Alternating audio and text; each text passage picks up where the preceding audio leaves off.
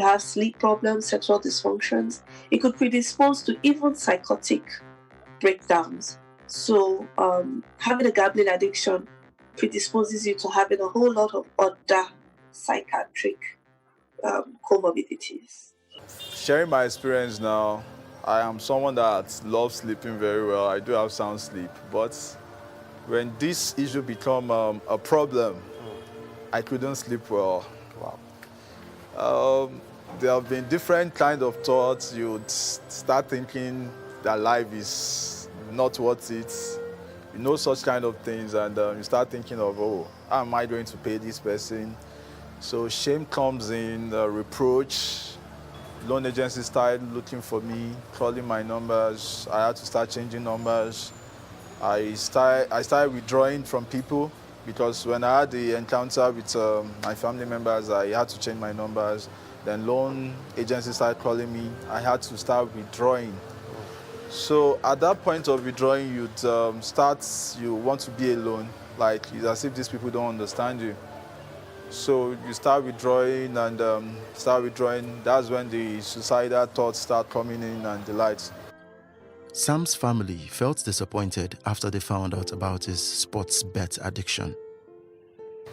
At a point, my family gets to know about this. I used to be like a favorite child. I used to be like someone they're looking up to just bring the name of the family, to raise the bar for the family, to not to put down the name. But the moment they got to know, I felt like an outcast because I had different kind of things that really put me down. So after the session with them, going back, I wasn't myself. Is there a way out of addiction? Since we consider gambling addiction to be medical and mental disorders, there are treatment modalities that are available, and it first starts with you having an assessment. When you are assessed, you're now able to understand the severity of the disorder, and the treatment ranges from simple interventions like reading a brochure to short interventions to long-term interventions that involve psychotherapy with a therapist. So there are treatment modalities depending on the severity. You need to talk to a medical professional, and then they'll be able to help you with this disorder. Since it is difficult to convince many that caution is needed, it is hoped that Sam's experience and many around us are pointers that this craze for quick wealth is at the end of the day counterproductive, including suicide as a result of depression. My first advice would be to everyone that you should have a high index of suspicion if you are gambling and then you're finding it difficult to control your sports betting. Then you might need to take a step back and stop gambling for a while. You might have difficulty controlling your sports betting. So before it becomes a full-blown disorder, it's better to know that it's possible that you could get addicted and to reduce it. Now, if you do have a problem with sports betting, is affecting your schooling, your work, your marriage, your relationship with people around you, then it's advisable that you get some treatment. You could come to any neuropsychiatric center and have an assessment done where a treatment modality is available. And lastly, you should tell people around you if you're having this problem. Too often we are too stoic in our culture. We tend to hide things. If you're having difficulty, let your friends and family know, and then they will be able to put in place a support system that will be able to help. For people that place bets, this would be my advice. It's supposed to be fun, yes. You can stake on what you like, and you can have passion for it. You know, people have different kind of hobbies.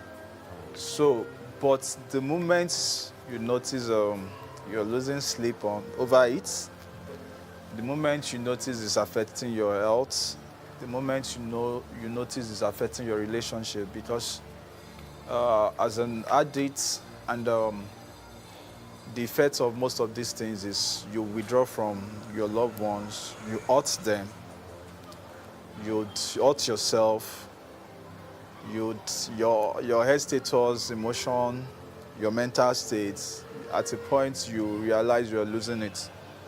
So if at the moment you notice it's getting to that point, you need to speak up, seek help. It's very, very important. In my case, I didn't do that on time. And if you're seeking help also, I would advise to seek help from the right channel. At a point, I had to go to religious leaders to seek help. The earlier you stop, the better it is.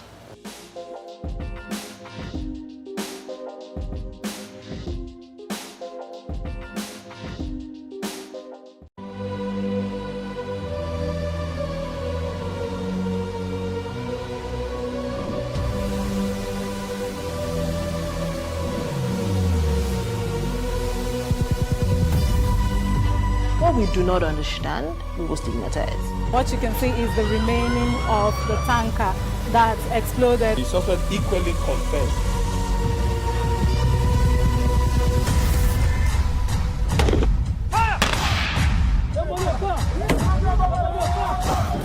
A 500 naira they collect them. If you don't talk, then go beat you. Now 2,500 they pay.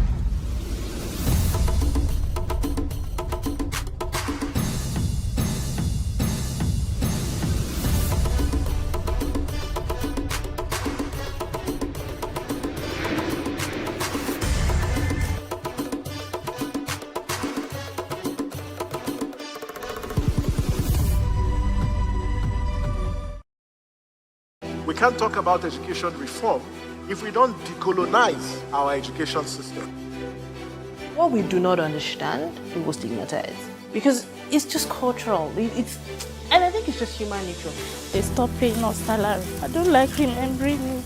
I am angry at Nigeria. I'm angry at this government which seems to be letting us down. I'm angry at us as a people.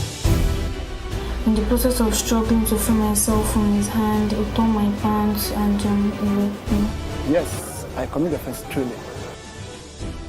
Young girl, do you know where you are going? I say, I'm going to America. I say, oh, now so that they talk, you are going to Libya. Which America?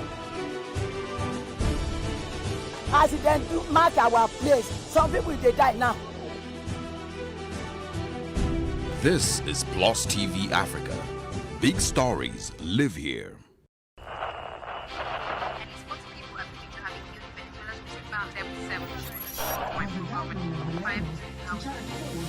Politics has helped shape the decision of the polity, from conspiracy theories to good old-fashioned comic politics. These are the results of tomorrow's election. Okay, you have it already, Abi. I am not hungry. If I need appointment, all I need to do is to start praising government. Plus, politics will fill the polls of the country, from friends to frenemies, even strange bedfellows, to clones and stooges. We go beyond the rhetorics and the drama to analyze the story behind the story.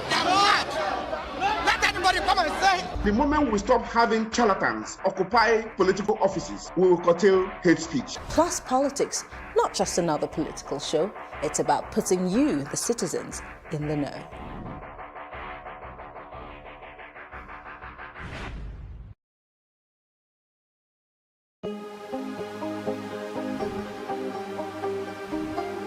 It for upcoming artists to blow in Nigeria.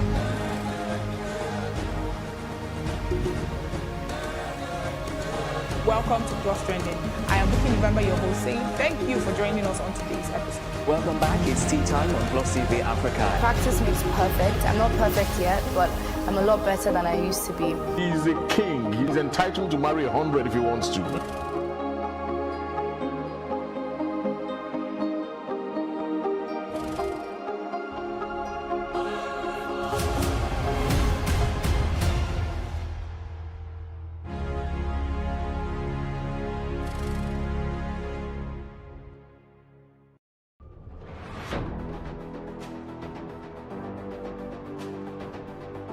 A lot of the jobs that exist today will not exist in the next 10 years. 10 years. When I see people today shouting, we're not too young to run, we are ready to run. Ready to run to where? The people of excellence are, to a certain extent, being held ransom by idiots and bandits. Once you are in government, you believe everything you do is right. And once you are in opposition, everything the government does is wrong. And so it's time for us to take over power.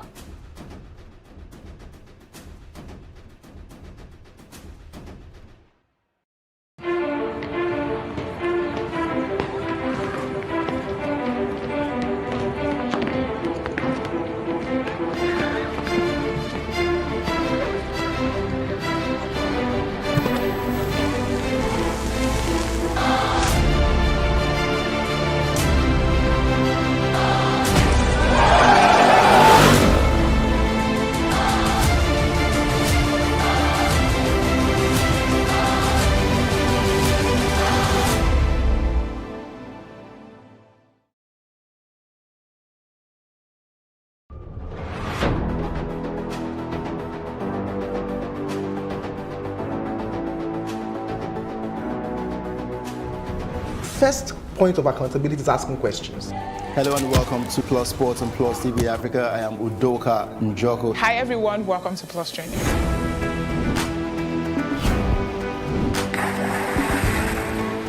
You cannot continue to recycle poverty while you're spending a lot of money on unproductive ventures. The government has to feel the impact. Honorable Commissioner, sir, welcome to the show.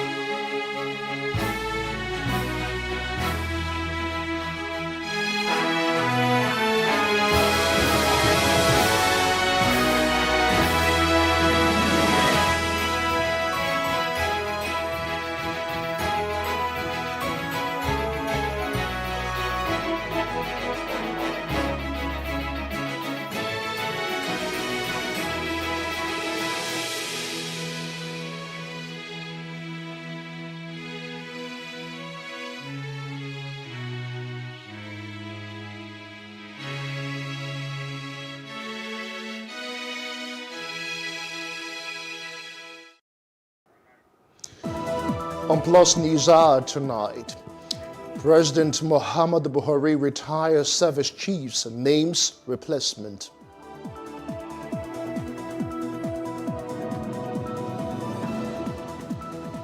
As Ugandan government withdraws troops from Bobby Wine's house following court order. Ally of jailed Kremlin critic Navalny says Russians will continue to protest.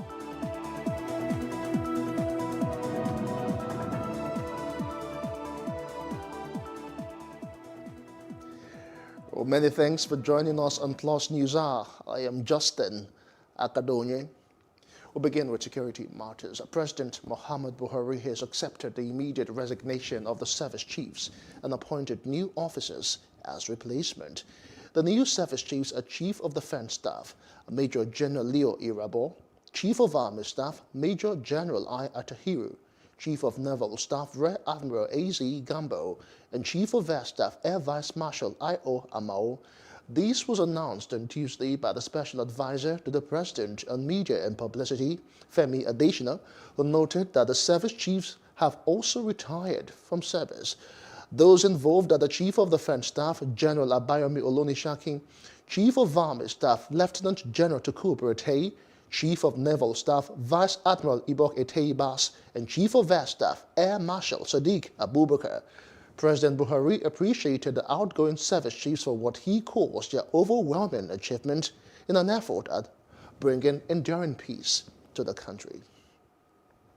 Meantime, the presidency says the fact that 4 service chiefs had to leave does not mean that they have failed. adding that it was only time to inject fresh energy in the fight against terrorism and other security challenges confronting the country. Special Advisor on Media and Publicity, Femi Adesina, said that the change became necessary to change strategies in the fight against insurgency. Now, Governor of Rivers State, Nyesom Wike, and the Pan-Niger Delta Forum, PANDEF, have lauded President Muhammadu Buhari for the sacking of the service chiefs and the appointment of new ones. Wike, in a statement by the State Commissioner for Information and Communications, Paulinus Nsirim, though the appointment was belated, it shows the president was listening to calls for their sack. The governor said even though the appointments came late, the president should be commended for listening to the voice of the people. He challenged the new appointees to see their appointment as an opportunity to re-engineer the nation's security architecture, which has suffered a tremendous setback in the last 5 years. Now, opposition People's Democratic Party has lampooned President Muhammadu Buhari, saying he acted late in appointing new service chiefs after much damage has been done. The party also demanded the probe of the 4 immediate past service chiefs to unravel the circumstances behind the security lapses during their tenure. The ex-service chiefs are General Abayomi Gabriel Olonishaki, Chief of Defense Staff, Lieutenant General Tukur Buratai, Chief of Army Staff, Vice Admiral Iboke Teibas, Chief of Naval Staff, and Air Marshal Sadiq Abubakar, Chief of Air Staff. The PDP therefore charged the new commanders to remove terrorists, bandits, and other outlaws ravaging the country from its landscape. Now, joining us live is security expert Dixon Osaje. Well, many thanks for joining us on Plus News Hour tonight. Thank you for having me. All right, let's start with this. What is your reaction to the service chief's shakeup?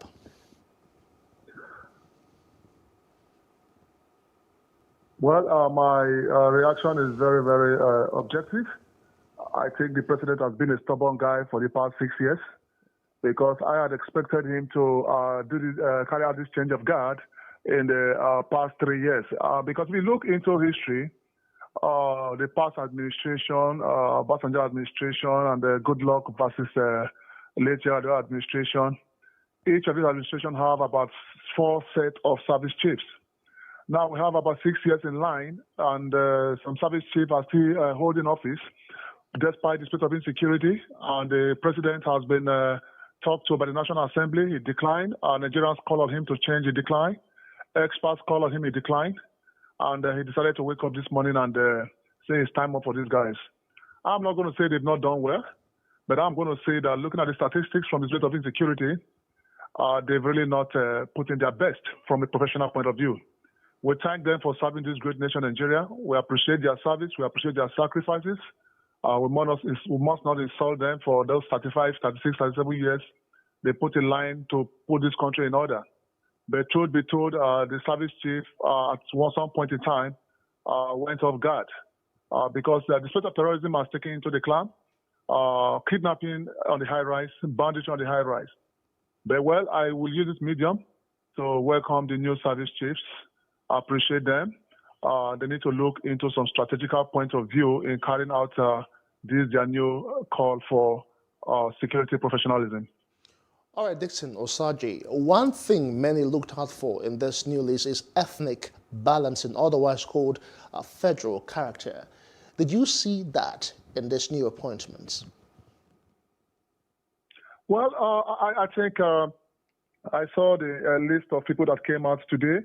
The new service chiefs are Major General Elio Irabo, Chief of Defense Staff, Atayeru, Chief of Army Staff. I think Major General Elio is from Osun State, from Delta State. Some papers are saying from Osun State. Major General Atayeru, Chief of Army Staff, Gambo, Chief of Naval Staff, and Marshal AI, Chief of Air Staffs. Well, the first character is a process that the presidency or the government usually apply in giving appointments to Chief of Service Chiefs. But that is not a good notion because if you want to look into those federal characters, definitely you might go and pick one of the wrong guys. What we should look at is looking at professionalism, looking at efficiency, looking at track record, looking at gallantry.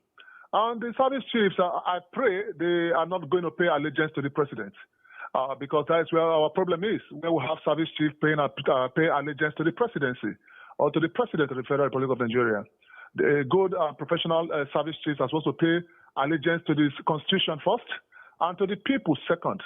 Then, thirdly, they can pay allegiance to the president. But here in our own clime, they pay allegiance to the president. And that is why whenever an incident happens, they have to be by the side of the president instead of by the side of people. But we need to revert that theory. It's not working for us. It's not making things good for us. But moving forward, I would like to advise the new service chief to adopt a very comprehensive strategy called crime prevention through environmental design. They need to look into this strategy. They need to also look into territorial reinforcement. All right, Dixon Territorial Osagie. reinforcement is very essential. Projecting more forces in the But do you think that with the injection of this new the blood... Northeast, for example, All right, Dixon, let me just interject for 1 minute now. Do you really think with this new interjection, with new blood, as it were, that we will see the desired change in armed banditry, insurgency, and of course the issue of herdsmen attack in the Southwest? Well, this attack in the Southwest, did not start today because we need to look into history, just like what is happening now in Ondo State and Osun State. I'm really, really not surprised because the drums of war has been playing around, but we are not seeing it. A lot of cries because if anything has to do with the Fulani herdsmen, you see an immediate alacrity response from the presidency. Nigerians have been crying for a very long time about some ambushes, some kidnapping, some banditry by these herdsmen, but I'm not seeing any effective response from the presidency. But Nigeria just took his own plight and go to a community and give these guys a vacation notice that he's not going to watch these people dying in the hands of these people. And within 24 hours, the presidency responded. It was so amazing. Is it because the president is a Fulani man? Now, in 2015, the president says, "I am for all and I'm for nobody." That statement for me, I think I'm no longer going to buy it because it's not for Nigerians, but it's for the Fulani people, from my own perspective. All right, thank you so much. We have been speaking with Dixon Osagie, security expert, to x-ray the new change of guard and what it portends for the nation's security architecture.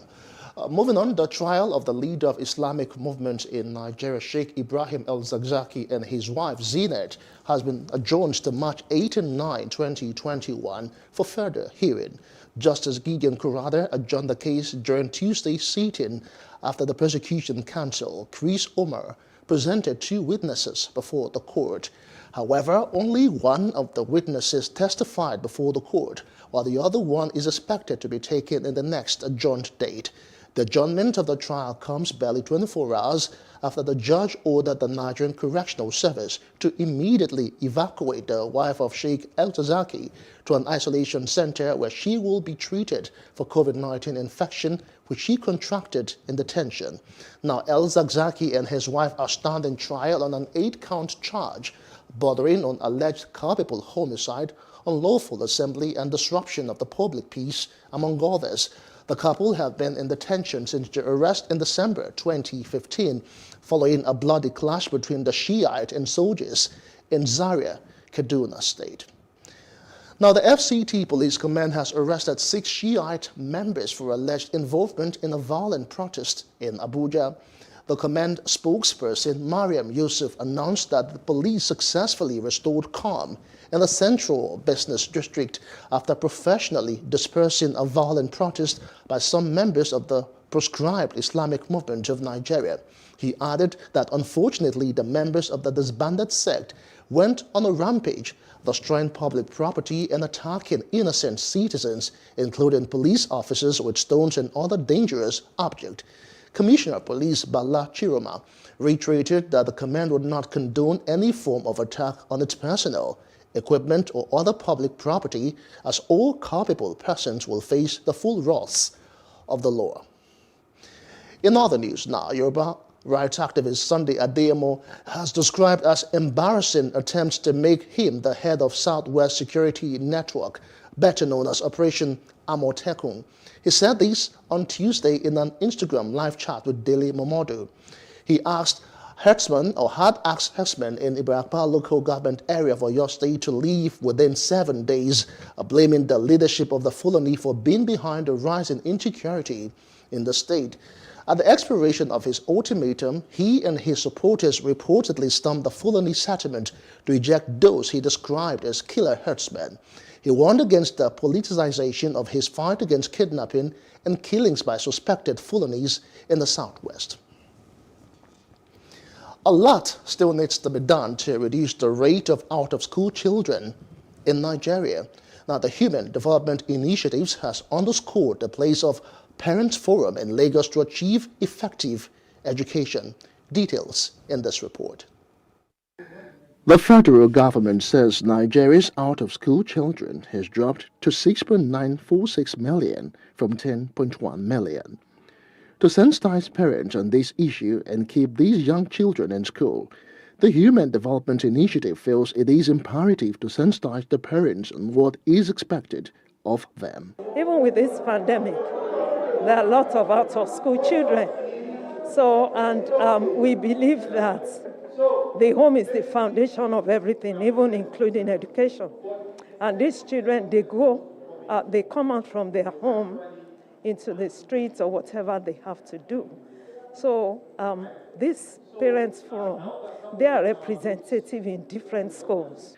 Without inclusive and equitable quality education and lifelong opportunities for all, Nigeria will not succeed in breaking the cycle of poverty which has left millions of children behind.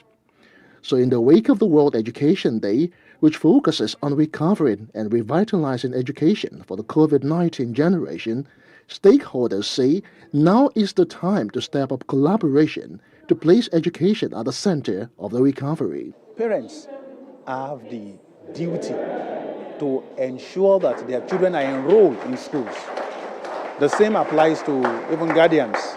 So it's very critical for people to realize that any parent that fails to do due diligence to enroll their children or even wards in school, they have contravened the law. So for the parents, it will no longer be business as usual as they speak of charting a new path. I'm going to support to the fullest of my ability the Lagos State Leave No Child Behind.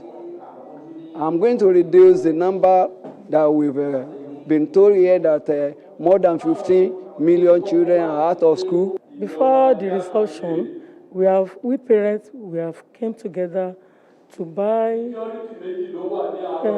wash hand basin, then towel, sanitizer, and soap. So for the children to be able, before they can enter the class, they will wash their hands. Less than 40% of girls in sub-Saharan Africa complete lower secondary school, and some 4 million children and youth refugees are out of school. The right to education of many is being violated, and it is time to change the narrative. We're still talking education. Students under the umbrella body of the National Association of University Students have stormed the Federal Ministry of Foreign Affairs and the Bangladeshi High Commission in Abuja, demanding for fair treatment of Nigerians in Bangladesh.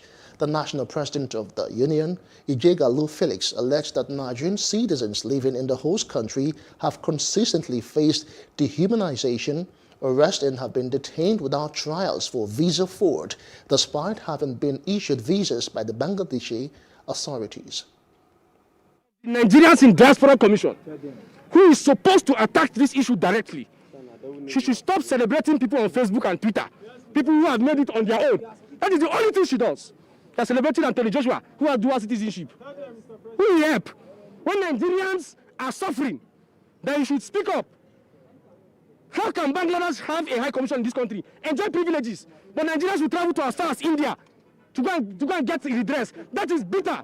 That is not bilateral, and that is wickedness. If we cannot have a high commission in their country, they should not have one in our own.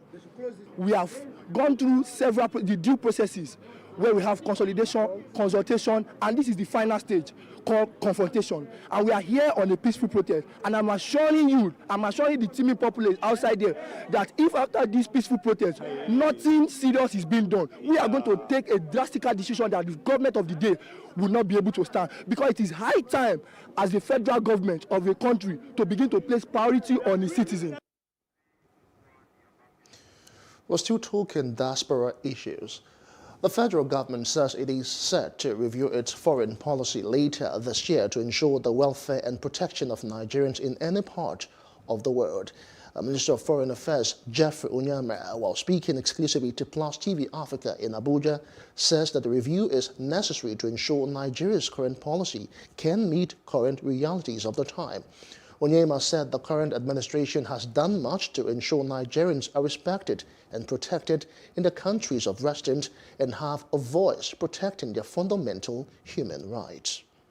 So we're going to have this year, we hope, a review of Nigeria's foreign policy going forward and have in place, develop a foreign policy that is responsive to the realities of today and the global community today going forward, so that in 2 years' time, whoever comes in will find at the national level and at the Ministry of Foreign Affairs level, a framework that will enable them to take Nigeria forward.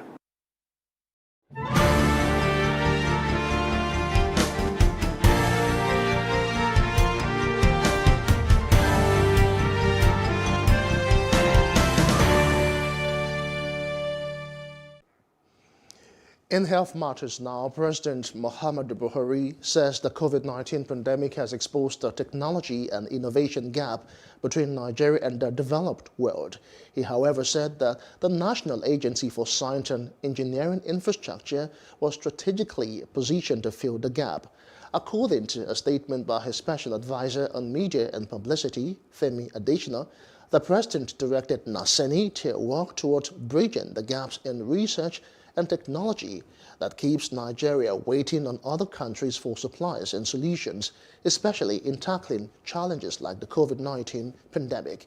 Buhari, who is also the chairman of the agency's board, said the agency should play a more pivotal role in equipping the country during emergencies while encouraging research, upgrading local skills, fabrication and international collaborations that will provoke growth in science and technology.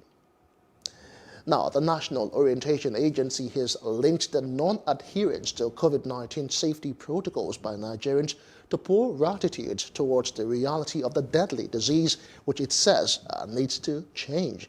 Speaking with Plus TV Africa, the Director of Public Enlightenment and Mass Mobilization, NOA, Ruth Ogun, explained that a lot of Nigerians fail to abide by the safety protocols because they still believe the virus is a hoax. Natural human being wants just to believe in himself, do things in their own way. They don't believe people should dictate. According to them, they say, government is dictating to us how we should live. Will they come to our house? But the issue we are talking about, like I said before, is life and death. And because we have this attitude problem, that is why the National Orientation Agency is keeping at it, at the messages, keep hitting. So our attitude to people's behavior is that let's just keep speaking and talking to it, because people behavior is very difficult to change. So protecting yourself is the best thing to do. That is just how to get to get away from COVID. Now, South Africa's President Cyril Ramaphosa has urged wealthy countries to stop hoarding excess COVID-19 vaccines that they had ordered but did not immediately need. Ramaphosa told a virtual meeting of the World Economic Forum that the world needed to act together to fight the pandemic. He also called on countries who have hoarded the vaccines to release them so that other countries can use them. The rich countries of the world went out and acquired large doses of vaccines from the developers and manufacturers of these vaccines. And some countries have even gone beyond and acquired up to 4 times what their population needs. And that was aimed at hoarding these vaccines. And now this is being done to the exclusion of countries, of other countries in the world that most need this. Meantime, the World Health Organization chief has doubled down on calls for a more equal distribution of COVID-19 vaccines, saying least developed countries had to watch and wait while richer countries powered ahead with their immunization program. Director General Adhanom Ghebreyesus said vaccine nationalism might serve short-term political goals, but it is in every nation's interest to support vaccine equity, while addressing the final session of a 10-day-long executive board meeting. With Africa struggling to secure sufficient vaccines to start countrywide inoculation programs for its 1.3 billion people, the International Gavi Vaccine Alliance, meanwhile, has said the surplus doses that richer countries had ordered ran into the hundreds of millions. Vaccine nationalism might serve short-term political goals, but it's in every nation's own interest to support vaccine equity. I leave you with a challenge I set at the beginning of the week. Together, we must ensure that vaccination of health workers and older people is underway in all countries within the first 100 days of this year. We have 74 days left. Time is short, and the stakes could not be higher. Every moment counts. That today,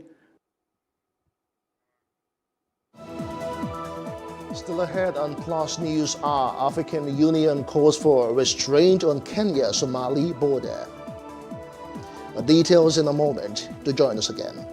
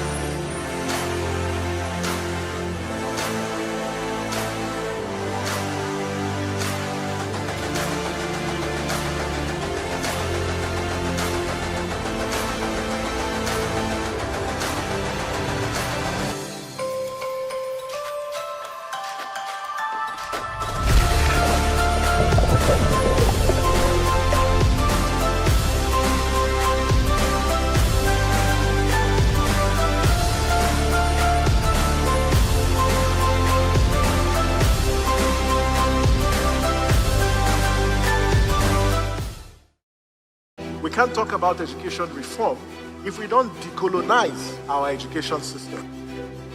What we do not understand, we will stigmatize.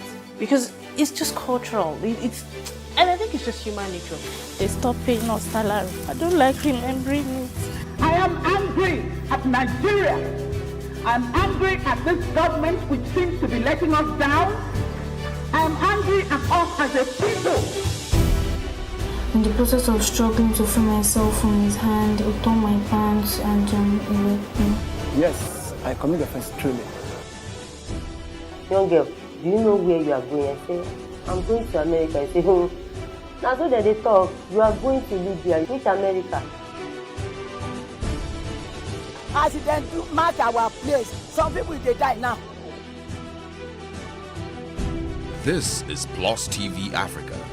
Big stories live here.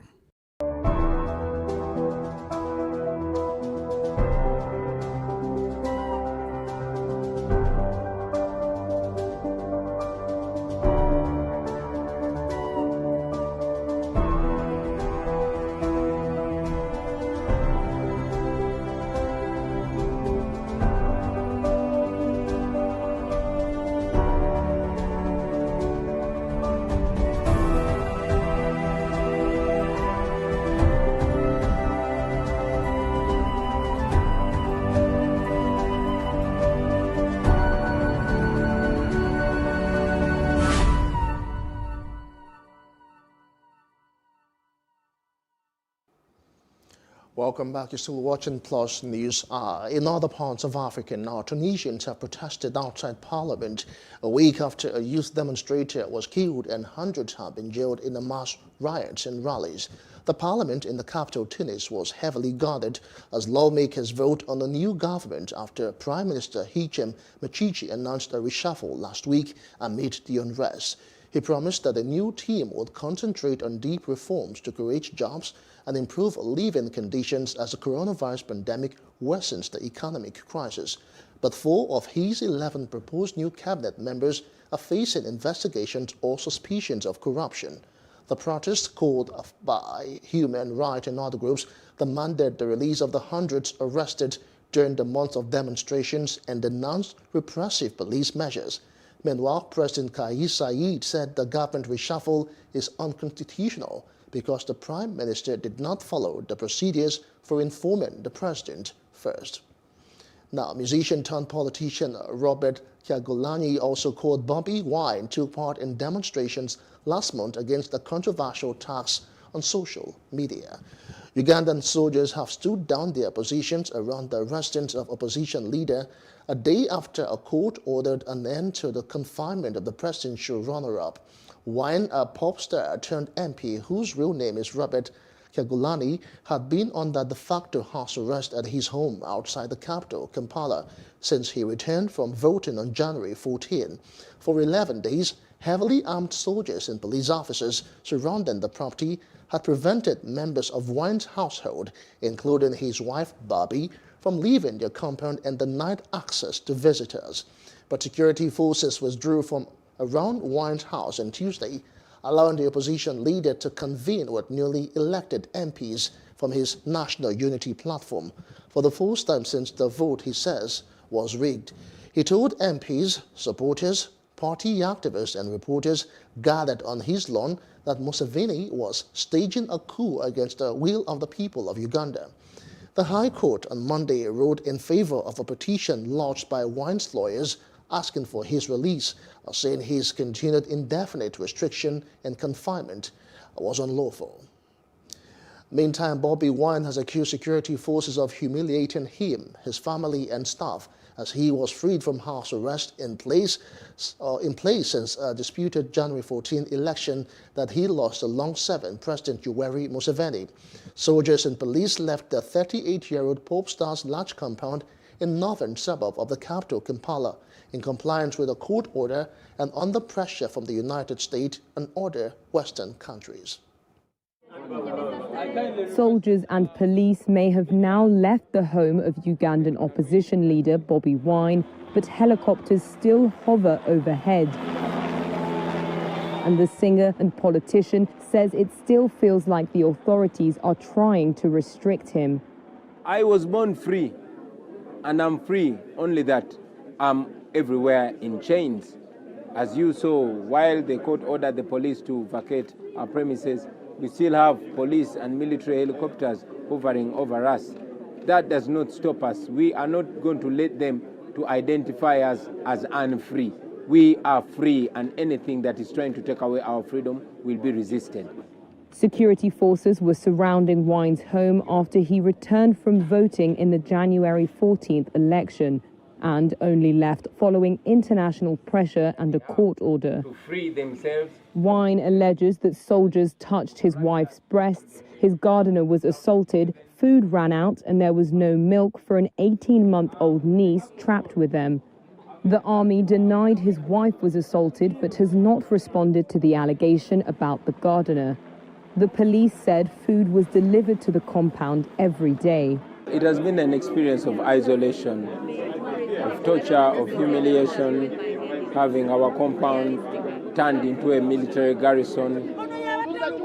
Uganda's President Yoweri Museveni has long been a Western ally, receiving copious aid and sending troops to fight Islamist militants. But foreign governments are increasingly frustrated over his crackdowns on foes and reluctance to cede power.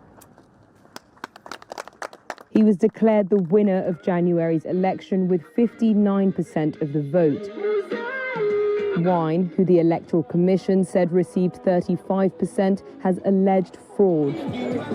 With the vote behind him and fraud protests failing to gain significant traction, 76-year-old Museveni appears to be calculating that he can mollify pressure from Western allies to free his rival without significant risk to his power base. In other news now, the African Union has urged Kenya and Somalia to engage in dialogue and ensure peace at their border. Chairperson Musa Faki tweeted that peace at the border was important for regional stability. Fighting broke out at Baled Hawo, a town in the southwestern region of Gedo in Somalia, on Sunday night. Somalia has accused Kenya for being behind the attacks. Kenya has, however, denied any involvement in the border clashes and called for the AU to intervene. Outside Africa now, U.S. President Joe Biden is set to reopen the nation's online health insurance marketplace as soon as this week, according to a planning document offering Americans who cannot get coverage through their employers another way to obtain it. Biden has vowed to restore full access to the healthcare.gov site, which provides a way to get to a federal exchange offering healthcare insurance.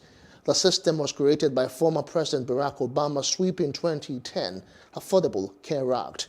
Republicans have long sought to destroy the healthcare restructuring law, criticizing the cost and quality of care, as well as extensive government involvement in healthcare markets.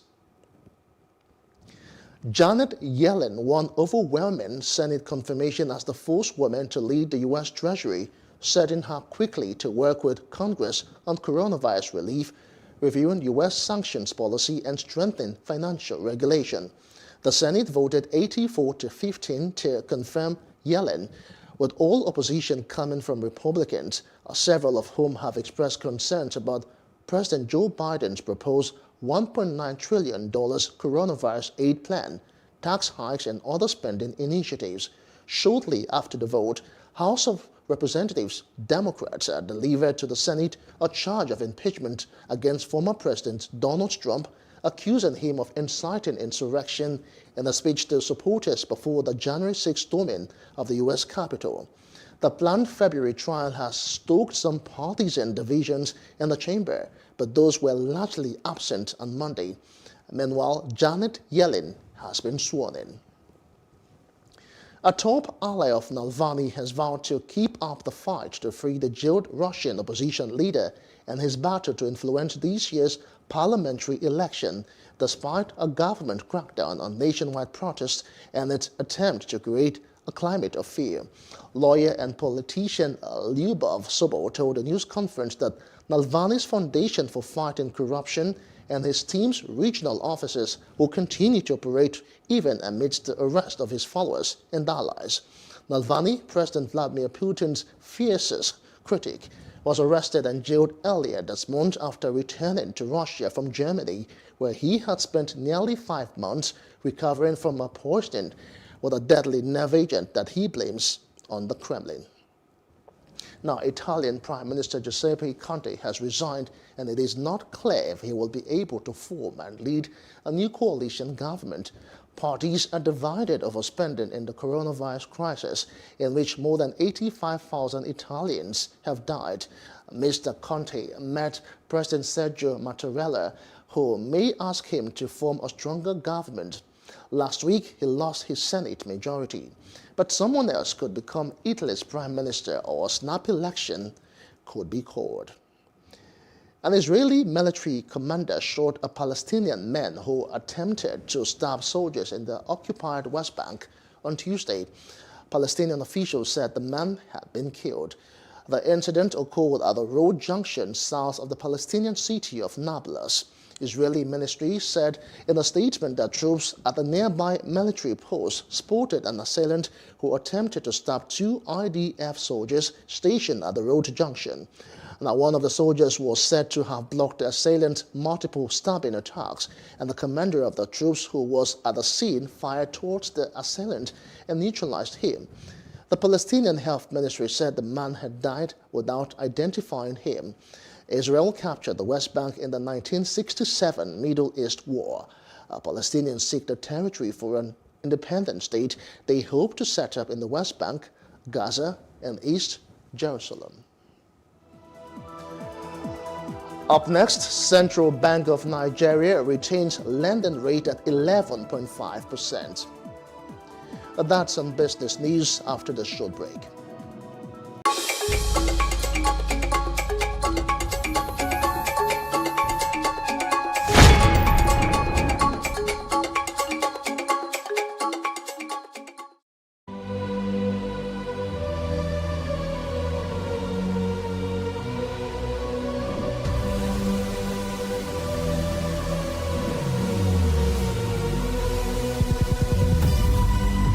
What we do not understand, we will stigmatize. What you can see is the remaining of the tanker that exploded. The suspect equally confessed.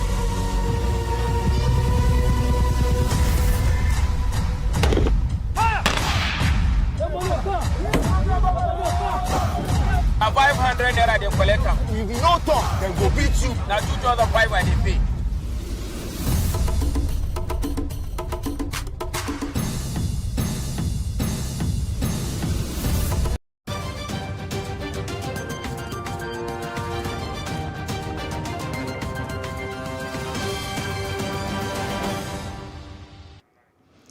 Welcome to Business News. Now, the Monetary Policy Committee of the Central Bank of Nigeria has retained the monetary policy rate MPR at 11.5%.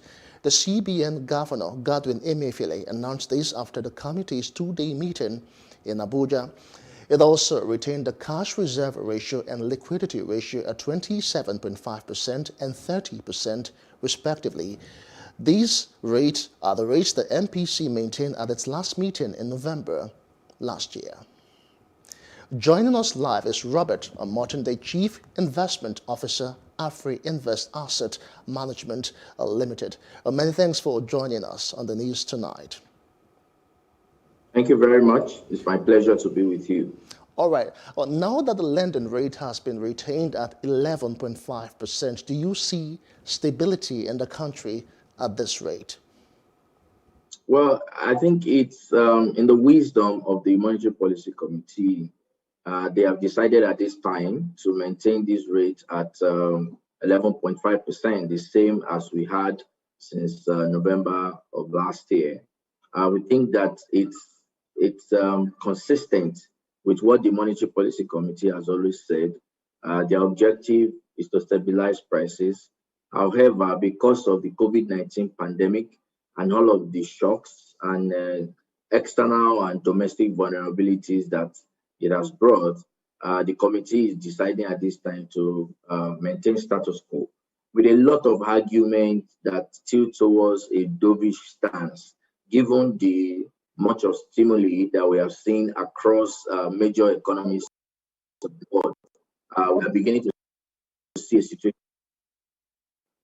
The central bank is also trying to positively boost economic after we see into recession again, 2020, and projection I just projected the economy will grow by 1% into. All right, Robert Omotunde, let me just butt in at this point. Okay, a school of thought believes that retaining the rate will also encourage borrowing, as lending rate by banks is expected to remain low. Is this the true picture? Okay, Robert Omotunde, let me run that by you once again. A school of thought believes that retaining the rate will also encourage borrowing, as lending rate by banks is expected to remain low. Is this the true picture? Well, I think that the argument has been made consistently. An increase or reduction in FPR may not necessarily spur lending by the banks. The banks have several other factors to determine whether they want to lend. As you will notice, the central bank has been trying to boost economic activity, encouraging the banks to lend. Loan to deposit ratio minimum has been pegged at 65%. But if you look at the books of the banks from our analysis, only about three banks within the publicly listed banks are currently maintaining this particular threshold. So it's a difficult and tough business environment for the banks as well. or most of them are trying to stay cautious. So rather than grow their loan book, they are also trying to see how they can be, much more prudent to ensure that any credit they create is such that they can recover. So the retention of NPL may not necessarily spur lending into the real sector. However, what we may see will be most banks trying to, play around some of the heterodox policies of the central bank in growing the credit. Well, thanks for those thoughts. But just before we let you go now, one issue right now is that inflation is still going up. What is what is needed to be done to reduce the quantum of money in circulation? Yeah, what we think is, I think the MPC also mentioned it, communicate today. What we saw was that MPC alluded to the fact that we still have price level vulnerabilities. And what the committee reiterated is the fact that within the environment that we are now, raising NPR not necessarily inflation, given that inflation factors that we're seeing, inflationary pressure that we're seeing now is majorly due to supply side factors and not necessarily because there's huge volume of money in circulation. So I think one of the things that will help moderate inflation is the fact that we have to further reopen so that energy sector, because we are still going to likely see increases in pump price petrol. But definitely the central bank will continue to do its best to put a rein on domestic price levels. Well, thank you so much. We have been speaking with financial expert and analyst Robert Omotunde, breaking down the MPC meeting and what it portends for the macroeconomic market and all. Let's now join Annetta Felix for more on business news. Welcome to the business side of the news. I am Annetta Felix. The Lagos Chamber of Commerce and Industry has said the removal of the immigrant visa ban by the United States on Nigerians will improve diaspora remittances inflows into Nigeria. LCCI President Toki Mabugunje said this on Tuesday during the Chamber's quarterly press briefing on the state of the economy. Mabugunje said she believes the Biden administration will usher in a new dispensation for the global economy from trade, investment, foreign policy, international cooperation, environmental protection, and security. She said the ban reversal is positive for the Nigerian economy as it creates an avenue for many Nigerians to explore the diverse business, educational, and employment opportunities in the United States. She also added that it would positively impact on diaspora remittances inflows in the Nigerian economy in the medium term.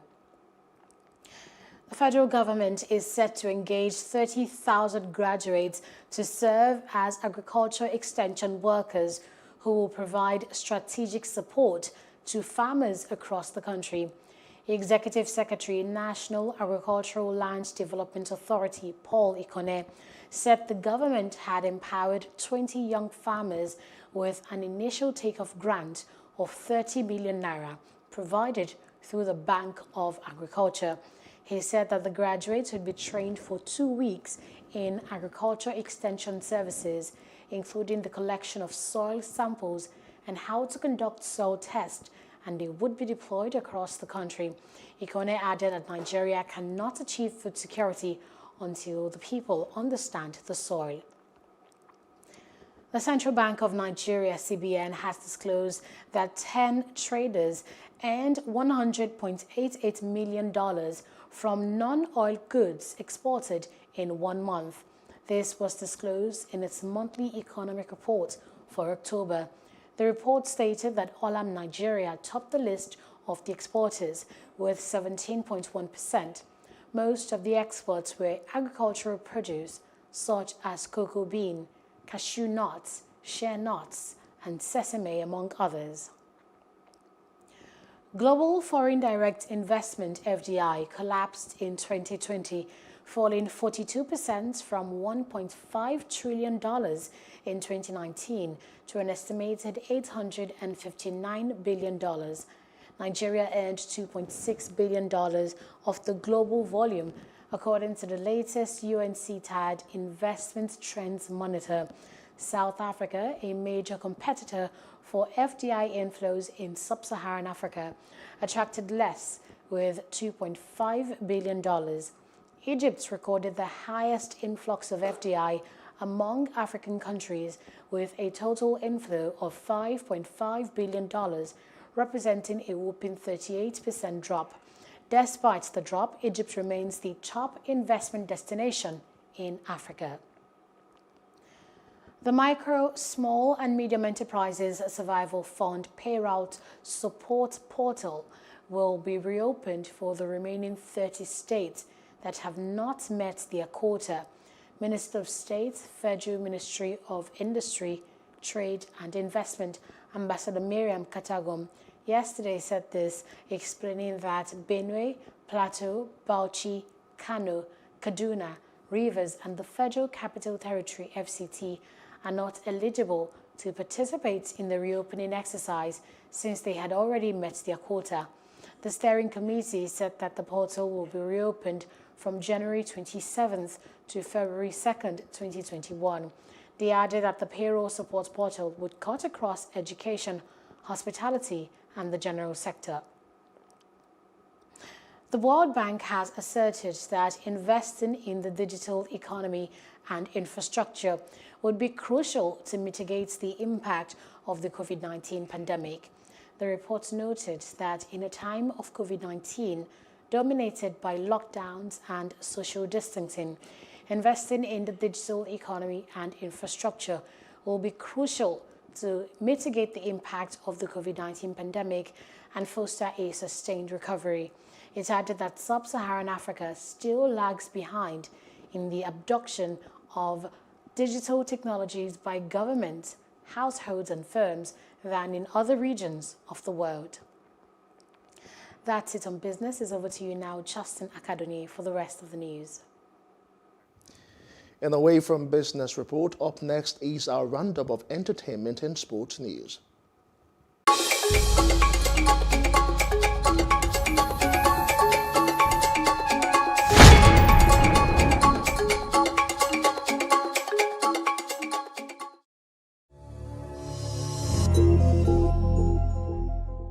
And in entertainment, Danny Lay is trying to make amends, for singer has just released a lengthy apology after her new song Yellowbone sparked controversy. Yellowbone was met with criticisms claiming that the song was colorist. She, however, insisted her intentions were pure and just wanted to celebrate her skin tone.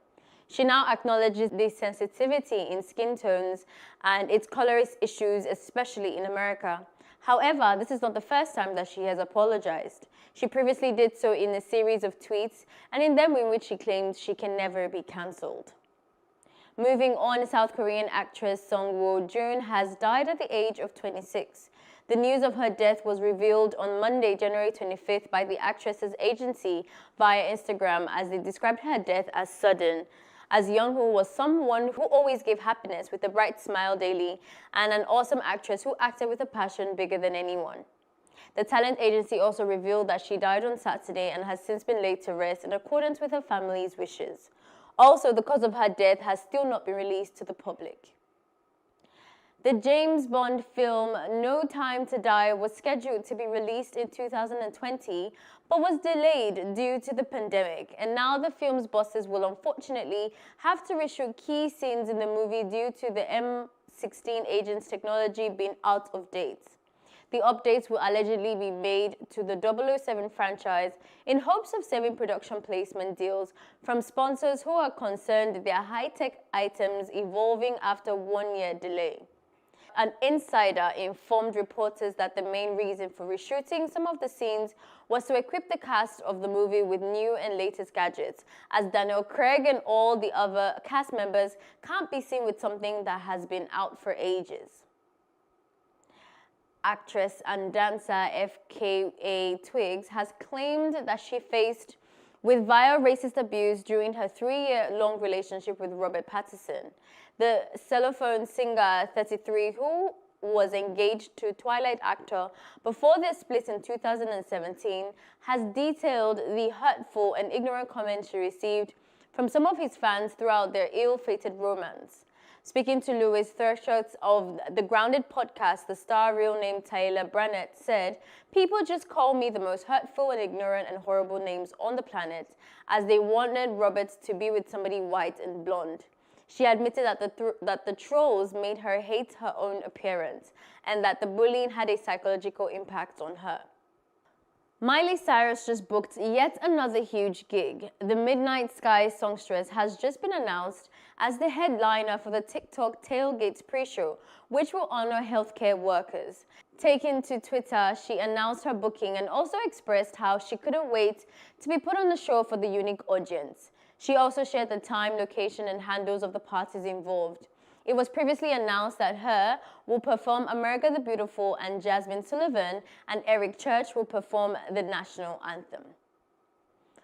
Onto our final news. In the local scene, the Nigerian film Omogeto, the saga, produced by iconic actress Funke Akindele Bello, popularly known as Jennifer, has been declared Nollywood's highest grossing movie of all time. The 2020 comedy film has broken a 4-year record formerly held by Kemi Adetiba's film The Wedding Party. In a statement released by the Cinema Exhibitors Association of Nigeria, Omogeto the Saga has so far grossed over 468 million naira after holding the #1 spot for its 3rd week in a row. The NAN reports that the Akindele Bello's latest feature is probably the most shocking news in recent times, as it comes amidst the coronavirus pandemic that crippled the film industry for months. And that is a wrap on entertainment today. The best in sports is still coming after this.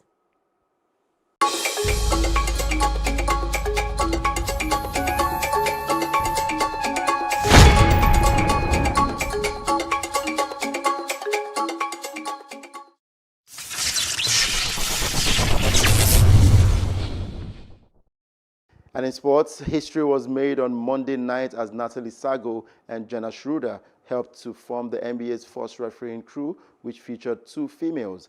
The duo were officiating in the Hornets' visit to the Orlando Magic, in which the home side ran out 117-108 winners. With female officials becoming more common in the league, this was the first time there was multiple women presiding over the one game. The NBA has used 76 officials so far this season, and 7 of them are female. And Major League Soccer announced today the schedule for the resumption of the 2020 regular season, which will continue in the home market of all teams. Following the conclusion of the MLS's back tournament, this first phase of the restart will see MLS teams play 6 games between the 20th of August and the 14th of September. FC Dallas and Nashville SC will be playing 3 additional games against each other in order to make up the matches they missed due to being pulled out of the MLS's back tournament. Health and safety protocols for the first phase will feature players and club staff being tested every other day, including the day before each match. Teams are expected to limit away game travels to charter flights or buses, and teams are anticipating conducting all travel on match day, wherein they would arrive in home markets the day of the match and depart later that same evening after the match concludes. And the Premier League and the EFL have written to all 91 professional clubs on Tuesday advising of the changes which will now apply in all domestic competitions in the future. The referees were instructed to alter the interpretation of the offside rule after widespread disagreement caused by Bernardo Silva's controversial Manchester City goal against Aston Villa last week. Under the existing interpretation, the on-field referee John Moss and assistant Darren Kahn were correct in deciding that the goal should stand, but while this new advice does not constitute a change in the law, the goal would have been ruled out under the new guidance.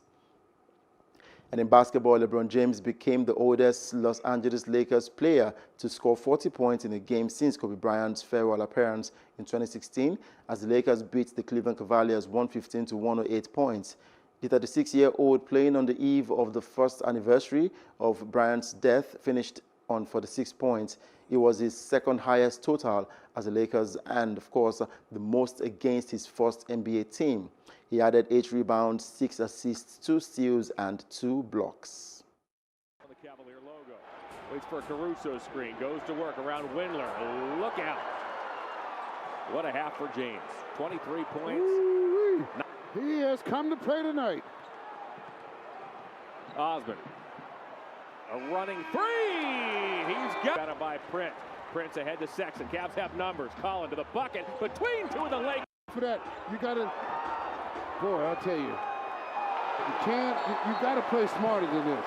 Just get that weak stuff out of here. Here comes Sexton. Sexton down the lane. Rejected by James, but they're going to count it. Goaltending is the call. We're tied at 90 lead. The little things is what they do so well. I mean, We approach the 1 minute mark. Draws a double. Allen's out there. And LeBron from the corner. He cannot miss here tonight.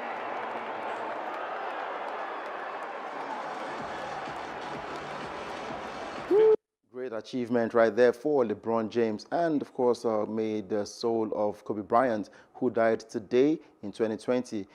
May his soul continue to rest in peace, and of course that of his daughter and 8 others who died in that helicopter crash. And that's it on Sports Update on Plus TV Africa. I'm Udoka Njoko. Many thanks, Udoka. Just before we go, here is a recap of our major headlines. We told you that President Muhammad Buhari has retired service chiefs and named replacements.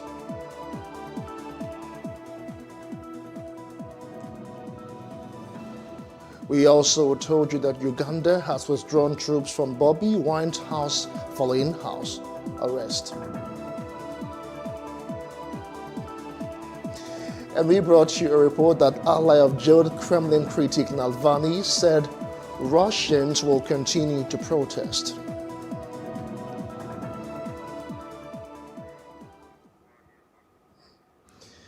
And that's the news at the ZAR. For more update, please follow us at Plus TV Africa on Facebook, Twitter, and on Instagram.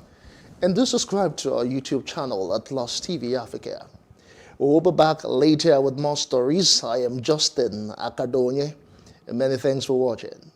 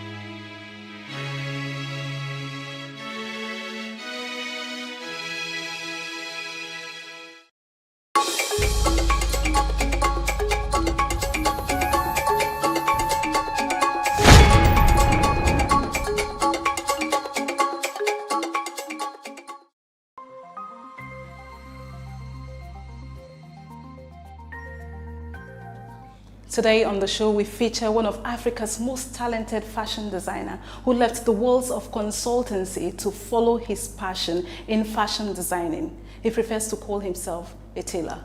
He is Ugo Monye.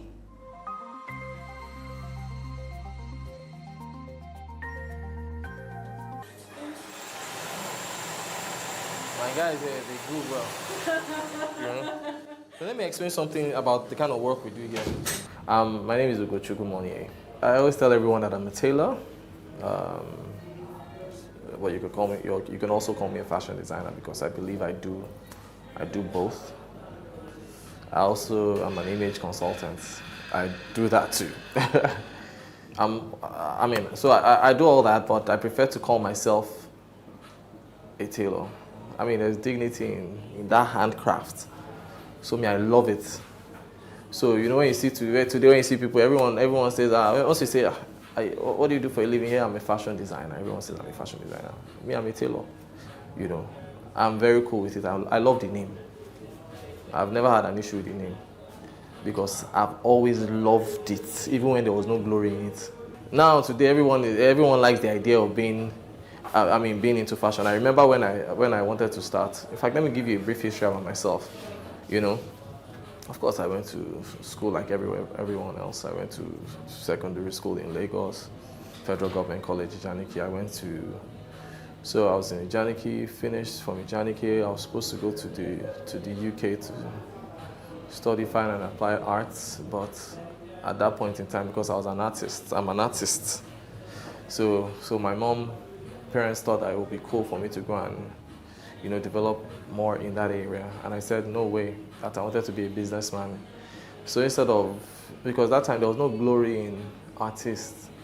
All you see them on the streets, on the express, and you see their paintings on the road and their phone numbers. That's all you see that time. So in my head, that was what, because I was young, that's the only thing I could think about. There was no glory in any of those things. There was no even glory in being a tailor, So at that time, my parents also, my mom had a fashion business, and I still didn't see my dad was a businessman, and I wanted to be a businessman because the guy had a lot of money. Well, at the time, he had a lot of money, So I wanted to be like him, So I saw, to me, there was more future in being a businessman as opposed to being a tailor. Being a tailor was just Sura, the tailor, Buba and Shokoto, that kind of thing. But there was more to it. So when I entered university, I started reading a lot about your talents, your gifts, your calling. I started trying to develop all those things, and I realized that it was your calling in life is tied to the talent God has placed in you. So I started realizing all that, and I started trying to find out what that was and develop it, and that was it. I knew that I was gifted with arts, and I found myself in school criticizing what people used to wear, and I'll say, okay, this is how it should be. I'll draw it. This is how it should be. That's not how it's supposed to be. This is how it's supposed to be, and that's how I found myself here. I never knew that it was going to be like this.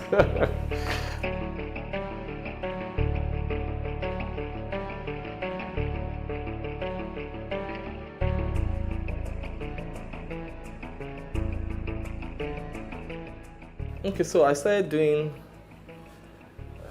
after school, I got a job as a strategy consultant, as an analyst. So being a consultant, we're working on different projects, turnaround, strategy, feasibility, different strategy stuff. Because I was basically doing strategy consulting. That's what I was doing. So I was formulating strategies for different companies, So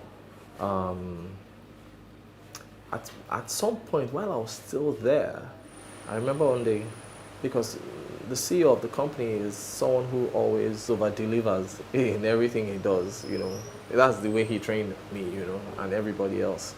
So if we're supposed to deliver a particular document on Friday, by Wednesday we'll deliver that document. He said it's always better to over-deliver than to under-deliver. So I had already started my fashion business from school, so I was doing strategy consulting, and I was still doing fashion business at the time, small. It was just, little by little. And then I decided I felt that I needed to take it further, so I wanted to go to learn how to make clothes. Mind you, I could make clothes from when my mom was in the business. I could make it, I could do stuff with my hands, but I never learned it officially how to actually make clothes. But I could do it based on what I'd been watching people do. So I said, no, let me go and take this, to the next level. Let me go and learn it. So I went to a local fashion school in Nigeria here. So to learn how to, I actually resigned from the company to learn how to sew. And at the time, I didn't have money at all, I didn't have money, so I resigned. I didn't even have enough money to pay for the school, but I resigned and used everything I had. I spoke to the guy who owned the school that, can he teach me how to make dresses? Because at that time it was female clothes I was designing and making. Can he teach me how to make dresses? And he said, no problem. And I told him how much I had. He said, I shouldn't worry, that before you finish, you would have made the money to complete your school fees. And I said, no problem, thank you. And true, before I finished my course, I'd already made the money, I'd paid him his full money. So that was pretty much it. That was how I now left consulting to go into tailoring full time. And that's where I am now.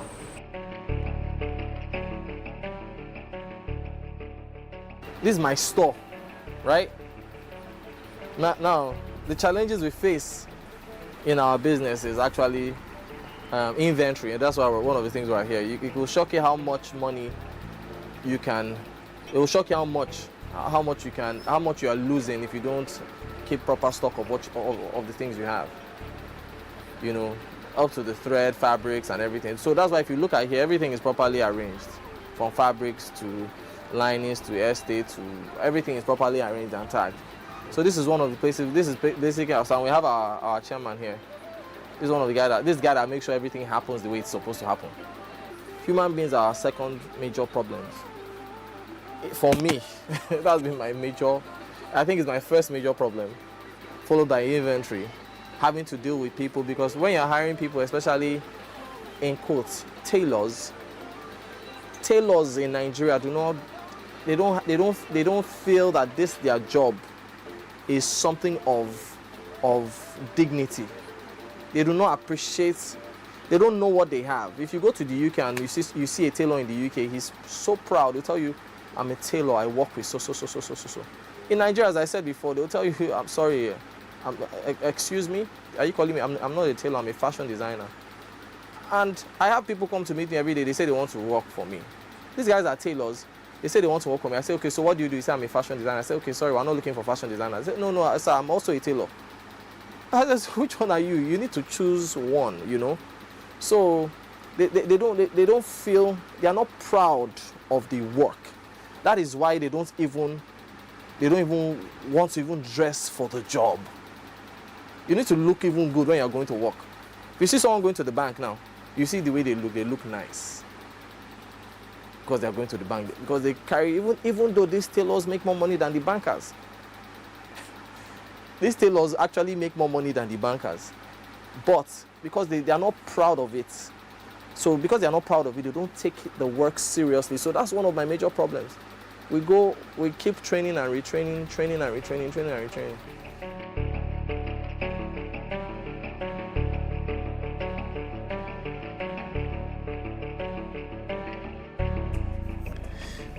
Coming up with new things, doing what has never been done before. To me, that's one of the highlights of my.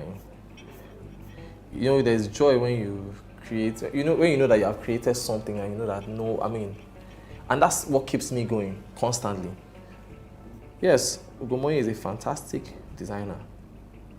Ugomoye is a fantastic tailor. Now we're moving from that to say, okay, everyone knows, okay, Ugomoye is a fantastic designer. Everyone knows Ugomoye is a fantastic tailor. But I don't want to be that tailor, that designer who has fantastic designs, but when you come close to his clothes, the clothes are not as fantastic close up as to how it looks from afar. Fine from afar, but when you come close to it, it's far from fine. Everything excites me about fashion, about tailoring, about being in this business. Like, even for many years, I make money, I don't make money, I'm broke. You see me, I'm always happy, because when I started, I did not start because of money.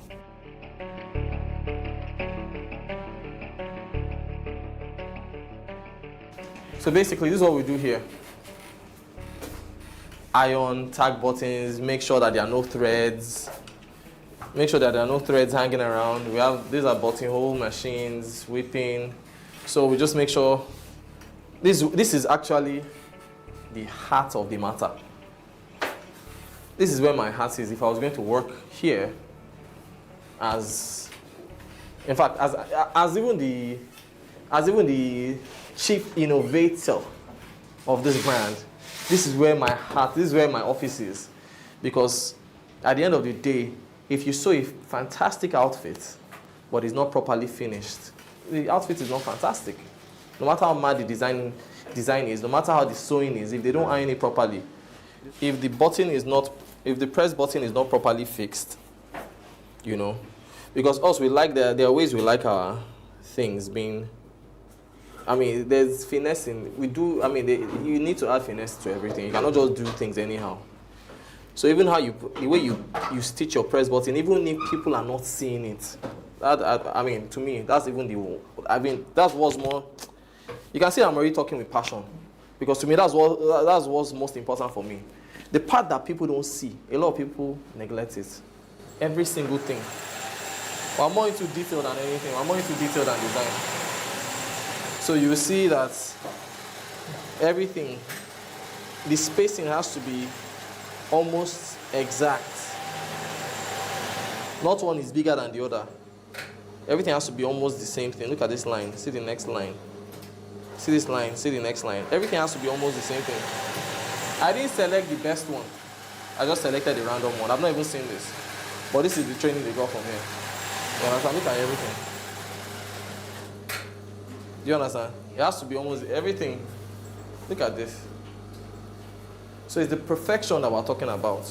Look at that. Look at that. Everything has to be the same thing. Most places that you go to, if you go to maybe Sikira on the side of some shop on the side shop somewhere, you see once they bring in material, the first thing they do, they just look at the material, they can just throw it somewhere. It can never, in capital letter, never happen here.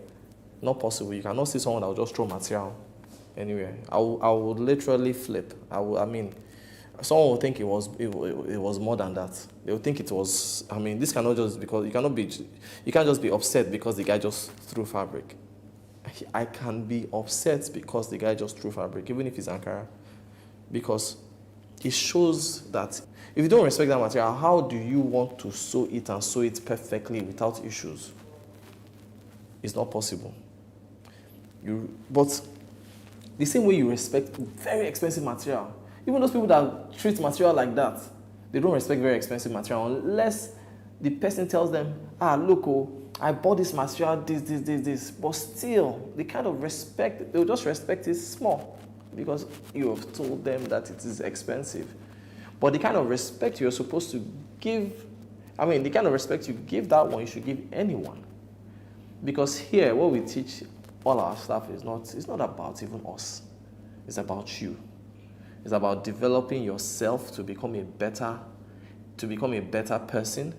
It's to become a better tailor. At the end of the day, you're going to leave here a greater tailor, a greater staff, a greater person because of all these things that you have imbibed. It's not about me. It's not about Ugomoye. It's about you. It's about you as a person, developing yourself. Respect. There's no how you can be a great tailor without respect for material. There's no way. I've learned a lot throughout the time I've been here. It has really changed my view of life, fashion, people, most especially customer service. The way we attend to our customer is our joy. Like, we always want them to come back with a good report about us. And then again, with our work, we always want it perfect. Working here has made me change the way I think, the way I dress people, and it has given me a different view about life. Working here with Mr. Ugomoye in Ugomoye Tailoring Company, I would say it has really, really helped me a lot. Like, I know Mr. Ugomoye as a perfectionist. Everybody will say nobody's a perfectionist, but this is actually the very first time I'm seeing somebody that is a perfectionist. From the lines to the way you speak, the way you carry yourself, everything has to be perfect. So working here has really, really changed my mindset about so many things. Like, I need to own up to my own mistakes, not making excuses for it. I have to be excellent. Punctuality has to be the number one. You need to be punctual.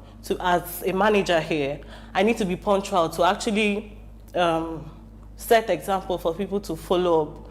Like, if I can't be punctual, it means every other person following my footsteps will not be punctual. And I know him as somebody that says, okay, I'll be at the office at 9, and at 9 o'clock he's already seated. So here, punctuality is key. Excellence is, I don't even know the experience, I don't even know what the word to actually use for it, but I've really, really, really gained a lot. I have respect for fabric. Like, whatever it is you're doing, if you don't have respect for fabric, it's going to actually be a mess up. It means like you need to respect the fabric itself, the color, the way you're handling it, the way, like, the fabric is like your wife. The way you carry your wife, that's the way we carry fabrics here. So for me, you need to have respect for fabric. And before now, honestly, I didn't know that. But working here has really, really helped me. Like, I know how to talk to people. We treat every customer that walks in here as the only customer we have. We want them to feel, okay, it's just about me. It's me, nobody else. It's all about. It's just about the customer. We treat you like family. We want you to know that we have value for you. You're very important to us. And we don't treat any other person like, okay, we're giving this person a preferential treatment and we're giving this person less. So we treat everybody as one and we'll make you feel at home when you come here. Like, I think I've been here once and there was a consultation and there was a little boy here. And I was surprised. My boss was really gisting with this guy, like, and I'm like, whoa, are you serious? And he just made the boy feel at home. They were gisting, they were talking about stuff, and I really, really appreciated that day. And for me, it's a plus to me. Like, when I'm not here tomorrow, I know how to treat people the same way he does. So for me, it has really, really impacted my life. Yeah, this is not your regular 9 to 5. This is my life. My name is Ugo Monye.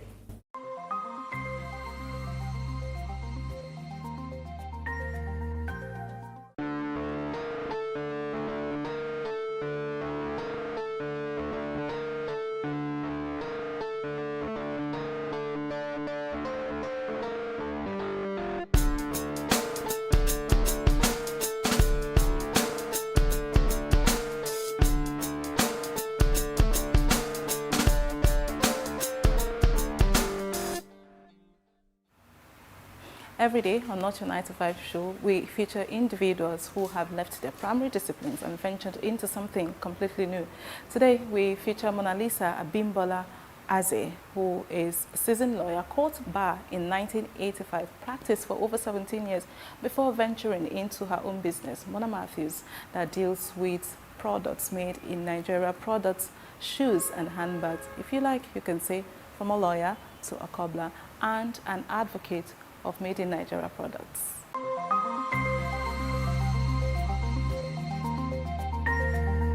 I've always been like an artistic person, and then I come from a family of like really stylish women, my grandmom, my mom, you know, my aunties and all of that. So fashion, styling has always sort of like been part of my DNA. But doing it as a business actually came because I couldn't find shoes that I liked in my size. My feet are very wide, and I have one foot that's also wider than the other one. So it was just getting more and more difficult. And I found out that people who were selling things in Nigeria and even in Europe were buying them from China, you know, and they were no longer using like real leather for a lot of the stuff we're getting, particularly in Nigeria. So prior to that, if I got real leather shoes, maybe the bigger foot, the leather would stretch a bit and it would fit. But with a lot of synthetic things out there, it just wasn't working. And then when I did eventually find something, I didn't like it, you know. So I then simultaneously noticed that Nigerian men in particular were wearing real leather sandals, real leather slippers, you know, and I started asking questions. And I found out that quite a lot of local shoemakers were making shoes for men, mostly for men. So I now got a shoemaker, and then I started designing shoes for myself, you know. And then people saw the shoes I was making for myself, and they're like, oh, these are nice. Where'd you get them? I'm like, I made them. What do you mean you made them? I was like, I designed them and got them made for me. You know, no, I'd like a pair, I'd like a pair, I'd like a pair. From there, you know, people started showing interest, and then I did it for a while, you know. And then I dumped it because I wasn't serious about it. Then I think I turned 39 And I started thinking to myself, I really do want to do something significant, just something different, get out of the regular, I wanted something that people would remember me for, that kind of thing, make an impression, not just pass through life, And I was practicing law, but I'd also dabbled into a few things because, like I said, I'm an artistic person, so I'd gone in and out of, arty things, so to speak, organized concerts, a lot of music things, and all of that. So I got to like a crossroad, what do you want to do with your life and all of that? And a friend advised me to pray. He was my pastor. He asked me to pray about it, and I prayed about it. And I felt like, oh, let's go make shoes.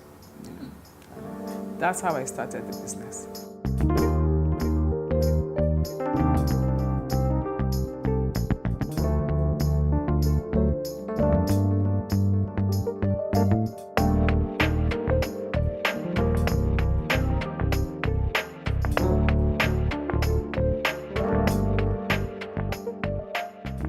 We have our ready-to-wear line, so you can come into the store or showroom and pick up a pair or 2 or 10 in your size, buy presents for people, and all of that. The other thing that we do is that, and we have shoes for men, so these are like our line, party line. People who have, dressy things they want to wear with traditional outfits, or you want to wear some of these like for office wear, you can wear with a suit. You can also wear it with buba and shokoto, You can come in and shop, or you can come in and place an order. Say you have a party coming up, like our female shoes. Every part of it is like cut, like the sole, We have to cut the sole. This sole comes like a flat sheet, so you have to cut it into shape. You have to cut the insole, wrap it. You have to prepare the uppers, and then even this. So one pair, if you're just doing one pair start to finish, can take you 4-5 hours, depending on the style and the details of the shoes.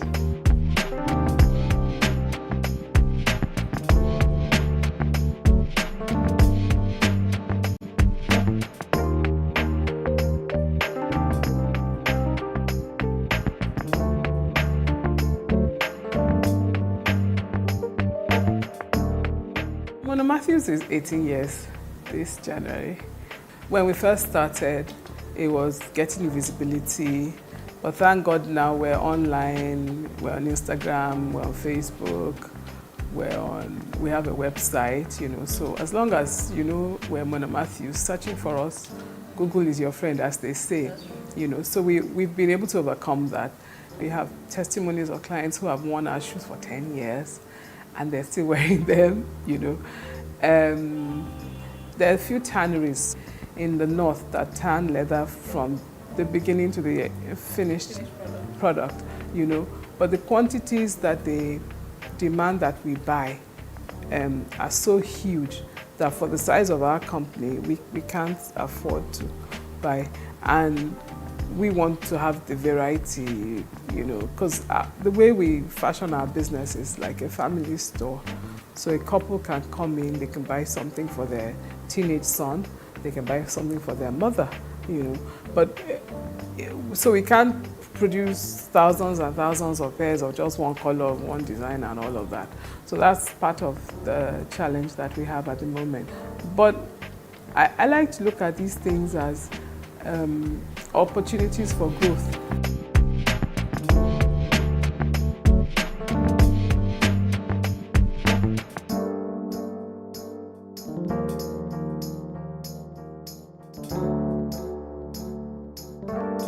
The most exciting bit of it, I think, is the fact that I am an artistic person and I am able to express that in my work, At the same time, I'm bringing solutions to people's needs.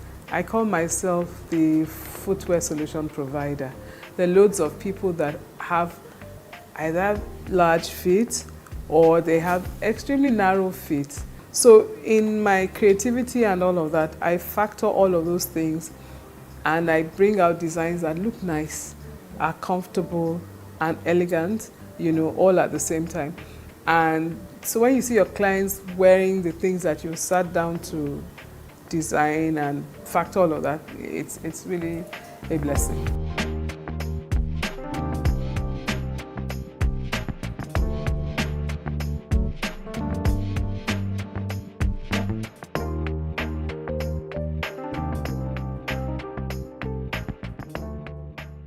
I doubt that I will go back to law full-time anytime soon. However, I never say never. You never know what's out there, you know. So I keep my ears open, my eyes on the Lord, and I trust Him whichever way He leads.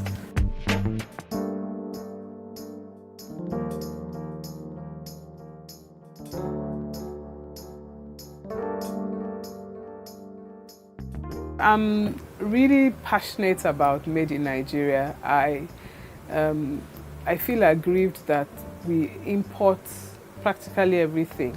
Thank God that now we're producing rice and some other products, you know.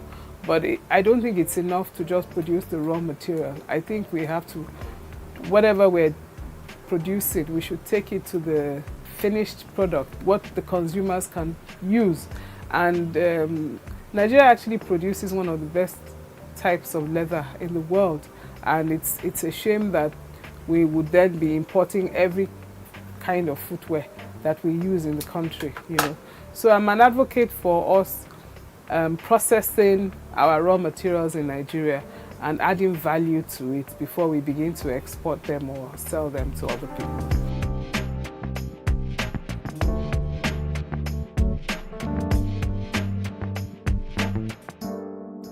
As you can see, I'm wearing my Mona Matthews sneakers.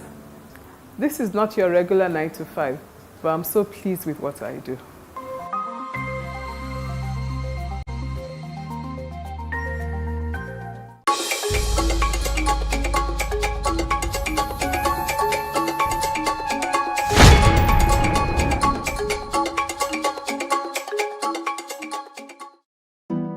Five panelists, 5 topical issues, no holds barred. For me, it's not knowledge that's lacking. It's that greed, it's that mentality where you feel you deserve to take your own and take it infinitely and let everybody else just manage however they will manage. We're almost becoming hardwired to try and cheat. I would, suggest that we begin to hold our leaders accountable. There was a time in this country when things actually work. I don't think that any organization should be above the law. And I think one of the challenges we have in this country is about governance across the board. What I'm saying is that it doesn't really affect us in Nigeria. That's It does. I don't know what we can do if the system is already corrupted. We've been warned as a continent of the influx of the Chinese. If you don't repay your debt, they will just colonize you. Like Citizen Jones will say, it is yet another day in the life of the world and Sunday 23rd of January in the Gregorian calendar. Welcome to another edition of your regular Sunday tonic, The Advocate, where we not only discuss societal issues, but provide cogent and verifiable solutions to the problems on a no-hold-barred basis. Today, yours sincerely is saying to our highly religious but less godly people that God is not against medical science in their attempt to deliver like the Hebrew women. Aisha Yusuf, who joins us remotely, pricks our conscience by asking, how large is our empathy, especially given the world of today with hunger and diseases? Our guest advocate is a war veteran, a retired colonel of the Nigerian Army, Hassan Stanlabo. And as usual, he's sticking to his constituency by insisting that our war veterans deserve more than we're giving them. Or is it why the pigeons are refusing to fly now? Well, Colonel will tell us later. Treasure, in our usual self, is not the one to shy away from controversies, as he raised yet another topical issue. Last but not the least is Liberos. Though he's not discussing government today, but it's also in his familiar terrain, the law of DNA. He's asking who his father is. You can only hear it if you wait. We are right back soon. Like the Hebrew women. A few days ago, I read the sad story of a woman said to have lost a baby and a womb as an aftermath of prolonged troubled labor, which led to a ruptured womb and the death of the baby. The late baby was her third delivery. The two previous births were via cesarean section, but on this third one, she and, I believe, her husband were persuaded on delivering like the Hebrew women. This Hebrew women birth theory has its root in the historical account of the oppressions of the Jews by the Pharaoh who did not know Joseph. You may wish to look it up in the Bible in Exodus chapter 1. In the sad story I was talking about, the woman labored at the altar of her church for an extended period, supported by the prayers of her pastor and the wife, so she can deliver like the Hebrew women. Eventually, when they probably sensed that it wasn't working for her, she was taken to a hospital for help. But by this time, she had ruptured her womb and lost the baby. When I first engaged on this subject matter on a social media platform, some of the responses I got stunned me, including comments like, the subject matter was an attack on Christianity. This left me with a compulsion to share what I believe is the substance of that sad event again. Religious organizations do have certified midwifery services manned by experienced and trained staff. These staff have thorough understanding of the subject matter and they know exactly when to refer complicated birth cases to the next level of medical care. This is not where the problem is. The real issue is with mushroom religious organizations offering uncertified midwifery services. And they know when and at what point they should make necessary referrals in respect of pregnant women under their watch. Some keep women in troubled labor for too long, saying they must give birth like the Hebrew women. As a matter of publicly available information, there are much more Hebrew women per 100 that are giving birth by CS than there are Nigerians. In one of the records, it showed a CS rate in Israel that is about 9 times that of Nigeria. Put in another way, a Hebrew woman is 9 times more likely to give birth through CS than a Nigerian woman. I do not want to debate the religion of this. I only wish to advocate that government take it seriously to ensure that religious centers offering midwifery services are certified to do so, and also trained on the referral side of things, so that when things are complicated, they do not delay unnecessarily. Rather, they make referrals to the appropriate medical centers while they continue to support the woman with their prayers. As for the religious leaders, I'm sure that most will agree that God is not against medical sciences. Luke was a doctor, and there are many doctors in the church. We should pray for our women in labor, but when things are complicated, we should promptly refer them up for medical help and continue to pray for them. Not every woman will give birth like the Hebrew women, maybe because they are not Hebrews. And if they don't give birth like the Hebrew women, God still loves them. Well, I want to disagree with your position on this issue as regards medical church taking a woman who is in labor to church for prayer and then a subsequently referral. You are not as fantastic and as this and germane as this issue you have raised. I think we are trying to romanticize the issue. It is more complicated than you talked about it.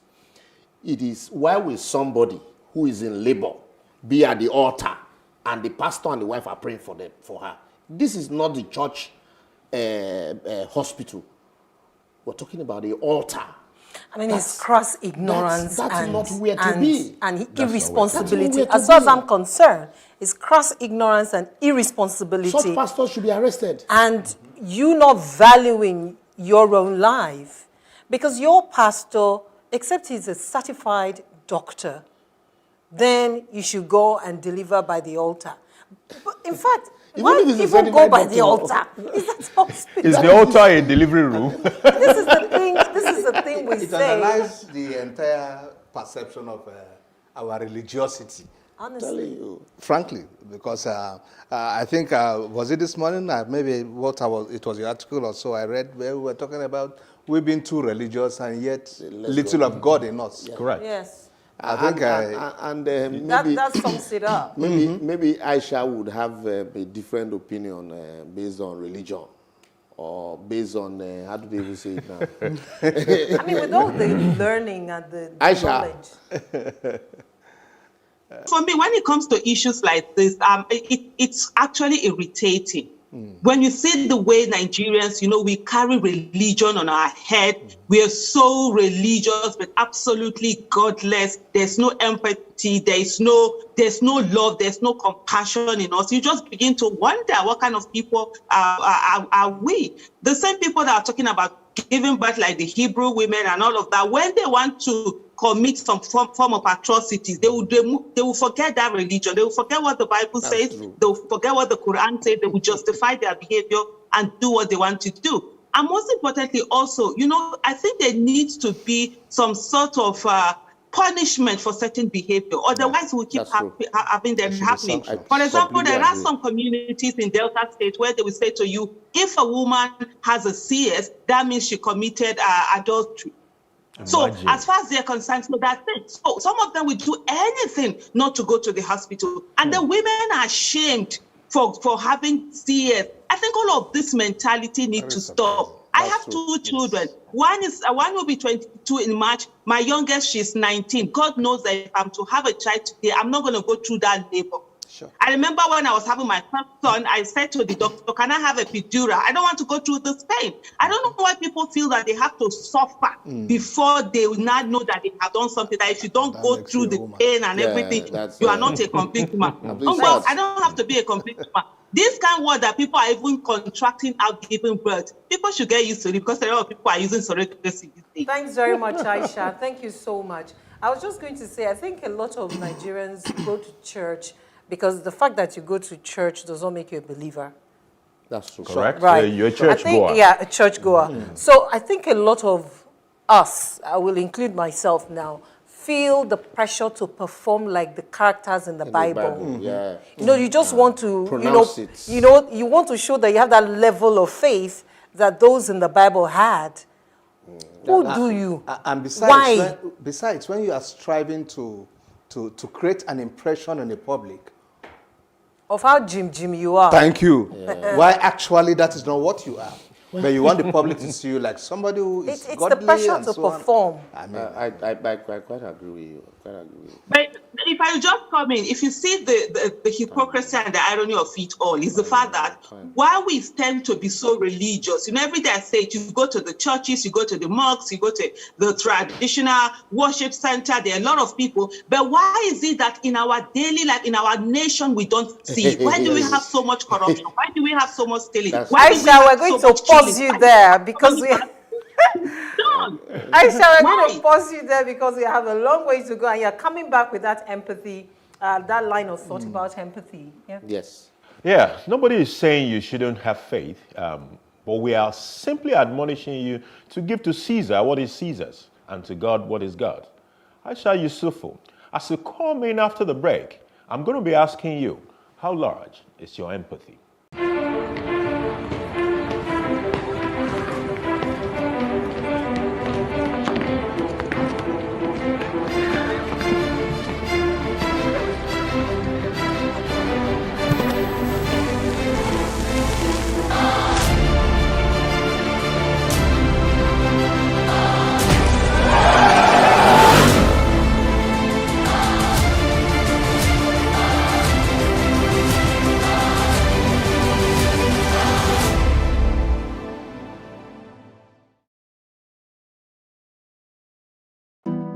Five panelists, 5 topical issues, no holds barred. For me, it's not knowledge that's lacking. It's that greed. It's that mentality where you feel you deserve to take your own and take it infinitely.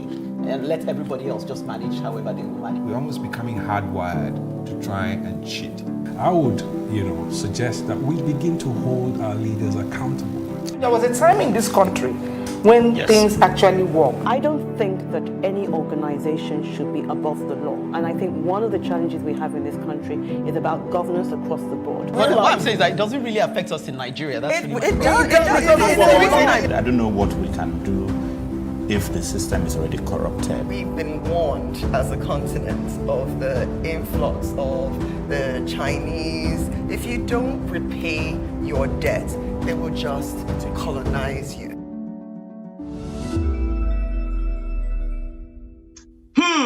Indeed. How much is your empathy? When you hear that someone has been killed, do you say the usual, may their soul rest in peace and move on? Do you feel that it is none of your business and that it will never happen to you? Or do you feel the pain and imagine that you could be the next victim and think of ways to ensure that you do not become a victim? I've always marveled at people's level of empathy and how some freely give of that empathy, while some hoard their empathy and make it a very expensive one.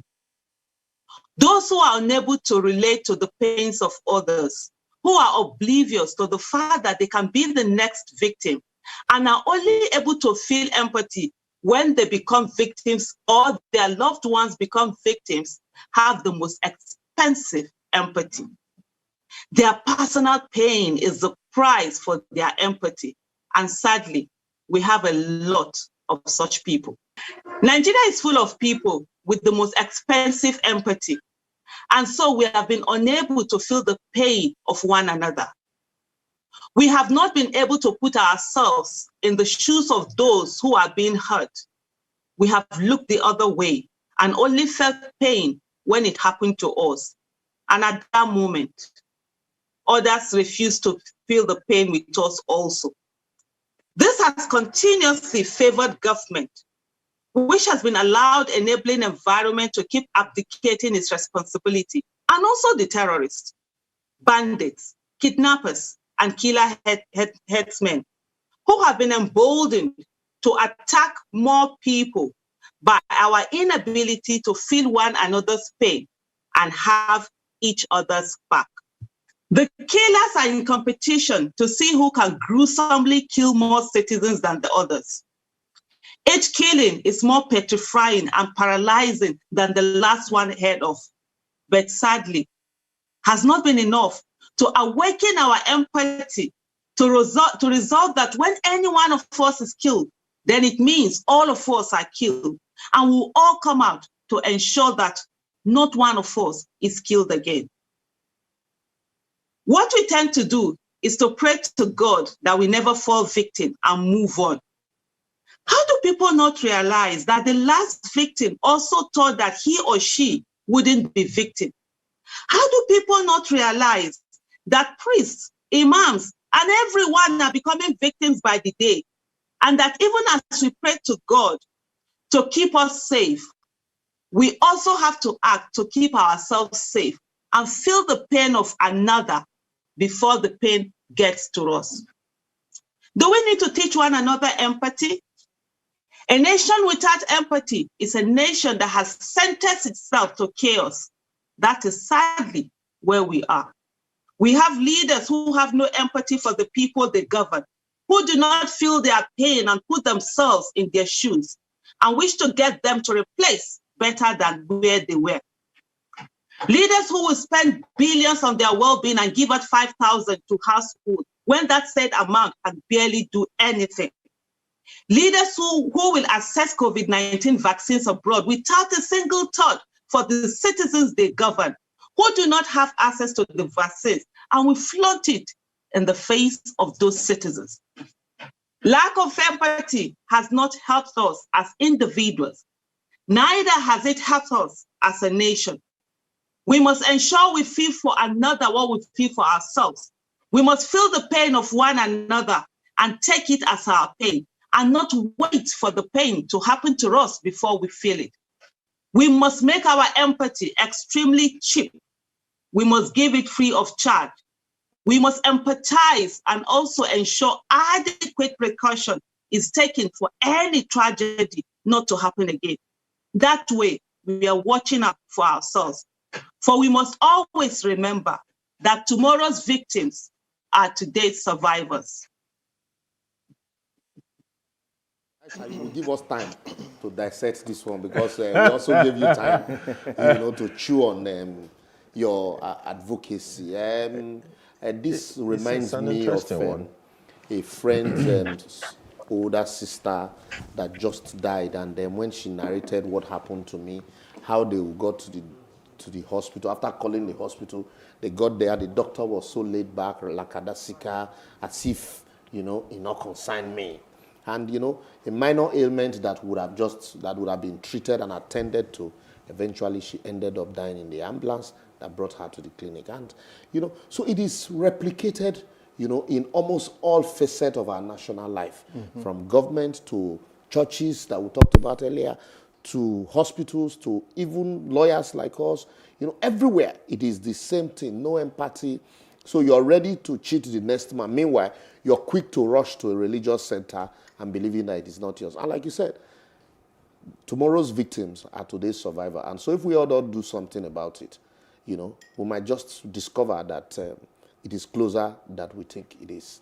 How much is your empathy? Question that is important for all of us to answer. So this is why I talk about leaders with empathy, because if you have empathy, you will not think of giving people 5,000 naira empowerment scheme or 10,000 naira or 15,000 naira. If you have empathy, you know that's not going to take them anywhere.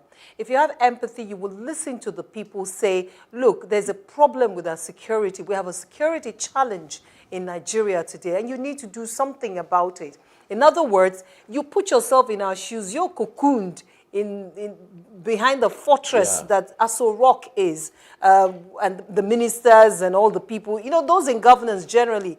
But we are the people who move from one point to the other. We're saying this is what is happening. Empathetic leaders will do something meaningful, take actionable steps. That's true. To get it resolved. Yeah, empathy, the issue of empathy actually cuts right across, from leadership down to the followership. And I said 2 examples. There was a lady that was mugged on the Ikoyi Link Bridge recently, jogging in the morning. The attackers slashed her tie. All her face was, messed with, seriously. The funny thing was that Nigerians were driving past, some were going past. Nobody waited to help. She was dead. That wasn't president. That wasn't governor. That was ordinary Nigerians who could have done something but refused to do anything. You have another situation in which an IT guy was killed at Djibouti very recently, and he was shot. The police were there. The police story was that, when they got there, he was already dead. And my question, which so many people are also asking, is, how did you know that he was dead? Somebody had been shot. It's lying on the ground. Yeah. Your duty is to help, provide whatever you can do right there and then. But they said it was that it was already, they assumed he was dead, and nobody took the right step. And the young man passed on. So we need to call on our empathy and be able to help other people. You say we need to call on our empathy like he's one. He feel like said he's not living with us any longer. Well, if there's any institution, so to speak, that I think is even more guilty of the lack of empathy or whatever, I think it's even the government itself. Look at some of the social programs that our government is handling and see how much they are dishing out to the public or to individuals in respect of whatever they call it, whether it is palliatives or whatever, 10,000, 20,000. What would you do with that? What difference, what business can that generate? Even if I were to be a Goro seller, could I not sell on the street? For Christ's sake. No, they give you Indomie now to sell. Yeah. Well, if we all have empathy for our people and our country, nobody would steal money for soldiers in the war front. And in fact, it is sad. Well, I'm next after this break, and I think we shall talk more on this.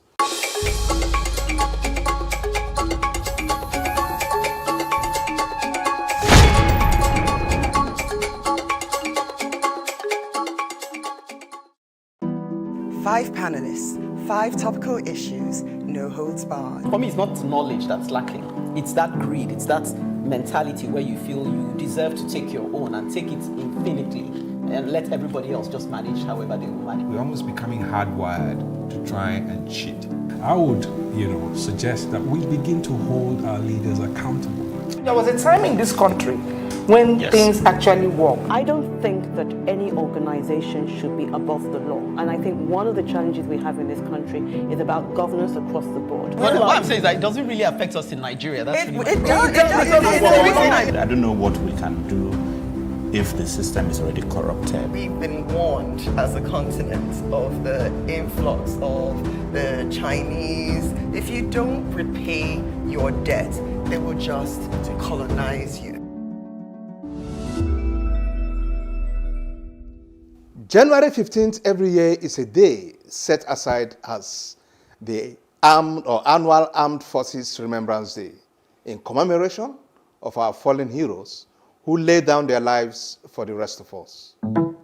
It is also to show gratitude to the standing heroes who today make up the veteran community while acknowledging the effort of those still in service. However, this show of gratitude would translate to mere lip service if the welfare concerns of the veteran community is neglected. Take, for instance, the Security Debarment Allowance. The Security Debarment Allowance is that allowance paid to retiring soldiers to debar them from using the skills acquired while in service against the state. It is a global practice that got introduced into the Nigerian Armed Forces only recently. However, its implementation became segregative, excluding a huge chunk of about 90% of the veteran community for no cogent reasons, with the decision to pay only retirees of November 2017 to date. If the essence of the Security Debarment Allowance is to debar veterans from using their skills against the state, are we then saying those excluded do not possess such skills that could be hired by Boko Haram terrorists, ISWA, bandits, armed robbers, kidnappers, you mention it, and used against the Nigerian state? At times as this, when insecurity has become our national hallmark, government must apply some wisdom in its dealings with the people. The minimum wage approved by the president in 2019 is yet to be availed the veteran community because the required consequential adjustment for its implementation is yet to be computed by the relevant authorities. This has resulted in 20 months of unpaid arrears and still counting. After all the prolonged stay in operational areas, the average veteran disengages eventually with one health challenge or the other, requiring continuous management. Unfortunately, his national health insurance scheme does not avail him 100% medical cover. Veterans with internal organ-related issues such as heart, lungs, liver, kidney, etc. are not covered by the National Health Insurance Scheme. Even most of the drugs for the management of most of these ailments are hardly found in military pharmacies. Therefore, the financial brunt in meeting these medical challenges is often pushed to the veteran. Let's take a look at the medically boarded veterans and, of course, some allowance deductions that were made in whatever their entitlements were or are. Medically boarded veterans are those personnel who disengaged from service on medical grounds. This category of men are statutorily entitled to some allowance based on the nature and gravity of such defects. Recently, this allowance had to be reduced by the authorities for some inadequately communicated reasons. The action has since brought untold hardship on the affected veterans, as it has become extremely difficult providing the financial succor and support such monies availed in meeting the demands of such health challenges. Lastly, has the military even been able to build a database for veterans with serious health challenges in facilitation of a tap on them? You are often just left on your own after disengagement from service. This isn't good enough. Neither does it qualify as adequate show of gratitude by a nation to its veteran community. We can do far better. Oh yes, we can.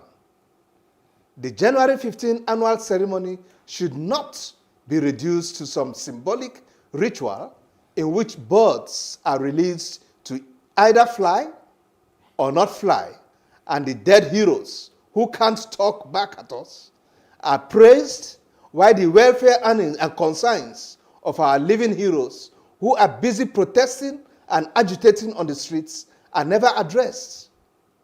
And the welfare of families of these same fallen heroes are often not, it's often not discussed. Serious matter. Oh, wow. Maybe Aisha should go first so that we can... Yes, please. Yes, please. Oh my goodness. You know, every day Nigeria breaks one's heart. You just feel like weeping. And sometimes when you hear people are saying, oh, people should be patriotic, you wonder where that patriotism will come from. I mean, this is what those who have given their all to this nation, who have served this nation diligently, are facing right now. And in this trying period where we are facing so much insurgency, there's so much insecurity in the land, how do you expect those who are in active duty to give their all, knowing fully well that the nation is never there for you when you leave? The salaries you are being paid, why they are even on active duty, monies are being stolen from them, the allowances are not being given to them. Soldiers have written repeatedly to the president about the hardship they are going through, about the fact that the allowances are being paid. No, the president isn't even doing anything about it. And I'm so glad that the pigeon could do what Nigerians couldn't do. Okay, Aisha. The pigeon refused to fly. Aisha, I have to pause you there. In some other parts of the world, that hospital that an American president goes to in Maryland is actually a military hospital. Right. Yes. And that is the way it is in several other parts of the world. The military hospital is top notch. Yes. And I learned that we used to have a good military hospital. In Nigeria too. We allowed all those things to run down. Why the military were governing us? Well, incidentally, while the military were governing us, everything. How are you so sure? I don't think so. I know that the military hospital at Odogbo used to be, I don't know the state of the place, but Odogbo in Ibadan used to be really all those hospitals. They didn't have empathy. One at Ikoyi too. There's Ikoyi, there's Yaba, they're all around. Kaduna had some fantastic ones as well. The money meant for those people were taken away by the people that are supposed to manage. How sad. Yes. So we need to think about these things. Otherwise, people are not encouraged to want to serve their nation as they should. I must just chip in here that, look, even those in service today are looking at the treatment you are meting out to those of us who are veterans out there. And so what next do you expect? Oh boy, prepare for your tomorrow. Because nobody has time for you. You share quickly. My father is a veteran as well. And I can relate with a lot of things you talked about. That's good. I remember that I had this conversation, funny enough, this week with my mom, when she was talking about a time when a former president wanted to just pay off veterans. And then the lobbying started that you can't just pay them off and say, let them just be paid off. And then the lobbying continued until this present president came and, traveling through the airports in America, right. Consistently, not one airport, not two, not three, consistently you hear them announce over the public address system, please watch over your bags, be careful who you talk with, ensure that you are the ones that packed your bag yourself. And then, if you are one of our veterans and you are passing through our airport today, be sure that we appreciate you. It is because of you that we can talk safely. And if there is anything you need, Please kindly let us know we're here. You know, especially the single special treatment. And you see every president will talk about the veterans. Yes. Every American president will talk about the veterans. So Look at proud of their veterans. when that policeman was murdered in France. You saw how, you know, the burial ceremony, how Macron, you know, had his hand on the casket and, you know, observed. Emotional event. Emotional. But here, our veterans will die and you don't even know what happens, how they are buried. Is it die you're talking about? They are liberals? killed. They are killed. Their limbs are Let me even tell you one war sad front. one. A friend of mine, we were at the airport, we were traveling, and all those Legion, they came with cops begging for money at the airport. And then the guy said, look, my father died, you know, fighting for Nigeria. And you're collecting this money, you say it is for fallen hero. And I have never received a kobo from this such money, so I won't put a kobo here. You know, so you ask yourself, so to the extent that we have reduced fallen heroes to beggars at the airport, we have reduced our veterans to what it is today. Go to MRS, their military clinic.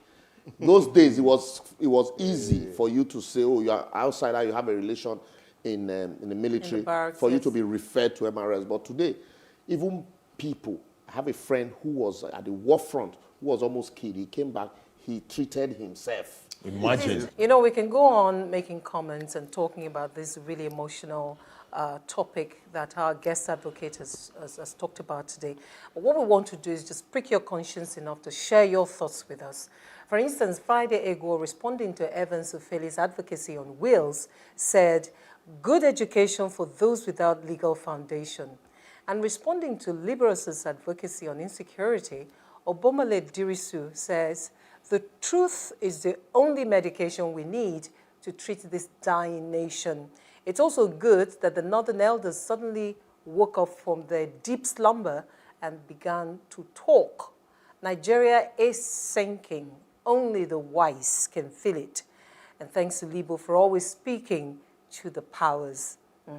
I'm sure he meant you speaking truth, you know, to power. Follow us on social media platforms on Facebook, Plus TV Africa, hashtag The Advocate NG, or on Twitter and Instagram at Plus TV Africa, hashtag The Advocate NG. And now to catch up with previous broadcasts, go to plustvafrica.com/The Advocate NG. I'm next, after the break.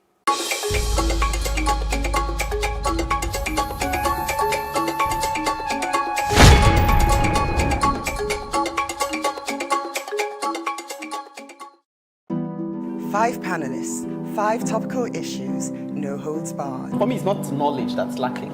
It's that greed. It's that mentality where you feel you deserve to take your own and take it infinitely and let everybody else just manage however they will manage. We're almost becoming hardwired to try and cheat. I would, suggest that we begin to hold our leaders accountable. There was a time in this country when things actually work. I don't think that any organization should be above the law. And I think one of the challenges we have in this country is about governance across the board. What I'm saying is that it doesn't really affect us in Nigeria. That's It does. I don't know what we can do if the system is already corrupted. We've been warned as a continent of the influx of the Chinese. If you don't repay your debt, they will just colonize you. National development, looking for the positives. This week, I focus on inspiring developments by 3 personalities across the nation. I'm hailing the monarch of the ancient town of Oyo, Oba Lamidi Olaiwola Adeyemi III, the House of Rep member Shina Pella, and the executive governor of Ebonyi State through his Ministry of Education. Now, these 3 personalities, one a respected monarch and first-class king, the other a young legislator in his 40s, and the last a governor, to me, demonstrates the future that I desire for this country. First, the Alaafin of Oyo, Oba Lamidi Olaiwola Adeyemi III, Kábíyèsí o, in commemoration of his 50th coronation anniversary, disbursed 5.5 million naira to 550 petty traders in Oyo town, and each of them selected from the 4 local government areas of Oyo got 10,000 naira each. Now, what excites me most is the provision and commissioning of 3 solar boreholes at 3 locations, including a school, Baptist Secondary School, Okesomi, Ilora. Now, while the project was, of course, partly facilitated by one of his sons, Akeem Adeyemi, representing Oyo Federal Constituency in the House of Representatives in commemoration again of the 50th coronation anniversary, the king, the monarch, could have declined and requested the money to be put to personal use, but he didn't. He said, and quite succinctly too, that apart from the advisory role given to the traditional institutions in the current democratic dispensation, Obas should be seen as the coordinator of general community development, as it has the natural capability to successfully act as adjudicator, mediator, intercessor, and facilitator of community projects and programs. The first-class monarch underscores the role of the traditional institution and their continued relevance at the grassroots level, which can then truly elevate local government administration in this country. I'm excited again that a member of the House of Representatives, Honorable Shino Pella, presented electronic knapsack sprayers, motorized seed planters, motorized fertilizer applicators, harvesting machines, farm grass cutters, and weeding machines to, wait for it, about 1,500 rural farmers in Oyo North, and is worth several millions of naira. These mechanized farming equipments were handed over to the farmers after a brief demonstration on how to use them on their farmlands. The truth is, I couldn't have been prouder of that moment. The thinking behind that sort of empowerment and the immense impact it will have on those farmers. I'd wondered for years when Nigerian farmers will scale up their modus operandi to that level where they don't have to do back-breaking work to have bountiful harvests. What a new day. Thank you, Shino Pella. And as students and pupils resume in schools amid COVID scare, Ebonyi State government outdid other states with its policy to post 2 nurses to public schools. I commend the state government for providing protective facilities for primary and secondary schools in the 13 local government areas of Ebonyi State ahead of resumption on January 18th. And also importantly, deploying 2 nurses to each public schools ahead of that resumption to assist teachers who were trained on preventive measures against the coronavirus disease and to identify any student with the symptoms. How heartwarming to read of these developments from leaders across communities, the legislature, and the executive. I want to say bravo to the 3 personalities today. This is responsive and responsible leadership. We want more. Well, I appreciate the fact that, you try to, encourage these people. Ordinarily, for me, it's their responsibility. We're talking about sharing 10,000 naira just before this year advocacy. And so, for the House of Rep member, who through his father is sharing 10,000 naira, for me, it is not something I would want to celebrate. That's me. But for Shino Pella, that young man has consistently distinguished himself, just like the governor also in some areas. And I always talk about farming without value added, without mechanized processes, poverty. And this is what I expect every government at the local level to do. Find a way to improve farming for your people so that the harvest can, be plentiful. And not preach farming with one mouth and then there's nothing, no value added. And then someday you say you share seedling, yam seedling and rice seedling.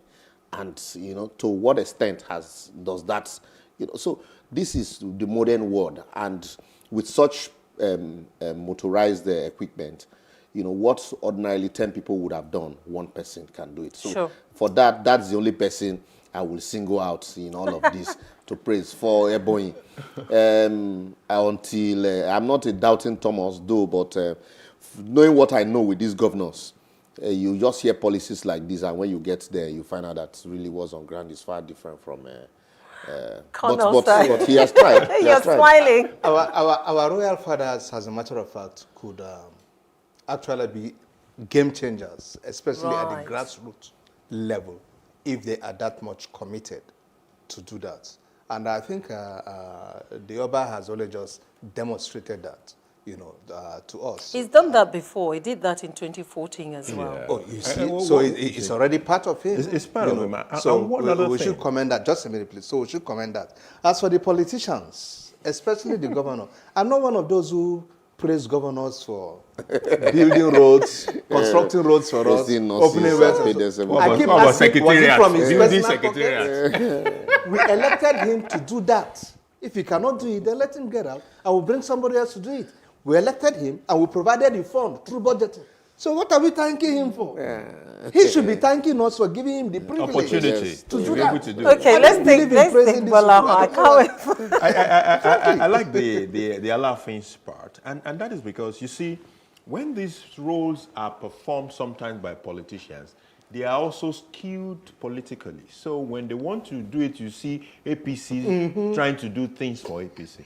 But the kings are supposed to be father to everybody. Yes. So in reaching out, you could see all the 4 local governments, and I can assure you, because the Obas are not meant to be partisan, he's not looking for party members to hand over things to. He's the father of all. We should engage them the more, because they can bring more value. If you say so. I'm particularly... Aisha.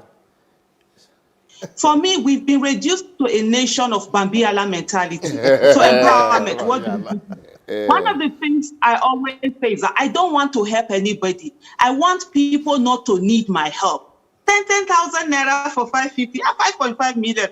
That's money you use on holiday. You can easily share it and feel good that you've done so much. But when that person is being kidnapped, the kidnappers will not ask for 10,000 naira. They will ask for millions. Yeah. For those people that have been given with mechanized machine, they'll be given machines for mechanized farming. Right. The headmen are going to go there and eat up their crops.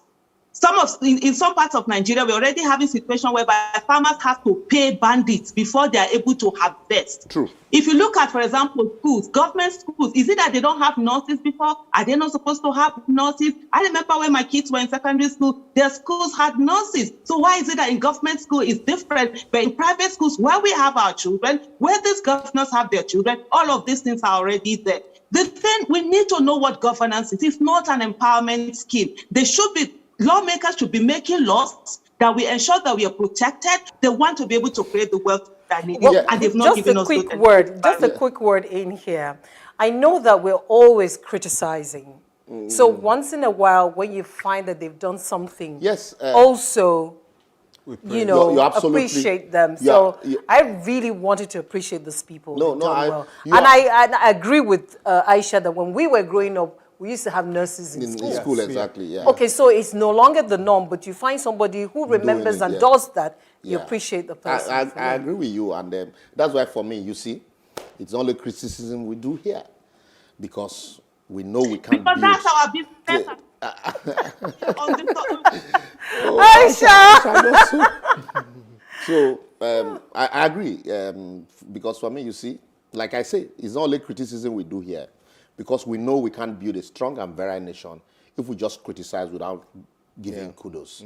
So kudos once again to Alaafin for your Shina Pella and Governor Mahi. After the break, I want to do DNA to check if Dangote is my father. Who is my father?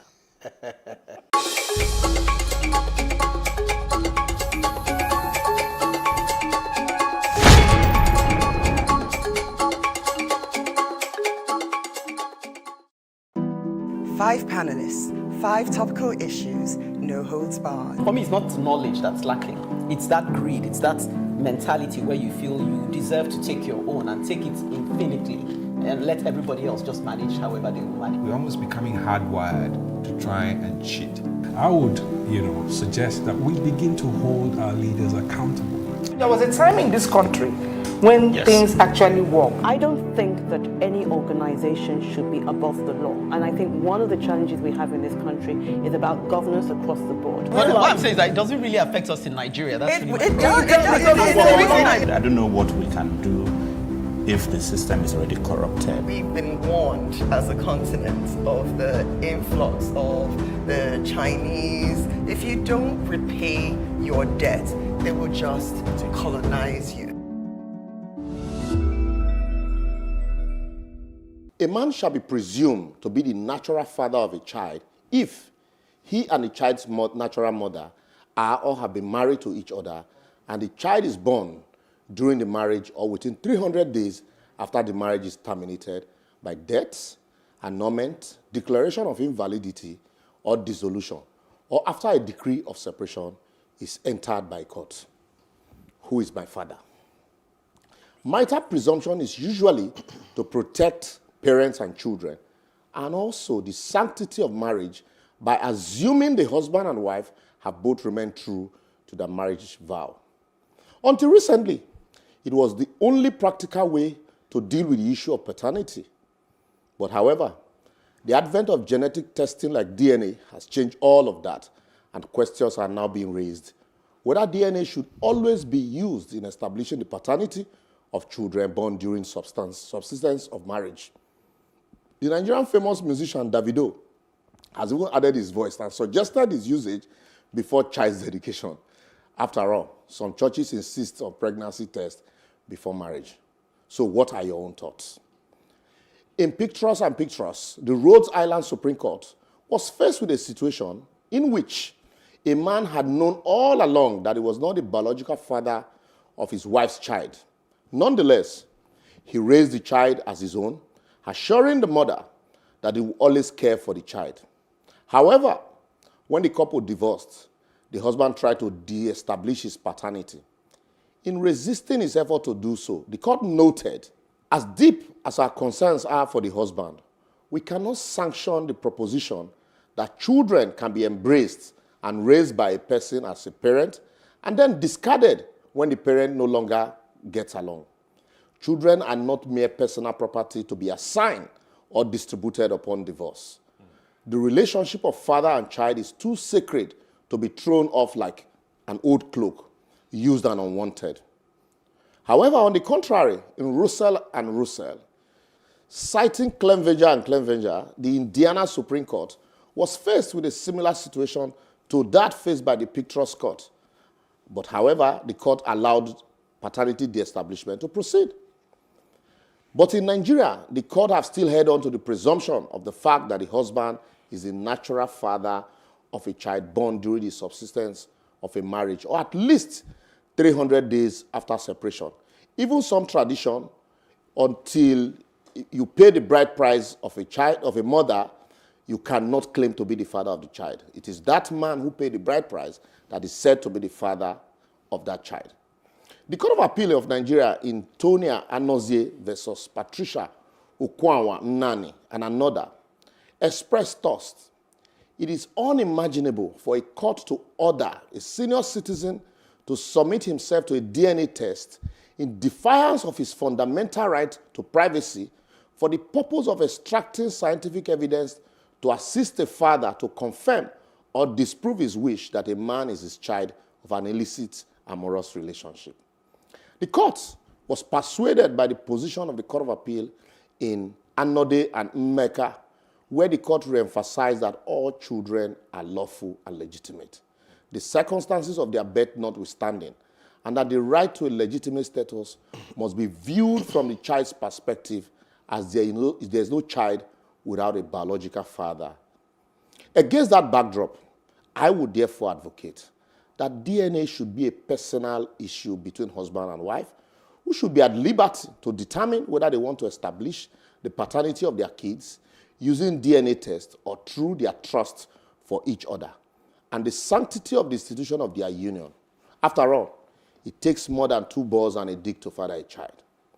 The religious body or society should not browbeat anyone into going for a DNA test you are not psychologically ready for. Macho man, no dey the matter how. And some people actually never recovers from it. Though in some cases, the men might even have the premonition of their spouse's infidelity. They're usually silent on it, either because of societal concern or the largesse from such amorous relationship. Lastly, communication is very key in every marital relationship. And if you can laugh at it, you can live with it. Not everyone might agree with me, though, but this is my position. So what is yours? I was waiting for where you would say, finally you found out that Dangote was your father. No, rounding up. No, my father is my father. Because it was a question, who is my father? I thought that was I think the position of the law is quite interesting, saying that as long as that child is born while this marriage subsists, yes, the father is the father. Yes. The father in that marriage is the father of the kid. And it makes sense. If a boy or a girl has been born and you have nurtured him, you have brought him up, he has called you father, you have called him son, and then an interloper came up from somewhere else and said, no, I was involved in all of this. You can tell him to walk away and accept the son as your son, and the law stands by you. Yeah. You remind me of Ikemefuna in Things Fall Apart. He calls you father. He said, that boy calls you father. Let's move on. It's just an aside. I think the level of infidelity, I would say, today in the society, leads to or brings up, in most cases, all these issues of DNA and so on, and with people trying to establish paternity over children or what have you. There was this report that of recent, gained some, went viral, where it was said to have been produced by, I think, the global Is it the one produced by Durex company? No, it's this Pediatric Society of Nigeria, not of Nigeria. I think Nigeria is the second highest. The point the report was trying to establish is that out of every 5 children, 2, their paternity is always in doubt. That report is, how many did they come to ask me? What was the sample? How many must they come to ask you? No, if you say out of every 5. Out of every 5, the presumption is that I must be involved. For me, it puts a question mark on our values as a people and how hypocritical we've all been in the past, or a lot of us have been. If a man and his wife have to sit down to determine, to decide to go for DNA test over any of their children, it shows that there's a problem somewhere. I know of people who marry women who are pregnant. Yes. Or knowingly that they're pregnant for somebody else and saying, for one circumstantial reason or the other, and say, I will marry you together with this pregnancy and will be the father of this child. So that's our society. So, but this one lately we have of men discovering that this particular somebody is not their child, or that they knew all along and were just playing along, waiting for a time to pounce, and then women, having the tendency to do this even more often. It's worrisome, as far as I'm concerned. Aisha is waiting to pounce. Worrisome. Aisha is waiting to pounce. For me, what I find in all of this, and I'm glad people are having this discussion, is the fact that there's always a patriarchal arrogance in thinking about things. So where a man feels that they have a right to cheat on their spouses and then have children outside, and then he feels that, a woman can't do that. I mean, it's about individuals. It's not about the gender. It's about people who do not value their marriages and everything and doing so many things outside. Yes, there are a lot of children whom, when it comes to paternity fraud, there's a lot of it here. And then there's also another case whereby, beyond for me, when you check the paternity, also check the maternity. It's always, that's where you get it balanced. Because even as a child, I used to say that, I'm sure there are a lot of people whom they got different children from what they gave birth to in the hospital. Right. And that's not, they went away with it. So for whatever case you're checking the paternity, please also check the maternity and be sure of that. But let's come to the fact that let people not feel that because they are certain gender, they can do certain things that it's either unlawful, even if it's not unlawful, but morally or religiously, it's not. But the Islamic standing, from the little knowledge I have, is that also of the law. The child is what is born into the family. So as a father, you cannot deny the paternity of your child Islamically, as long as you already married when she gave birth to that child. Whether you do a DNA or you don't do a DNA, That's Islam true, will not mother, father. recognize that you are not the father, even when they're going, there's a certain amount of this, but I'm not very, I don't have that up my head, I would have said it, but the law right now, the Nigerian law and the Islamic law, they are more or less the same way. Yeah, Right. awesome, Bolanho. awesome. Okay. Yeah, awesome. And for me, like I said, it is not. It's not everyone who will agree with you. I don't. Aisha doesn't. What I'm saying is, it is not a macho man thing. I think it is, because I understand where Aisha is coming from. Why is it that it's okay why I say for men wait. to have children outside and not to be saying You're DNA? getting my point. changing the You're not topic. getting my point. I'm not. I'm saying it's not a macho man thing to go say, I want to go and do DNA. You may never even recover from You may it. never recover from it. And At so that's times why I it's even said- better you don't Yes. As I said, not everyone would agree with me, including you. But it's not over, because we can continue the conversation on our social media platform. On Facebook, Plus TV Africa, hashtag The Advocate NG. And on Twitter and Instagram, at Plus TV Africa, hashtag The Advocate NG. And to catch up with previous broadcasts, which are so many, more than 100, just simply go to plustvafrica.com/The Advocate NG. And don't forget to subscribe to our YouTube channel, Plus TV Africa. Until next week, same time on this station, let's keep advocating for a better society where we give knocks and we give kudos. Bye for now. Thank you very much. Bye-bye. Thanks.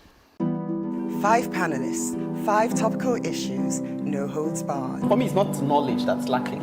It's that greed. It's that mentality where you feel you deserve to take your own and take it infinitely and let everybody else just manage however they will manage. We're almost becoming hardwired to try and cheat. I would, suggest that we begin to hold our leaders accountable. There was a time in this country when things actually work. I don't think that any organization should be above the law. And I think one of the challenges we have in this country is about governance across the board. What I'm saying is that it doesn't really affect us in Nigeria. That's really It does. I don't know what we can do if the system is already corrupted. We've been warned as a continent of the influx of the Chinese. If you don't repay your debt, they will just colonize you.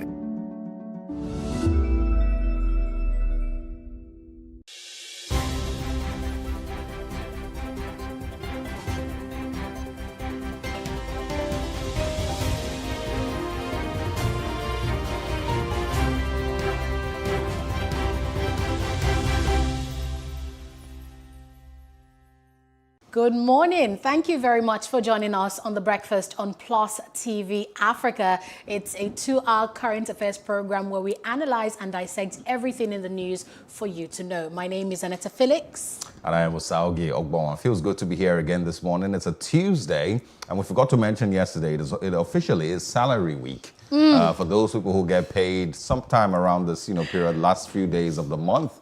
For those of you who are not expecting salary because you have no idea when it's going to come, we want you to, hold in there, hang in there. I'm sure it would eventually get to you. Good morning once again. We have a lot that we'll be sharing with you this morning. It's a full buffet of different topics that we'll, of course, be bringing to your plate. And we have, of course, Today in History that we will be talking about some things that happened many years ago. Yes, iconic stuff coming really up on Today in History. How are you, by the way? I'm good. I feel very excited this morning. I don't know if it's the Hamatan still. I don't know if it's the... There's barely any Hamatan.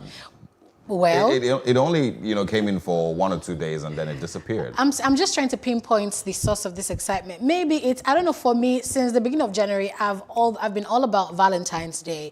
I have no idea about you guys, but my plans for that day is all set, done, dusted. In fact, I've celebrated it and I'm actually in June 2021 right now. What part of it are you most excited about?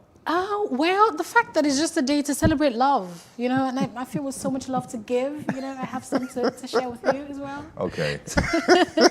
We have about 3 weeks to go before Valentine's Day, so we'll definitely talk about that again. This morning, we will be getting into stories from the Southwest Governors and Miyetti Allah meeting yesterday. There has been a stance taken by the Southwest Governors to completely ban open grazing, nighttime grazing, and underage headsmen in the Southwest. And of course, we'll be having a quick review on that. How effective will it be really? And, is that really the answer Yes. to the issues concerning security? And that update to that story is that, when Governor Akeredolu announced that, people needed to register, herdsmen needed to register of, risk being expelled from the state, so to speak. There was a frenzy in the media and people were, really worried, how's this going to turn out? But it was great to know that they had this meeting yesterday and herders have begun to register. So I think that seems like an alternative solution to the problem, maybe. Even if it does sound a little weird, because, we also need to understand what kind of registration process, there will be. Are you going to write the number of cattle that you have? Are you going to have to update your registration every 6 months when your cow gives birth? Are you going to talk about, the areas that you're allowed to, take your cattle to? And at what point are they really going to enforce the fact that everyone should go build a ranch? So that we stop having cattle. And I think that's where the conversation ends, really. That's like the ultimate solution that we can all see in this matter. And when they say, when they say there's no more open grazing, so where are the cows going to be? Is it no open grazing for unregistered, or people who are registered in the state can openly graze? We do hope to bring, the SC on security to this state to discuss this matter, because there's a lot of questions on people's minds and we need answers. Absolutely. And a little crisis also with the COVID-19. First of all, the federal government has extended the lockdown to, for by an extra month. Yes. Lockdown by an extra month. And of course, 13 youth coppers apparently, reportedly rather, have contacted or tested positive for COVID-19. In Cross River State. And in Kano, the shocking news, 53 doctors confirmed, positive. Just such a sad news. We'll get into some of these conversations much later on the show. In the United States, there's something about transgender laws. Remember when Trump was in there, he was, bringing the roof down and, overturning laws and policies. Biden's here now, and he's basically undoing all of that. And that's also concerning the law that Trump had put in place, saying people who are transgender cannot serve in the military.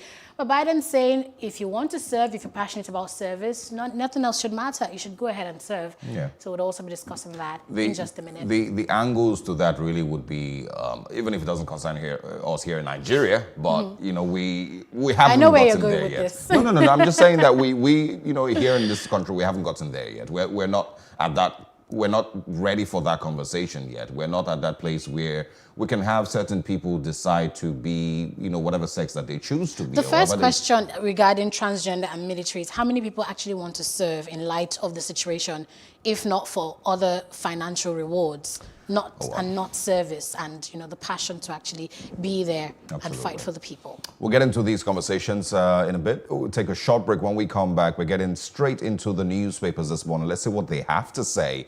Sit back and enjoy. Praise God, from whom all blessings flow. Welcome to your favorite program, The Moment of Truth, brought to you by the Citadel Global Community Church. Our God is a God of salvation, far above all principality and power, and might and dominion, that regardless of what happens in this season, you will escape. Say to your neighbor, there is no peace for the wicked. The special anti-robbery squad who are now killing innocent citizens instead of dealing with robbers. Your axe will catch up with you. Finally, my brethren, be strong in the Lord and in the power of his might. Moment of Truth with Pastor Tunde Bakare. Sundays, 7 p.m. on Plus TV Africa.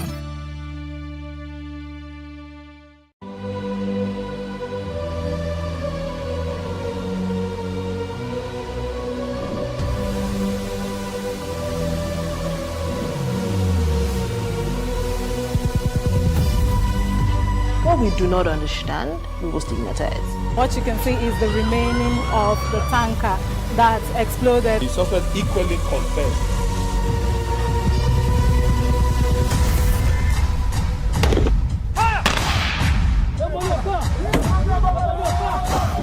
A 500 naira they collect them. If you no talk, they go beat you. Now 2,500 they pay.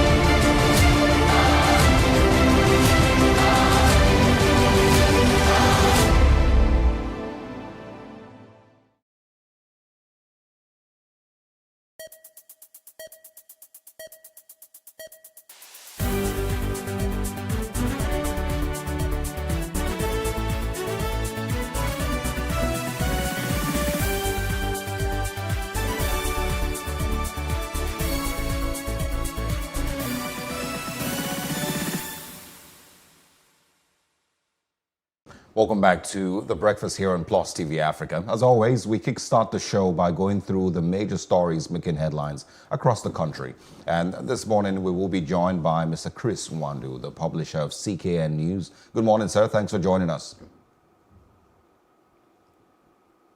Good morning. Thanks for having me. Always a pleasure. Hope you are keeping safe. Yes, we are, as much as we possibly can. Let's get straight into stories from the Punch newspapers this morning and see what we can find over there. A lot of major headlines that are coming up on the Punch this morning. Of course, the first one is from the Southwest. That's the big story you can see over there. It says, headers registration begins. NGF, Miyetti Allah back Akeredolu's order. It also says governor's order stays despite peace talks. Headsmen start leaving Ondo Forest. Governors Forum urges states to raise farmers' headsmen panels over clashes and killings. And Seyi Makinde more concerned with political status than getting solutions, says the minister. Also, refineries shut for 15 straight months lose 152.08 billion naira. VC berates varsity COVID-19 herb critics, calls them ignorant. And also NDLEA plans drug tests on students and security operatives and workers.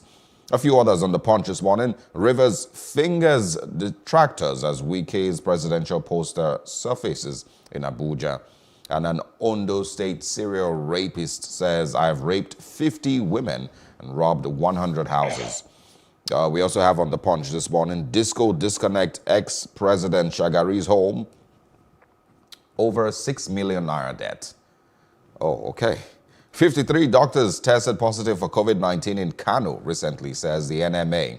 And the federal government to engage 30,000 graduates as extension workers. These are the big ones. Mr. Nwandu, I think we can just quickly pick on two so we can move on to the next paper this morning. So go ahead. Yes, it will be the head drug assistant and the decision by the Southwest governors, Miyetti Allah, and security agencies yesterday, where it has been agreed that there will be no open grazing across West. Good on news, but my concern is that this is not the first time we are hearing it. Months back, such agreement was also reached across boards across the country, and we still continue to see the herdsmen moving around, destroying crops and acquiring land that do not belong to the rest of them. I hope they have a political will and the security apparatus to be able to maintain the order. The issue of the herds has become a very, very terrible issue across Nigeria now. That is now a war between Nigeria and Fulani heads or herdsmen, whichever way we call it. So I hope that the agreement is reached by the governors from the Southwest with Miyetti Allah and other stakeholders on this issue. We stay and it will be implemented later. And or else, because people have tried the devices of self-help, which is what the governor did and what is happening in our state. So I hope that all those involved will agree to this and make sure that this is well implemented. Okay, we're going to go deeper into that. Then we can look at, and also I'm looking at... Go ahead, please. Yeah. Sorry? Kindly go ahead. Yes, and what to me, I guess all our headlines is the rapist that was arrested, that was raped about 50 women and robbed over 100. And I was wondering how it has been able to happen, that he has not been caught. 50 is what he has said, maybe more than that. And how come that people have not got to be able to give information to security agents to get this guy out? Now that he has been arrested, I hope that the full ways of the law will be visited on him, and it's not just be given a fine, or he should be locked away for the rest of his life, so as to send very strong signals for others that are engaging in this kind of various activities. And that is for me for that. And few women, that is terrible. It's a serial rapist, for goodness sake, and it doesn't need to live among human beings. Okay. All right. Absolutely. Let's now turn to the Nigerian Tribune. The story here is also free-range grazing must be stopped, and that's what Southwest governors and Miyetti Allah have agreed on. Soldiers, IPOB shootout in Olu, 10 feared dead. Imo governor imposes dusk to dawn curfew. Military political leaders on top of Southwest security matter. FG should deal with cattle herding issue as a national challenge, according to Northern Elders. This one says, Autumn's personal physician, ADC, others, test positive for COVID-19. Nigeria rely on oil. Nigeria to rely on oil for the next 30 years. And that's according to the NNPC GMD. Nigeria needs restructuring for social justice. Atiku's making that call, as well as former President Goodluck Ebele Jonathan. Ondo acquits order targeted at those occupying forest reserves illegally. Now, this is the state verifying or clarifying their stance on the matter, saying it's to quit those who are occupying the forest reserves illegally. Night grazing, underage herding should be banned. Occupation of forest reserves illegally condemned. NDLEA proposes drug tests for varsity students, security agencies, government appointees. And for COVID-19 vaccines, Lagos targets 60% rollout. Engages Pfizer, other vaccine developers. Cacovid supplies FG with oxygen. National Assembly summons Health Minister over controversial 10 billion naira release for local vaccine production. And most Nigerians are not willing to take vaccines, according to Akabueze. As well as this one in Kogi State, saying Kogi bust kidnappers den frees 28. Mr. Nwandu, we've talked a bit about this one in the Southwest, and we're going to delve into it in just a minute. But the other big story in the news is Imo State. We see that in Olu, soldiers and members of the Eastern Security Network, ESN, clashed, and they killed about 10 people at least. They burnt several houses, 13 buildings, and shops. I don't know what's happening here. What's your assessment, Mr. Chris Nwandu? To me, what's happening in my state of Imo is a failure of leadership on the part of Southeast governors. And I put squarely on their feet and on their laps and on their table because they have not been able to take proactive measures that has been taken, like what is happening in the Southwest. The Southwest governors came up with a security agency known as Amoteco. To be able to make sure that security, especially the Southwest, is taken care of to assist agencies to be able to tackle insurgency, banditry, kidnapping, and the rest of it. But by good people of East, where I come from, and governors just sit, look, and create some kind of vacuum. And it is that vacuum that IPOD is latching on and coming up with the own security outfit, which to me is totally unacceptable. But if the governors are able to what they're supposed to do, and be able to be part of the Southwest by coming up with their security agencies, which at one time they were talking about before the visit of the Inspector General of Police, the region, and I don't know what happened. I just went to sleep. We won't be having this problem we are having now. As of yesterday, the governor of Imo State, Hope Uzodinma, has declared a dusk-to-dawn curfew in about 10 to 11 local government states because of the mayhem. So I hope this will be a call for the government of this. We're also having such a problem in Ebonyi currently. In some part of Ebonyi, you have that level of insecurity and security issues, where the governors are people shoot at sight. So I hope they will be up and taken and put on their thinking caps. We elect leader, the essence of leadership is to secure life and property of its citizens. If you don't do that, then other issues, including economic government, will be swept under the carpet, and this is very, very bad. All right, Mr. Nwandu, there's this other story here on the Nigerian Tribune I would like to bring to your attention. Jonathan, Goodluck Jonathan mentioned this. Atiku's saying this as well. And there's been talks of restructuring for a while. But Atiku's, renewing his call, saying Nigeria needs restructuring for social justice. What are your thoughts on this call for restructuring and, statements from political analysts that Nigeria is basically practicing, as Liberal Oshama would put it, a big local government area where the president is the local government chairman. Do you agree with that and the call for restructuring? Restructuring, I've been hearing of restructuring right from I was born.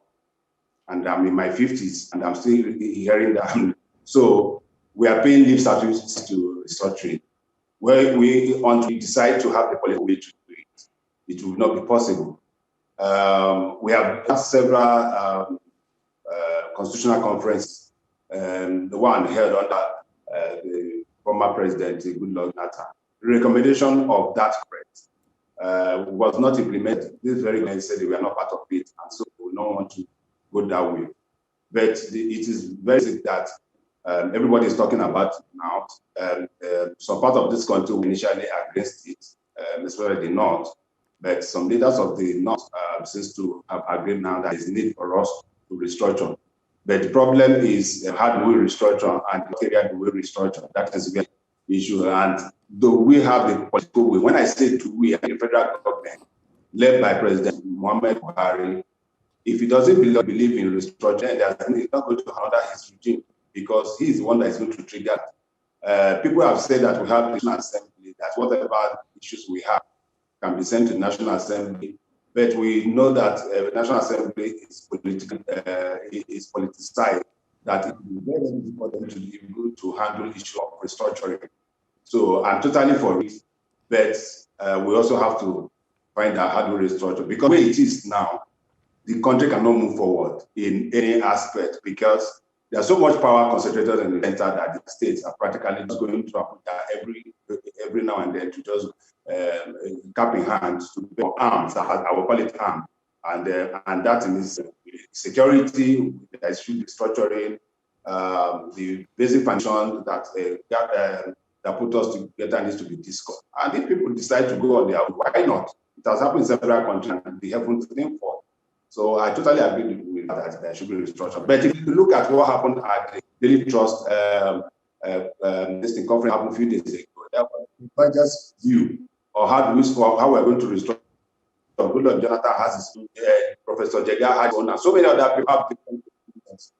I think we should be able to see if we can put in place. I'm totally for restructuring, but we need to know what are going to structure and the things to restructure about. Let's move over to the Daily Independent this morning. The Punch, has a lot of similar stories, so we're going to, skip that. Go to the Daily Independent, see what we can take over here. It says there, Akeredolu backs down, reaches consensus with Miyetti Allah. Monarchs and communities beg Igboho for support against headers. And also Miyetti Allah agrees to ban night and underage grazing. We also have Agbaje saying youths took action because they are frustrated and unsafe. Ethnic and religious clashes a symptom of non-restructured polity, says Atiku Abubakar. And stop reading ethnicity and religion to security issues, federal government warns. Delaying restructuring, boosting ethnic and religious hatred, says the DG of the PGF. And on COVID-19, Kakovid supplies federal government oxygen to stem high death rate. All right, some of them that we might just have a review on. I'm going to take us back to Imo State in a bit, but first of all, court orders NCS to evacuate El Zakzaki's wife to COVID-19 treatment center. Lagos targets 60% rollout, engages Pfizer and others, and that regards the COVID-19 vaccine. And then Imo governor imposes dusk to dawn curfew in 10 local government areas as 4 die in IPOB and army clash. So I'm going to bring us back. I will probably wrap up with this. I want your thoughts once again on what happened in Orlu, because regardless of, however it is analyzed, some people have died. And, one thing that we would continuously say is that death should not be, just looked away as if they didn't happen, or as if those lives don't matter. Every Nigerian life matters. And so investigations, I believe, must be carried out because the country should value every single Nigerian life. And so do you think that there will be proper investigation into what happened in Olu yesterday? That's the first one. And then second, you made mention of the Eastern Security Network and the IPOB. Are they the same thing? I don't think that they are. The IPOB, I don't think, has been seen as a makeshift Amotekun for the Southeast. They're totally different ideologies, totally different things.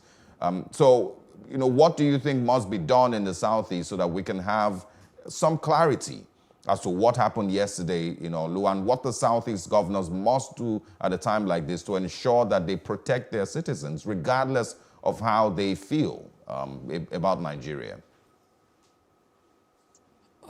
Yours is a multifaceted level of questions. Let me see what I can do within 1 minute, as you said.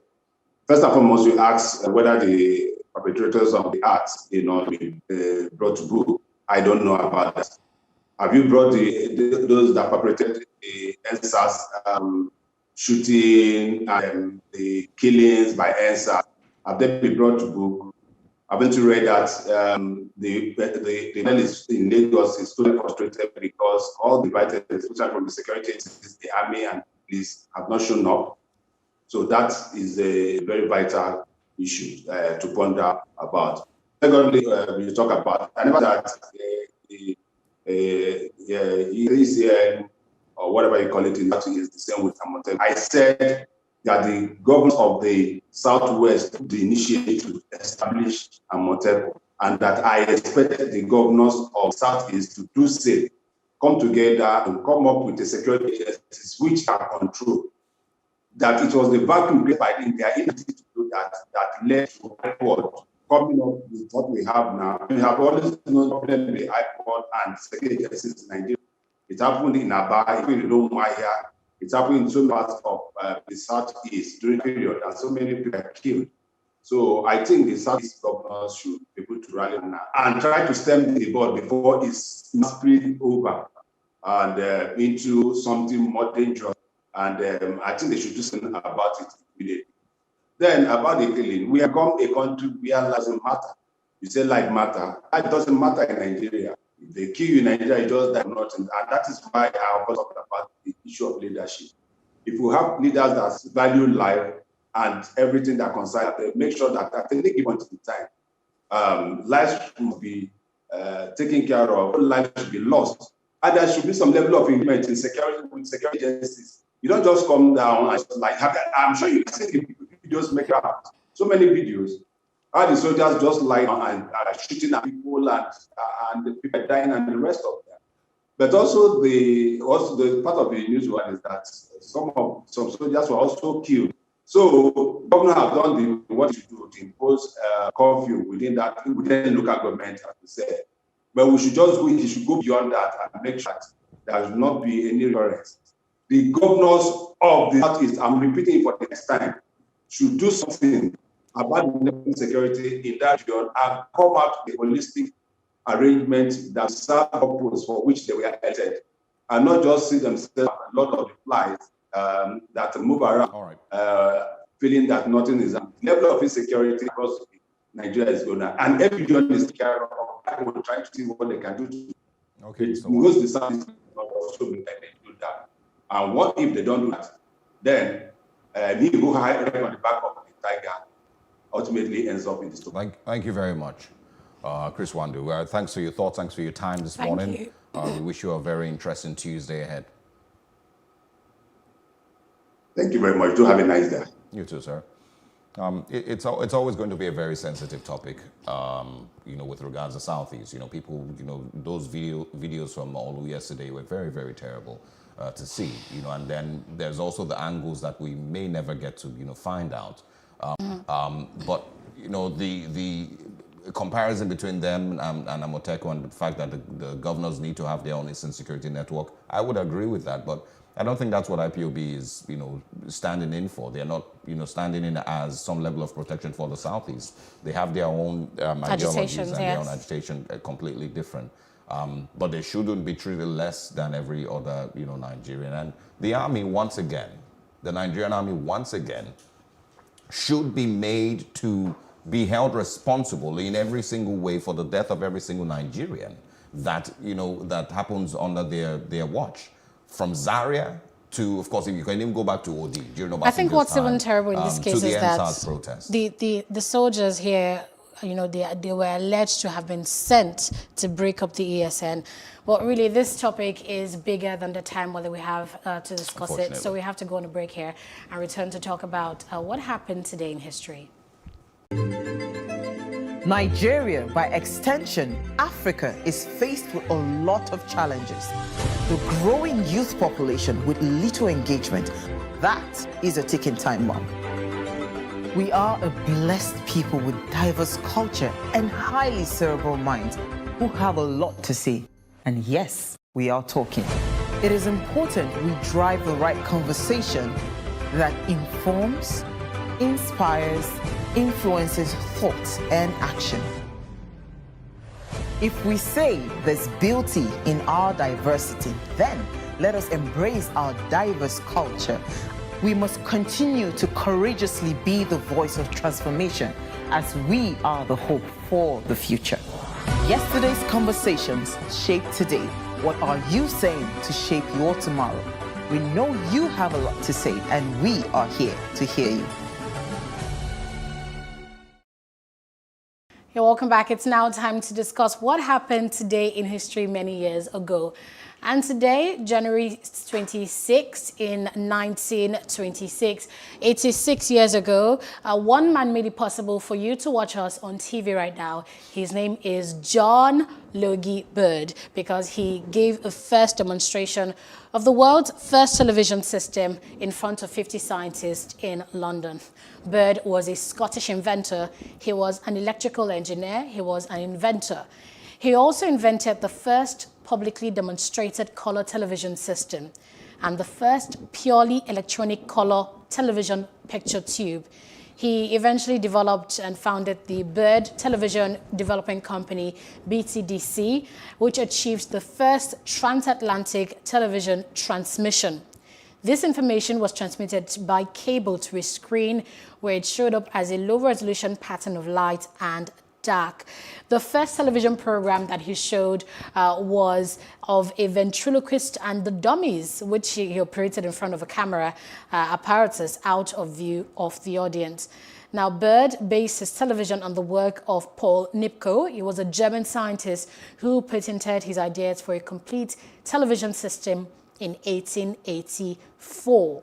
Now, Baird really did accomplish a lot. He usually used a scan rate of 5 pictures per second, improved this to 12.5 pictures per second, then this was in about 1927. He did that demonstration of a TV system. It could scan and display live moving images. And I mean, the BBC, British Broadcasting Corporation, later inaugurated regular high definition public broadcast in London in 1936. And in 2015, Baird was inaugurated into the Scottish Engineering Hall of Fame for that remarkable achievement. What do you think was the first thing that was shown on TV back then? I've heard a lot. I've heard about a train. I've heard so many weird things. Must be really weird. Maybe the New Masquerade or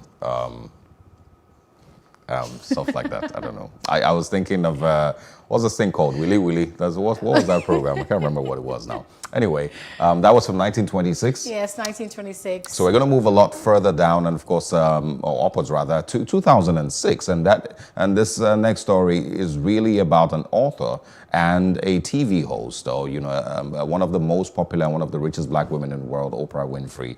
On this day in 2006, Oprah Winfrey confronted an author, James Frey, about fabrications that he had, put in his book titled A Million Little Pieces. It was a memoir basically about addiction and recovery that Oprah Winfrey at that time spoke about extensively on her program and said it was one of her favorite pieces.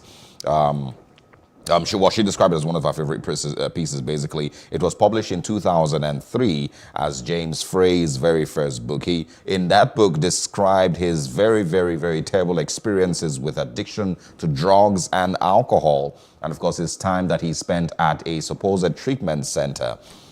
He first of all appeared on the Oprah Winfrey Show to promote the book, which of course she had spoken about a lot, and of course talked about how amazed she was about the book. But later on, in 2006, a smoking gun website published an expose claiming court records and police reports showed that a lot of the things that he had stated in the book were all lies. And so it was on this day that he appeared for the second time on the Oprah Winfrey Show, and she questioned him and first of all said to him, "It is difficult for me to talk to you because I feel really duped, but more importantly, I feel like you betrayed millions of readers." He eventually, of course, confessed and said that some of the things that he wrote in the book were mostly exaggerations. He never spent 87 days in jail like he had stated. It was only actually a few hours, and he never really had the drug and alcohol addiction that he had, written about in the book.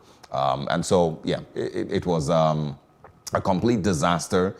His publishing company dropped him, and a couple of other people who had signed him up for endorsements had also dropped him as one of the ambassadors on this day in 2006. It's not uncommon that some of the stories that we read off, are fictional. It's not uncommon that, of course, people would like to go over the edge to make their stories even more interesting. But I think what made his own a little different was the fact that it was supposed to be a memoir that was expected to be honest and true stories about himself and what he dealt with to help other people. But when you lie, you have to be called out at some point. So sad. So yes, anyway. That's about the man James Frey and what he had to deal with. And of course, Oprah Winfrey confronting him on her show on this day in 2006. That's what we have for you. And yes, whenever you turn on your TV, just say a quick thank you to John Bird for making that invention possible. Absolutely. All right, we're going to break here and we'll return to go into our first topical issue of the day regarding the ban on open grazing, underage grazing, and night grazing in Southwest states. Do stay with us. Women are shamed for having CS. I think all of this mentality needs to stop. As long as that child is born while this marriage subsists. Yes. The father is the father. Yes. If you have empathy, you will listen to the people say, look, there's a problem with our security. We have a security challenge in Nigeria today, and you need to do something about it. The issue of empathy actually cuts right across, from leadership down to the followership. We have reduced fallen heroes to beggars at the airport. We have reduced our veterans to what it is today. We need to think about these things. Otherwise, people are not encouraged to want to serve their nation as they should. I must just chip in here that, look, even those in service today are looking at the treatment you are meting out. Correct. To those of us who are veterans out there. And so what next do you expect? Oh boy, prepare for your tomorrow.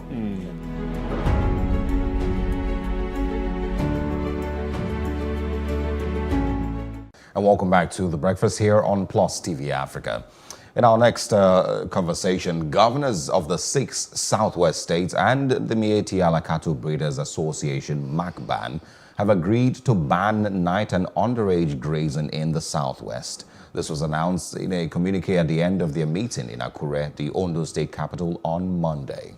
The communique also condemned the illegal occupation of the state's forest reserves. If you recall, the Ondo State Governor Rotimi Akeredolu had directed headers to vacate all forest reserves in the state within 7 days. And that, of course, there was also an incident in Oyo State over the weekend when a local warlord, Sunday Ademo, led residents to chase out members of a Fulani community in Igongo over allegations that they harbor criminals. Let's now take a look, listen also to the stakeholders at the meeting which held yesterday. The meeting, in which has in attendance governors of Ekiti, Ondo, Oyo, Osun, Kebbi, and Jigawa State, is to put to rest controversy surrounding the order given by Governor Rotimi Akeredolu to the headers. Ban of night and underage grazing also formed part of the resolutions reached at a meeting between leadership of the association and governors from the Southwest as well as their counterparts from Kebbi and Jigar states in Akure, Ondo State. The chairman of the NGF and governor of Ekiti State, Kayode Fayemi, said the forum is after the arrest of criminals irrespective of ethnic background, hence the need to build partnership for peace, progress, and development. Our forest reserves as the area of coordination. So anybody who is there illegally has 7 days to vacate the place. And that here and I spoke and said, look, even our farmers, we register them. Was that not what I said? And that anybody wants to now use that place, we will have to be registered. Governor Rotimi Akeredolu said he was misinterpreted in the media and explained that government and leadership of the Miyetti Allah Cattle Breeders Association, MACBAN, and the state agreed to ensure safety in the forest reserves, while there is need to flush out illegal herders using the reserves as hideouts to coordinate their crime. A criminal is a criminal, regardless of where it comes from. I think that's what is important. I think what we are looking at is criminals that are masquerading as S-men. Our own problem, and we have to solve it our own way. Some of the tension that has been witnessed in the last 1 week will have been needless. Media is partner in progress. The world is not waiting for our country. That there is need to build partnership for peace and security with MACBAN and other representatives of ethnic organizations and jointly wage war against criminality. That MACBAN is a peace-loving, law-abiding organization which does not harbor or condone. The leadership of the Miyetti Allah, who said they are open to working with government to check crimes, directed all their members to stop night and underage grazing. Close watchers also advised that beyond the political solution, efforts must be made to dispel mutual suspicion from the two ethnic nationalities. Welcome back, and we, of course, will get straight into that discussion, talking about the Southwest governors and their resolutions with the Miyetti Allah Cattle Breeders Association right after this short break. Stay with us.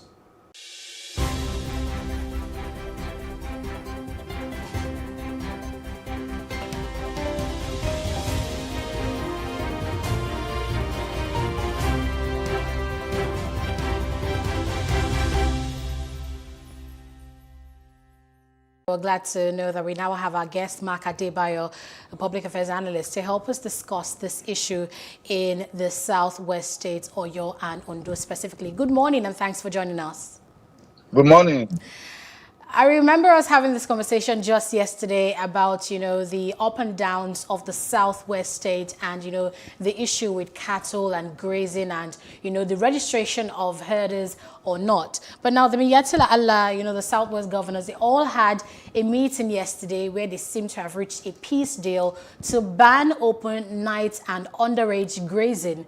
Do you think this is a permanent solution or this is a win for all sides and stakeholders? Well, it is neither a temporary win or a permanent win for everybody. The herders have won again because it is not a question of the time of grazing that is the problem, whether grazing at night or day. For as long as you allow open grazing and open roaming of animals, the criminalities will continue. Yes, it is the night that these guys destroy people's farms, mostly. But it is the day that the killing, the raping, and all manner of criminalities take place. It is not in the night. They kidnap in the day, they rape in the day, they kill in the day. So it's not about the time of grazing. It is that governors lost the courage to insist on doing the right thing. And that outright banning of open grazing, you know, for them to say they should stop underage grazing, stop night grazing, all these things. So in the day they can graze. This is the governors have compromised the security, the peace, and the welfare of their people in order just to satisfy the federal government. I guess they succumbed. I make bold to say that the government succumbs to the blackmail of the federal government by bending over backwards to accommodate, to continue to accommodate the criminal activities of these people. So, what has grazing in the day of night got to do with criminality? All right. The solution, the permanent solution. We need to get these people to ranch their animals. Mr. Adebayo. To ranch their animals. Ranching is the ultimate solution to this recklessness of these people. Mr. Adebayo, I want to jump in here. You said the governors seem to lack the courage to do the right thing. What would you say are the steps that they should have taken instead, regardless of how it hits the federal government and of course that angle? Of course, you remember also that the federal government will always remind them that Nigerians have the right to live and work and do business in any part of the country.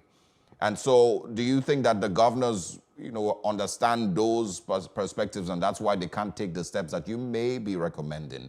But first of all, let me hear from you. What do you think the governors should have done in order to protect their citizens? The federal government would write by saying any Nigerian has the right to be domiciled in any part of this country, to do their business. But the federal government is wrong in supporting the criminal businesses of the killer others. And the governor should have insisted on protecting his people by insisting that, look, I don't want open grazing in my state. And as the security officer of my state, I am banning open grazing. And then you legislate to support it. And then you mobilize your people behind such legislation. So, for the federal government, you see, unfortunately, we have a presidency. Hello, Mr. Adebayo. Hello? Kindly go ahead. Okay, please. Unfortunately, we have a presidency that does not see anything wrong with the criminal activities of this killer adder. That is the major issue that we have. Look at Benue State. Benue State, that's why the fact that Benue State has banned open grazing. These criminals are still attacking security agencies. They are still attacking the forest guard. They are still attacking the people who are enforcing anti-open grazing law of that state. So the Southwest states should have insisted that they are banning open grazing in the Southwest. Total ban. To ban them from open grazing. Because you see, this open grazing of cattle is not only a problem to farmers, it is a problem to the rest of us. Travelers, road users, everywhere in Southwest. Because if they push their cattle on the road, you slam on your brake, you rush at you, kidnap you into the bushes, rape people, kill people, kidnap people and collect ransom. And they even collect ransom and kill their victim. Mr. Adebayo, you just mentioned the Benue case, and really, if you recall, there were lots of herders attack in Benue State, especially about 3 years ago. Then the governor banned open grazing, but the attacks still persist. Do you think your scenario would be different? Well, in Benue State, the attack and the killings, reduced by a minimum of 70%. Because you can no longer graze openly without being challenged. You cannot graze openly unchallenged in Benue State as of today. So in a way, that has curbed their criminal activities significantly. So now, the government has encouraged not only the people who are to enforce the law, but communities, the citizens, to rise up and enforce that law. And that's what happens. So when the people, the communities see cattle moving in that direction, what they do is they mobilize the community and drive them away. So because they have the support of their government, they have the support of their government. That is what the states, in the state governments in Southwest should have done. That should be, look, we should ban, in fact, we should ban open grazing outrightly in this country. Yeah. The president and commander-in-chief of Nigeria, who is backing these people, is also a cattle herder. But his own cattle are not moving around. His cattle are around in his town, in Katsina. So why does he support open grazing? Why does he harass the governors to succumb to the blackmail of these Yala people? That's a great angle, because I was actually going to go there next, you know, and ask if the federal government should also buy into the narratives and see reasons with the Southwest governors for taking the steps that they are taking with regard to security, and give an order to ban open grazing and nighttime grazing and underage grazing and all sorts nationwide. You know, but I don't know if that is likely going to happen. So let's have you finish your thoughts on that one, and then also talk about the Southeast. In response to the meeting yesterday, there's a lot of criticism online for the Southeast governors, and saying that they, you know, also should be taking similar steps to protect the Southeast. Do you see that as likely to happen? Not under the Buhari government. Not under the Buhari government. That the federal government will support the banning open grazing. Not under the Buhari government. You know, that is the misfortune that has befallen this country. Now, to me, at any point you choose to sit at this meeting with, you know, alleged criminals, what you are doing is that you are encouraging them to be more confident to carry out their criminal activities. And that is what has happened yesterday. You know, it didn't work in Katsina State. It never worked in Zamfara State. Everywhere you sit down with them to discuss with them, the criminality is now increased exponentially. That's what happens all over the world. Speak to any criminologist. It will tell you at any point in time that you see the round table, you know, the killer others have been said to be the fourth deadliest terrorist group in the world. In the fourth deadliest terrorist group in the world. And you see governors of states sitting down at the table, discussing, negotiating. You know, it doesn't work. What you need to do, you are elected to enforce the law. You are not elected to negotiate with anybody who is a security threat to your state and to your people and to your government. You don't negotiate with them. You pass a law and enforce the law in your state. We know that the federal government, the so-called federal government of Nigeria is a lie. What we oppose is a unitary system of government. But if I were a governor of a state, I will pretend as if we have a true federation, and I will enforce the law as allowed for in a true federation. And I will insist that as the governor of my state, the federal government cannot dictate to me the security architecture of my state. You know, that is it. Mr. Adebayo, I wanted us to address this issue in detail, because there's been calls for restructuring and how, you know, we need to start practicing a true federalism and not, you know, what people will say is a unitary system of government. Do you think restructuring can help here, since it seems that a state government might take a stance on a matter on security and the federal government would come around and issue, you know, a counter order? So do you think a system of regional federalism where a state has total autonomy on its own security can work, where the state will say grazing is banned here and the federal government will have no input on that? I don't know. Do you think restructuring and federalism might help, you know, states, you know, address peculiar issues in their own states? Excellent. Well, quite excellent. It will go a long way in addressing most of the issues of socio-political injustices and the criminality and the issue of insecurity, it will go a long way. But are you aware? If you are a key follower of the trends of those who are even clamoring for restructuring, people are now moving away even from restructuring now, because the federal government did not respond on time. You know, a lot of people are even saying restructuring is not going to go far enough. People are not talking about self-determination. People are moving away from restructuring. They are even talking about self-determination because they don't see how you can put a monkey and a dog in the same cage, and one will not consume the other. People are now beginning to say, look, I don't think this even restructuring will work again. Even federalism might not work again, because probably people will find a way to manipulate it. The question you ask yourself, if you ask ourselves more, is why, since the life of the Buhari administration in 2015, that it has committed time and resources to defending the others, all over and above other Nigeria.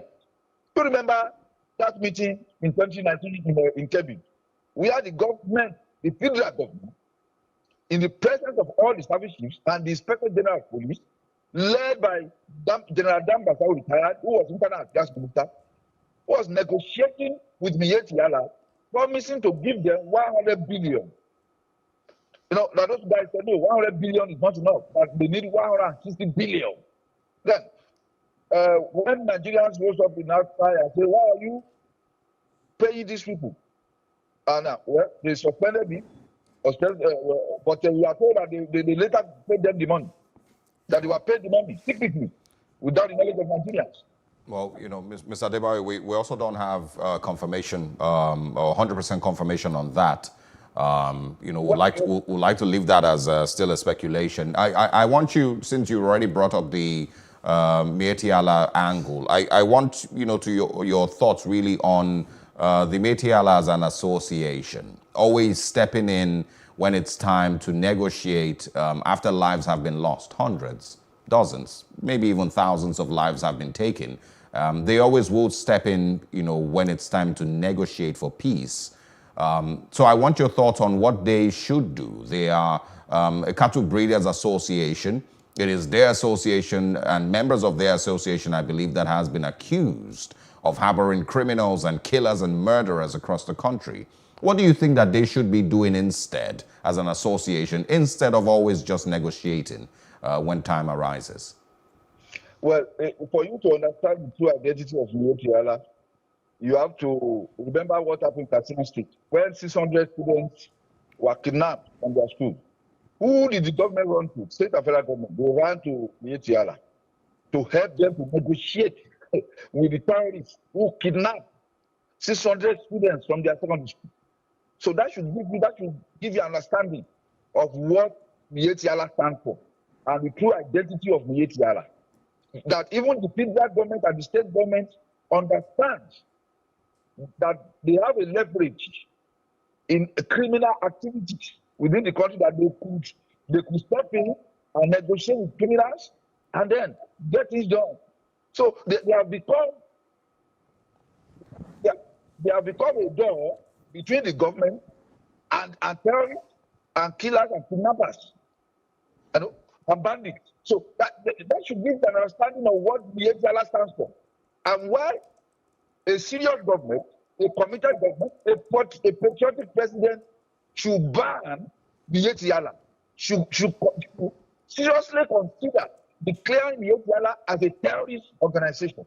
Instead of calling IPOB a terrorist organization when it was not a terrorist organization. You know, even in the area of criminal activities, there is nepotism. Nepotism is being displayed even in the area of engaging criminal activities of people in this country. So if you are Fulani, you are protected. So don't expect Miyetti Allah to step in when they are killing farmers. Don't expect Miyetti Allah to step in when they are kidnapping. But Miyetti Allah will always come in immediately the interest of the killer others are threatened. All right. Mr. Adebayo, before we let you go, I'd like to ask this question. The Southwest governors, the Miyetti Allah, they've all negotiated. They've said they will ban this, they would ban that. You know, in Ondo State, they're registering the herders. But if they do, like you say, and actually ban grazing, I've asked this question before, where will the herders go, really? Where will they go with their cattle? Because remember that we all eat the meats, you know, the meats from this cattle, you know, in the markets where we go to buy. So where do they go to? And this leads me to my next question. Yeah. Why don't we consider ranching nationally? I don't see us or the government speaking in this direction. We just talk about open grazing. I mean, we see how livestock is raised in other countries. Nigeria is not the only country where, you know, cattle is reared. In other parts of the world, there are sophisticated ways where cattle is reared. There is ranching, where, you know, swaths of land are given to them. They're able to, you know, graze their cattle and all of that there. Why don't we consider that? Because banning it or having them register could be described as putting a band-aid on a bullet wound, don't you think? Look, it's just papering. We are just papering over a cracked wall. We are just putting paper upon on the cracked wall by asking them to register. By asking, you mentioned the fact that we all meat, but it's because we eat meat, it's allowed the meat to be eating us now. You cannot allow meat to be eating us the way these people are going. Where they go, look, the Kano state government offer them thousands of acres of land. So they should come over, that the house is not land. Niger State has done the same thing. Kano State did it, Niger State did it, come, we have enough land. You know? So, there are states that are willing to accommodate them only if they are ready to ranch their cattle. They said they have more than enough land for ranching cattle, but they have refused to take that opportunity because their business is not even the cattle rearing. It is not the cattle breeding. Where they get the bulk of their money from is the criminal activities of kidnapping, killing, and raping people. That is where they get the bulk of their money from. It's not the cattle. So it's not the cattle. So if they have to go, they know where to go. Look, you cannot go to the north and from the south and behave this way. You know, the Southeast government that you mentioned for that time, the unfortunately, you see, what you have seen among our politicians, whether it is Southeast or Southwest or North Central, is that they are more interested in the security of their position, of their office, than the security of their people. They are more interested in the security of the office they occupy than the fundamental security of their people. And so for that, they are ready to bow to the devil of the federal government, and compromise the security and welfare of their own people. We need a fire state. You see, what we need is we need 6 governors, 6 fire states as governors in Southwest. When you have 6 fire states as governors in the Southwest states, this open grazing will end overnight. All right. It will end overnight. Mark Adebayo. We need 6 fire states as governors, and we need 1,000 Sunday Igboho in Yoruba land.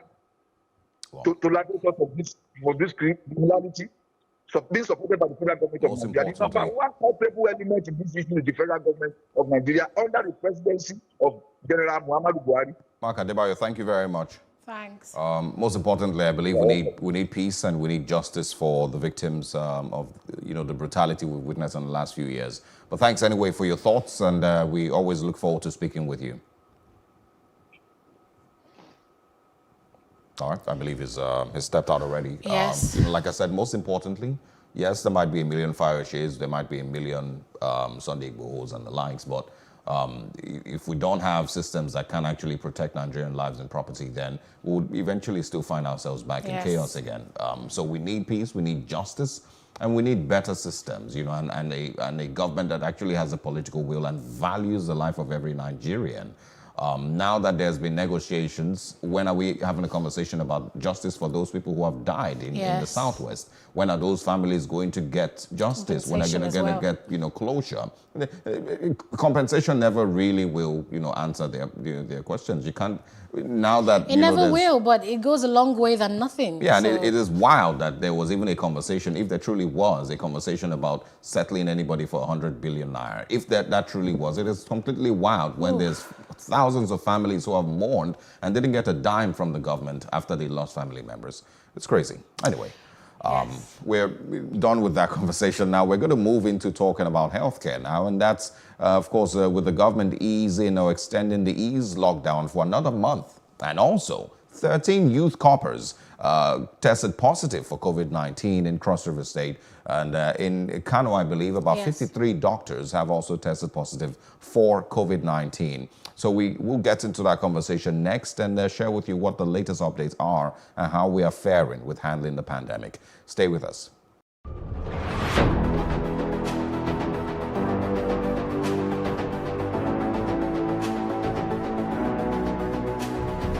First point of accountability is asking questions. Hello and welcome to Plus Sports and Plus TV Africa. I am Udoka Njoko. Hi everyone, welcome to Plus Training.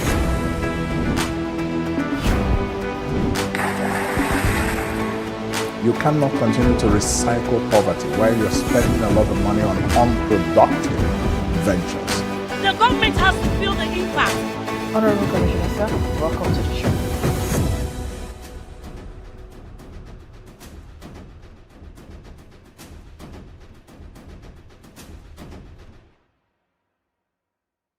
You're welcome back to The Breakfast on Plus TV Africa. We're now entering conversations about health and COVID-19 updates.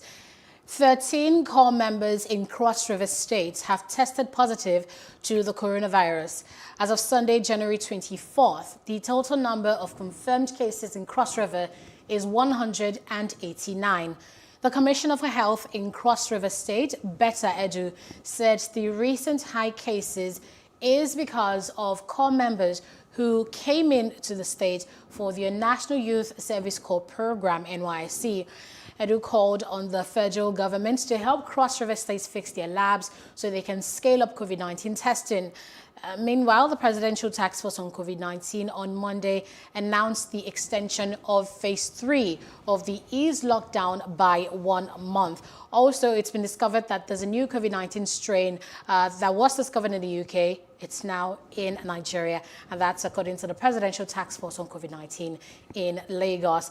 We have joining us Dr. Titi Olubade. She is a public health physician and an epidemiologist. Good morning, and thanks for joining us, Dr. Titi. Good morning. Yes. First of all, good morning, yes, good morning. Thanks for joining us. I was going to ask you, first of all, that this pandemic started, first case recorded in China, December 31st, 2019. It's been over a year now. In your experience as a public health physician, did you expect this pandemic to go on for this long and this bad? Well, so that's the thing about pandemics and outbreaks. They are totally unpredictable. And the truth is, I'd actually, expected that the pandemic will be over by now. But if we look at the trend across all the countries, especially where there were a high number of cases, at the time there was the ease of lockdown, and people went on with social behaviors that would continue the spread and transmission of the virus. The pandemic continued, and not just even continued, but second waves started springing up across different countries, necessitating another set of lockdowns in the US, in some parts of Europe. And in the UK, there have been repeated lockdowns in order to stem the tide of this pandemic and flatten the curve. In Africa, the story is also the same. We're hoping that towards the end of last year, according to the different mathematical modelings and epidemiological projections, that the pandemic would have been over towards the end of last year, but somehow the variant, the SARS-CoV-2 variant that is currently in circulation in the UK, was found to have, found its way into South Africa and also Nigeria. And this has also increased the number of cases, this time around with even more virulence. And this virulence is not sparing any age demographic, and that's why we're seeing cases in the coppers that have gone to NYSC camps, not even just in Cross River State, but across the country. So this is a very worrisome situation. And the truth is that as long as we continue to treat, we'll continue to find cases. And for these core members, they're coming from different parts of the country. We do not know who they've interacted with. We do not know the level of exposure. But for the fact that they've tested positive, they need to be treated. And it also tells us that we need to be more careful. All right. We're talking about more careful. That might be a little difficult, because of the peculiarities of our situation here in Nigeria. But, what would you, expect that the government maybe would have done different with being able to handle this second wave? Lagos State is having staggering figures every day of positive cases. And so, what would your recommendations have been in order for us to reduce the numbers that we have across the country this morning, seeing how dangerous the second wave is? Yes, this second wave has been very, very aggressive, and it has even been worse in older persons, people above 60, and people with underlying medical conditions. Another challenge is that even in people, apparently healthy persons that didn't have any ongoing illness, they've still had very virulent forms, aggressive forms of the illness. And, this has increased both morbidity and mortality of COVID-19 cases in Nigeria. So the truth is that government has actually been quite proactive. There have been advisories released over different intervals. The public health agencies, the NCDC, the Ministry of Health, the Presidential Task Force has, been very communicative with Nigerians. There's been a lot of advocacy, community engagement, social mobilization, health education. This will definitely still have to continue more intensively, okay? However, it's also important right now that the country, especially at the government level, they find a way to trace and track travelers and find those that have not complied with the testing directives and ensure that those that are coming to the country self-isolate. Because at the point when this cases started increasing towards the middle of last year, towards the end of last year, from the November to December time interval when a lot of people were coming to the country, a lot of persons that returned to Nigeria from abroad did not self-isolate. Those people were going to parties, social events, large gatherings, and that fostered the spread of the virus. So there should be a system in place to trace, track, and identify defaulters, and then get these people. But this may not be very easy. I don't know if you agree that this may not be very easy. I remember what we did during the Ebola crisis might be a little different. The approach then was a little different. But how possible is it really? It might not be easy, but I believe that it is possible. Okay, because in other climes, in other settings, even in low and middle income countries, they found a way around this. Okay, there's no way you'll be coming into a country and you will not be tested and you will not self-isolate. So this is why it's important to involve technology in our outbreak responses and our pandemic response. Okay, because now it's COVID-19. We don't know what it's going to be in another 6 months, another 1 year, another 5 years. So we must always be prepared for the next epidemic. So it's very important now that technology is incorporated into our response. And also identity management. Do we have data that helps us to identify all Nigerians coming in and out of the country? Do we have data that helps us to locate where persons who have returned into the country are? Do we know how to trace and track people who have any time gone under the radar? So it's very important that we incorporate technology into our healthcare systems, because this is one of the ways that we'll be able to, All right. up our interventions. Doctor, Also, another thing I think the government should also consider is the overwhelming evidence about new drug interventions that can help with prophylaxis and treatment. Now, these drugs are not new, so to speak.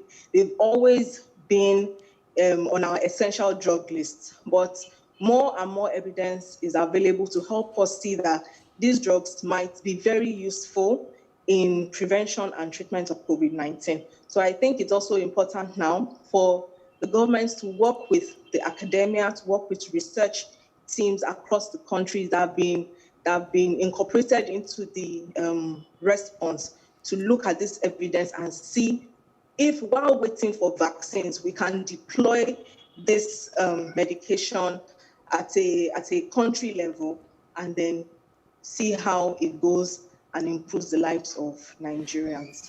Doctor, I'm really happy you mentioned this because the University of Jos, got a grant from the World Bank, and at its institution for the African Center for Excellence in Phytomedicine Research and Development, they researched and came up with this herbal tea, to be used to treat COVID-19.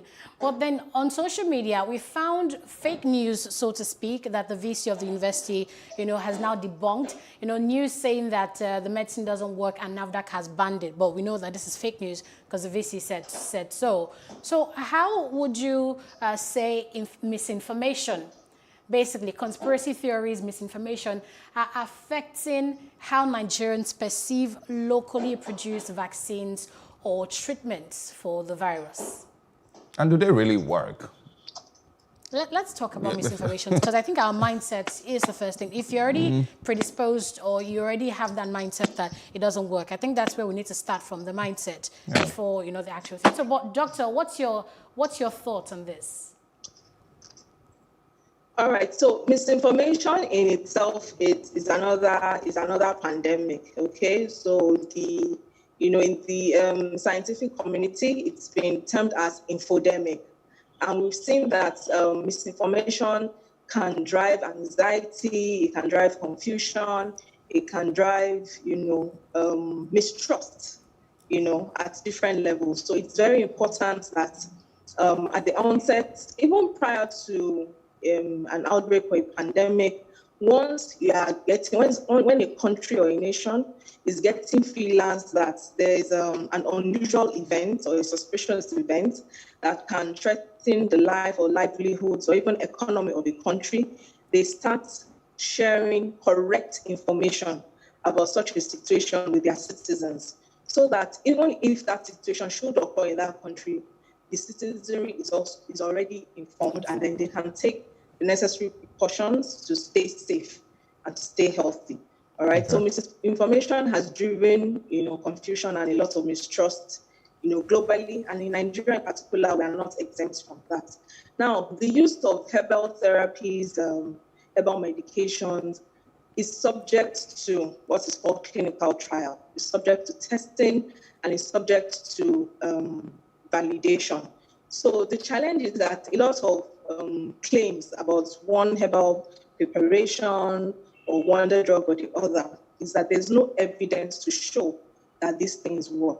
But if, a scientist or a researcher or someone that has, insight into the efficacy or effectiveness of a drug comes and says, oh, my drug works, everybody will ask you, where is the evidence? Where is your data?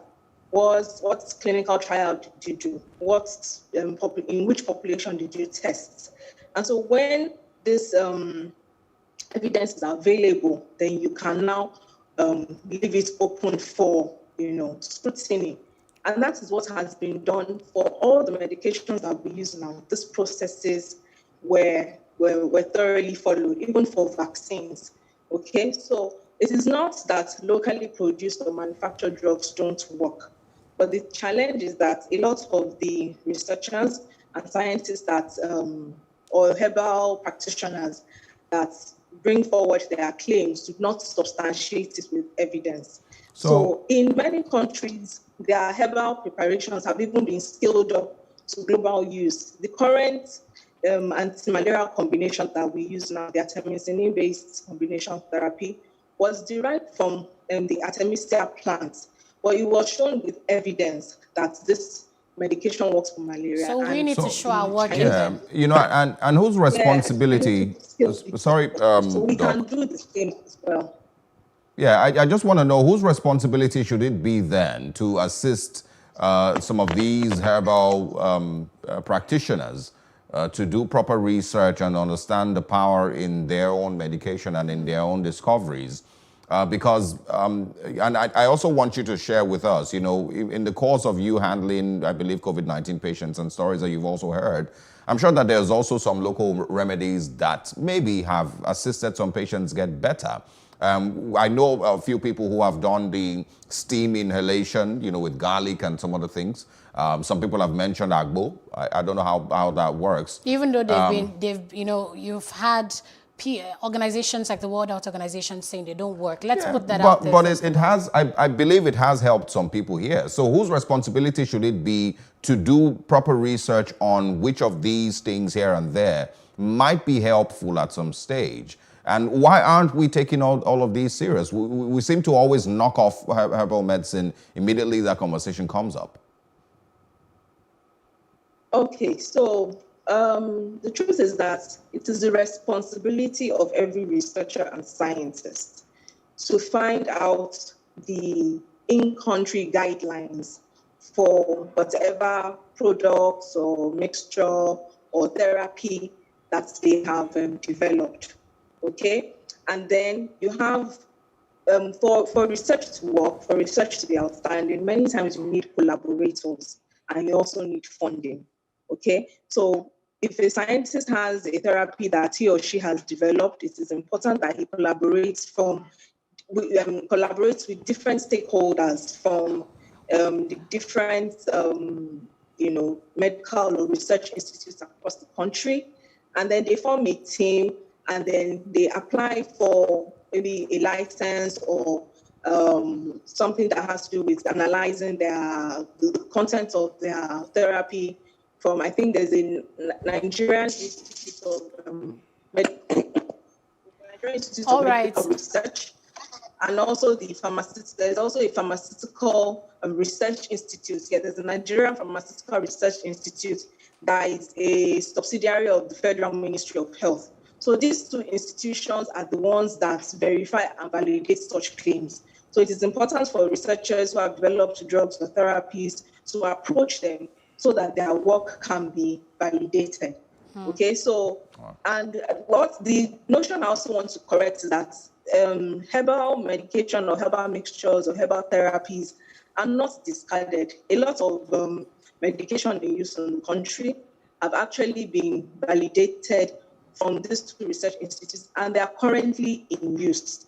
Okay, the most important thing is that they are found to be safe and there's evidence that they work. Once this is available, nothing is thrown out. And for most of the things I am mentioning, people have mentioned things like garlic, ginger, turmeric. They are even natural foods that we eat in our regular diet. So food, fruits, fluids, steam inhalation, they have their place as supportive therapy in the management of COVID-19 and even other illnesses. All right. Okay, but they are not the definitive treatments. They're just supportive treatments.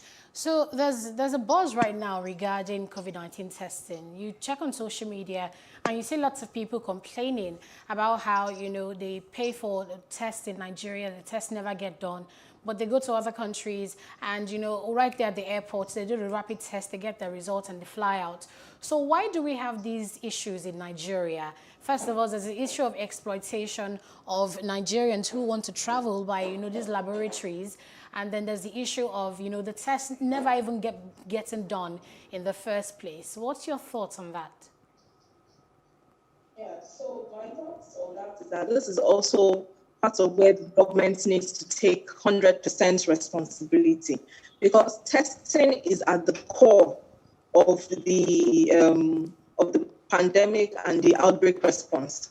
Okay, because laboratory components of any outbreak response is key to defining who is maybe a suspected case or a confirmed case, and then the plans for such a person, whether the person is isolating or is on quarantine or starts getting treatment immediately. So the laboratory component has a very key role in outbreak detection and response, and it's also one of the bases for what we call the case definitions. Okay. So I think the government needs to take responsibility about this. At this point in time, by now, I was expecting that there will be a testing center at all the international airports in the country, because the testing can be made mobile.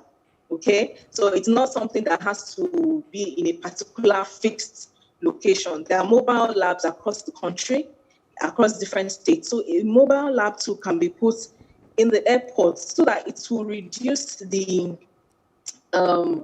people going under the radar who don't get tested before they go back into the community. Yes, and it will relieve the stress. It will relieve the stress of moving from maybe the airport to the testing center and then back to the airport. For someone who just traveled, there's jet lag, the person is already tired, and then you still expect the person to be going around Lagos or any other state to start doing testing. So these are how we miss out on people that probably are even asymptomatic but are positive, and then go into the community and keep spreading the virus. That's right, Dr. Odubade. Could you just kindly hold on for us a minute, please? We know right now that we have the Commissioner for Health in Cross River State, Betta Edu, with us to basically discuss the issue of the COVID-19 pandemic in the States. Good morning, and thanks for joining us, ma'am. Good morning. Yeah, we're aware about the cases, the rising cases of COVID-19 in Cross River, and how you've mentioned that it's because, NYSC corps members are coming into the state and, they're now getting tested for the virus. Is that what the case is, really? So we didn't say the rising cases is because NYSC members are coming into the state and they're being tested. We only said that the numbers which was shown as the 20 cases, 13 of them are from the NYSC camp in Obuja, while the remaining 7 are from the general population. That's what we said. So it's not just about the NYSC coming into the state. COVID-19 is everywhere now, and we'll probably find even more cases after we activate the laboratory which was destroyed by the NSAS protest, and we can restart the community testing for COVID-19 in the state. So once we get that started, then we should even be able to see even more than 20 cases in a day, because of course, at this point in time that there is community spread of the COVID-19 virus. All right, quickly share with us how the 13 cases so far and the extra 7 you mentioned are being monitored and handled. Is it, a possibility that these, persons were, likely also able to spread it to all the people in the state? How exactly is the health ministry are they currently in isolation? State, exactly, how are they handling these persons, and what next should be done? So they're actually currently in isolation. They're in isolation presently. Those at the camp are in Obubra in isolation.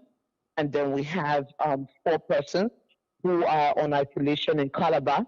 And then the rest of them are managed from home because they meet the home management criteria by the case management team. So that's what's going on presently. And that's just to ensure that we prevent the spread of the disease from one person to the other. But like I said, following the NCAS protest in October, we had some steps back. So the reference lab in Calabar was destroyed. The 100-bed isolation center was destroyed, and several other challenges that happened with the NSAS protest. But we're happy that NCDC is working with us. In fact, as of yesterday, they had just sent the equipment from Abuja, and it should be arriving in Calabar. If it didn't arrive at night, then it would arrive early this morning. So we can restart the PCR lab. That lab would help us to do massive testing. And of course, we'll be able to know the true picture of what is going on in the communities. Remember, this lab works 24 hours 7 days a week, and the state pays the health workers working there incentives to keep them working round the clock in their various calls. So really, these people are being cared for right now as we speak, and they are following all the COVID-19 protocols and the guidelines for case identification and case management as given to the state by the NCDC. So this is on our EOC, and I'm just reading directly from our EOC this morning. Okay. Is there also a makeshift isolation center that has been set up? The NSAS protest happened in October last year. We're almost in February now. So is there currently another isolation center that has been fully... So that's not the only isolation center we had in the state, right? Okay. So this was one isolation center that was 100 beds. The one in the UTTA, that's University of Calabar Teaching Hospital, was a 5-bed isolation center, and it's still there and it's still functional. Those who are in Calabar are actually in that center right now. We had to make a center in Obubra General Hospital, which did not exist before, just for proximity to the NYSC camp. Remember that we've had 3 batches of NYSC. The first batch had, I think, 2 cases. The second batch had 11 cases. And then we also have the 3rd batch that is ongoing now, right? And then we now have another isolation center at the northern part of the state, which was not affected by the NSAS, which is at the General Hospital, Ogoja. So these, and it has a 10-bed space. So these are various isolation centers that were not affected.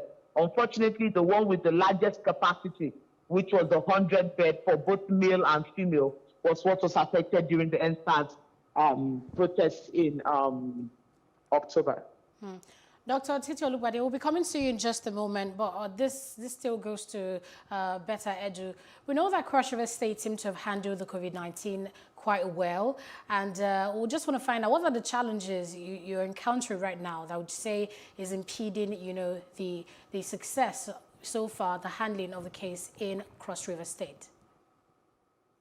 I think the biggest factor at this point, right, is the testing. Yeah, that's the biggest challenge. And it's not just a Cross River State challenge. It's a national challenge, right? At this point in time, we should have labs in every single state, reference lab, molecular labs that can test not just for COVID, but can test for TB, HIV, and any other disease that might come in future. COVID is not the first and it's not the last, right? So as a country, we should use this window of opportunity to prepare.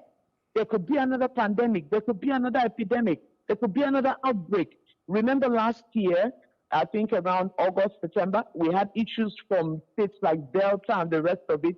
It took a while for them to understand that we were dealing with yellow fever that was killing people in their thousands or in their hundreds, right? So we need to be able to prepare for future times, right? So testing is number one of the challenge, and we're happy that NCDC is working with the state to see how we can solve this.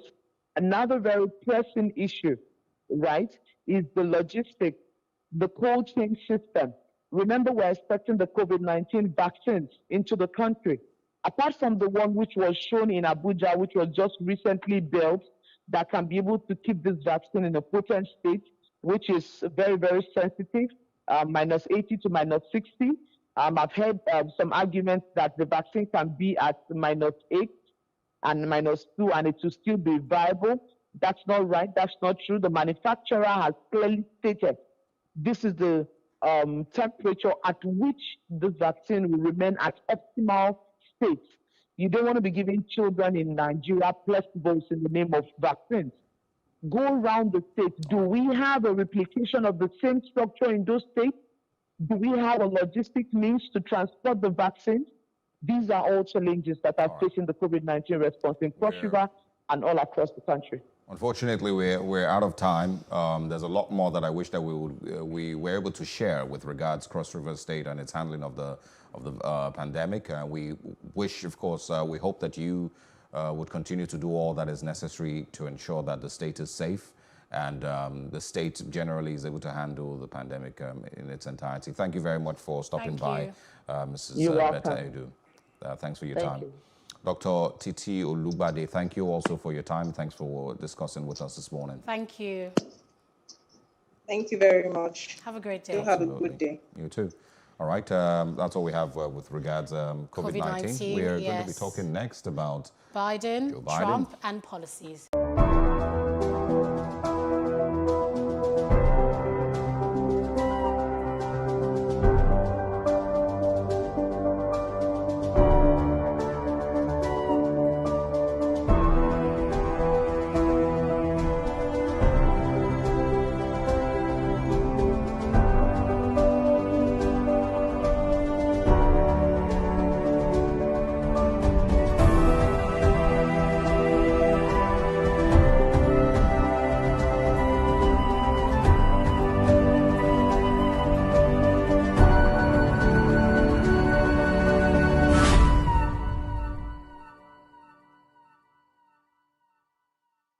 You're welcome back to The Breakfast. The news now is that President Joe Biden of the United States has repealed Donald Trump's ban on transgender Americans joining the military.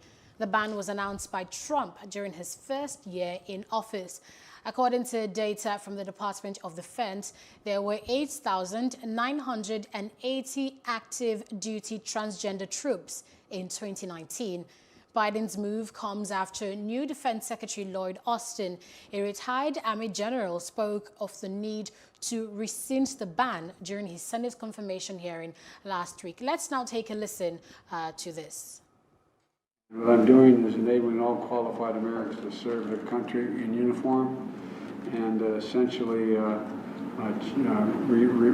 restoring the situation that existed before with transgender personnel, if qualified in every other way, can serve their government in the United States military. And so that's what I'm about to sign, and I'm going to get a chance, I'm told, a little later on another matter, later this afternoon when I speak to another order, to answer all your questions on a whole range of things, but I'm going to be going to the swearing in shortly after this, okay? Joining us now to discuss this is Paul Ejime, International Affairs expert. Good morning. Thank you for joining us. Go ahead. All right. Before we go straight into this particular issue of Trump and Biden, as well as the, undoing, rules for transgender people to join the military, let's talk generally first about Biden and how he's basically been undoing Trump's policies. What's your assessment of this? Well, it's a case of going back, doing what President Trump did to the Obama policies. Remember that Biden was President Obama's vice president. And so most of the, Trump came in as if he had a mission to undo overturn all the policies that Obama put in place. Immigration, climate change, this law about transgender service, pulling out of so many international organizations, WHO, and then there was the issue of WTO, and so on and so forth. So it was a case of, as if it was a vengeance mission. But now that Biden is there, remember, these are two different political parties, Biden and Obama, Democrats, and then Trump, Republican. So that is what is happening. So we have seen just not this in transgender people serving in the military, but also in a number of cases, they didn't even agree on the stimulus, initiative to help Americans who are suffering during this pandemic.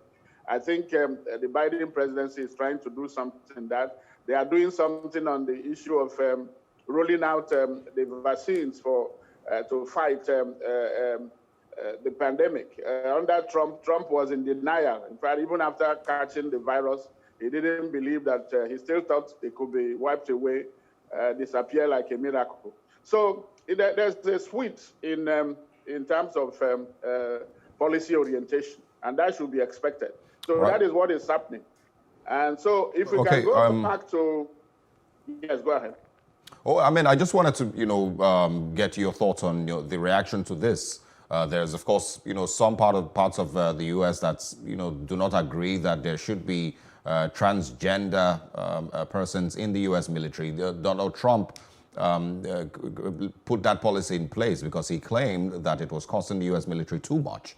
And then there's also people who would argue about the capabilities of transgender persons in the military. So let's get your response to that first of all. What the response also is from the United States with regards this the upturning of this policy.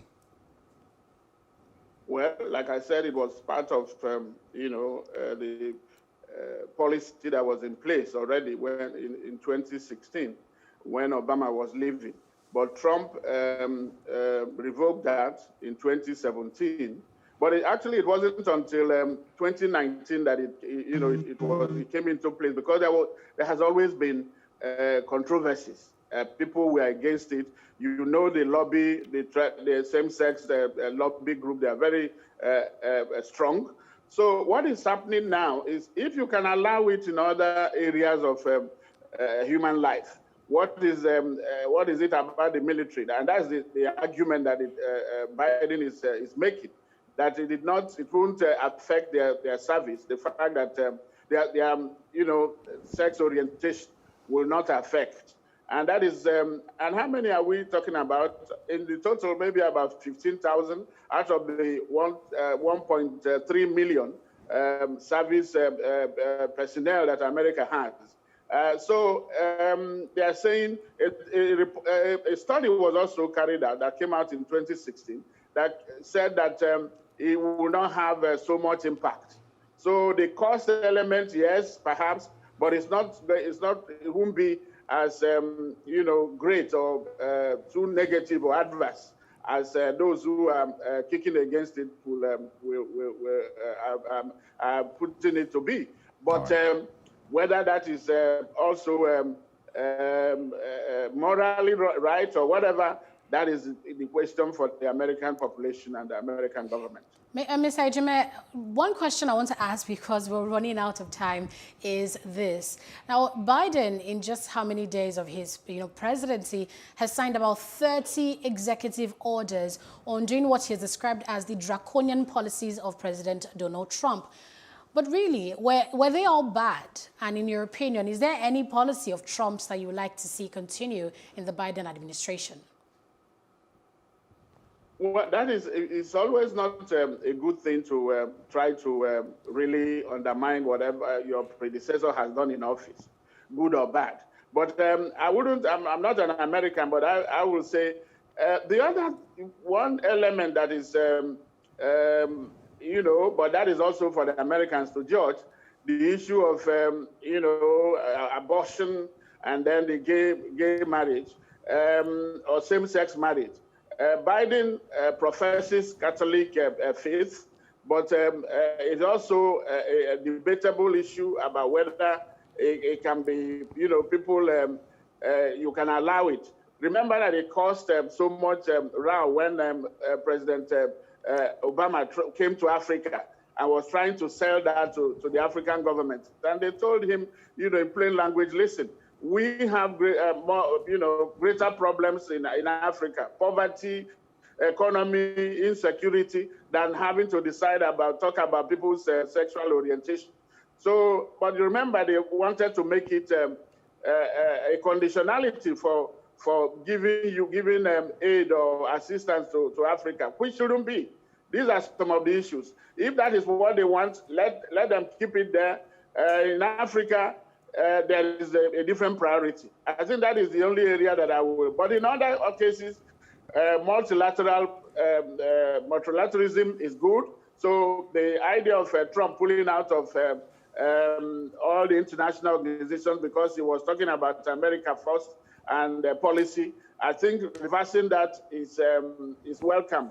I will think, and that is how most people will look at it, I believe. All right, Mr. Ejime, unfortunately, we don't have so much time to have an extensive discussion on this, but we'll say thank you. We hope we can bring you in again sometime soon to have more of these type of conversations. Thanks for stepping in. Thanks for your time. Thank you for having me. Always a pleasure. He already mentioned, those are some of the conversations that might be difficult to have here in Africa. Yes, in Africa. I don't know if we would ever get to a place in Nigeria where we talk about transgender persons in South service, Africa, I think they've legalized this, but even though lots of people still hide under the shadows, but this, South Africa is steps ahead of most African countries on issues like this. Yeah, I'm talking Nigeria now, and when we would eventually get there, or if we would eventually get there, we already have issues with people who claim to be cross-dressers. I see the reaction that some persons get online, and so it might take a while. It might take a very long time because of our grip on religion and culture and morality and all of that. So it might take, anyway, it might take a while. Thanks anyway for being a part of the breakfast this morning. It's been pretty interesting. We moved from talking about the Southwest and the headers farmers clashes, the issues with Métis and the Southwest governors. And then we spoke a little about COVID-19 in Cross River State and its handling in Nigeria. And lastly, of course, Joe Biden and his upturning of former President Donald Trump's laws on transgender inclusion in the U.S. military. Yes. Thank you very much for being a part of it. Yes, we do hope you enjoy the conversation. And remember, you can watch recaps on it on social media at Plus TV Africa, everywhere you would find us. Thank you very much again for joining us on The Breakfast. It's bye for now.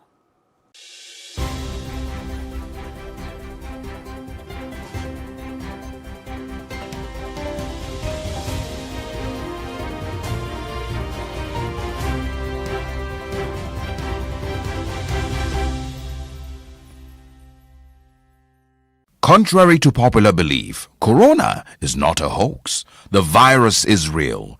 Be responsible. Wear a mask. Wash your hands with soap and water and avoid crowded places. Maintain physical distancing.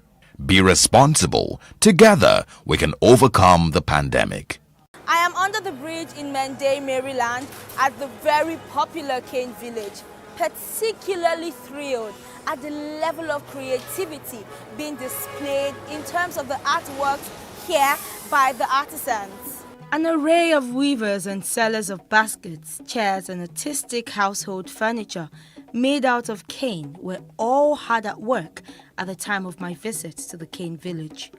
The men, women and children all seemed engrossed at their day's task. I was welcomed by the president of the Cane Weavers Association, Mr. Edward Apofure. According to Edward, the weavers and sellers were collectively relocated under this bridge in 2002. A hard miss for anyone coming from Ikeja or Ikorodu access. This is a fantastic location. How has this Cane Village been in existence? Well, the Cane Village has been existed for a long time ago. We rise from our forefather who founded this industry, established it for year 1974. But we came to register this industry in 1986. It was registered as National Cane Weaver Association. So we have been existed for many years. Before we came on board, we have been a roadside seller, but the government said that they don't want anything else. Anybody want to operate such thing, you must come under union and register. From my observation, more elderly weavers were in sight as I pondered on the posterity of this age-long craft. What exactly does it take to learn this craft? How long would it take an average person to learn how to make something like this? If you want to learn this work, one thing you need to have is that you have to have patience. This work is not something you can just carry knife and do. You go for process. You got the material which is called cane. And from there you scrape it. After you scrape it, you tear it. After you tear it, then you now carve it. And this here you are sitting on today now, before we work on it, we have procedure go through before you come like this. We have the framework. After the framework, before you can weave on it. So learning this work is not really a bad thing, and to know this work is not a bad thing. I can tell you today now we are this business. We have many graduates in this business. Eager to meet the university graduate who came into the business for what he described as a lack of jobs in Nigeria. According to the National Bureau of Statistics, the unemployment rate bedeviling the country as of the third quarter of 2018 stood at 23.1%, hence putting the number of unemployed at 20.9 million. I'm a graduate from University of Port Harcourt. I studied pure and industrial chemistry. I graduated the year 2010, did my NYSC in Boeing State, Zia Girls Secondary School in Zangbo. I left up, I have to fall back to what I know how to do best. So at least I can make money and take care of myself. He described the various weaving techniques associated with the creation of a variety of cane-woven designs. As you can see, this one, the cane comes from Delta State. It grows within the riverine areas. There's one that comes from Delta State, Bayelsa State, Rivers State, Edo State, Ondo State, and there are some in Lagos as well. But that in Lagos differs from the one that comes from Delta State. So, but we prefer the ones that come from Benin and Delta State. So that is where we have our suppliers from. So with the wood. Then after the wood, then before you get your cane, then after the cane, you cannot just use the cane like this. If you can say that the color of this one and the color of this one, they are two different colors. Then when I get to this stage, now depends on what I want to use it for. Depends on what I want to do. If I want to do this chair, then definitely I'm to chair this into 4 pieces because I'm to use just the back of it. I won't use the inner of it. But if I want to do another design, maybe something like this, I'm going to use the inner of it and the outside. While this craft had transcended many generations, I could tell it consumed a lot of production time, which affected the ability to meet up with purchase order demands from customers. For this reason, some of the weavers have employed the use of rattan made from polyester, a more expensive but efficient material imported into the country. Macaulay, however, confirmed my assumptions. The manual processes delays the production. So, and that's the reason why these days we are now shifting from the cane aspects to the one we call the outdoor, the rattan process, which is now the one that has been done through polyester materials. But meanwhile, it's not being done in Nigeria yet, and it's more expensive compared to that of the cane. Like if you see these two materials now, they are different. This one is the rubber one. This one is made from polyester. Then why this one is a cane. So this one is faster in production compared to this. While the cane weaving procedure can be done in isolation of things like electricity, the rattan procedure may use an electric-powered compressor or one which makes use of fuel. But due to the inconsistent power supply in the country, weavers such as Macaulay settled for compressors which make use of fuel. Meanwhile, in doing this, there is no how I can do this without the help of this gun and a compressor. Meanwhile, there is a stapler we put inside. Then with the help of the compressor, see, we use this to staple the rubber to it so that at least it can hold. That of the cane aspect of this craft is already weaving out due to the factor of producing it and getting of materials from the forest. And the forest where they get these canes from these days, like the people that supplies us the cane are complaining that the bush are already being burned. Now people that plant these days are now burning the cane. So before they get to the forest where they will get this cane now, it's very, very difficult for them. So now that's the reason why we try to advance into this new technology that the whites, the Americans, the Japanese, the Chinese they are already using in their own country. And some Nigerians travel abroad and import this thing into Nigeria. If someone comes to me and said he wants Dix one, he wants like 15 sets of Dix dining within 1 week, I can boldly tell the clients that he's going to pick it up. But that of the cane, even 1 month, it won't be ready due to the process of preparing your materials, getting your frames ready. Like that of the cane, a set of cane chair, please you get it for like 150,000, 170,000. But a set of rattan chair, the least amount you can get is 250,000. This market right here does have a high level of economic benefit for the country if issues such as financial deficit as well as a restructuring of the business can't be done by the government. The weavers remain optimistic about their ability to expand and possibly export their products someday.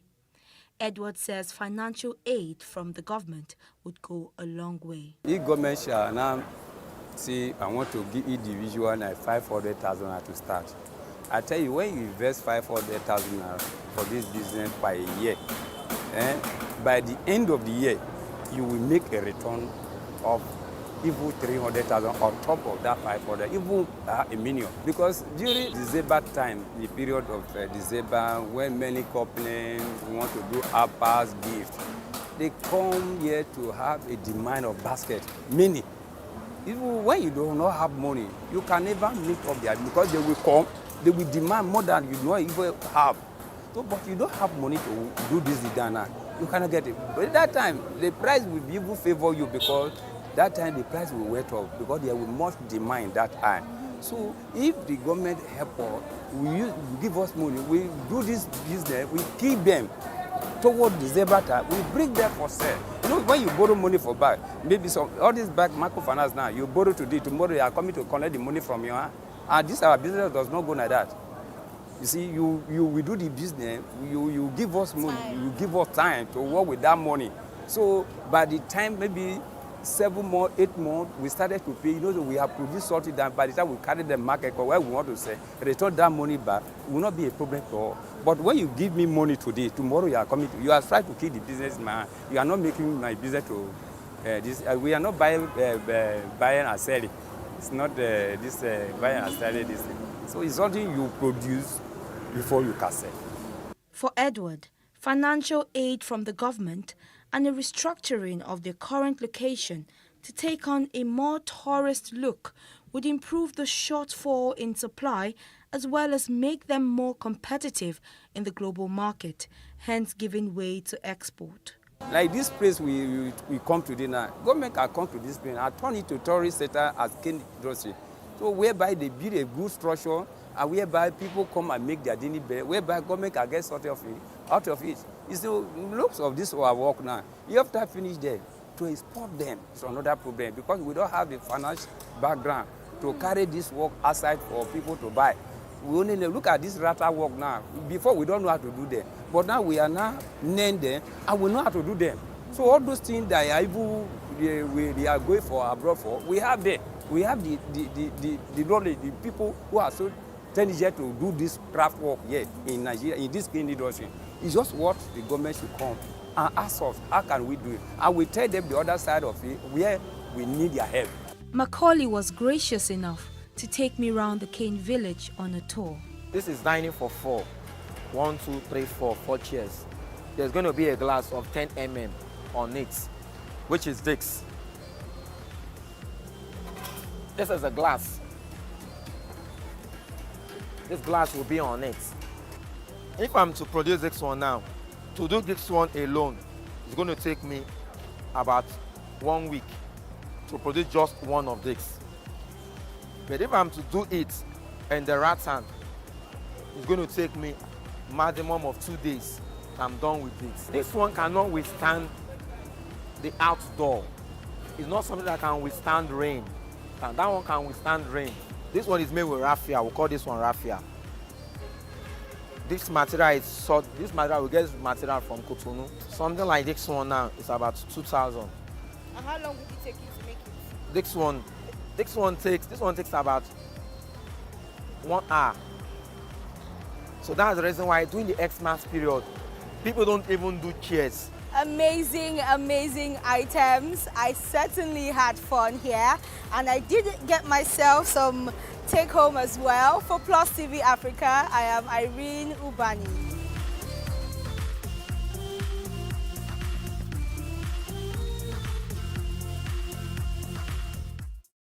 Contrary to popular belief, Corona is not a hoax. The virus is real. Be responsible. Wear a mask. Wash your hands with soap and water and avoid crowded places. Maintain physical distancing. Be responsible. Together, we can overcome the pandemic.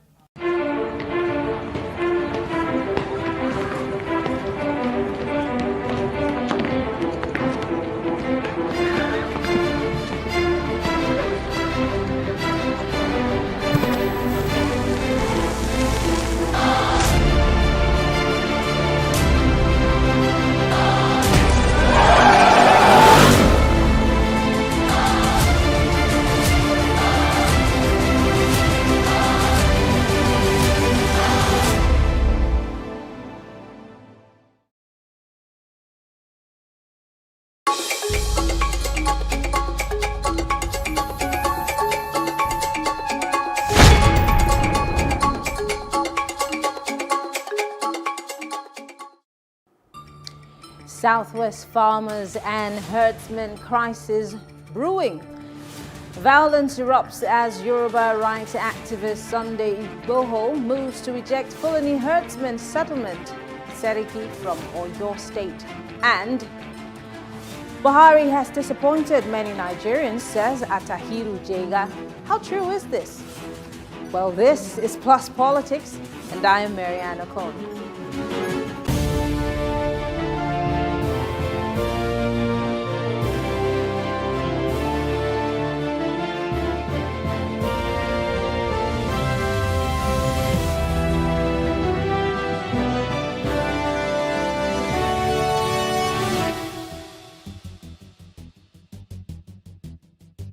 Chief Sunday Adeyemo, popularly known as Sunday Igboho, gave a quit order to kill a herdsman in Ibarapa area of Okeogun, Oyo State, stating that the reason for the order was the incessant attacks on people in the Ibarapa and Okeogun areas of the state.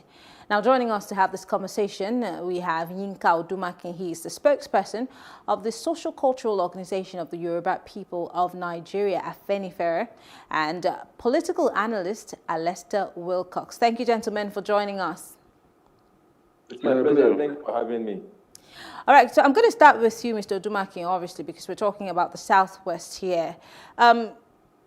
You obviously are following the stories that are emanating from both Oyo, Ondo, and the areas that surround it. What do you think about the statement by Mr. Sunday? I mean, is it legally right? Should he have the right to give marching orders to people who occupy the state, just as he does? And being that these people are Nigerians, does he have the right to do that?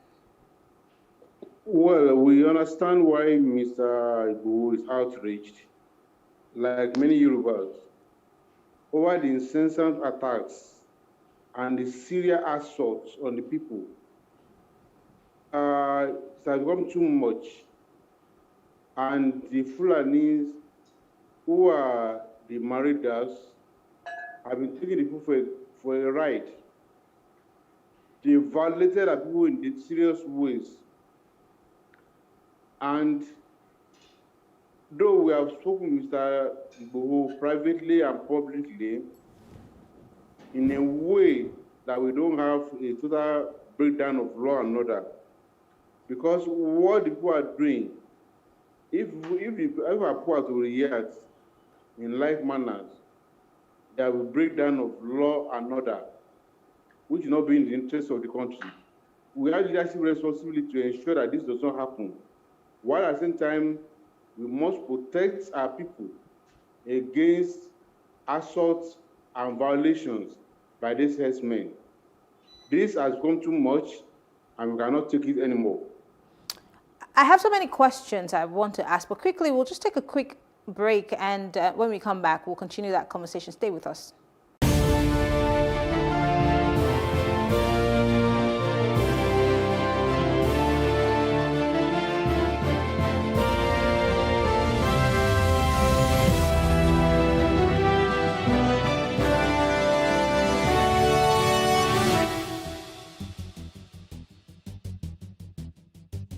You're still watching Plus Politics on Plus TV Africa. Now we're still talking about the situation in the southwest, of course, farmers and herders, and we're still being joined via Zoom by Afenifere spokesperson Yinka Odumaki and political analyst Lester Wilcox. Now, Mr. Odumaki, before we went on that break, I did ask a question, and you were attempting to answer that question, and you said the people are sick and tired of the situation that's been taking place in the southwest.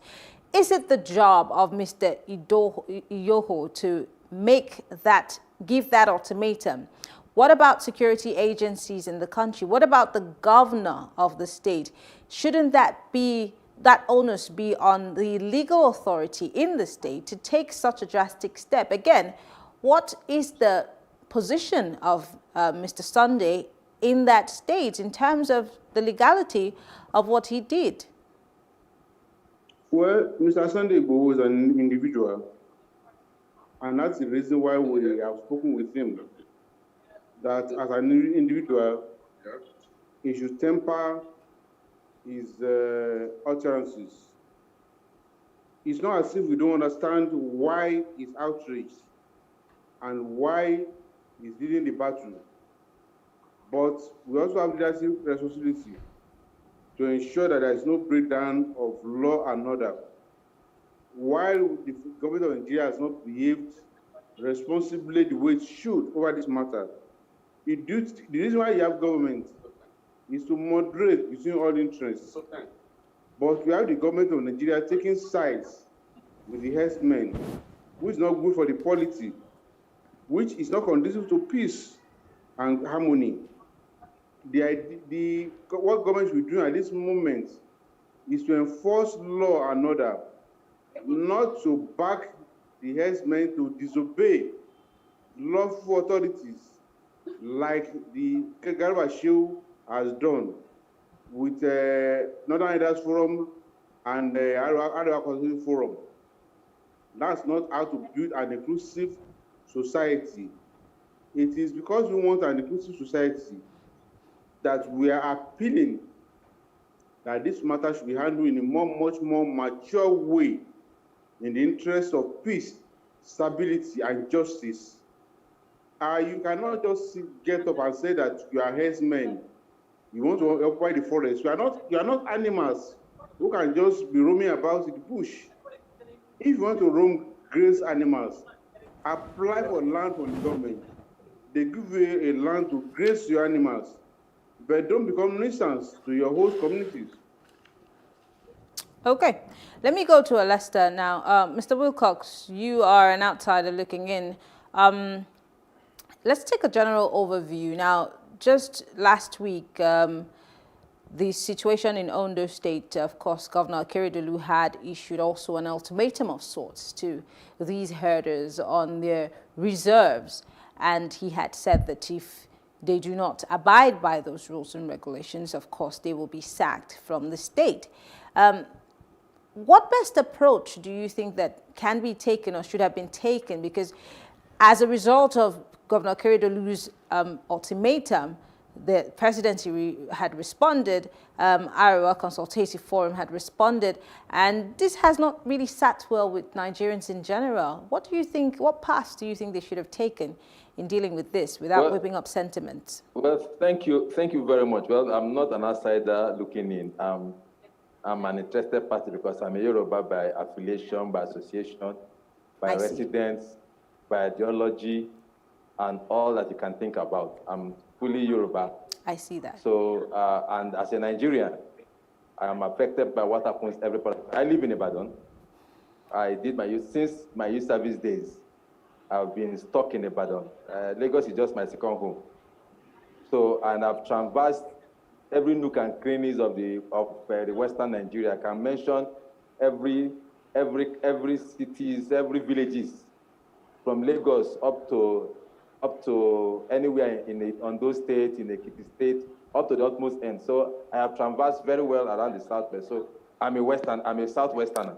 Okay. By association or whatnot. So the situation really is very fluid, and I'm happy my brother Yinka is speaking in this calm manner that he's speaking about the situation, and that gives me some level of comfort to the extent that what is happening in your state does not command the total the acceptance of the Yorubas, because I know Yorubas to be a tribe that you don't toy with in the country.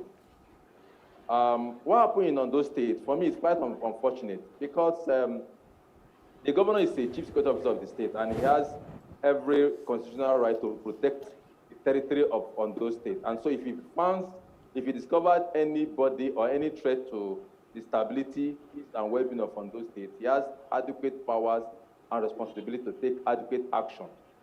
Now, that action, is it in line with peace and stability, is what everybody should be looking at. Unfortunately, the presidency responded too sharply and too hastily, I must say. Sharply and too hastily. And rather than addressing the concerns of Governor Akeredolu, the presidency, through Garba Shehu, was beginning to talk about constitutional legality and all whatnot, which for me, it's overflogging the issue. Two wrongs does not make a right in any situation. While everybody, including myself, including the Fulani, including the Igbo, the Hausa, the Yoruba, anybody has every constitutional right to stay any part of the country and carry out legitimate business. If there be any criminality by anybody, that criminality must be brought to the fore and dealt with as individual, not as a tribe. Because for me, the truth of the matter is, what has escalated this problem is the fact that in the last few years, let's say the last 6 years or so, we have unwittingly classified kidnapping and violent crime to the Fulanis. And we have tagged the Fulanis, the Fulani headsmen, the only perpetrators of such heinous and criminal and the violent crime, which I have said this in various forums, we are doing the wrong thing. When we do this, when we stigmatize and profile a particular tribe as the criminals of a particular crime or a particular part of criminality, then we are giving an express car, a fast express car to the real perpetrators to ride on and to escape justice while we look at the wrong place. Alistair, I'd like to ask a question, and in saying this, I think I have questioned you about this over and over again. Yes, the Fulanese have been given somewhat of a bad name when it comes to being herders, but we also know that the herders are mostly Fulanese, and if there be a particular group of people who are trying to make these herders look bad, should the onus not be on the herders to try as much as possible to make sure that these people who are perpetrating crime in their name be fished out so that they can reclaim their good name? Should that not be something they would want to do or should do to save their name? The fact is, I don't know. I don't even know the organization. I mean, Metiala, which I don't know them. I've never spoken for them. I've never met one before. So I did not know their command and control structure. But the fact remains that no individual... But they do have a structure. But at least you do know that they have a structure, don't you? No, I know that, but I don't know their command and control and their powers to control or to fish out criminality. Because they are not the police. They are not supposed to pursue crime or pursue criminals. But it's not to say there are no members of their community that are criminals. Of course there are. It's just, but the fact, what I'm saying is, by the time the profiling becomes real, which I started, say about 6 years ago, the profiling of every criminality, especially in the Southwest, in the South, becomes a tag for it's only the Fulani headsmen. Then things like this are bound to occur. Because we're not broadening up our horizon, opening up our mind to the fact that there are Yoruba criminals, there are Igbo criminals, there are I'm from Rivers State, there are Rivers criminals, there are outside criminals in this same Southwest committing this same crime, and rather than us broadening our mind, we now target anytime there's kidnapping, anytime there is assault, anytime there is we say it is Yoruba herdsmen. All right. I'd like to run some things by you, and then of course I'll ask Mr. Dumakin to also interject. Now, Ibarapa, Okeogun have been fingered as some of the most troubled spots in Oyo State. Very unsafe areas. Kidnappings and killings have happened. I'll give you a name. A particular Dr. Fatai Aborodu was kidnapped and killed allegedly by herders. And there are people who have said that, you know, many of these kind of things have happened, and Mr. Sunday has also laid out names and people who went to their farms, who their farms were destroyed by cattle, and in going to report that, hey, this is what happened to my farm, they're either macheted, they're either beaten or killed. Now, do we have the facts on ground? No, but we have people who have been killed allegedly by herders. Has any investigation taken place so that there be a follow-up to find out who the people are behind this? No. Why has there been a code of silence of sorts? I'm going to start with you, Mr. Dumakin, because this is also now happening in your territory. It's happened in other parts of the country, but it's come down to the southwest. Why has there been a code of silence for so long now that it has deteriorated? One man has decided to give an ultimatum. Another governor has said, well, this is how the rules are going to be from now going forward. Why did we have to wait for this long for things to get out of hand to realize that we would have had to nip it in the bud before now? Because there has been sinful silence on the part of the authorities in Nigeria. But for the Afenifere, government might not be feeling the pain or the pinch as the people in those areas affected, especially for your people under the Afenifere group. Why has the Afenifere been very silent? Even if the government was silent, why were your people silent? We have not been silent. We have been very loud and clear about this matter. That this is what things will get to this point. At a point where people say enough is enough, which is what is happening, and we are trying to beat them so that there will be no virtual breakdown of law and order. It's because government has refused to be governmental. And when individuals begin to take actions on their own, you may have actions that are overreaching, which is what you don't want. But if you look at what has happened, about 2 years ago, the daughter of a very leader was killed in Oren.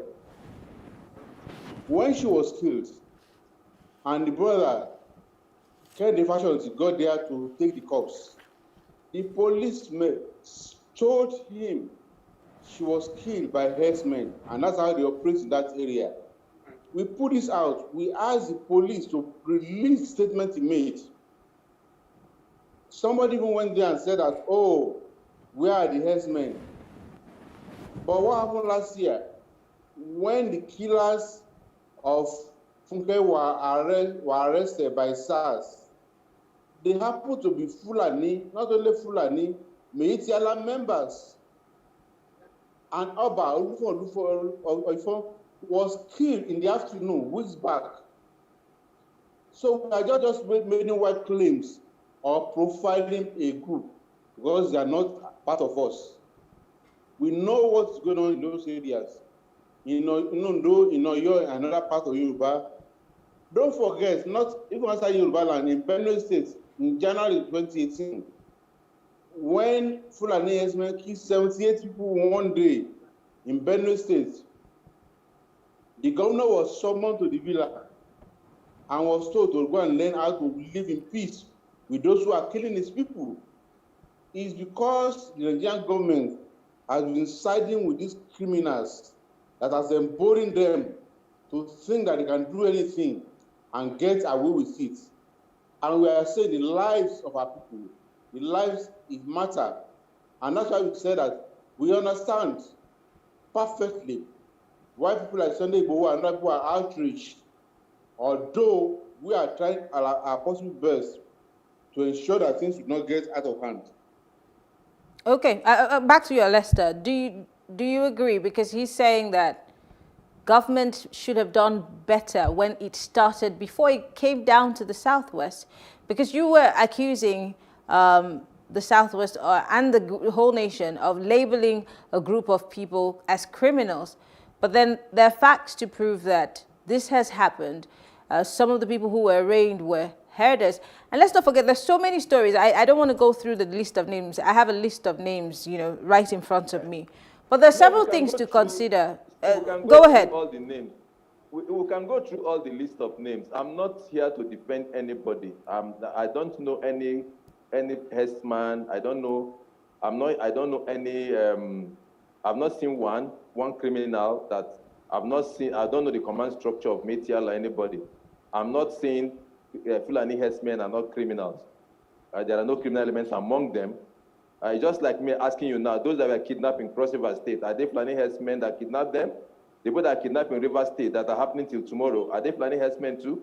So, but what I'm saying is, we seem to have, since about 6 years ago, precisely, this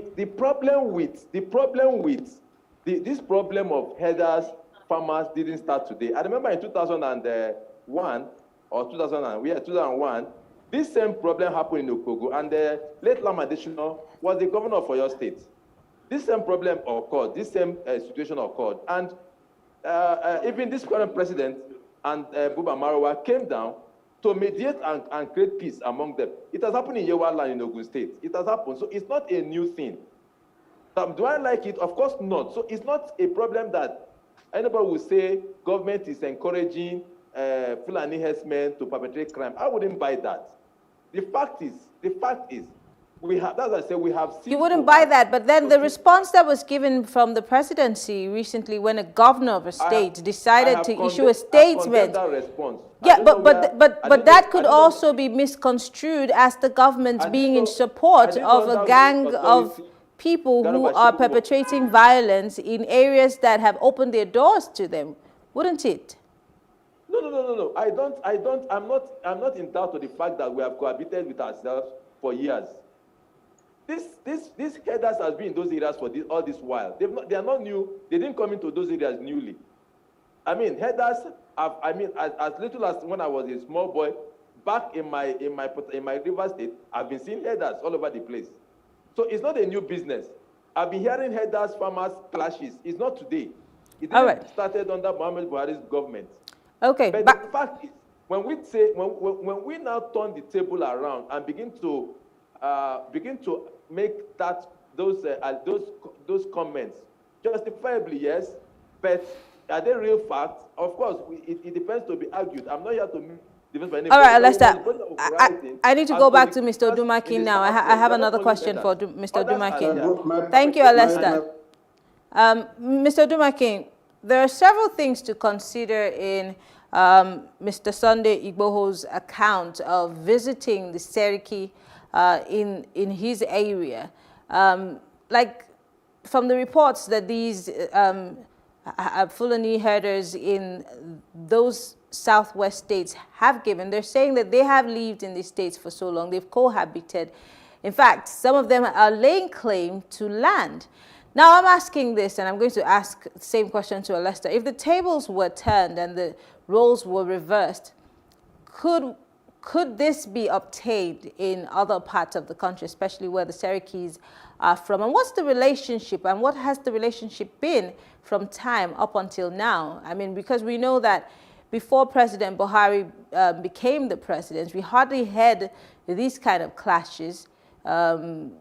But now it's become more like an everyday story in our national dailies, even on the news. Making boast, Yoruba land has been a very, very accommodating space. No visitor will say that he is not welcome in the area, but the Fulani herdsmen, a lot of them have become so much more emboldened under this administration.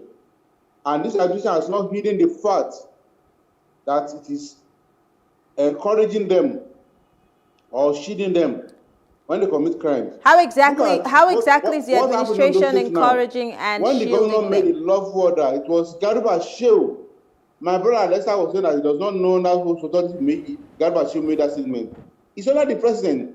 The president has not removed him. If he's not making the name of the president will have removed him. He has not done so, which means he's acting on behalf of the president, who is the grand patron of Meiti Allah. And there's a clash between his role as commander-in-chief and the grand patron of Meiti Allah. He's mistaking those two roles together. That's what we are saying. And that's the problem we are having. Interesting. Alester, would you like to respond to that? Yes. Yes, thank you. I also know that Atiku Abubakar is also a grand patron of Meiti Allah. At one point, Goodluck Jonathan was made a grand patron, a patron of Meiti Allah, and decorated in public. So I don't want to tie President Muhammadu Buhari's patronship of Meiti Allah to the fact that he is encouraging people to commit crime in a country where he's a commander-in-chief. I wouldn't buy that total in all ramification. I see politics at play, but I would downplay that part of it because, and I want to correct you, my dear. You said before now we don't hear such. I'm sorry. What is political? I'm sorry, Alester. Quickly, because we're out of time. What is political about people being killed and people being asked to not graze in government reserves? What is political about it? No. What is political about that? That was totally wrong. You said before. No, Alester, quickly, please. Can you answer this question? What is political about being asked not to graze in government reserves, so people being killed allegedly by herders? Is that political? Are you already giving judgment? No, but you just said it. You said that there is a political aspect to it, and I'm asking. No. You made the statement, and I'm asking you. Are you giving judgment? No.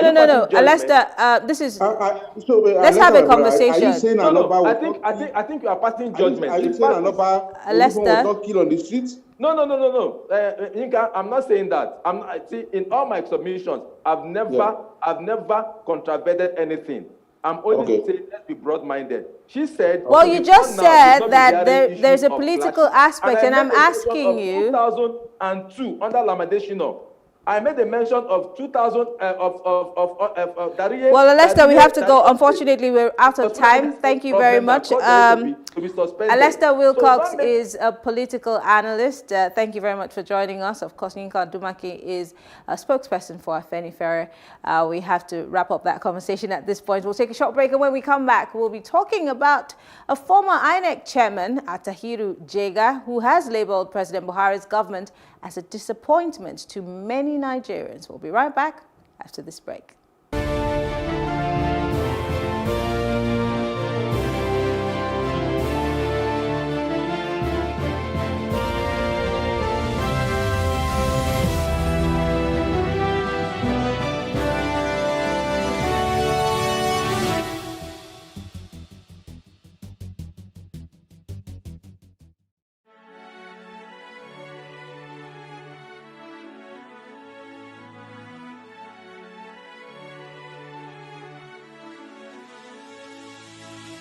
It is engagement we need to have. Those who suffer miscarriages are never taken into account. Members of the National Assembly are also influence peddlers. You are sitting on Nigerians' money. From the Babin, I pay my rent. On the Babin, I send my children to school. A consultative engagement. No any tangible notification before they ban us. It's one thing for people to be at your back and the heat of the moment, and another thing for them to still be with you when push comes to shove. I will do everything to take Lagos out of the national grid.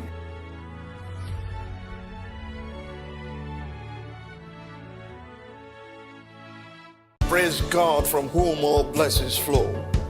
Welcome to your favorite program, The Moment of Truth, brought to you by the Citadel Global Community Church.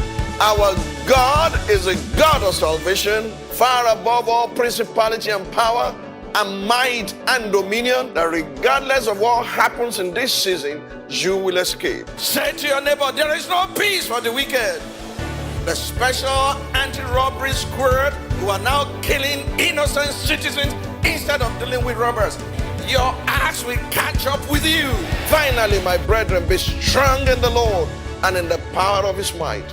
Moment of Truth with Pastor Tunde Bakare. Sundays, 7 p.m. on Plus TV Africa. The Breakfast, dissecting and analyzing top stories in the news. The mess of 16 years cannot be clean. And so for 2 years, they also started adding mess to the mess. If the terrorists killed 100 people, that is probably not news. If they killed the governor, that is a big achievement. Nigerians are really upset. Labour cannot go there to discuss for the generality of Nigerians. Join the conversation online on YouTube, Facebook, Twitter, and Instagram. Send us your comments via WhatsApp on 0906 000 5719. If you have an opinion, share it with us. Plus TV Africa. Big stories live here.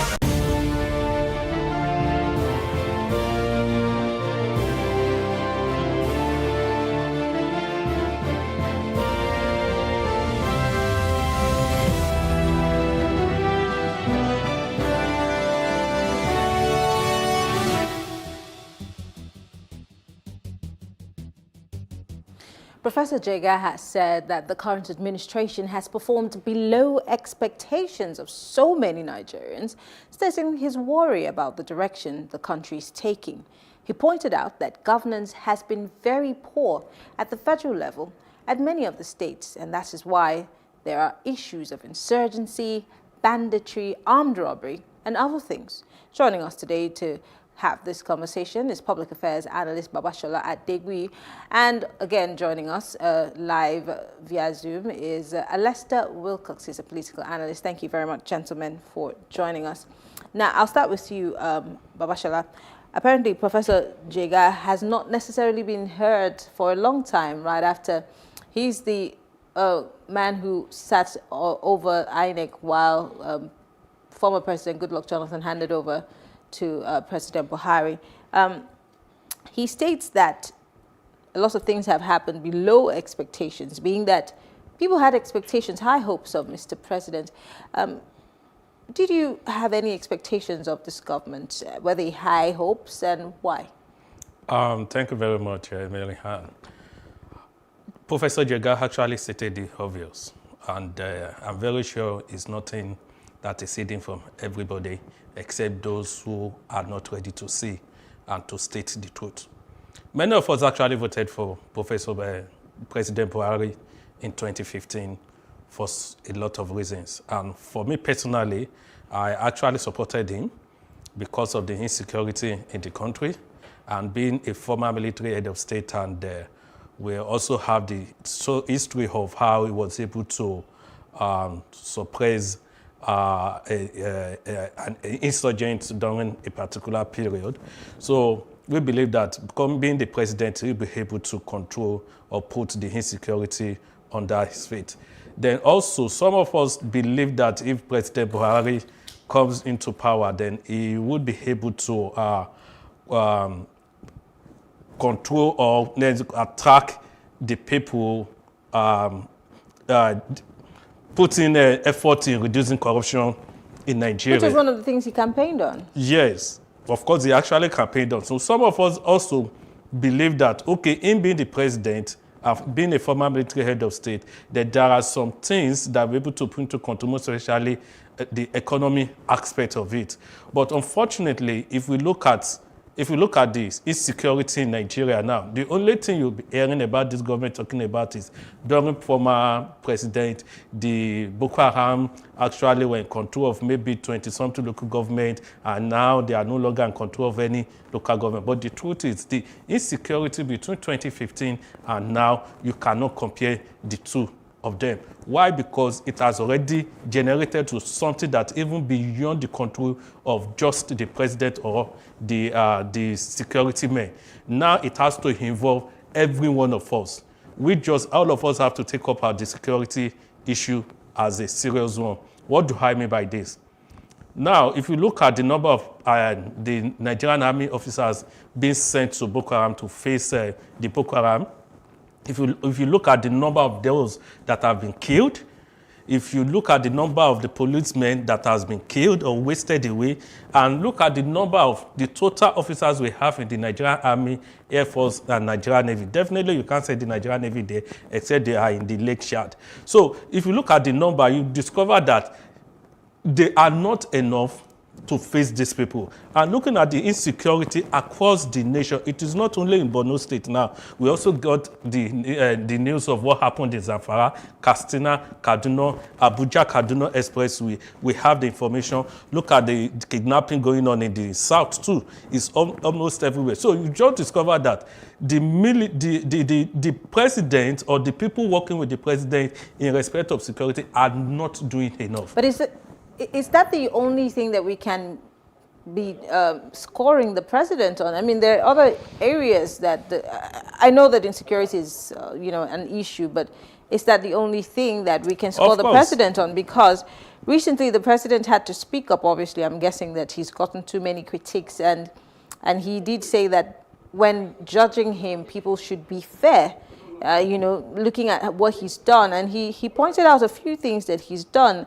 He talked about, the economy. He talked about education. He talked about some infrastructure. He even talked about the railway system. That if the elites, most importantly, are analyzing how well his administration has done, they should also consider other things and not just judge him by one thing. But Alastair Wilcox is joining us again. Alastair, you obviously voted for President Buhari, just as Baba Shola says he voted for the president having very high hopes. Do you agree with Professor Jega that the presidency has disappointed a lot of people? Well, perception is like an elephant with blind men trying to go and identify what an elephant looks like. I read that story in my primary school days, where various blind men were asked to go and find out how an elephant looks like. So someone gets to the trunk, to the leg, held the leg, say an elephant looks like a trunk. One gets to the trunk of the elephant, say it looks like a horn. One gets to the body, say it looks like a wall. So it depends on the side you are, on where you touch, on where you are seen. If they ask me to score the president, of course, certainly I'll score the president above 55, far above 55. If you ask some other person, they'll score him 10, depending on where they are looking at.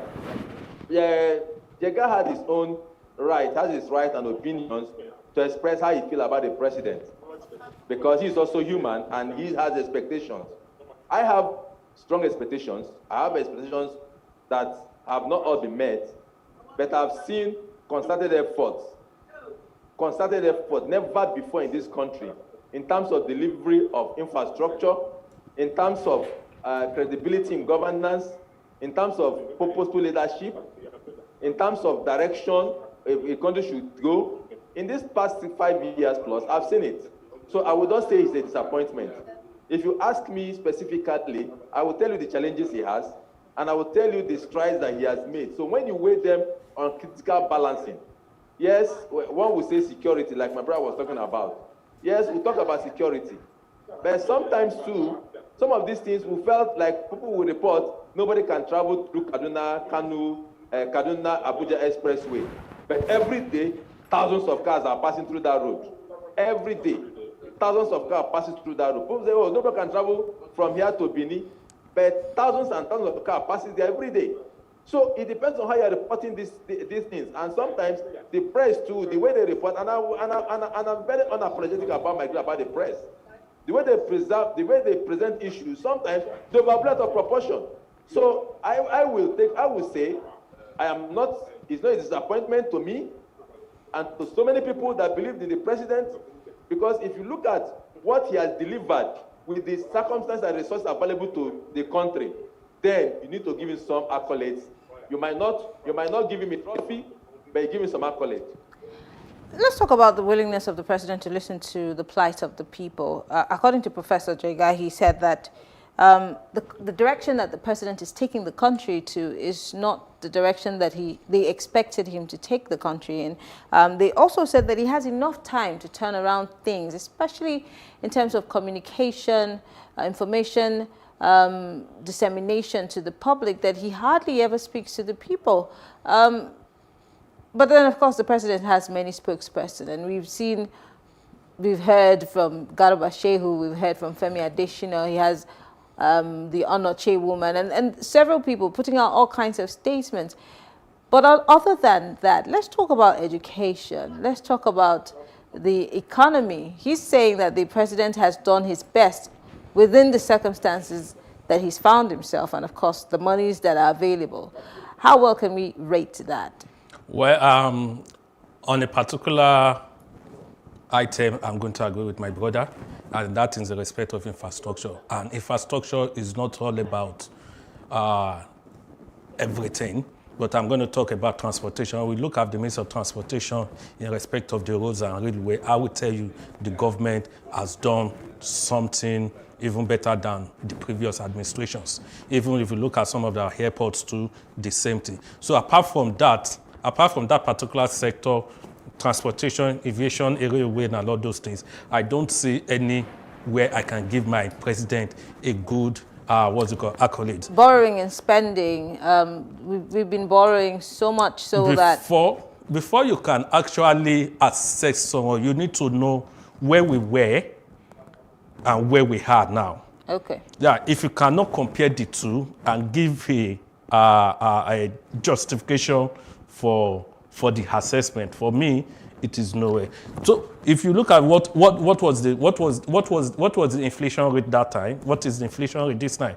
What was the Naira value that time? What is the Naira value now? How many people were unemployed that time? How many people are unemployed now? Now that time, when he came into power, what was the income being generated? What is being generated now? What was the debt? What is the debt now? We need to look at those things. We need to be sure that we are actually giving a good judgment in respect of assessment. So if I'm to look at everything, the government has done everything possible to generate revenue. Even up to now, we are talking about going to borrow money from the pension. They are talking about using the dividend. Talking about easing the plight of the people, the government has come up with different schemes to bring, according to them, people out of poverty.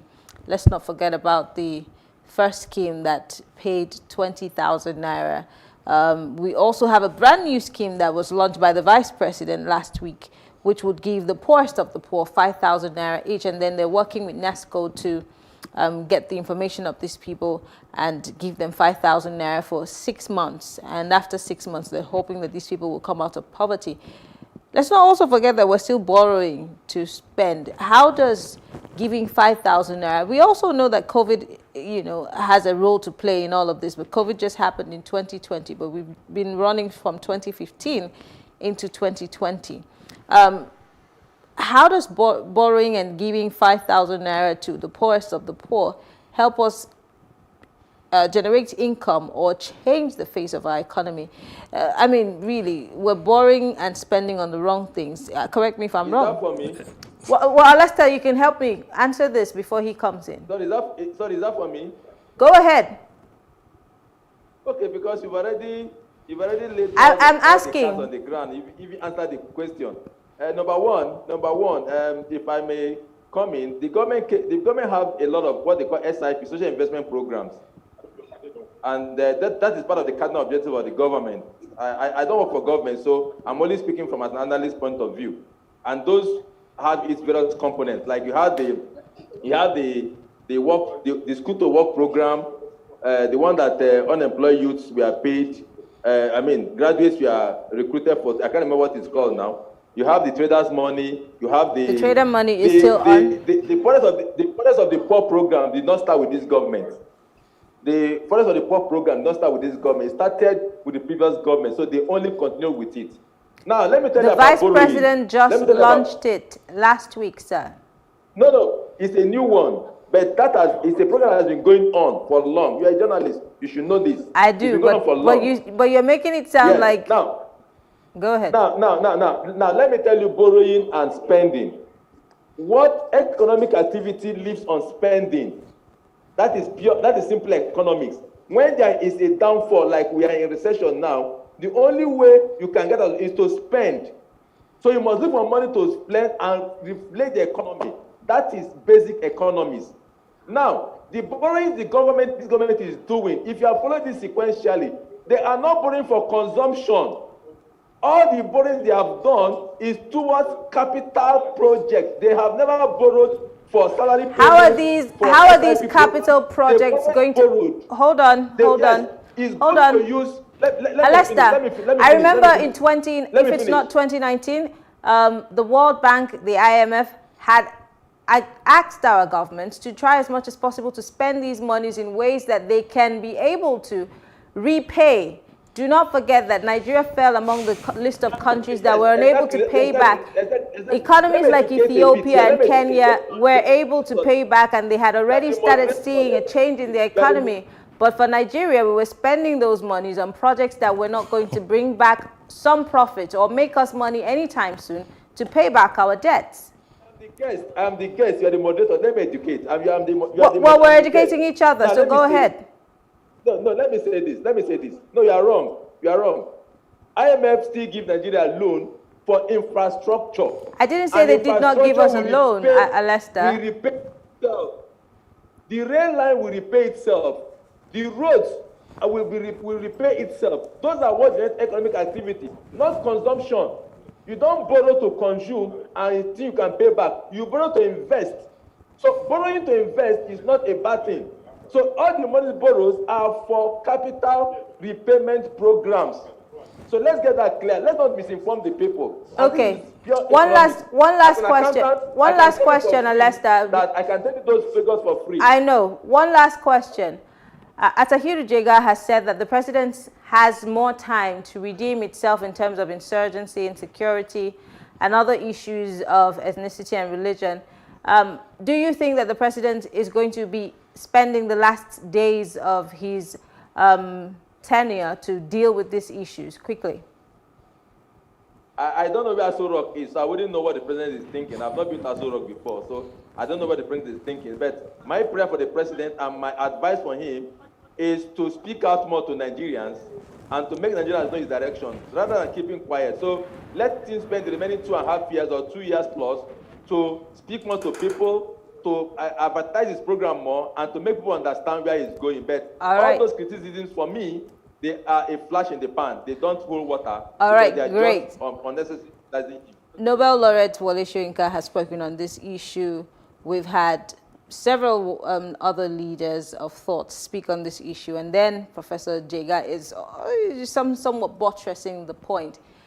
Do you see the presidency listening? Because he has said that he prays that the presidency listens to the cries of the people.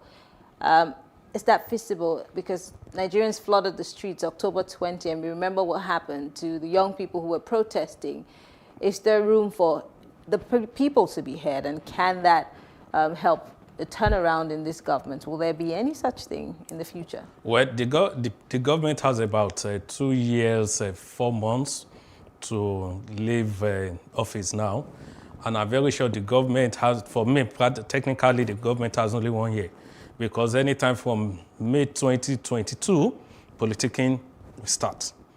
So if the government has to do anything, then the government has only 1 year, 4 months to do anything in respect of the image of the government. Then let me just talk about the borrowing money or whatever. Just in one sentence. Yes. Whenever you are borrowing money, the government should always think of how to generate revenue for the money being borrowed. If you look at the revenue we are generating in Nigeria, for me, it's not enough to pay those debts. And that is why we'll be having challenges with the economy in the next few years. So, taking for example, you borrow money. If you want to borrow money for construction of road, then there must be an avenue to generate. Maybe you have a toll gate, generate money, then to enable you pay back for that period of time. So let me just hold on there. All right, well, I want to thank everyone for being part of the conversation. Lester Wilcox is a public affairs analyst, and of course, Babashola Adebuyi is also a public service analyst. Thank you very much, gentlemen. We'll take a short break, and when we come back, We'll find out what Nigerians have to say about the president's performance throughout this administration and going forward. And right after that, I'll give you my take.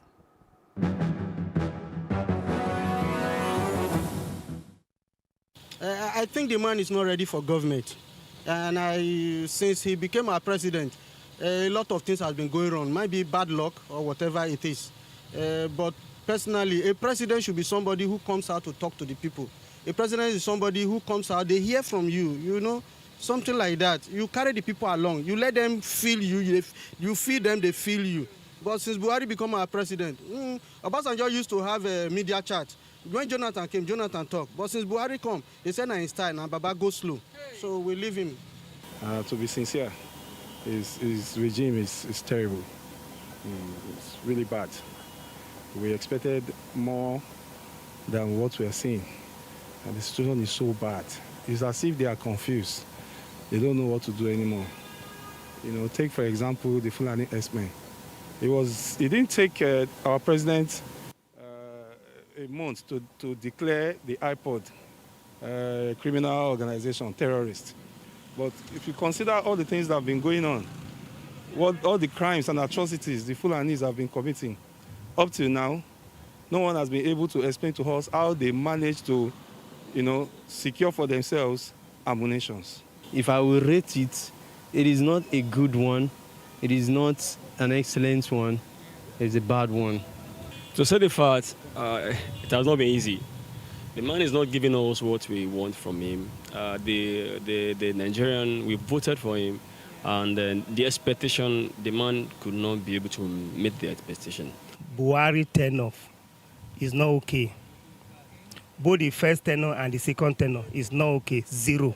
Majority of the citizen, the situation is too, I can say, is too bad.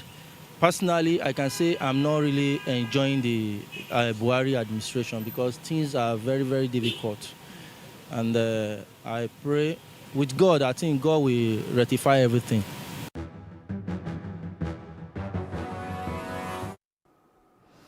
Here's my take. Now, what happens when an issue isn't addressed and it keeps brewing?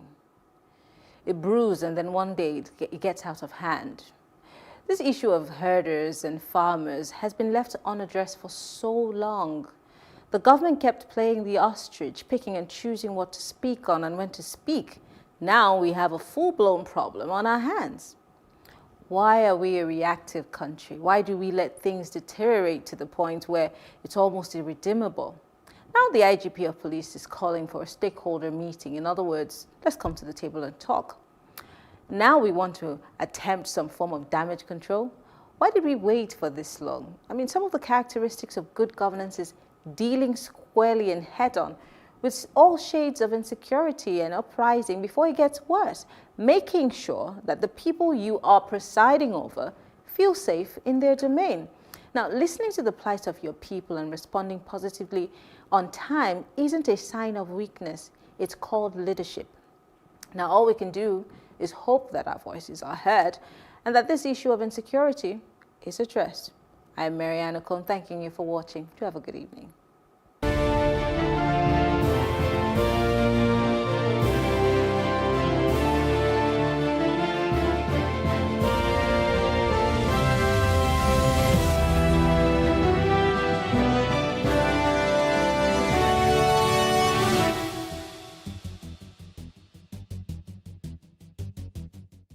Women are ashamed for having CS. I think all of this mentality needs to stop. As long as that child is born while this marriage subsists, yes, the father is the father. Yes. If you have empathy, you will listen to the people say, look, there's a problem with our security. We have a security challenge in Nigeria today, and you need to do something about it. The issue of empathy actually cuts right across, from leadership down to the followership. We have reduced fallen heroes to beggars at the airport. We have reduced our veterans to what it is today. We need to think about this thing. Otherwise, people are not encouraged to want to serve their nation as they should. I must just chip in here that, look, even those in service today are looking at the treatment you are meting out. Correct. To those of us who are veterans out there. And so what next do you expect? Oh boy, prepare for your tomorrow.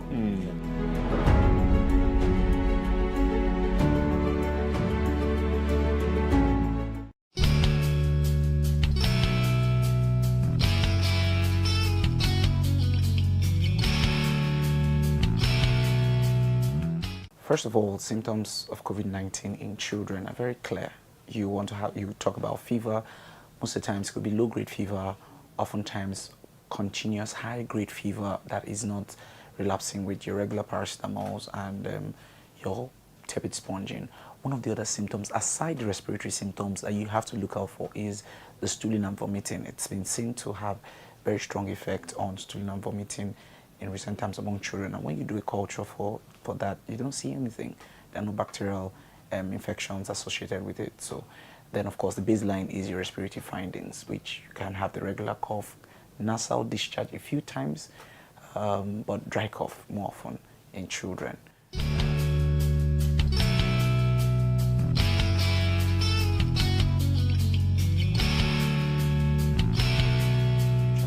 You want to watch out for temperature changes. You want to watch out for, loss of appetite and some catarrh for a long time, what we know as nasal discharge. Then you have to teach and model hygiene. All right, a good hygiene practice, using the hand sanitizer, washing your hand regularly, in fact, should be the stated one. And in cases of no water, you can teach them for hand sanitizers, especially those more than 60% alcohol. And then they don't necessarily have to use the face mask often, but you must teach the intake of good, clean water. And then more importantly is diet. You cannot just give any food now. You have to pay attention to vegetables, greens especially. You have to have a high protein diet and high calorie diet. For example, fat and oil is important for a child to improve their metabolic state, for protein to improve their growth rate, and more importantly, fruits to improve minerals and vitamins. And so you're not doing substitute of fruits, you're doing the real fruits, the vegetables, and things like pear, cashew nut, watermelon, cucumber. Very important for them right now. Pawpaw has been seen to be very effective, especially for vitamin E, and it contains the tocopherols, vitamin E and Co, which is very important for their immunity. So you're focusing on building their immunity, and you're focusing on them having a good diet. So a summary of what parents should do in preventing COVID-19 amongst your children is: 1, teaching and modeling good health or hygiene practices. You don't just teach it, let them watch you and let them be conversant with it. Secondly, you must monitor their health. Don't take anything for granted. Once you notice fever for more than 24 hours, you want to report to the hospital and be sure that that fever is not stepping its bound. The third and very important thing, you want to see that this child is eating appropriately, and appropriately not giving junks. You want to see that they're eating the right protein, high protein diet, a good calorie, which is fat and oil, and lastly, vegetables, of course, fruits and vegetables, so that they can build their immunity. Don't necessarily do fruit substitute. Some people want to do multivitamin. Those are placebos. They're good, but it cannot take the place of the right diet per time, greens and vegetables.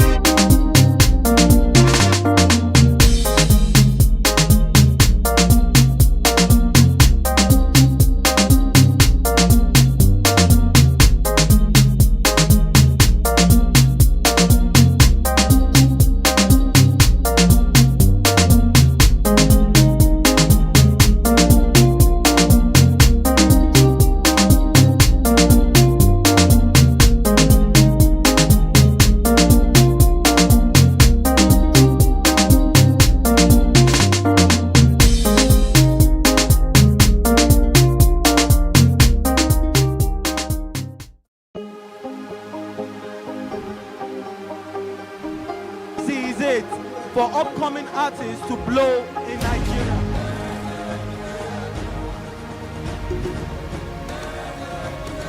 Welcome to Plus Trending. I am Bookie November, your host, saying thank you for joining us on today's episode. Welcome back. It's tea time on Plus TV Africa. Practice makes perfect. I'm not perfect yet, but I'm a lot better than I used to be. He's a king. He's entitled to marry 100 if he wants to.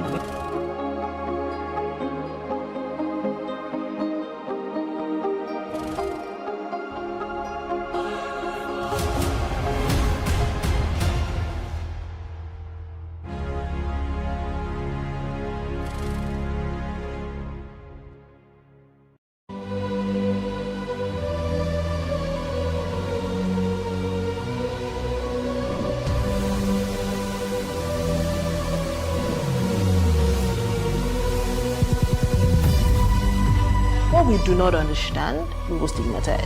What you can see is the remaining of the tanker that exploded. The suspect equally confessed.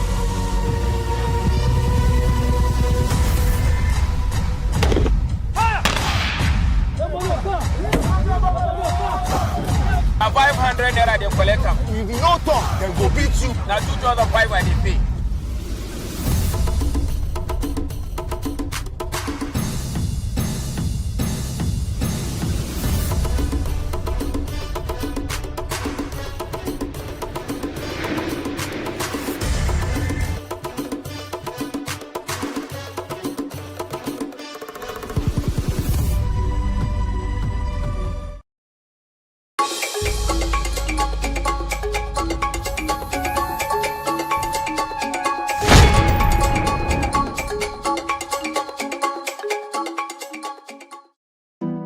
Five panelists, 5 topical issues, no holds barred. For me, it's not knowledge that's lacking.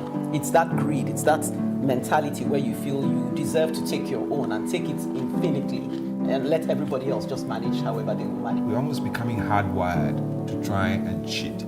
I would, suggest that we begin to hold our leaders accountable. There was a time in this country when things actually work. I don't think that any organization should be above the law. And I think one of the challenges we have in this country is about governance across the board. But what I'm saying is that it doesn't really affect us in Nigeria. That's It does. I don't know what we can do if the system is already corrupted. We've been warned as a continent of the influx of the Chinese. If you don't repay your debt, they will just colonize you. Like Citizen Jones will say, it is yet another day in the life of the world and Sunday 23rd of January in the Gregorian calendar. Welcome to another edition of your regular Sunday tonic, The Advocate, where we not only discuss societal issues, but provide cogent and verifiable solutions to the problems on a no-hold-barred basis. Today, yours sincerely is saying to our highly religious but less godly people that God is not against medical science in their attempt to deliver like the Hebrew women. Aisha Yusuf, who joins us remotely, pricks our conscience by asking, how large is our empathy, especially given the world of today with hunger and diseases? Our guest advocate is a war veteran, a retired colonel of the Nigerian Army, Hassan Stanlabo. And as usual, he's sticking to his constituency by insisting that our war veterans deserve more than we're giving them. Or is it why the pigeons are refusing to fly now? Well, Colonel will tell us later. Treasure, in our usual self, is not the one to shy away from controversies, as he raised yet another topical issue. Last but not the least is Liberos. Though he's not discussing government today, but it's also in his familiar terrain, the law of DNA. It's asking who his father is. You can only hear it if you wait. We are right back soon. Like the Hebrew women. A few days ago, I read the sad story of a woman said to have lost a baby in her womb as an aftermath of prolonged troubled labor, which led to a ruptured womb and the death of the baby. The late baby was her third delivery.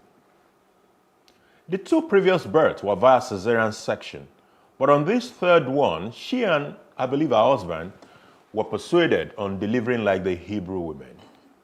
This Hebrew women birth theory has its root in the historical account of the oppressions of the Jews by the Pharaoh who did not know Joseph. You may wish to look it up in the Bible in Exodus chapter 1. In the sad story I was talking about, the woman labored at the altar of her church for an extended period, supported by the prayers of her pastor and the wife, so she can deliver like the Hebrew women. Eventually, when they probably sensed that it wasn't working for her, she was taken to a hospital for help. But by this time, she had ruptured her womb and lost the baby. When I first engaged on this subject matter on a social media platform, some of the responses I got stunned me, including comments like, the subject matter was an attack on Christianity. This left me with a compulsion to share what I believe is the substance of that sad event again. Religious organizations do have certified midwifery services manned by experienced and trained staff. These staff have thorough understanding of the subject matter and they know exactly when to refer complicated birth cases to the next level of medical care. This is not where the problem is. The real issue is with mushroom religious organizations offering uncertified midwifery services. And they know when and at what point they should make necessary referrals in respect of pregnant women under their watch. Some keep women in troubled labor for too long, saying they must give birth like the Hebrew women. As a matter of publicly available information, there are much more Hebrew women per 100 that are giving birth by CS than there are Nigerians.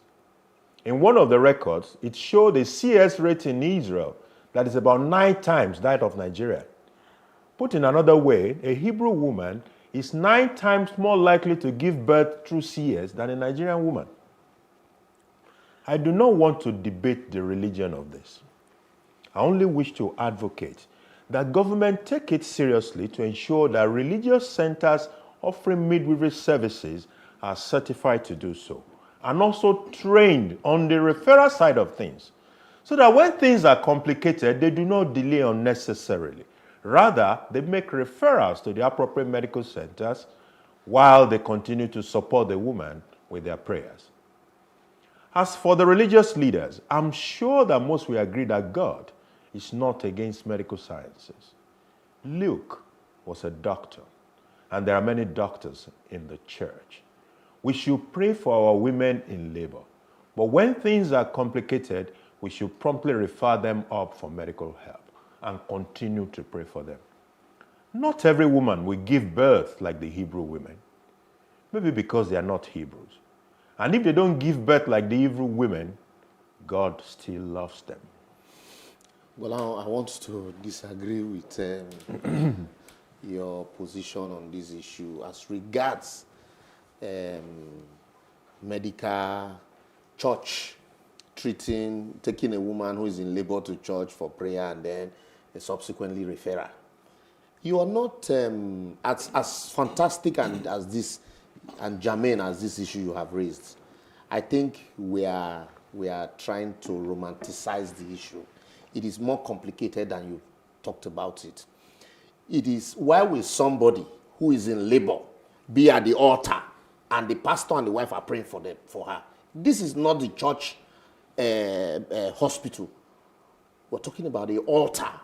I mean, it's cross ignorance and not where to be. And irresponsibility. As far as I'm concerned, it's cross ignorance and irresponsibility. Such pastors should be arrested. And you not valuing your own life, because your pastor, except he's a certified doctor, then you should go and deliver by the altar.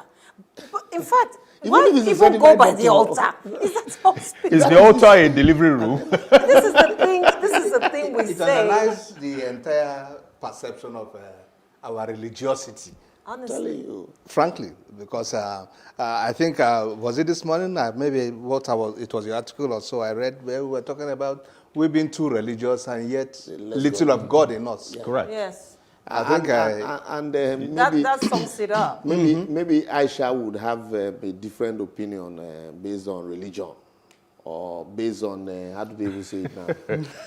I mean, with all the learning and the knowledge.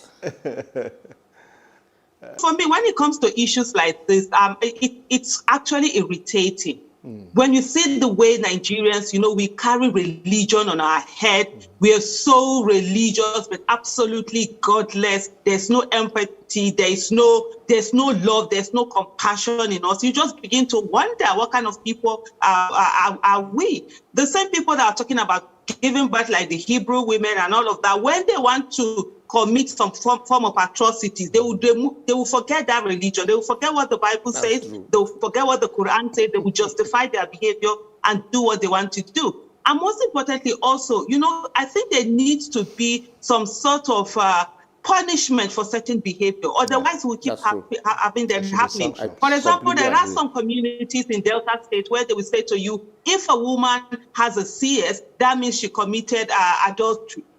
So as far as they're concerned, so that's it. So some of them will do anything not to go to the hospital. And the women are ashamed for having CS, will not know that they have done something, that if you don't go through the pain and everything, you are not a complete woman. Well, I don't have to be a complete woman. This kind of word that people are even contracting out giving birth, people should get used to it because a lot of people are using surrogacy these days. Thanks very much, Aisha. Thank you so much. I was just going to say, I think a lot of Nigerians go to church because the fact that you go to church does not make you a believer.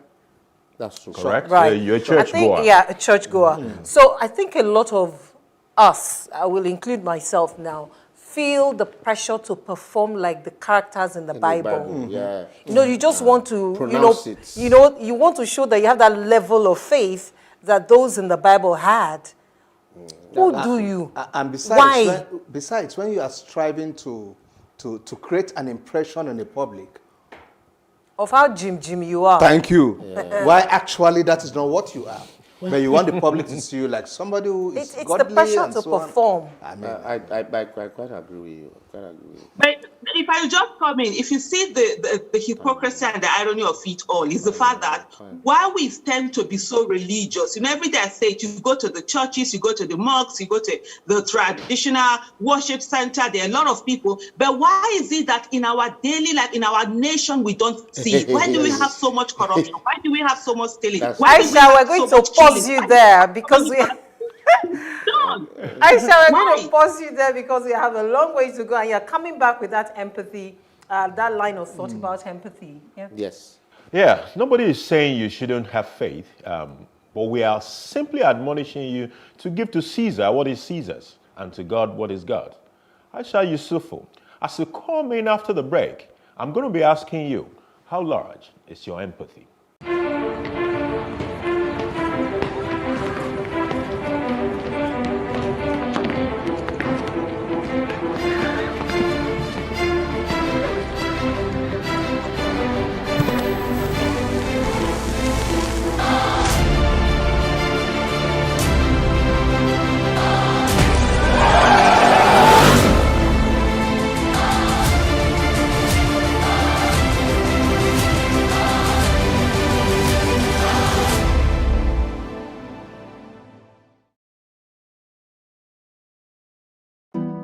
Five panelists, 5 topical issues, no holds barred. For me, it's not knowledge that's lacking.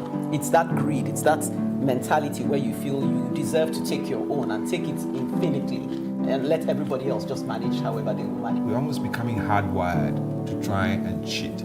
I would, suggest that we begin to hold our leaders accountable. There was a time in this country when things actually work. I don't think that any organization should be above the law. And I think one of the challenges we have in this country is about governance across the board. Well, what I'm saying is that it doesn't really affect us in Nigeria. That's It does. I don't know what we can do if the system is already corrupted. We've been warned as a continent of the influx of the Chinese. If you don't repay your debt, they will just colonize you.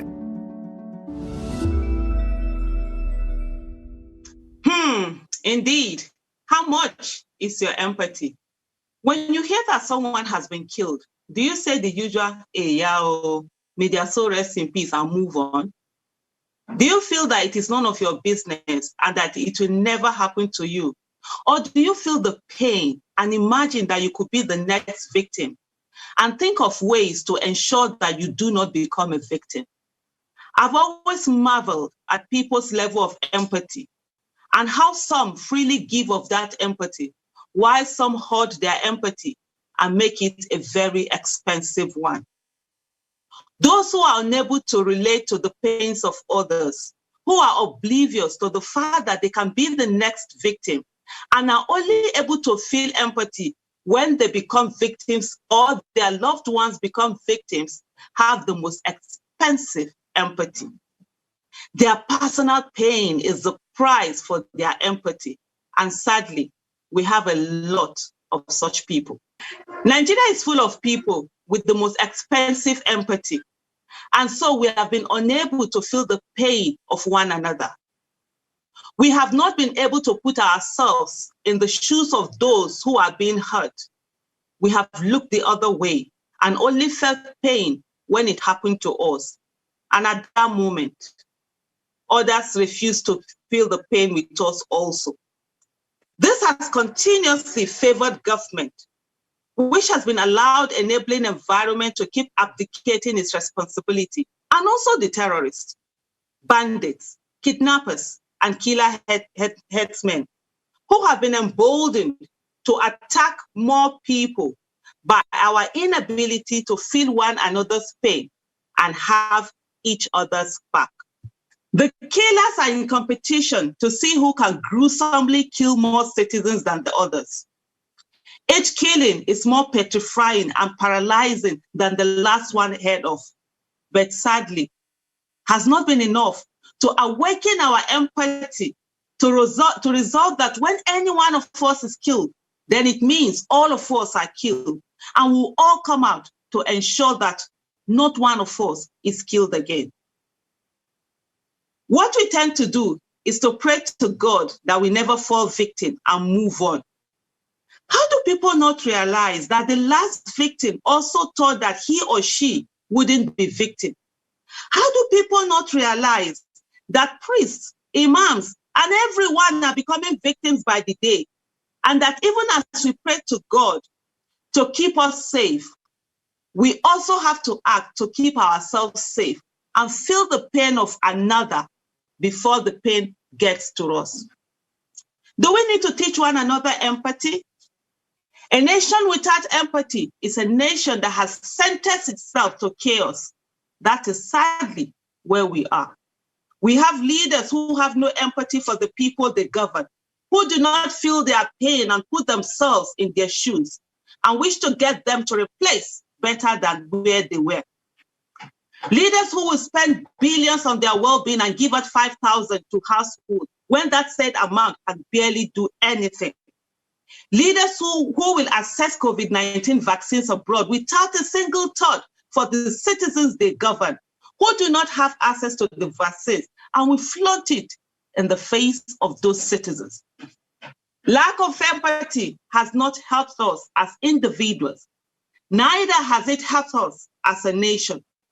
We must ensure we feel for another what we feel for ourselves. We must feel the pain of one another and take it as our pain, and not wait for the pain to happen to us before we feel it. We must make our empathy extremely cheap. We must give it free of charge. We must empathize and also ensure adequate precaution is taken for any tragedy not to happen again. That way, we are watching out for ourselves. For we must always remember that tomorrow's victims are today's survivors. You will give us time to dissect this one, because we also gave you time, to chew on your advocacy. And this reminds me of a friend's older sister that just died, and then when she narrated what happened to me, how they got to the hospital. After calling the hospital, they got there. The doctor was so laid back, lakadasika, as if he not concerned me. And a minor ailment that would have been treated and attended to Eventually, she ended up dying in the ambulance that brought her to the clinic. And, so it is replicated, in almost all facets of our national life, from government to churches that we talked about earlier, to hospitals, to even lawyers like us. Everywhere it is the same thing, no empathy. So you're ready to cheat the next man. Meanwhile, you're quick to rush to a religious center and believing that it is not yours. And like you said, tomorrow's victims are today's survivors. And so if we all don't do something about it, we might just discover that it is closer than we think it is. How much is your empathy? Question that is important for all of us to answer. So this is why I talk about leaders with empathy, because if you have empathy, you will not think of giving people 5,000 naira empowerment scheme or 10,000 naira or 15,000 naira. If you have empathy, you know that's not going to take them anywhere. If you have empathy, you will listen to the people say, look, there's a problem with our security. We have a security challenge in Nigeria today, and you need to do something about it. In other words, you put yourself in our shoes. You're cocooned behind the fortress that Aso Rock is, and the ministers and all the people, those in governance generally. But we are the people who move from one point to the other. We're saying this is what is happening. Empathetic leaders will do something meaningful, take actionable steps. That's true. To get it resolved. Yeah, empathy, the issue of empathy actually cuts right across, from leadership down to the followership. And I said 2 examples. There was a lady that was mobbed on the Ikoyi Link Bridge recently, jogging in the morning. The attackers slashed her thigh. All her face was, messed with, seriously. The funny thing was that Nigerians were driving past, some were going past, nobody waited to help. She was dead. That wasn't president, that wasn't governor. That was ordinary Nigerians who could have done something but refused to do anything. You have another situation in which an IT guy was killed at Djibouti very recently, and he was shot. The police were there. The police story was that, when they got there, he was already dead. And my question, which so many people are also asking, is, how did you know that he was dead? Somebody had been shot. He's lying on the ground. Your duty is to help, provide whatever you can do right there and then. But they said that he was already, they assumed he was dead, and nobody took the right step. And the young man passed on. So we need to call on our empathy and be able to help other people. You say we need to call on our empathy like he's one. He feel like said he's not living with us any longer. If there's any institution, so to speak, that I think is even more guilty of the lack of empathy or whatever, I think it's even the government itself.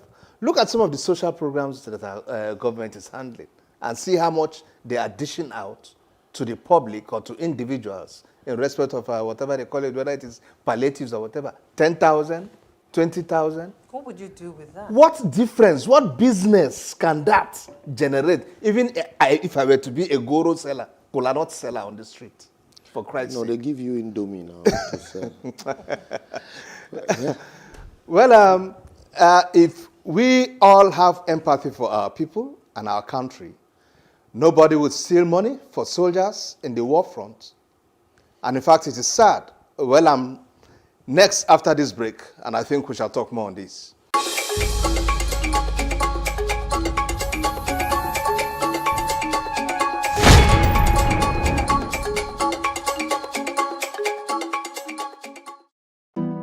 Five panelists, 5 topical issues, no holds barred. For me, it's not knowledge that's lacking.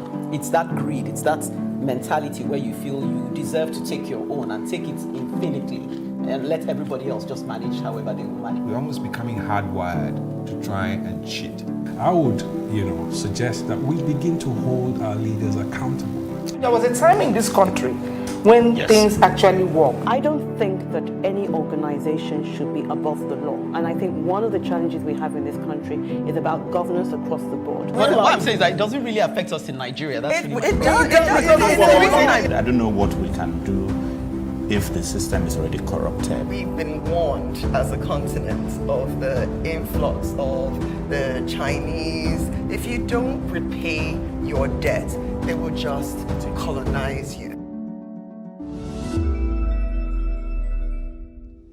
January 15th every year is a day set aside as the annual Armed Forces Remembrance Day in commemoration of our fallen heroes who laid down their lives for the rest of us. It is also to show gratitude to the standing heroes who today make up the veteran community, while acknowledging the effort of those still in service. However, this show of gratitude would translate to mere lip service if the welfare concerns of the veteran community is neglected. Take, for instance, the Security Debarment Allowance. The Security Debarment Allowance is that allowance paid to retiring soldiers to debar them from using the skills acquired while in service against the state. It is a global practice that got introduced into the Nigerian Armed Forces only recently. However, its implementation became segregative, excluding a huge chunk of about 90% of the veteran community for no cogent reasons, with the decision to pay only retirees of November 2017 to date. If the essence of the Security Debarment Allowance is to debar veterans from using their skills against the state, are we then saying those excluded do not possess such skills that could be hired by Boko Haram terrorists, ISWA, bandits, armed robbers, kidnappers, you mention it, and used against the Nigerian state? At times as this, when insecurity has become our national hallmark, government must apply some wisdom in its dealings with the people. The minimum wage approved by the president in 2019 is yet to be availed the veteran community because the required consequential adjustment for its implementation is yet to be computed by the relevant authorities. This has resulted in 20 months of unpaid arrears and still counting. After all the prolonged stay in operational areas, the average veteran disengages eventually with one health challenge or the other, requiring continuous management. Unfortunately, his national health insurance scheme does not avail him 100% medical cover. Veterans with internal organ-related issues such as heart, lungs, liver, kidney, etc. are not covered by the National Health Insurance Scheme. Even most of the drugs for the management of most of these ailments are hardly found in military pharmacies. Therefore, the financial brunt in meeting these medical challenges is often pushed to the veteran. Let's take a look at the medically boarded veterans and, of course, some allowance deductions that were made in whatever their entitlements were or are. Medically boarded veterans are those personnel who disengaged from service on medical grounds. This category of men are statutorily entitled to some allowance based on the nature and gravity of such defects. Recently, this allowance had to be reduced by the authorities for some inadequately communicated reasons. The action has since brought untold hardship on the affected veterans, as it has become extremely difficult providing the financial succor and support such monies availed in meeting the demands of such health challenges. Lastly, has the military even been able to build a database for veterans with serious health challenges in facilitation of a tap on them? You are often just left on your own after disengagement from service.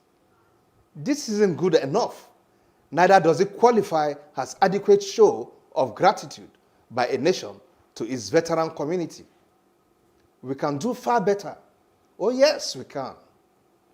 The January 15 annual ceremony should not be reduced to some symbolic ritual in which birds are released to either fly or not fly, and the dead heroes who can't talk back at us are praised, while the welfare and concerns of our living heroes who are busy protesting and agitating on the streets are never addressed.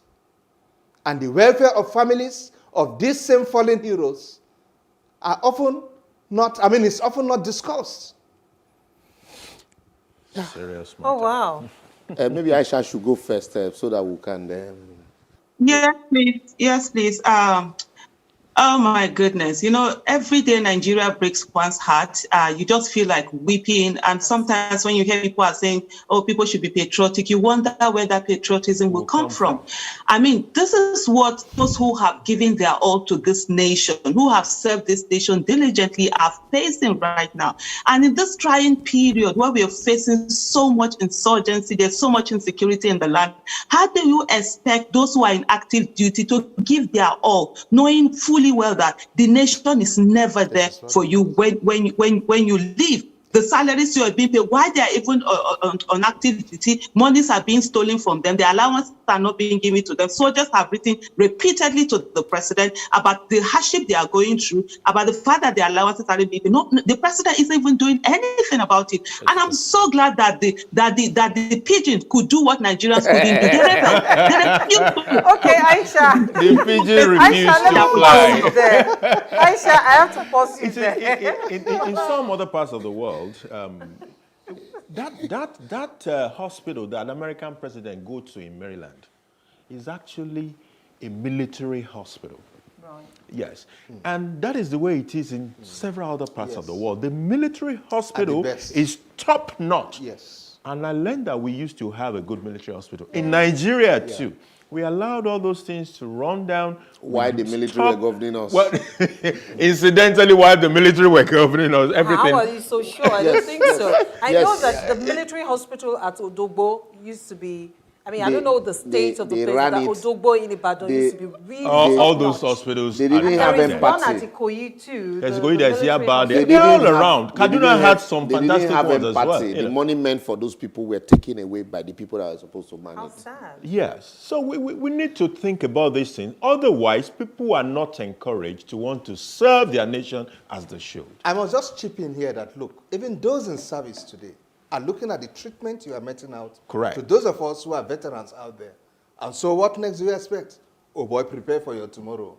Because nobody has time for you after see you. quickly. My father is a veteran as well, and I can relate with a lot of things you talked about. That's good. I remember that I had this conversation, funny enough, this week with my mom, when she was talking about a time when a former president wanted to just pay off veterans. And then the lobbying started that you can't just pay them off and say, let them just be paid off. And then the lobbying continued until this present president came and, traveling through the airports in America, right. consistently, not one airport, not two, not three, consistently you hear them announce over the public address system, please watch over your bags, be careful who you talk with, ensure that you are the ones that packed your bag yourself. And then, if you are one of our veterans and you are passing through our airport today, be sure that we appreciate you. It is because of you that we can talk safely. And if there is anything you need, please kindly let us know we're here.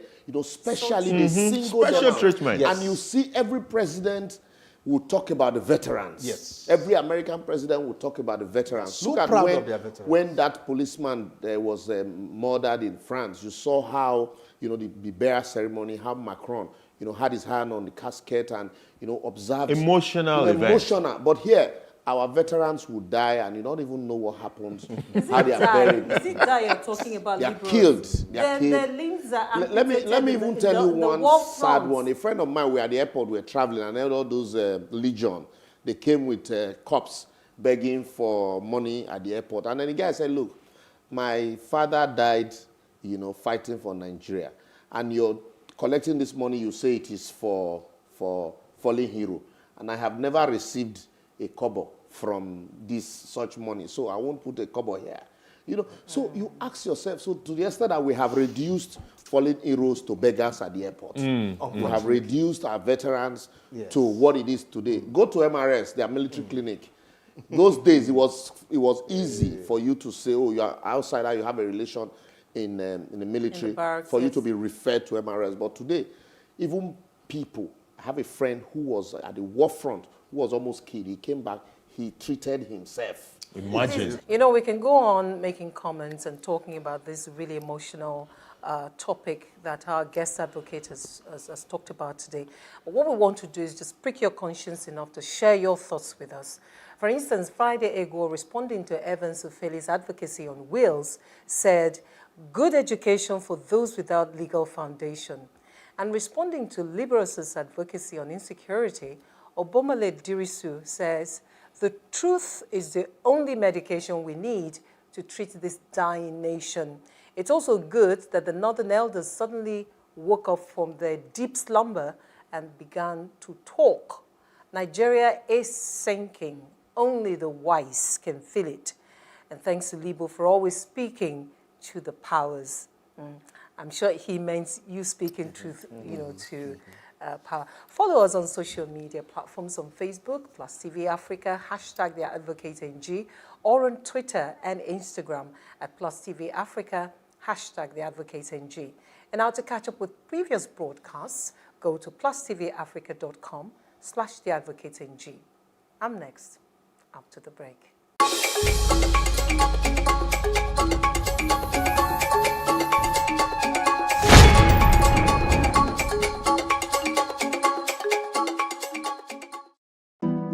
5 panelists, 5 topical issues, no holds barred. For me, it's not knowledge that's lacking. It's that greed. It's that mentality where you feel you deserve to take your own and take it infinitely and let everybody else just manage however they will manage. We're almost becoming hardwired to try and cheat. I would, suggest that we begin to hold our leaders accountable. There was a time in this country when things actually work. I don't think that any organization should be above the law. And I think one of the challenges we have in this country is about governance across the board. What I'm saying is that it doesn't really affect us in Nigeria. That's It does. I don't know what we can do if the system is already corrupted. We've been warned as a continent of the influx of the Chinese. If you don't repay your debt, they will just colonize you. National development, looking for the positives. This week, I focus on inspiring developments by 3 personalities across the nation. I'm hailing the monarch of the ancient town of Oyo, Oba Lamidi Olaiwola Adeyemi III, the House of Rep member Shino Pella, and the executive governor of Ebonyi State through his Ministry of Education. Now, these 3 personalities, one a respected monarch and first-class king, the other a young legislator in his 40s, and the last a governor, to me, demonstrates the future that I desire for this country. First, the Alaafin of Oyo, Oba Lamidi Olaiwola Adeyemi III, Kábíyèsí. In commemoration of his 50th coronation anniversary, disbursed 5.5 million naira to 550 petty traders in Oyo town. And each of them selected from the 4 local government areas of Oyo got 10,000 naira each. Now, what excites me most is the provision and commissioning of 3 solar boreholes at 3 locations, including a school, Baptist Secondary School, Okesomi, Ilora. Now, while the project was, of course, partly facilitated by one of his sons, Akeem Adeyemi, representing Oyo Federal Constituency in the House of Representatives, in commemoration again of the 50th coronation anniversary, the king, the monarch, could have declined and requested the money to be put to personal use, but he didn't. He said, and quite succinctly too, that apart from the advisory role given to the traditional institutions in the current democratic dispensation, Obas should be seen as the coordinator of general community development, as it has the natural capability to successfully act as adjudicator, mediator, intercessor, and facilitator of community projects and programs. The first-class monarch underscores the role of the traditional institution and their continued relevance at the grassroots level, which can then truly elevate local government administration in this country. I'm excited again that a member of the House of Representatives, Honorable Shina Pella, presented electronic knapsack sprayers, motorized seed planters, motorized fertilizer applicators, harvesting machines, farm grass cutters and weeding machines to, wait for it, about 1,500 rural farmers in Oyo North, and is worth several millions of naira. These mechanized farming equipments were handed over to the farmers after a brief demonstration on how to use them on their farmlands. The truth is, I couldn't have been prouder of that moment, the thinking behind that sort of empowerment and the immense impact it will have on those farmers. I'd wondered for years when Nigerian farmers will scale up their modus operandi to that level where they don't have to do back-breaking work to have bountiful harvests. What a new day. Thank you, Shina Pella. And as students and pupils resume in schools amid COVID scare, Ebonyi State government outdid other states with its policy to post 2 nurses to public schools. I commend the state government for providing protective facilities for primary and secondary schools in the 13 local government areas of Ebonyi State ahead of resumption on January 18th.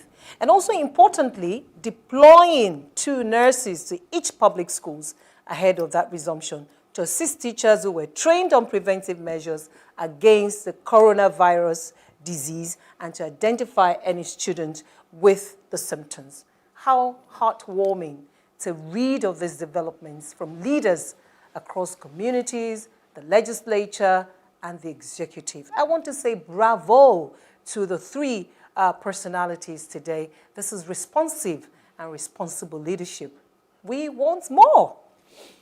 Well, I appreciate the fact that, you try to, encourage these people. Ordinarily, for me, it's their responsibility. We're talking about sharing 10,000 naira just before this year advocacy.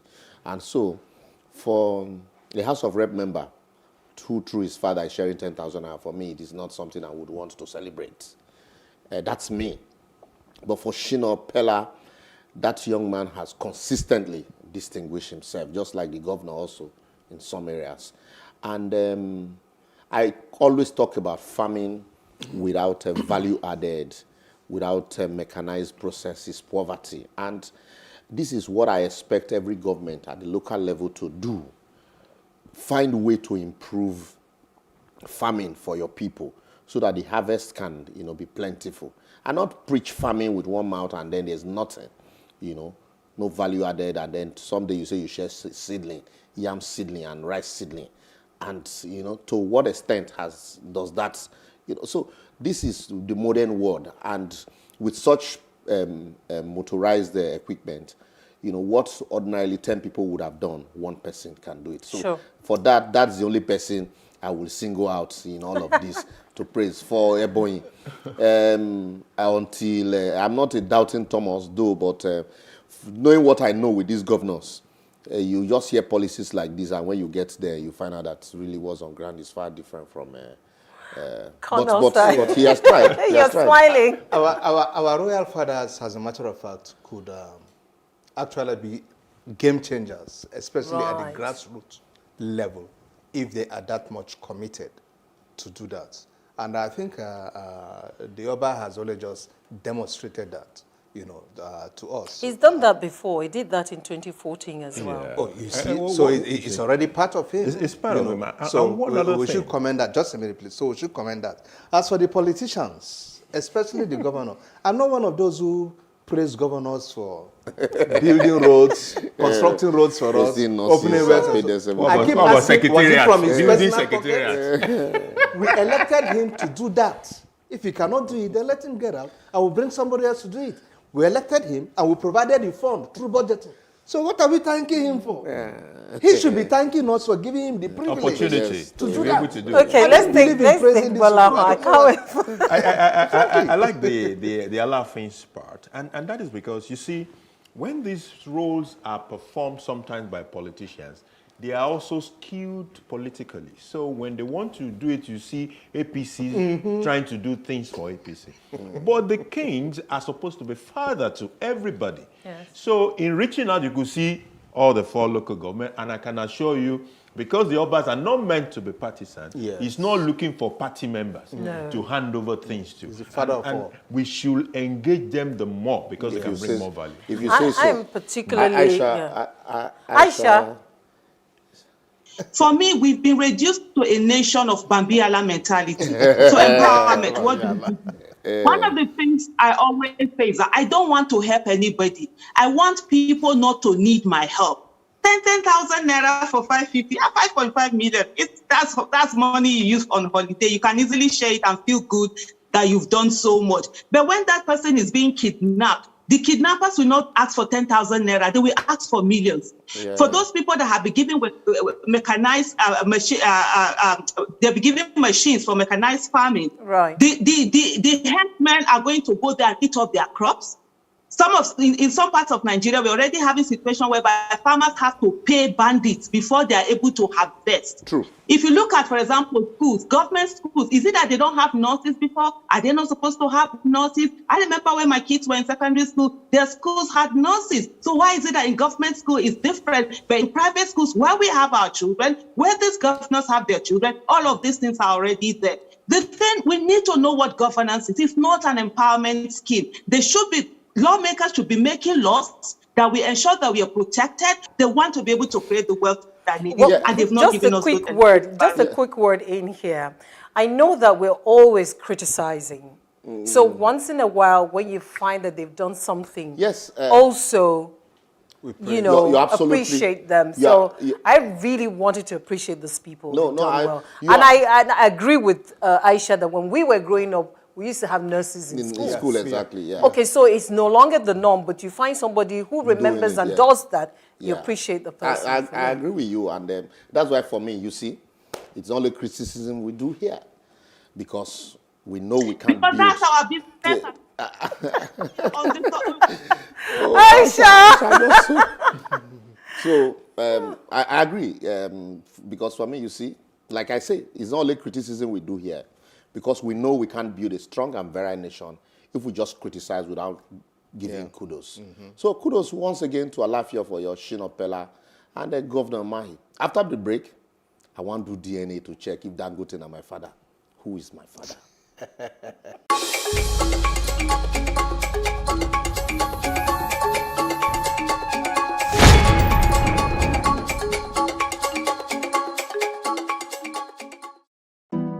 Five panelists, 5 topical issues, no holds barred. For me, it's not knowledge that's lacking. It's that greed. It's that mentality where you feel you deserve to take your own and take it infinitely and let everybody else just manage however they will manage. We're almost becoming hardwired to try and cheat. I would, suggest that we begin to hold our leaders accountable. There was a time in this country when things actually work. I don't think that any organization should be above the law. And I think one of the challenges we have in this country is about governance across the board. Well, what I'm saying is that it doesn't really affect us in Nigeria. That's I don't know what we can do if the system is already corrupted. We've been warned as a continent of the influx of the Chinese. If you don't repay your debt, they will just colonize you. A man shall be presumed to be the natural father of a child if he and the child's natural mother are or have been married to each other and the child is born during the marriage or within 300 days after the marriage is terminated by death, annulment, declaration of invalidity or dissolution, or after a decree of separation is entered by court. Who is my father? Marital presumption is usually to protect parents and children, and also the sanctity of marriage by assuming the husband and wife have both remained true to their marriage vow. Until recently, It was the only practical way to deal with the issue of paternity. But however, the advent of genetic testing like DNA has changed all of that, and questions are now being raised whether DNA should always be used in establishing the paternity of children born during subsistence of marriage. The Nigerian famous musician Davido has even added his voice and suggested its usage before child's dedication. After all, some churches insist on pregnancy tests before marriage. So what are your own thoughts? In Pictures and Pictures, the Rhode Island Supreme Court was faced with a situation in which a man had known all along that he was not the biological father of his wife's child. Nonetheless, he raised the child as his own, assuring the mother that he would always care for the child.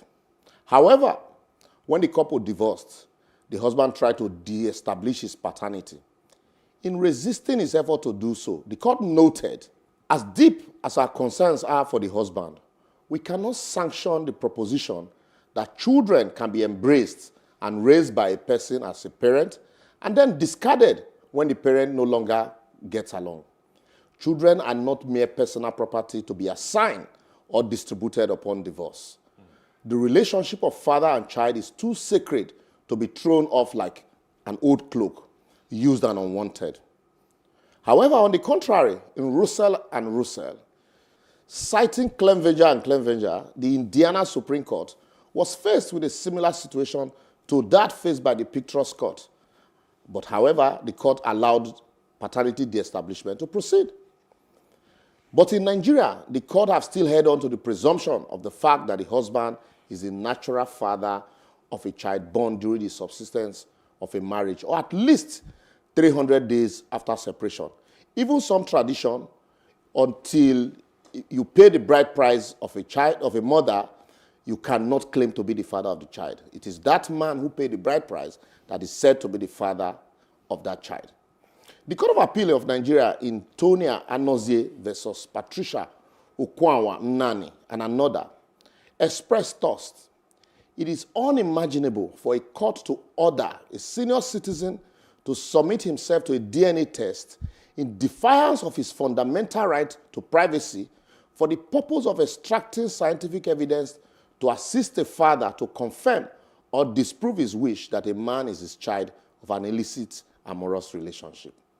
The court was persuaded by the position of the Court of Appeal in Anode and Mmeka, where the court re-emphasized that all children are lawful and legitimate, the circumstances of their birth notwithstanding, and that the right to a legitimate status must be viewed from the child's perspective, as there is no child without a biological father. Against that backdrop, I would therefore advocate that DNA should be a personal issue between husband and wife, who should be at liberty to determine whether they want to establish the paternity of their kids using DNA tests or through their trust for each other and the sanctity of the institution of their union. After all, it takes more than two balls and a dick to father a child. The religious body or society should not browbeat anyone into going for a DNA test you are not psychologically ready for. Macho man, no daddy matter how. And some people actually never recovers from it. Though in some cases, the men might even have the premonition of their spouse's infidelity. They're usually silent on it, either because of societal concern or the largesse from such amorous relationship. Lastly, communication is very key in every marital relationship. And if you can laugh at it, you can live with it. Not everyone might agree with me though, but this is my position. So what is yours? I was waiting for where you would say, finally you found out that Dangote was your father. No, I thought we were rounding up. No, my father is my father. Because it was a question, who is my father? I thought that was where he was round up. I think the position of the law is quite interesting, saying that as long as that child is born while this marriage subsists, yes, the father is the father. Yes. The father in that marriage is the father of the kid. And it makes sense. If a boy or a girl has been born and you have nurtured him, you have brought him up, he has called you father, you have called him son, And then an interloper came up from somewhere else and said, no, I was involved in all of this. You can tell him to walk away and accept the son as your son, and the law stands by you. Yeah. You remind me of Ikemefuna in Things Fall Apart. He calls you father. He said, that boy calls you father. Let's move on. It's just an aside. I think the level of infidelity, I would say, today in the society, you know, leads to or brings up, in most cases, all these issues of DNA and so on, you know, and with people trying to establish paternity over children or what have you.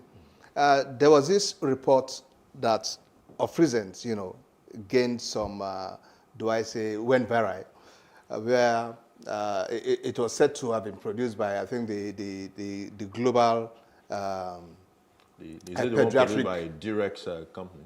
No, is this Pediatric Society of Nigeria, not of Nigeria. I think Nigeria is the second highest. They were the point the report was trying to establish is that out of every 5 children, 2, their paternity is always in doubt. That report is, how many did they come to ask me? What was the sample? How many must they come to ask you? No, if you say out of every 5, out of every 5, the presumption is that I must be involved. For me, it puts a question mark on our values as a people and how hypocritical we've all been in the past, or a lot of us have been. If a man and his wife have to sit down to determine, to decide to go for DNA test over any of their children, it shows that there's a problem somewhere. I know of people who marry women who are pregnant. Yes. Or knowingly that they're pregnant for somebody else, and saying, for one circumstantial reason or the other, and say, I will marry you together with this pregnancy and will be the father of this child. So that's our society. So, but this one lately we have of men discovering that this particular somebody is not their child, or that they knew all along and were just playing along, waiting for a time to pounce, and then women, you know, having the tendency to do this even more often. It's worrisome, as far as I'm concerned. Aisha is waiting to pounce. Worrisome. Aisha is waiting to pounce. For me, what I find in all of this, and I'm glad people are having this discussion, is the fact that there's always a patriarchal arrogance in thinking about things. So where a man feels that they have a right to cheat on their spouses and then have children outside, and then he feels that, oh, a woman can't do that. I mean, it's about individuals. It's not about the gender. It's about people who do not value their marriages and everything, and doing so many things outside. Yeah, there are a lot of children whom, when it comes to paternity fraud, there's a lot of it here. And then there's also another case whereby, beyond, for me, when you check the paternity, also check the maternity. It's always, that's where you get it balanced. Because even as a child, I used to say that, oh, I'm sure there are a lot of people whom they got different children from what they gave birth to in the hospital. Right. And that's not, they went away with it. So for whatever case you're checking the paternity, please also check the maternity and be sure of that. But let's come to the fact that let people not feel that because they are certain gender, they can do certain things that it's either unlawful, even if it's not unlawful, but morally or religiously, it's not. But the Islamic standing, from the little knowledge I have, is that also of the law. The child is what is born into the family. So as a father, you cannot deny the paternity of your child Islamically, as long as you already married when she gave birth to that child. Whether you do a DNA or you don't do a DNA, Islam will not recognize that you are the father, even when they're going a certain amount of this. But I'm not very, I don't have that up my head, I would have said it. But the law right now, the Nigerian law and the Islamic law, they are more or less the same way. Yeah, right. Awesome. Okay. Yeah, awesome. And for me, like I said, it is not It Not is everyone will agree with you. I don't. Aisha doesn't. No, what I'm saying is it is not a macho man thing. I think it is, because I understand where Aisha is coming from. Why is it that it's okay why I say for men to have children outside and not be saying DNA? You're getting my point. You're not getting my point. I'm not. I'm saying it's not a macho man thing to go say, I want to go and do DNA. You may never even recover from it. You may never recover from it. At times it's even better you don't know. Yes. As I said, not everyone would agree with me, including you. But it's not over, because we can continue the conversation on our social media platform. On Facebook, Plus TV Africa, hashtag The Advocate NG. And on Twitter and Instagram, at Plus TV Africa, hashtag The Advocate NG. And to catch up with previous broadcasts, which are so many, more than 100, just simply go to plustvafrica.com/The Advocate NG. And don't forget to subscribe to our YouTube channel, Plus TV Africa. Until next week, same time on this station, let's keep advocating for a better society where we give knocks and we give kudos. Bye for now. Thank you very much. Bye-bye. Thanks. 5 panelists, 5 topical issues, no holds barred. For me, it's not knowledge that's lacking. It's that greed. It's that mentality where you feel you deserve to take your own and take it infinitely and let everybody else just manage however they will manage. We're almost becoming hardwired to try and cheat. I would, suggest that we begin to hold our leaders accountable. There was a time in this country when things actually work. I don't think that any organization should be above the law. And I think one of the challenges we have in this country is about governance across the board. Well, what I'm saying is that it doesn't really affect us in Nigeria. That's It does. I don't know what we can do if the system is already corrupted. We've been warned as a continent of the influx of the Chinese. If you don't repay your debt, they will just colonize you.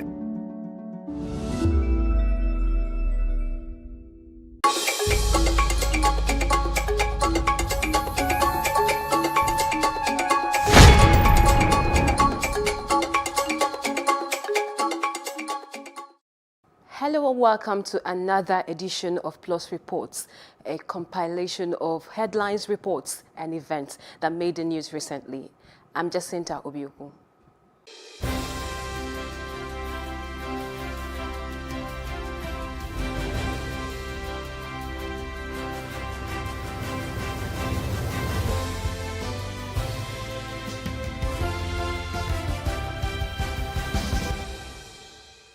We begin with a report geared to awaken Nigerian youths to the challenge of leadership. A citizen-led movement, Fix Politics, has launched the School of Politics, Policy and Governance to enhance the leadership performance in Africa. It is through training young Nigerians. The program is expected to commence on the 1st of March 2021. Anita Felix captured its virtual launch.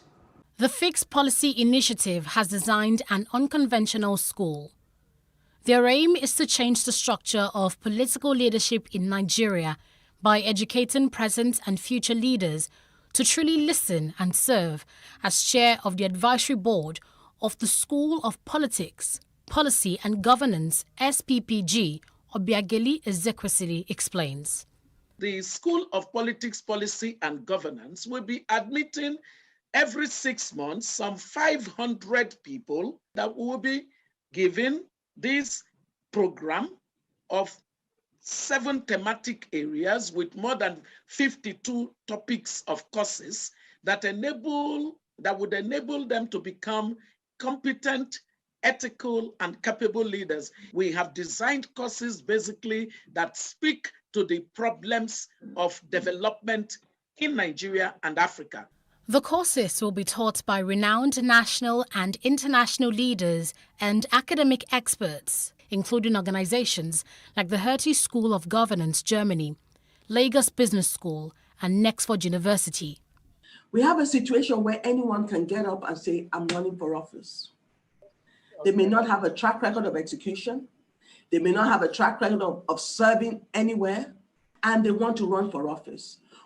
Our desire is to bridge the gap. We want them to run, but we want them to run with understanding. We want them to run with knowledge. We're trying to bring a paradigm where quality people are the people that run for office on our continent. And so this is the leadership preparation system that we're innovating in Africa.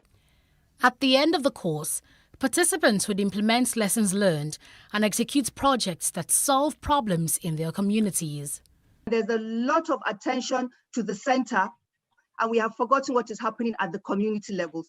And that is why our students will be coming from the community, and they would also be giving back to the community through different dimensions of capstone community projects.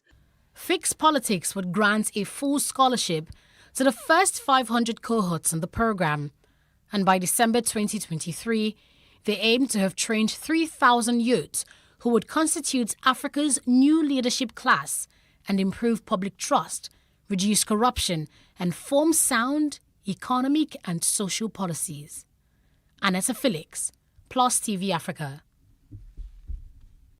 Quite a welcome initiative, as this is hoped to foster deep knowledge of the process of political and economic governance.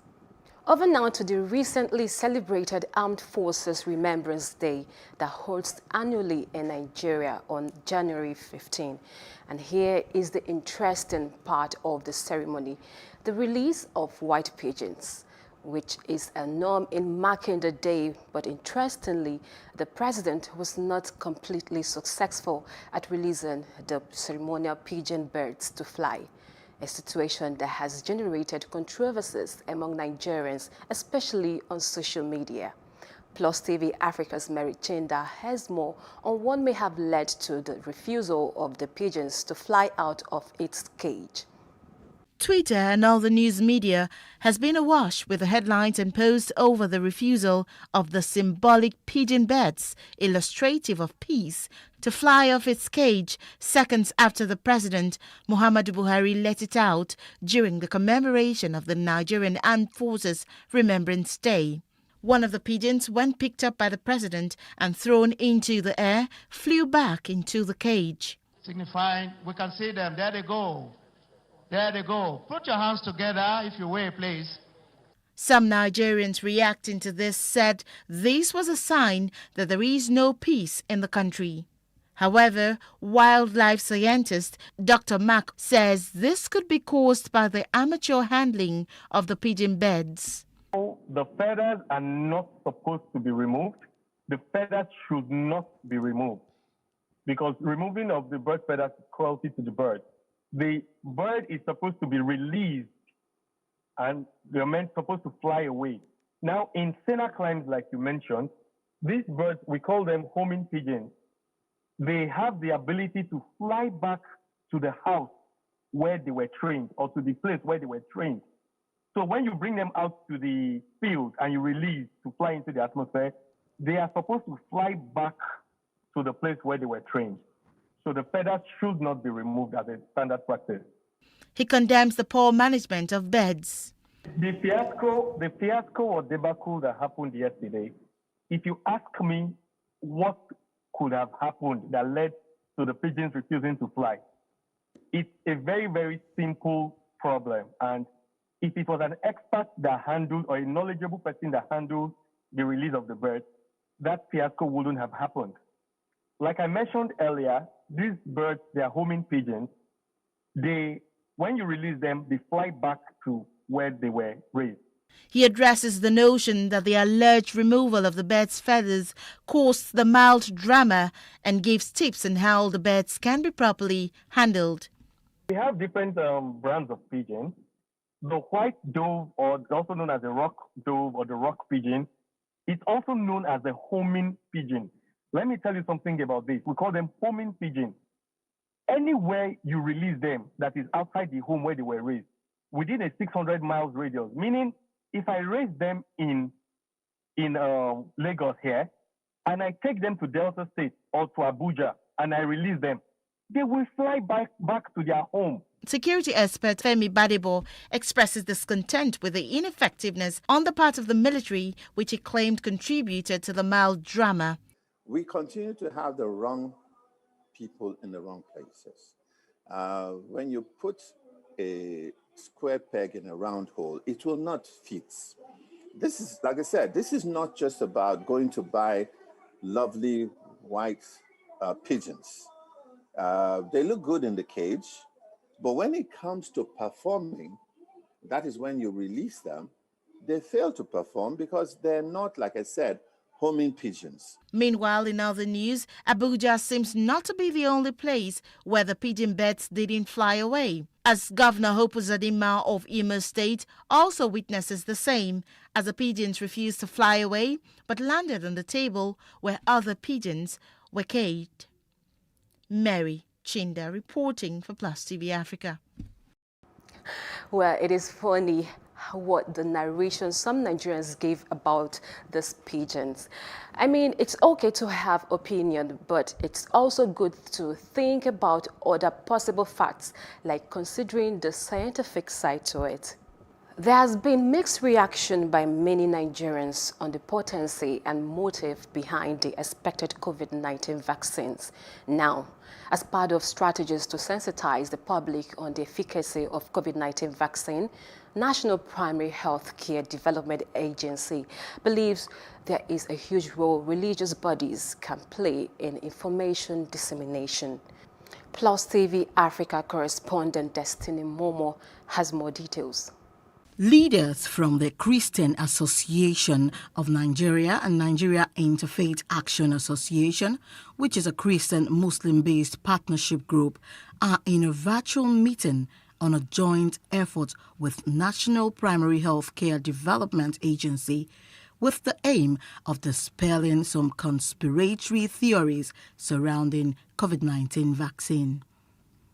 The mandate here is to convince these religious leaders with the aim of educating their congregants on the need to accept the harmless vaccine. Founder and president of Vision of Africa, Bishop Sunday Onoha, made it clear that faith leaders need to be informed of the absolute truth surrounding COVID-19 and vaccine immunization so they can educate their congregation. The essence of this collaboration is to ensure that these faith leaders fully understand the myth, the truth. There are all kinds of myths going on about COVID-19. There are all kinds of things going on in the social media. And these pastors and imams, their members will ask them questions. And we pray that out of this conversation, these leaders will have an answer that we will give to our members. Professor Oyewale Tomori addressed the truth and myth on COVID-19 in Nigeria on concerns raised about the vaccine. I don't think no sane government would deliberately give poison to his own people. That's the point I think we want to know. Of course, we pray, and that's why religious leaders are told to pray for their leaders so that they can be sane. If we have been diligent in our prayer for our leaders, then we know that by the grace of God, they will be sane. And if they are sane, they are not going to give anybody poison. And they will not go to do things that will harm their own people. CAN chairman in Plateau State, Reverend Polycarp Lubo, suggested that medical personnel should do a proper check before the citizens of Nigeria are allowed to use it. Others asked if it will affect our DNA and if NAFDAC has properly scrutinized the vaccine. In Africa, we are so suspicious that we must be proven beyond reasonable doubt that this vaccine that is coming in must be scientifically proven by our own scientists or medical doctors. While this engagement is being commended, the floor members are advised to take necessary steps to stay alive. Destiny Momo for Plus TV Africa. Days after, it was the turn of Muslim leaders who have conveyed the fears of their followers to the experts for clarification. Again, Destiny Momo monitored the webinar organized by National Primary Health Care Development Agency.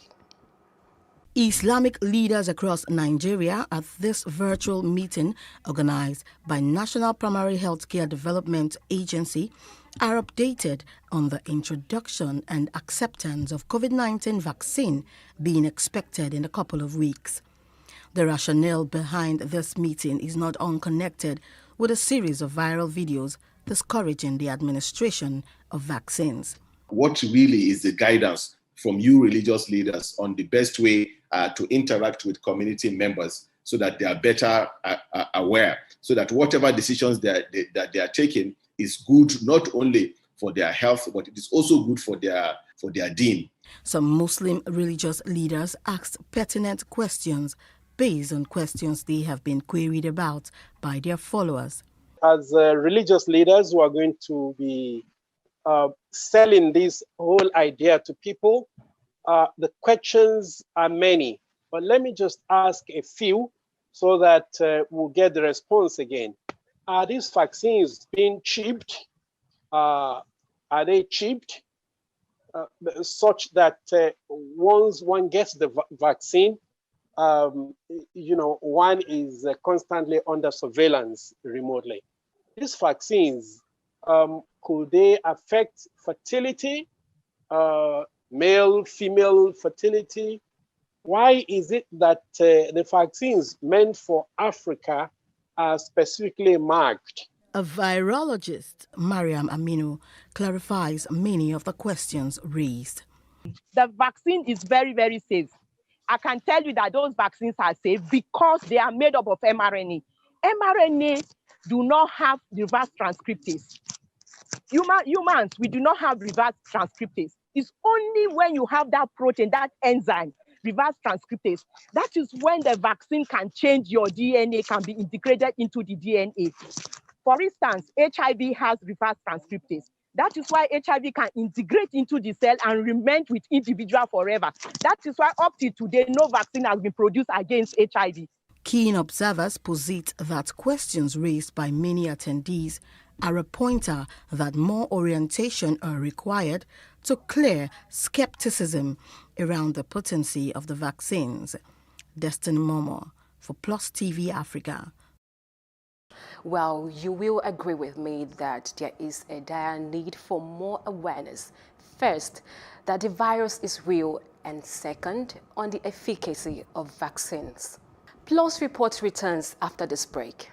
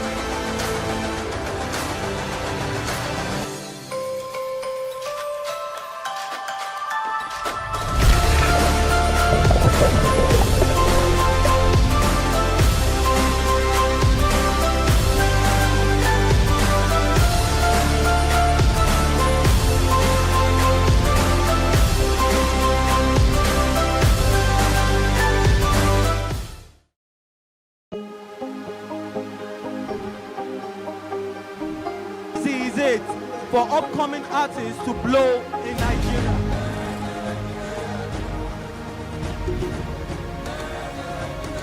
Welcome to Plus Trending. I am Bukky November, your host, saying thank you for joining us on today's episode. Welcome back. It's tea time on Plus TV Africa. Practice makes perfect. I'm not perfect yet, but I'm a lot better than I used to be.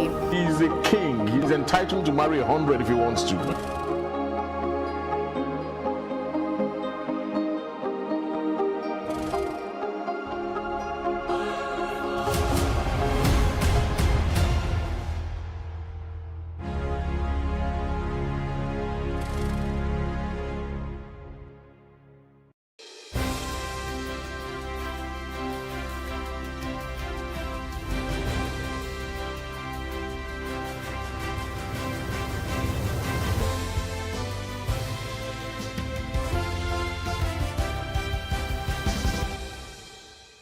Thanks for staying with us. Let's go to Rivers State, where residents of Bonny local government area have protested to the government house, Port Harcourt, lamenting incessant attacks and killings by pirates on their waterways. Details in this next report.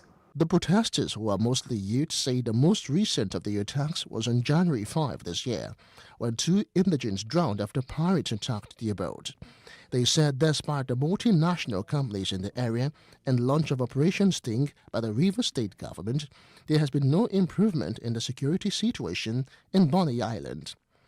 After a few hours, they were attended to by the Commissioner for Youth Development, where they read their 5-point agenda. No one is having peace. You don't sleep with your eyes closed any longer on the island. And so we decided to say, okay, let's come and meet our father. That's why he's there. We voted for him. And one of the reasons he promised to give us is security. We are protesting because of the killings on our waterways. We are tired. See, our elders have been kidnapped for 4 months. No news about them. No issues, no case about them. See, our lives matter to this country. The key demand is to put houseboats, security houseboats, at strategic points along the Port Harcourt sea routes with an ambulance and with security personnel. We cannot travel by a public boat. The way we used to travel, we cannot travel like that. People are dying. Our mothers are being raped. Our sisters are being raped. In his response, the Commissioner assured that the message will be delivered. Also, Deputy Commissioner of Police in Rivers State, Yomi Oladimeji, urged members of the public to provide the police with adequate information. I want to give you an assurance. This thing will get to the governor today. And the governor will liaise with all relevant stakeholders. If you believe that the information is not safe in the hands of even the OC Marine there, don't hesitate to come straight to headquarters here and inform the Commissioner of Police. Bonny local government area can only be accessed through the high sea, as the federal government's 37-kilometer bridge, which costs 120 billion naira and is meant to connect the islands to the mainland in Rivers State, is yet to be completed. Well, we hope the government gets to do the needful.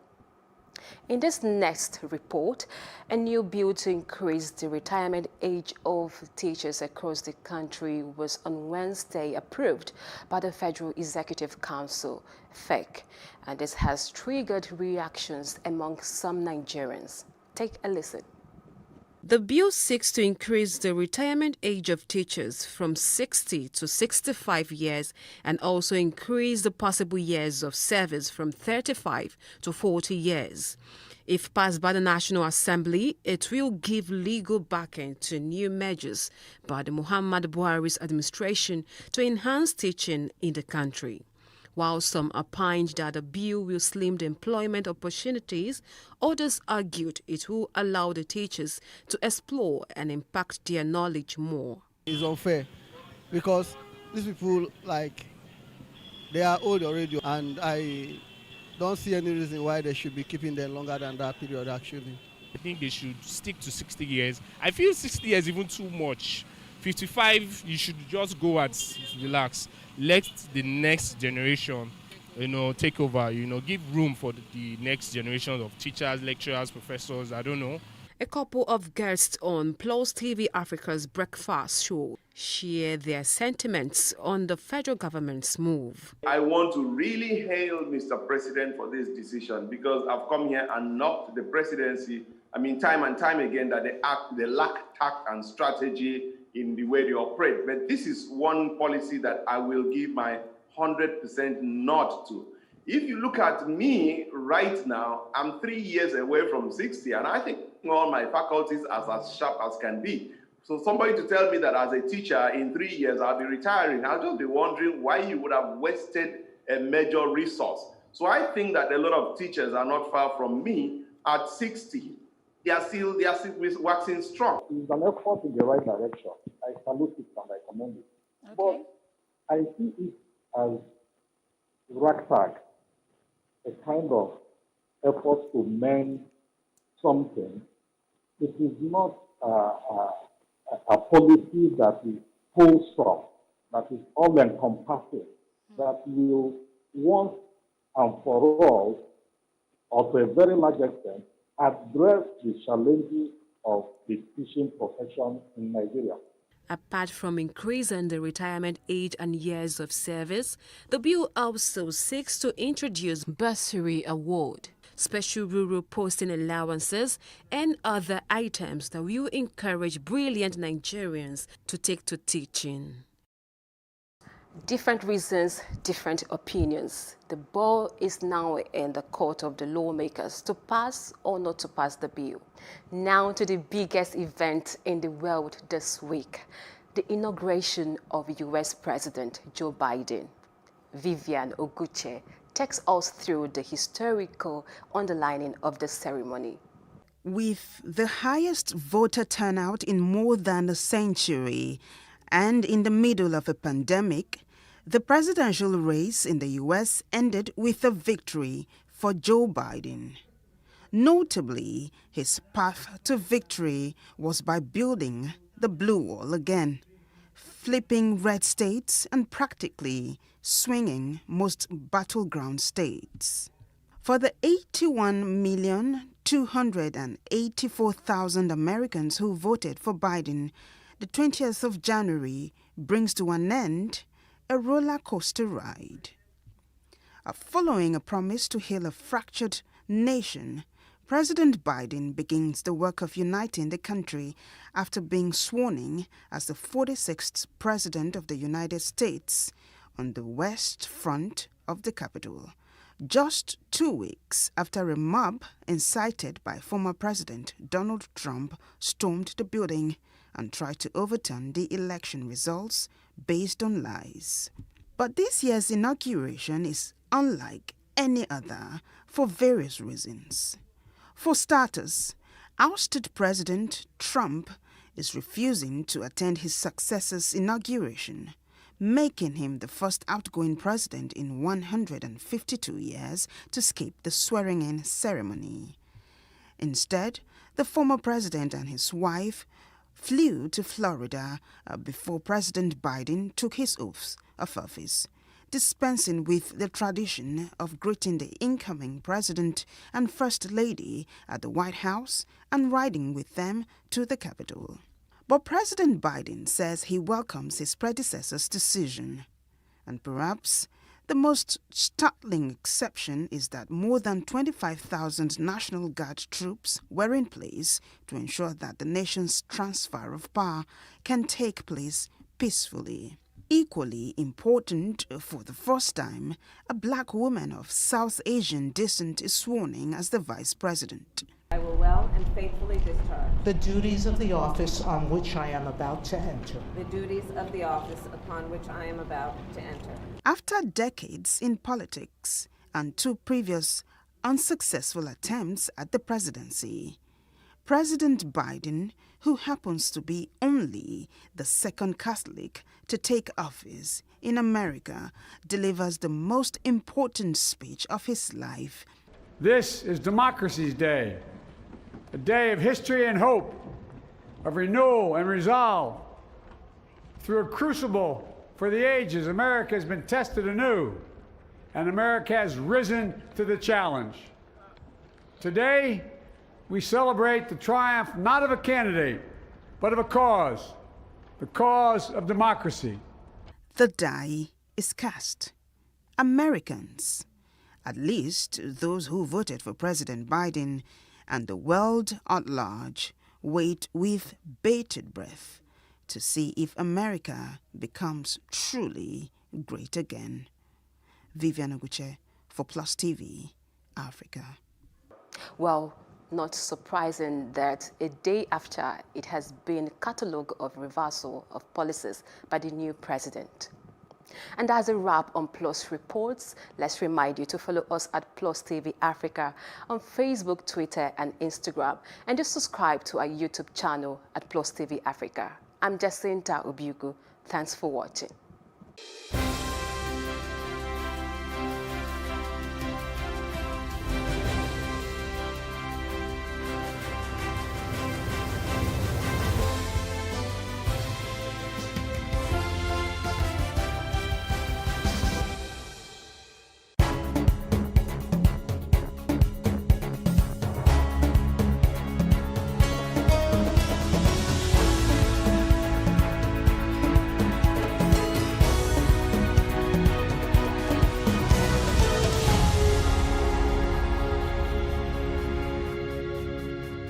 We can't talk about education reform if we don't decolonize our education system. What we do not understand, we will stigmatize. Because it's just cultural. And I think it's just human nature. They stop paying us salary. I don't like remembering it. I am angry at Nigeria. I'm angry at this government which seems to be letting us down. I'm angry at us as a people. In the process of struggling to free myself from his hand, he tore my pants and he raped me. Yes, I commit the offense truly. Young girl, do you know where you are going? I say, I'm going to America. I say, now so that they talk, you are going to Libya. Which America? As it then do mark our place, some people they die now. This is Plus TV Africa. Big stories live here.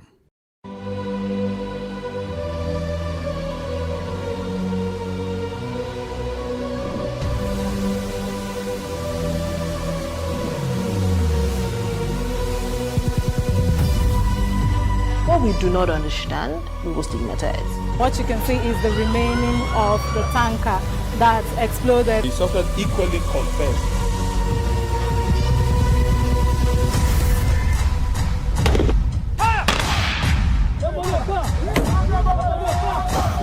A 500 naira they collect them. If you no talk, they go beat you. Now 2,500 I dey pay.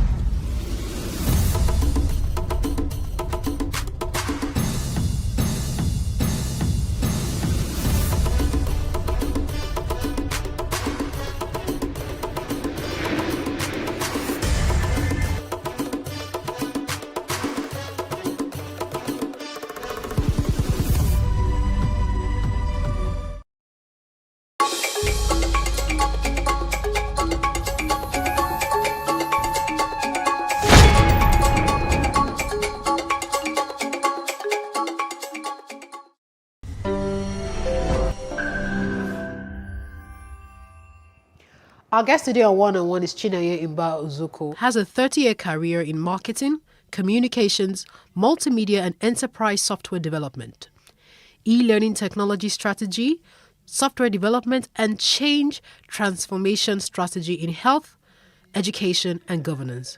He founded the multiple award-winning technology solutions pioneer Infographics, Nigeria, and also worked in Microsoft Cooperation as general manager, Anglophone West Africa. Departing in 2009 to pursue his vision of a borderless Africa in his current role as the managing partner of Grand Central and lead partner of IX Consult, a boutique startup incubator. He is the president, Institute of Software Practitioners of Nigeria, a trustee, Education Reform Intervention Team. Thank you for joining us.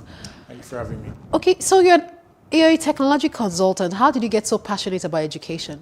First of all, I got into university to study veterinary medicine and eventually left veterinary medicine to start to read political science and then ended up in technology.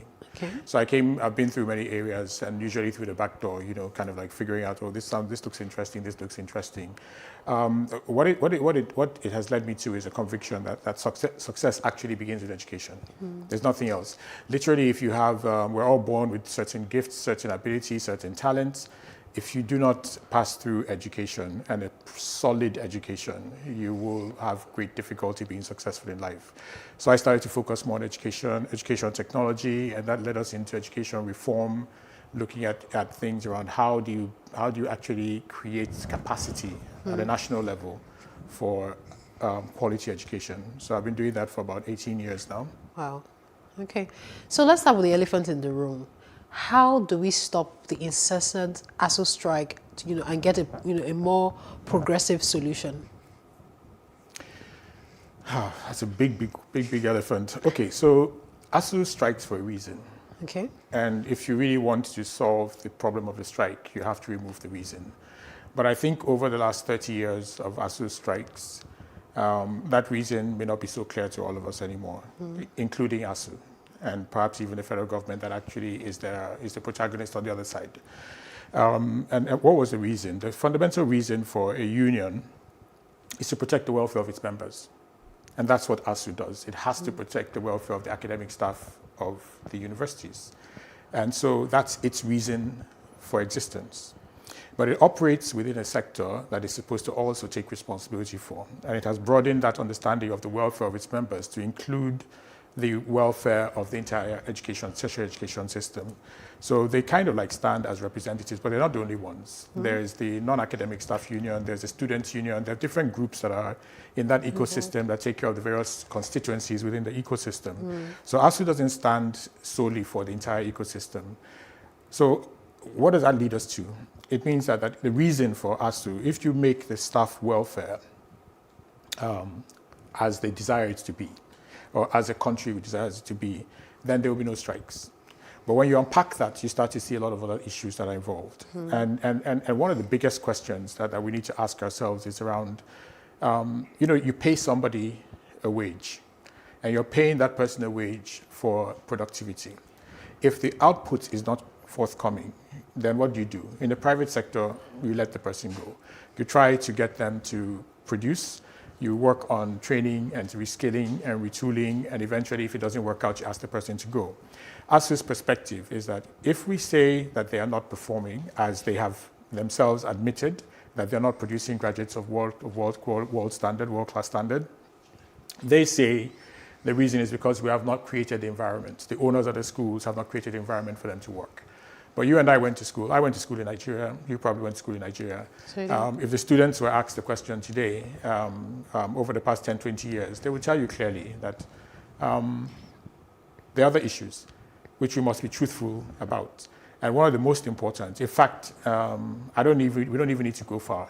If you look at the reports, there was a 189-slide report that was produced in 2012, I think, when the government then said they would sit down with ASUU and they would examine the universities, the state of the universities. Okay. And they went to about 61 universities and they came up with this report, so 189 slides in that deck.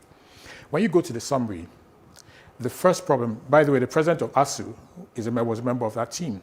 Okay, the current president Not the current president, this was in 2012. Okay, yeah. He was a member of that team. And the report says the number one problem in Nigerian universities, the Nigerian university system, is leadership and governance.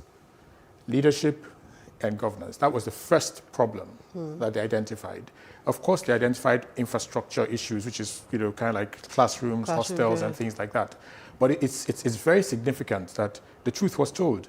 The central problem of the universities is leadership and governance. And if you trace the problems that we have in a tertiary institution back to the source, you will find that the decline in tertiary education actually began with the failure of leadership and the failure of governance. Leadership in terms of within the universities themselves, the quality of the vice chancellors that were elected into office, the quality of the deans of the faculties and the heads of departments, where it moved more into the political realm than it did into their performance for the function for the purpose for which they were employed. And then you go into governance, and governance is about the quality framework. What happens fundamentally when you have a system that its production, what it produces is intangible. You take a student at 16, 17, 18 years old, you pass him through a system or her through a system for 4 years, and the output of that 4 years is supposed to be a child that is ready to work in industry and be productive to society. True. That should be the measure. And on the basis of your capacity to produce those kind of students, you are then promoted through the system. You're also promoted through the system on the basis of your own productivity in terms of your research.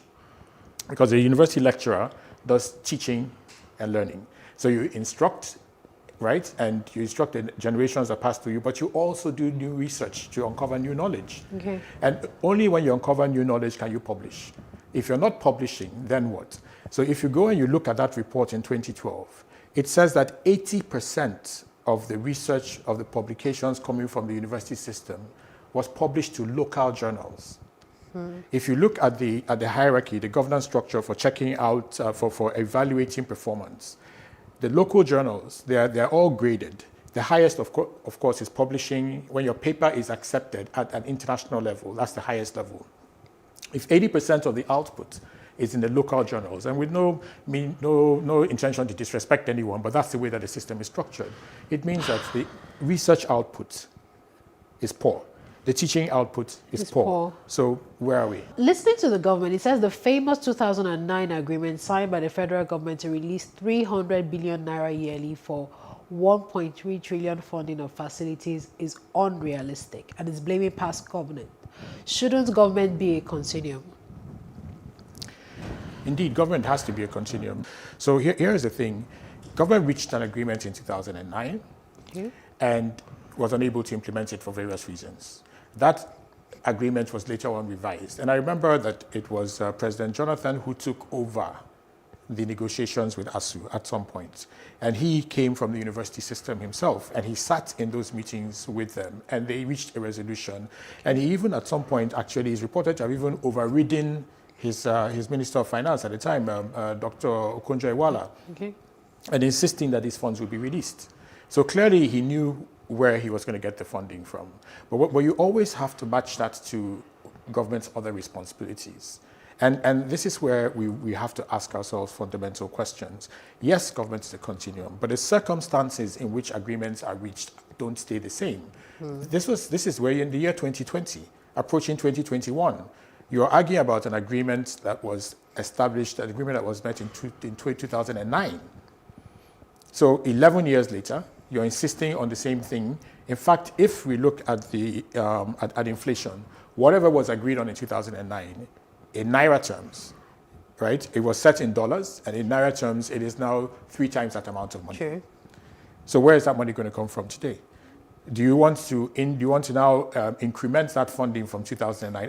And remember, the circumstances in 2009 carried through 11 years later. The universities have deteriorated even further over those 11 years. So it goes back to that question. Yes, government is a continuum, but everybody knows that the context will always change. Why is funding just the priority and just the focus? Nobody's talking about, the leadership problems in universities. I think it's because you're asking the teacher to grade himself and not asking the students and not asking the parents. If you're in a society where if you are marking your own exam, there's certain things that you would ignore. True. In fairness to ASU, they have mentioned at a number of times that they have challenges within their body, and some of those challenges they ascribe to politics. So in many of the universities now, there's this whole indigenization thing. So if you're not from that area, from that area, you don't become the vice chancellor. The indigenes insist on a certain number of lecturers and things like that. There are politicians who interfere in the hiring process. And the structure of the universities themselves has been kind of like infused by the system that we have in our country as a whole. Why is funding brought up? Because funding is what we can all understand. Remember, ASU is a union. And as a union, they would always, they have their own strategies around negotiation. The one thing that makes a lot of sense to all people who are involved in the ecosystem is that we want fancy universities, the kind that you send your children to abroad. That's the refrain. Oh, you're sending your children abroad. The leaders send their children abroad to fancy schools, but they don't want to create the same kind of environment locally. So people can relate to that, and it's a fantastic negotiating chip. But the issue is bigger than that. Okay. And this is what bothers me the most. When we've had discussions, and we've had occasion to relate with ASU, I've been struck by the absence of a responsibility or accountability for envisioning education for the entire society. Okay. There's this narrow focus on the tertiary institution, as though if you solve that problem, you've solved all problems. The tertiary institutions in this country have a gross enrollment of under 2 million students.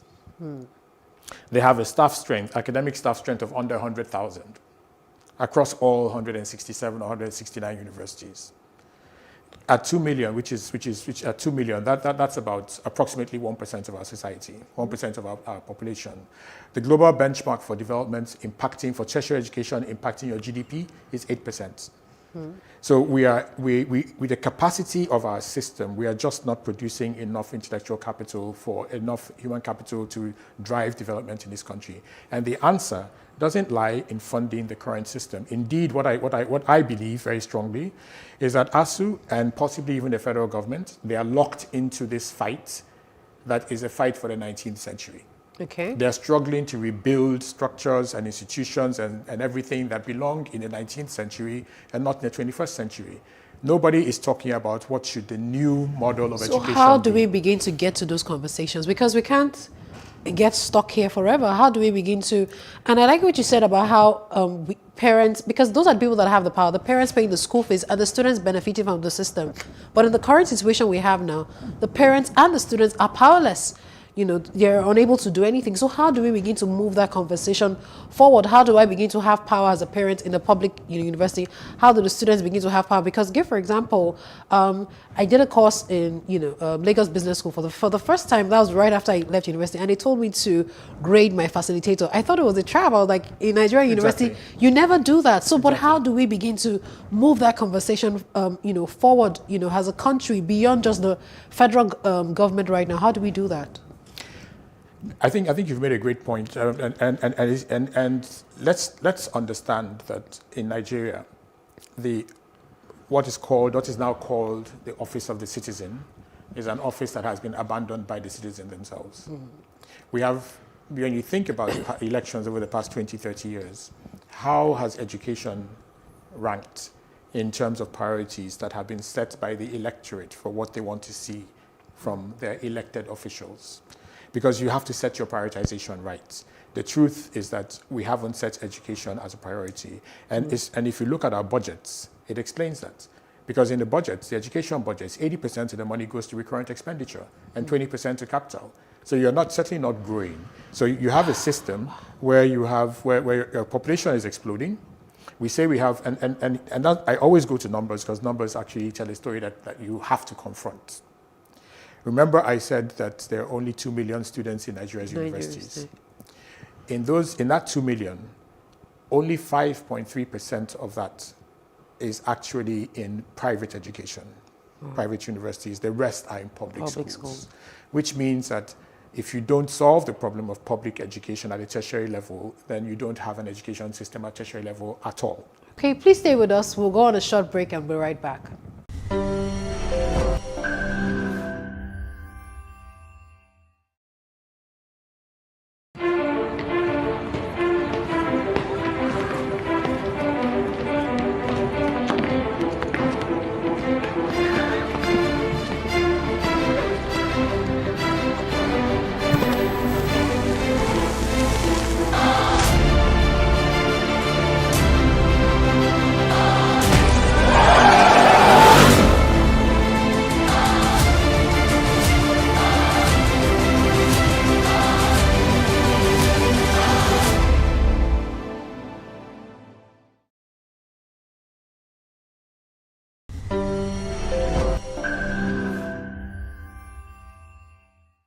Thank you for staying with us. We're still on 101, talking about education.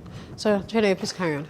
So I was trying to make the point that you have a tertiary education system that represents about 2 million of a population of 200 million, approximately 200 million people. So if you take the numbers again and you look and you say, well, if they say indeed that Nigeria's population, 60% of our population is youth, 60% of 100 million is 60 million, 60% of 200 million is 120 million. Essentially what it means is that you have to have an education system that accommodates 120 million people, from early childhood all the way to on-the-job training. True. So within that 120 million, ASU is fighting for funding for 2 million. What happens to the rest of the population? And shouldn't that be a concern? Why is it that the system is the way that it is? It's fundamental. I think the bottom line is really accountability. Okay. The Constitution of the Federal Republic of Nigeria offers a guarantee for free education, qualitative education to every citizen of Nigeria. That's what the Constitution says. The Child Rights Act reinforces that, of 2003, reinforces that and says every child has a right to education. Because we understand that without education, you cannot be a good citizen, you cannot be a productive member of your society. True. So constitutionally we say so, but if you go to the Constitution, you'll see there, it says where practicable. So we wrote a constitution that offered a guarantee and then provided a backdoor for us to abdicate that responsibility. And all ourselves as citizens, as well as the government, we have gone through that backdoor with great happiness. and abdicated our responsibility. So there is no accountability within the system. If you can hold, the only person who is held accountable in the education system is the student. The student doesn't pass an exam, he fails. The student has to write a thesis, he has to develop it somehow, he fails. The student gets out of the university, out of the education system, and goes to get a job and cannot get the job because he's not ready for industry, he fails. What happens to all the people in the entire value chain, from the highest of levels to the lowest of levels? What is their accountability to the student? And how do you hold them effectively accountable? That's the role of the Office of the Citizen. So how do we begin to do that? Because I remember when I was in university, some of our lecturers would say A is for God, B is for me, and then you guys get C, D, and E, along the way. So even the student is not even, like, he's going to make an effort, but he's already even demoralized. And then I have to add it to a second question. How do we begin to change? Because I find that many times, many students who have failed within the Nigerian educational system leave the country, and then they're excellent students everywhere else. How do we begin to change that? How do we begin to enforce? So yes, you've told us that the Office of the Citizen is important. So how do I begin to want to do this? Because oftentimes, even in schools, when the students have student unions and try to make lecturers accountable, if you remember the report done by BBC, where some lecturers were exposed, even some lecturers came out to defend those lecturers, even when there were video evidence to show. So how do you begin to do that? Because when student unions begin to try and make lecturers accountable, they are victimized, expelled. How do we do that? What do we need to do? And this is where it's a great question. This is where we have to, because we cannot abstract the education sector from the rest of the society. The challenge is in the larger society. So if we admit that we are not really practicing, we're not really playing our roles in a democracy, and then we understand that the structure that we have is top-down. That's why there is so much emphasis on who the leadership is in every layer of our organization, every layer of our society. If you go to school and you see the structures in a school, you have something called a PTA. Yes. The PTA holds the school accountable. Right? True. And the school then has to answer to the PTA for certain things that it does. When that system does not work, then the school administration and ownership is completely liberated from any accountability. They can do what they want to do. But in a university system, how do you have a PTA meeting? Exactly. Because that happens in a primary and secondary school. So now this was where the unions came up, because the unions came up as a means of applying some kind of a check in a system, in the former system that we had. So you had the NANS, you had the ASU, you had the non-academic staff union and all that sort of stuff. So these guys were really supposed to be like a counterbalance to authority, which resided at that time in the public universities and the federal government. Okay. Over time, particularly during the military regime, they worked to break the power of those unions. And by breaking the power of those unions, they liberated themselves from responsibility.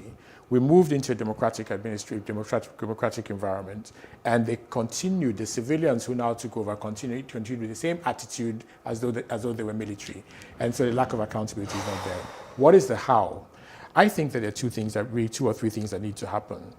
The first is that, and unfortunately, all these things have to start from the top, because that's the structure that we currently have.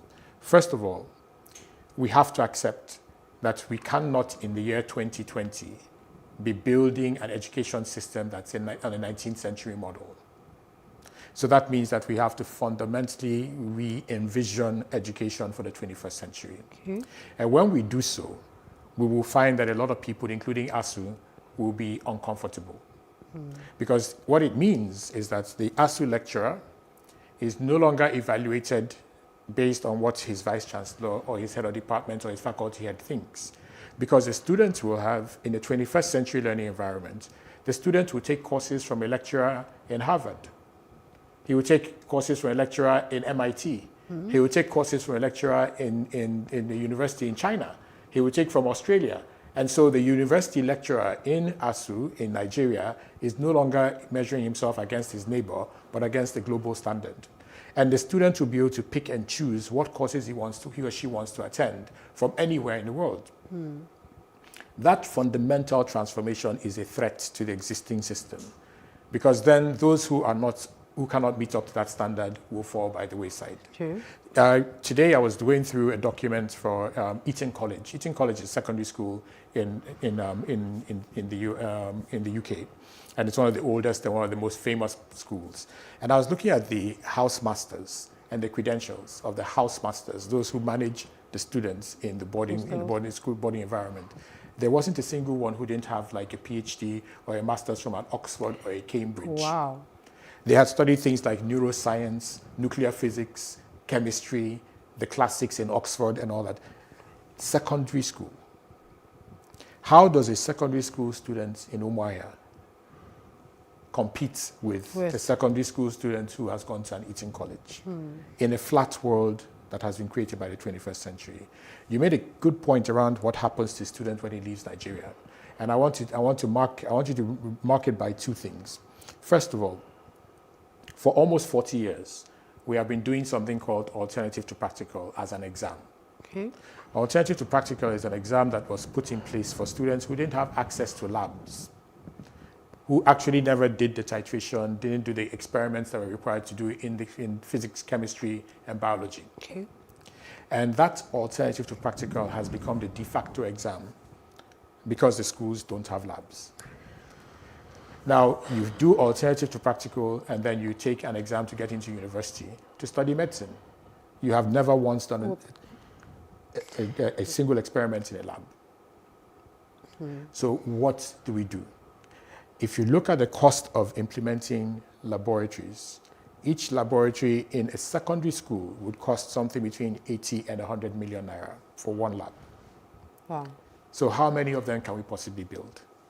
You need to be able to understand the limitations that you're facing. If we took the entire federal budget and applied it to education, we would probably not even be able to meet up with the infrastructure. Okay, so this leads me to my next question of how can we begin to merge technology to help with education, not just on the tertiary level, but also across board, so that we don't have to, because even, the open university system that we have in Nigeria that we assumed will make things better still is very, hands. So yes, the students don't physically go in except when they have exams, but they really don't use so much technology. How do we begin to use technology to reduce this cost and to improve education, on a whole, not just from tertiary, but from primary, secondary to tertiary? The first challenge we have is not the how. The first challenge we have is that we don't believe it.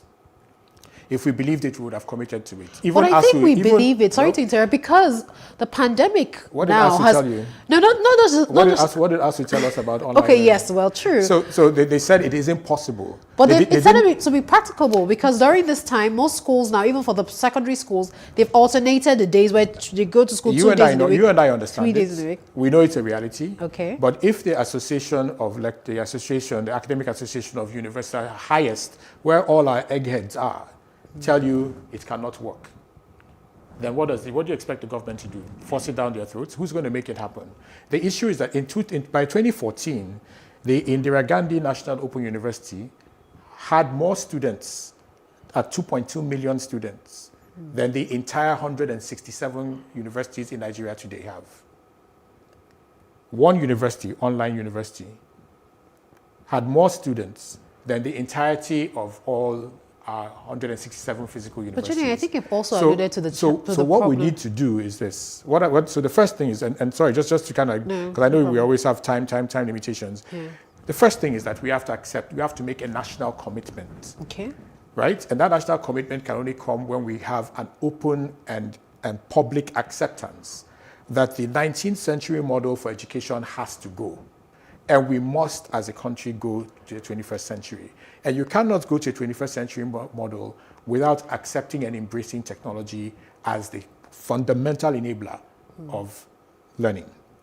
There's so many questions I want to ask. There's so many questions, but sadly we can't take, time, because I want to ask about internet penetration. How are we going to have that, across the We don't need the internet. We don't, across the country. We don't need the internet? No. What do we need then? Please, let's make this your last one. What do we need to be able to go fully online? So if this were a classroom for me, and every building around here was housed parents with children who wanted to go to my school, okay, what I would do is that I would set up Wi-Fi access using a simple router, no internet. My computer will be here, all my lessons will be here, and anybody who is around, just like you use your MiFi, right? Your MiFi, you're connecting to me this time, not connecting to the internet. And anything that I broadcast from my computer here, anybody in this vicinity who logs on to my network will get exactly the same content. So 80% of the content that is required, even up to 90% of the content that is required to teach, does not require connection to the internet. Okay. So I can create in a rural community. I can bring the world to a rural community. How would I do that? Take my laptop. I download all the content that I require onto my laptop. It's powered for 8 hours. I pass my neighbor generator. I go to a primary school, and I take a small projector, and I go to a primary school, and I project on the wall. I will run every single class to world-class standard off of that my laptop, because I can have the entirety of Encyclopedia Britannica on my laptop. I can have all the lessons from early childhood through to university. I can have over 6,000, and it's not theory. We've done this in Cross River State, where we went by canoes into villages, and we taught teachers how to use laptops in their classrooms. Wow, interesting. Sadly, we will have to go. And please, we'd like to have you again. I hope you'll make time to come again. Thank you very much. Thank you for having me. That's all we can take on this episode of 101. Please join us again. I'm Fumi Unuajefe.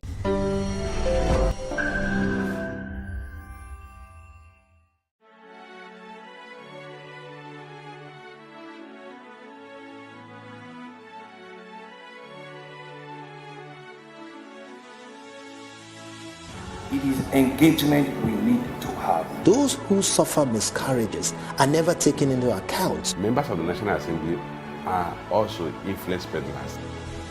You are sitting on Nigerians' money. From the barbing, I pay my rent. From the barbing, I send my children to school. A consultative engagement. No any tangible notification before they ban us. It's one thing for people to be at your back at the heat of the moment, and another thing for them to still be with you when push comes to shove. I will do everything to take Lagos out of the national grid.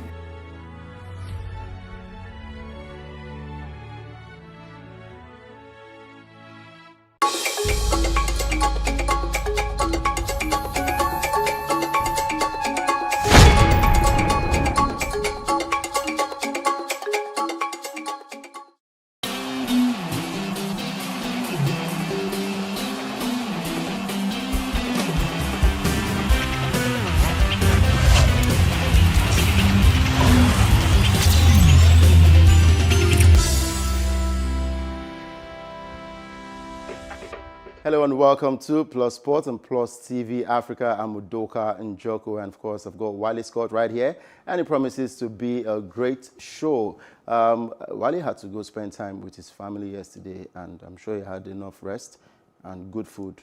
Yeah, good food is quite important for you're forgetting that Udoka is going to be spending time with his family tomorrow. So. I don't have a wife. And good food. You know, the way to a man's heart is his mouth. So you've eaten a lot of gbegiri and eforiro, semo, the way to amala, a man's heart is okay. Yeah, but that's what they say. That's what they say, yes. Yeah. So in Nigeria today, and the way to a man's heart is many now. Like, are there examples? Maybe you should put it out there, so in case. I don't want to. Don't put it on the bonnet right now. Okay. You know, lately I've been seeing some ladies buy PlayStation 5 for their men, and I think it's a good one. And the guys have been very, very happy because we know how much the PS5 is worth in the market. I think it's convenient for women to actually search their husbands or their boyfriends. I like find out what they really like, just to keep them at home. So if it's a PlayStation person, buy for him now as a present, and then you know at this most of the time he's taking his drink and he's playing games, but he's at home. Just keep him at home, anyhow you want. All right. What if it? I don't want to use other things. I don't say other things. Yeah. Let's look for what he likes. You know? So what if he likes the bad things? I don't. That's what I said. Let me just stick to PlayStation and drink and beer, alcohol, and all that. Let's stick to that. Okay. for the safety of the show. All right, safety of the show. NBC and all that. Let's talk about the Nigeria Professional Football League. We saw 2 match-day 6 fixtures, and the People's Elephants, Enyimba, secured a 2-1 victory over Adamawa United at the Abubakar Tafawa Balewa Stadium in Bauchi. The win moved Enyimba into 3rd place on the log with 12 points from 18 games. Wiki Tourists also defeated Jigawa Golden Stars 2-0 with goals from former Nigeria Youth International Nasivi Yahaya and forward Promise Tamala securing the points. The result takes Wiki Tourists to 8 points for the season, while Jigawa Golden Stars have 7 points. Enyimba doing well on the table, and they are gradually getting into the top position in the MPFL. I think it's convenient for most of us to say that Enyimba is doing well. Yeah, and a way win, come on. Yeah, but the question would be, I don't know if you've ever played table tennis before. Yeah, of course. Or even basketball. I play basketball. Yeah, I like to pride myself. Regularly. And so, you know, when you are playing someone who is not good in the game, they call it winshi. We call it, you know, as in the person is making you play nonsense because he can't play well. In pidgin, say it spoil your hand. It spoil your hand, you know. So I want to believe that the other teams are not stepping up on their game. And Enyimba would not do well on the continent. So you see, doing well in your league doesn't mean you are doing well. It might mean the teams are not stepping up. The other teams are not stepping up their games. So if Enyimba is not doing well on the continent, but they are doing well in the league, please don't praise Enyimba and say they are doing very well. The other teams are not just stepping up in their game. And so Enyimba can get better. Yeah. Enyimba should not rate themselves based on other people's failure, which is what we're doing now. True. We are saying Enyimba is doing well because the other teams are not stepping up their game. And you should understand that, listen, we can get better on the continent. And this is not the best that we can do. The teams are not just stepping up. And Enyimba has not become fantastic overnight. The other teams are not just doing well. My opinion. For Adamawa United, they are currently bottom of the table with just 2 points after playing 6 games. And Abia Warriors are second to Adamawa United at the bottom of the table with 2 points from 6 games, which is not so good for Abia Warriors and Imama Amapakabo. Ifeanyi Uba also in the relegation waters. And my darling Heartland, they have 6 points. Of course, if they get a win in the next game, they just might have to move away from that relegation zone into the top 10 of the MPFL. That is if other teams get to falter when it comes to picking up points. And in the top position from number 1 to 5, we have Nasarawa United, Rivers United, Enyimba, Lobi Stars, and Rangers International. These are the guys in the top position in the MPFL. But we still have a long way to go. And for Rivers United, they have 1 match outstanding. If they get to win that one, they go straight to the top again, to the top of the MPFL. Now let's go over to England. Of course, it's no longer news that Frank Lampard has been fired as Chelsea boss, and a lot of managers have shared their pain of the job. But we'll listen to former Chelsea manager Jose Mourinho and, of course, Manchester City manager Pep Guardiola. Young and old managers, so here you have to win. When the people talk about projects and ideas, don't exist. You have to win. If not, you will be sacked. Respect the decision from Chelsea, of course, but a huge hack from Frank, and hopefully I can see him soon. When the lockdown will be over, I can go to a restaurant to see him again. If he's appointed a team like Chelsea after the good job have done in every country, so it's because they deserve it. But we depend on the results, not the way we played, not about philosophy or these kind of things or the projects. So you have to get results. If not, you will be replaced for another manager. I don't think at this moment Frank wants to speak with me or with anybody, a part of his close circle of, let's say, family and big friends. But of course, I'm always sad when a colleague loses his job, and of course, Frank is not just a colleague; he's an important person in my career. So of course, I feel sorry with it, but like one of your colleagues was saying to me, is the brutality of football, especially the brutality of modern football. So when you become a manager is something that you have to know that sooner or later is going to happen. And for Chelsea, they are 9th in the Premier League table and 5 points behind the top 4 with the UEFA Champions League last 16 knockout clash against Atletico Madrid to come next month. Frank Lampard has been fired, and we're hearing that Thomas Tuchel, the former Paris Saint-Germain manager, will take over from Frank Lampard. Total battle rush. But no official announcement. They are only 5 points behind the guys on top. They are still in the Champions League. I think we should, the fans, we fans tend to be very impatient. We want to win all the time. It's only normal. And when, I think the only reason why you can, from 1986 to now, to this day, Chelsea have had 15 coaches. When the coach of Manchester United, Ferguson, got there, he lost, for 5 years he was failing. And then look at him after 5 years. He did well. I think we should learn to keep faith that our coaches win. Mikel Arteta came in. The fans were like, Mikel should go. We don't want him anymore. But Arsenal is doing quite well now. Maybe not what the fans would expect, but they are not doing as badly as they were doing before. Ole must go. Ole must go. Ole Gunnar Solskjaer. Manchester United. Now they're top of the log. Top of the log. They've just beat Liverpool, defending champions, and they're in the 5th round of the FA Cup. I think sometimes the board should be a little patient with their coaches. However, when Abramovich bought Chelsea, he said he wasn't buying Chelsea as an investor. He wasn't buying Chelsea as an investment. That is actually a fan of the club. So, like most fans, he's impatient too. That's the unfortunate thing. He's not thinking like a board. He's thinking like a fan who will not have patience. Do you know how many times Man U have changed their name? They were once Newton something one time. They were Busby Babes at a point. Now they're Manchester United. They got Alex Ferguson. He spent 5 years without one trophy. Not even a single chain.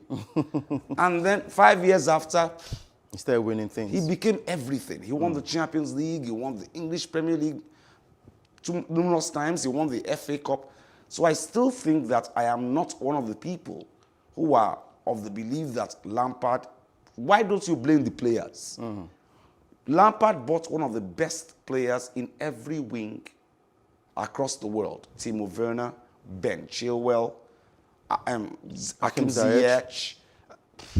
A lot of them. But in as much as you want to blame the players, would also sometimes blame the coach for not being able to manage these players. But we have Jide Ladipo on standby. He's all the way in the UK. And of course, he is not a Chelsea fan. But of course, he's a football fan. And he has a whole lot to say when it comes to the coaching side of the game as well. Good to have you with us, Jide. Good morning. It's a pleasure to be on the show this morning. Yeah, it's been a while. How's your family doing? Family's doing fine as I'm speaking. The baby's sleeping in my hand, so you can hear some noises. I mean, you just have to do the needful. Let's talk about the latest situation right there at Chelsea. Frank Lampard has been fired, and do you really agree with the fact that he should be fired, or should he have been given more time? Was it a case of the club being impatient, or it was just not good enough? Well, look, there's no straightforward answer to this kind of question. Traditionally, in the football world, there are 3 teams that will fire you if you don't perform. Real Madrid, Barcelona, and Chelsea. Like Wally said earlier, since 1996 or 98, they've changed managers 15 times.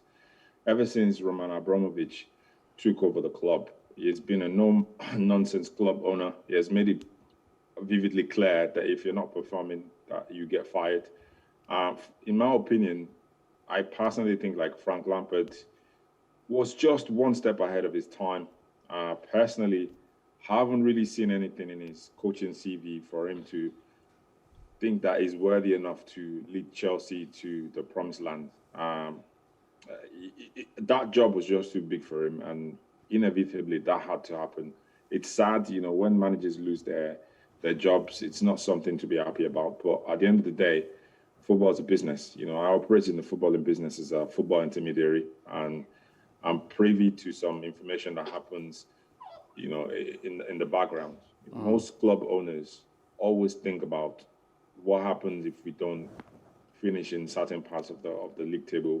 If we don't qualify for certain competitions, where are the revenues? Where's the revenue going to come from? So it's a combination of a lot of things. I wouldn't blame the coach for sacking him, because at the end of the day, I wouldn't blame the club for sacking the coach, because they have to think about their club. But at the same time, it's sad when you see clubs not give coaches enough time.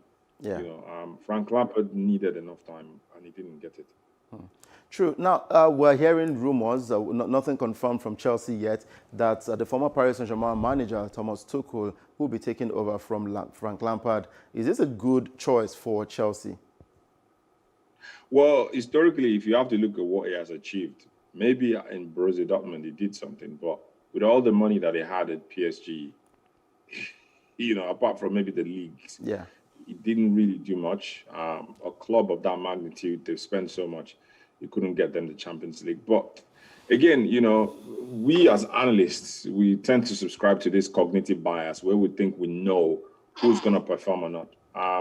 They don't really have a choice, because right now, apart from Allegri, there are no other world-class coaches that I believe can fit, you know, into that coaching role in Chelsea. So it's not a bad choice. But personally, I haven't really seen him done much. He's not a legend. You know, you're not bringing in a Mourinho or you know, a Pep. You're just bringing a coach that's probably proved himself at some sort of level, but he's not really done anything to be a world legendary class coach. Well, some Chelsea fans are quite happy that Frank Lampard has been fired, but I still feel like he should have been given more time, because look at Ole Gunnar Solskjaer, like Wally rightly mentioned, at some point in the season, the fans were calling for his head, saying he should leave the club. And of course, Arsenal fans were also saying Arteta out, but they've been given a little more time and they are beginning to show signs that they can do well at the club. Frank Lampard, don't you think he should have been given more time to perform with the kind of players that he had? Yeah, I mean, personally, you know, he should have been given enough time to perform, you know, but he had 18 months.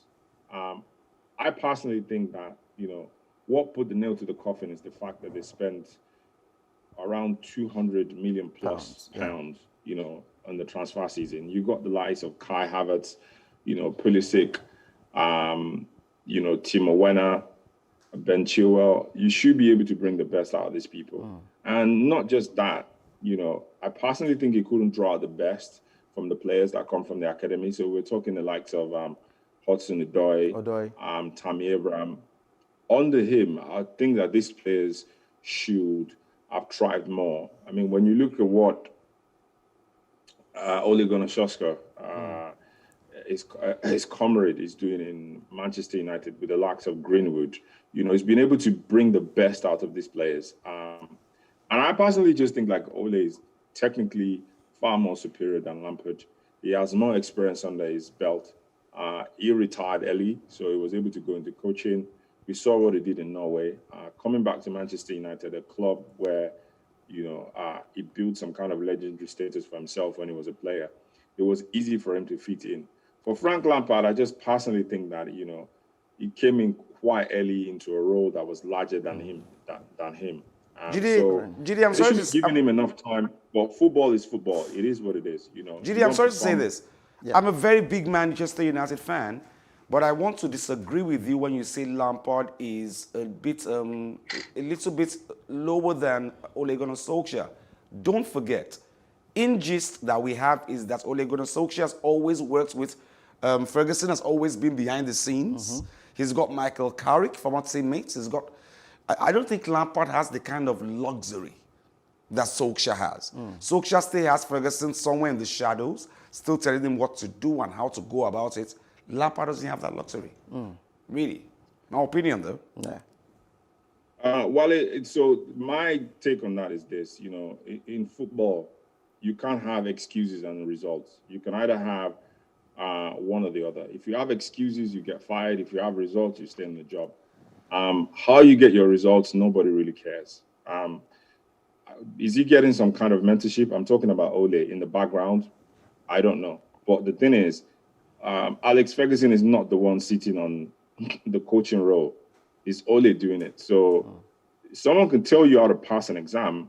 If you still don't apply your technical aptitude, you're going to fail. So all this is just excuses. I'm sure that Frank Lampard has got mentors in the industry as well. Yeah. You know, so I'm not sure he's picking up the phone and calling the likes of Jose Mario because they're rivals at the moment. So, you know, at the end of the day, I get where you're coming from, but nobody really cares how you get your results. You get your results, you're good. You don't get it, you get fired. So it's just an unfortunate incident. You know, I personally didn't want to see him get fired, but I said it in the beginning when he got the job that I felt like this was just one job that was far too early for him, and he went one step ahead of his time here. All right. Thank you very much, Jide, for speaking with us this morning. Always a pleasure. It's a pleasure. All right. Thank you. Keep safe out there, and of course, regards to your family. Now, running straight to the games that will be going down later today, talking about the English Premier League. We have Crystal Palace versus West Ham United. There's Newcastle United versus Leeds United. Southampton again will be taking on Arsenal. Remember, Southampton knocked Arsenal out of the FA Cup. And of course, West Bromwich Albion will be up against Manchester City. We would love to see what Sam Allardyce will bring up against the Manchester City side. Now, going over to basketball, in April 13, 2016, Kobe Bryant played his final NBA game at the age of 37, having scored 60 points. On the 26th of January 2020, the Black Mamba, as he is fondly called, passed away alongside his daughter, Gianna, and 8 others in a tragic helicopter accident, almost 4 years since his emotional farewell at the Staples Center. Now, take a look back at some of Kobe Bryant's career highlights on the 1-year anniversary of the NBA great's tragic death. Such a long journey, so many ups and downs, and so many sacrifices for my family and me working hard.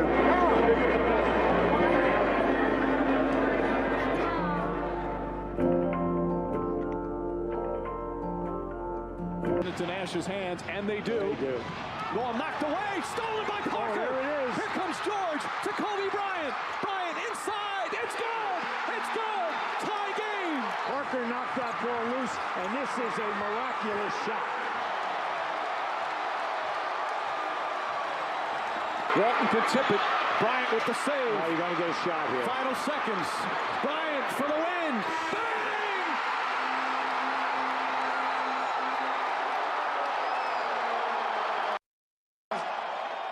And what can I say? Mamba out.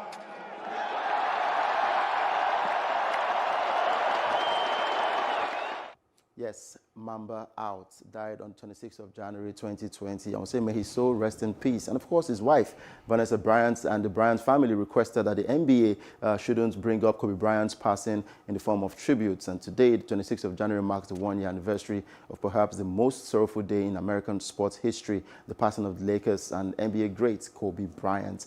We have Femi Adefeso on standby, and he's a huge Kobe Bryant fan, and he's joining us this morning. Good to have you with us, Femi. Thank you for having me, Udoka. Yes, thank you very much. You're right about that. Huge Kobe Bryant fan these days. And it's just sad that it's 1 year recognizing his passing. Like, it's hard to even still believe he's no longer with us here. Yeah, true. Femi, Udoka, can I ask you a personal question, Femi?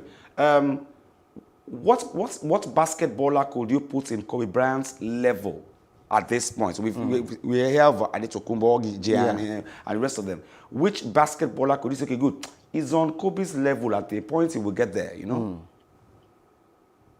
Okay, that is growing towards there, or that towards is there, that's all now. It's hard to pick. I think the only person I can see right now is LeBron, to be honest. Because I tell people this very, very, without missing words, that the closest thing to Michael Jordan is Kobe Bryant. And LeBron is on another level. It's just like calling Steph Curry when it comes to shooting. He's on another level. You know, he's somewhat great, but when you're looking at, you know, the way the dynasty has evolved from Michael Jordan, who's like the greatest, I think Kobe Bryant just comes right behind him there. And then there's LeBron, who is great on the other side. So I think LeBron is the closest thing to Kobe based on, you know, his achievements, his leadership, his ability to push a team. Because Kobe is different. His mindset, his ability to carry his team on his shoulder and wanting to win. But I'll be modest here to also say that I think Luka Doncic, with the way he's growing and his feel for the game, which is so natural and very intrinsic, I think he's one player that looks like he would be as great, as Kobe as time goes on. It's 1 year now, and his wife, Vanessa, has said that she doesn't want any tributes from the NBA, and the NBA have actually respected this. Do you think it's... because, the love for Kobe Bryant is massive, so it will be very difficult for us not to see tributes out there, especially on social media. Right. I think it's good for the family, because it's really tough. It's a tough pill to swallow, and I know she struggled a lot with it. Having 3 girls to deal with all by yourself. A few players like Paul Gasol has been really close to the family and has given some kind of support. But I'm sure it's just difficult for her to keep seeing all those pictures. I remember a particular time too, where she said, "You know what, guys, we might likely take down his page and all that stuff. Please don't use his pictures. We don't want to keep seeing those things because he really still hurts and they've not been able to move on as it were." So I think it was a very humble request from her, and I'm hoping, tonight that a lot of those things don't happen, because also, it's people's favorite, and these teams, want to celebrate him, even though it's posthumous, it's still a celebration of life, and the greatness of player who Kobe Bryant was, and while he was here. So you might want to understand the conflict of interest or the various angles, but I think we should respect Mrs. Bryant's wishes on this one. It's really tough on the kids, from what I've gathered, and especially ourselves too, from all the pressures that have come our way. All right, as we go, let me ask you this. What's the fondest memory of Kobe Bryant? Mine was the fact that he scored above 50 points in a single game. That point scoring thing, definitely. But I would say the buzzer beaters. As a child, growing up, even in the classroom, when you want to throw waste paper into the dustbin, you count down 5, 4, 3, 2, and then try to today we still do it. Just try to get in there. So that is the highlight of everything for me. But the biggest impact has to be when he tore his Achilles and he still walked up all the way to shoot those 2 3-pointers against Golden State Warriors in 2013, and he limped off. That was unbelievable, because I can imagine the amount of pain he must have been going through, but he showed heart, and that's exactly what separates Kobe Bryant from the rest of the players who have played. His approach to the game and his belief in winning, regardless of the price he had to pay. All right, thank you very much, Femi Adefesa, for speaking with us this morning about Black Mamba. Pleasure, always a pleasure, Udoka. Thank you for having me on the show. And big ups, Wally Scott. Always a pleasure seeing you. Actually, all right. I think Femi has just said it all when he says that even in pain, a legend, a great person, somebody who will conquer, will still go through that pain. And that the only thing he sees about Kobe is the day he actually was playing a game in pain, got injured, limped off. But still, I've seen Taribo West do that. Got his head bandaged and came back on in pain. And I think that's what makes a legend. Exactly. Even in pain, you're a conqueror. I think that's the idea. Very true. And of course, his jersey numbers 8 and 24 was retired by the LA Lakers, and he will keep on being celebrated. It's a celebration of life, but we'll continue to say, may his gentle soul continue to rest in peace. The Mamba out. I'm Udoka Njoku. Hope you enjoyed the package today, Plus Sports and Plus TV Africa. Thank you, Wally, as always. Thank you very much, Udoka. Keep it locked down to Plus TV Africa as we give you the best when it comes to TV programming. Do enjoy the rest of your day.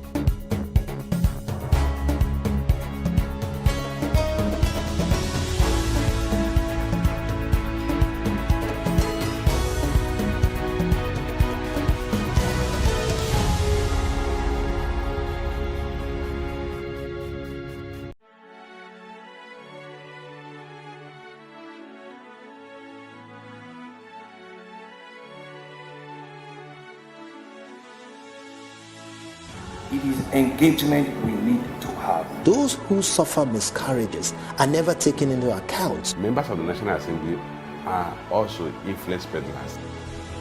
You are sitting on Nigerians' money. From the barbing, I pay my rent. From the barbing, I send my children to school. A consultative engagement. No any tangible notification before they ban us. It's one thing for people to be at your back and the heat of the moment, and another thing for them to still be with you when push comes to shove. I will do everything to take Lagos out of the national grid.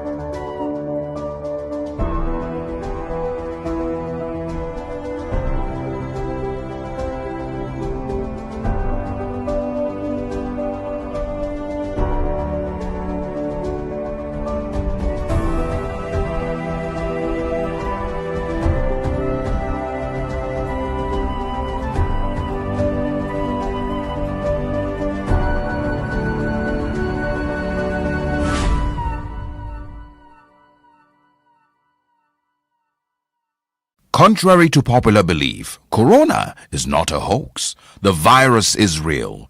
Be responsible. Wear a mask. Wash your hands with soap and water and avoid crowded places. Maintain physical distancing.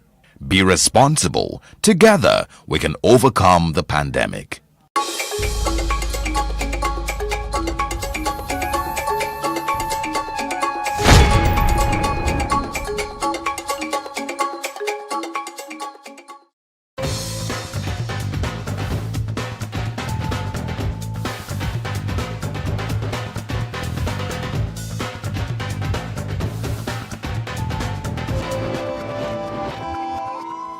You're watching Africa on the Move in partnership with DW. I am Fumi Onwajefe.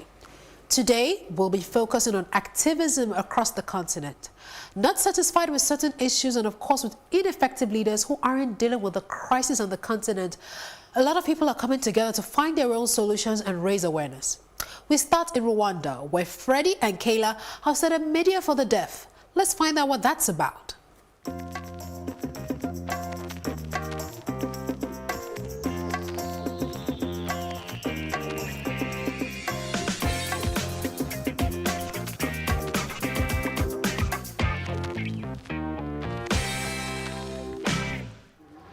Freddie Rangira and Kelya Uwedegije have been campaigning for media inclusion of the deaf since 2014. According to the latest census, there are more than 30,000 people with hearing disorders in Rwanda. Yet few in the broader public are aware of the challenges that come with deafness. The deaf community is among us the marginalized into even the disability movement. They are the one who are more marginalized than others. The idea to launch Media for the Deaf came from a research project on how the media serves disabled people. The findings were alarming.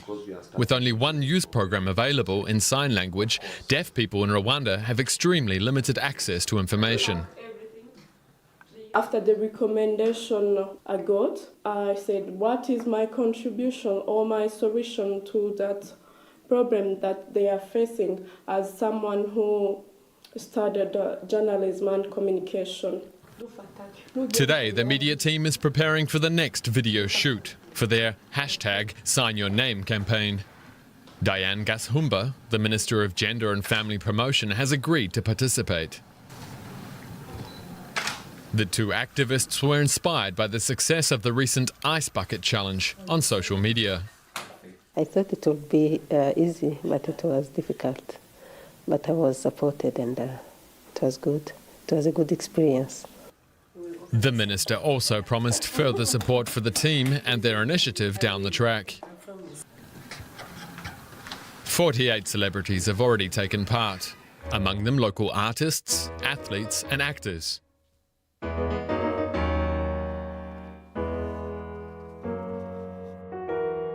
nshobora kuganira mu rurimi rw'amarenga. Ese kuki wowe utagerageza? Murakoze. The group recently won a Young Rwandan Achievers Award for their efforts. Freddie is proud that all their work and commitment has been recognized. And this is Kenya in between receiving the award. On the left, it's the First Lady of Rwanda, Madame Jeannette Kagame, and Honorable Minister of Youth and ICT.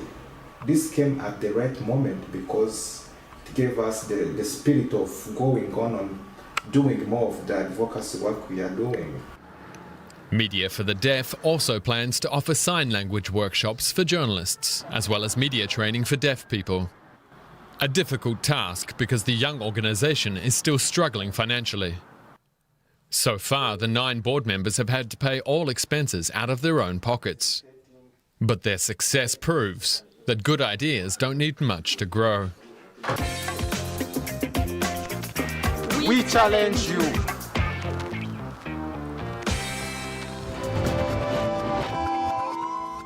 Half of the African population lives in poverty.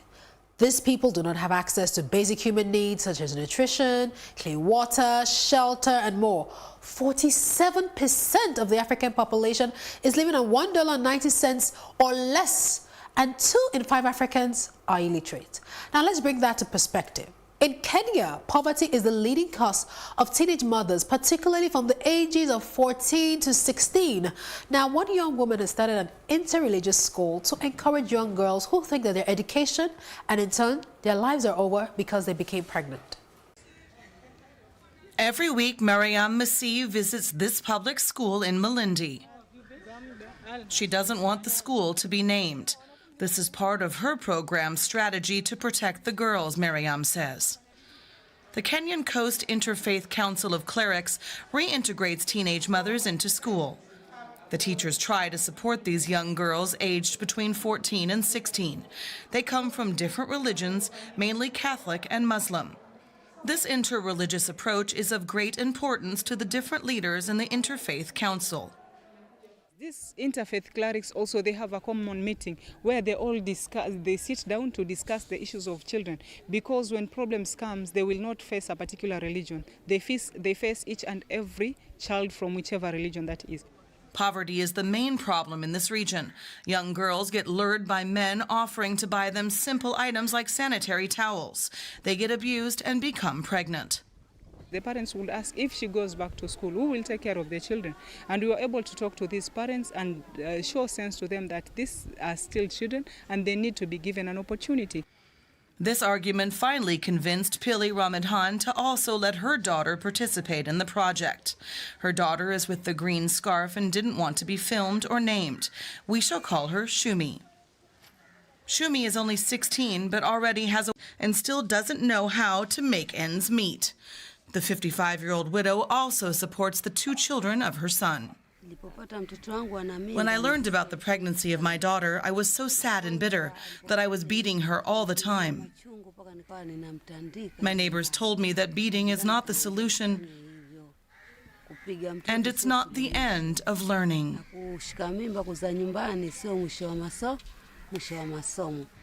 Mariam Masih visits one of the girls who has landed on her feet despite her early pregnancy. Sylvia Jumwa has a small tailoring shop. Her first child died when she was 16. For Mariam, she's a great example for the other girls. We are trying to build that social cohesion where people can coexist together peacefully, despite the fact that they come from different backgrounds, different ethnic groups and different religions. Jumwa took up a microcredit, which she is now able to pay back. She even employs 2 young seamstresses. For Missy, teaching the young women to provide for themselves may be the answer to their problems, and they no longer have to accept the dubious offers of the men. From pregnant school children to street children, Isaac Peter is trying in his own little way to take children off the streets. Victor Brown's stage name is T1. He's a breakdancer in Monrovia's Paynesville neighborhood.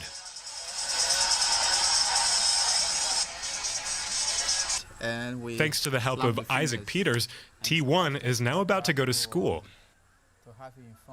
I was always trying to find a way to go to school, and luckily I met him.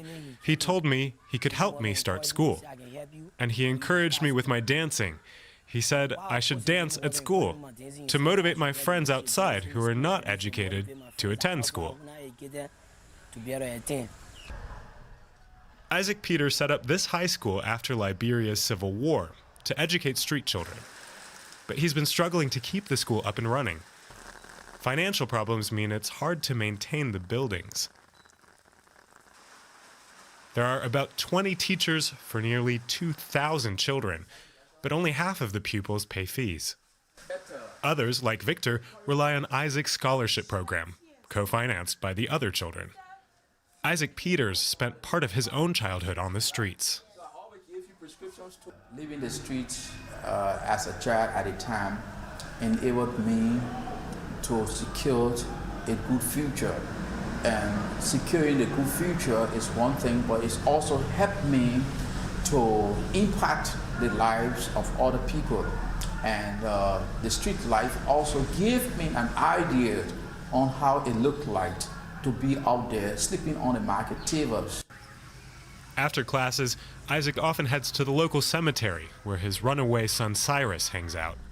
I feel that I'm obligated to him to transform his life from the grave to someone who will make a difference in life. Cyrus used to live with Isaac, but then he started stealing and turned violent. The passion that I have to help many of our children, especially war-affected children and children from the ghetto, I go into the graveyard and take these children from there. Isaac couldn't find Cyrus today, so he talks to the other boys. If you want to become a mechanic, we can strike the deal. If you want to become a carpenter, we can strike the deal. If you want to become a plumber, we can strike the deal. Let's meet. At night, Monrovia is a vibrant city. It's the first time in a long time that Isaac Peters has been able to check out some of the city's clubs. Victor Brown, aka T1, is performing tonight at a dance club where many of Monrovia's street kids go to blow off steam. Some also come here to convince other people to join Isaac Peters High School. But for now, Isaac insists T1 should just concentrate on entertaining his fans.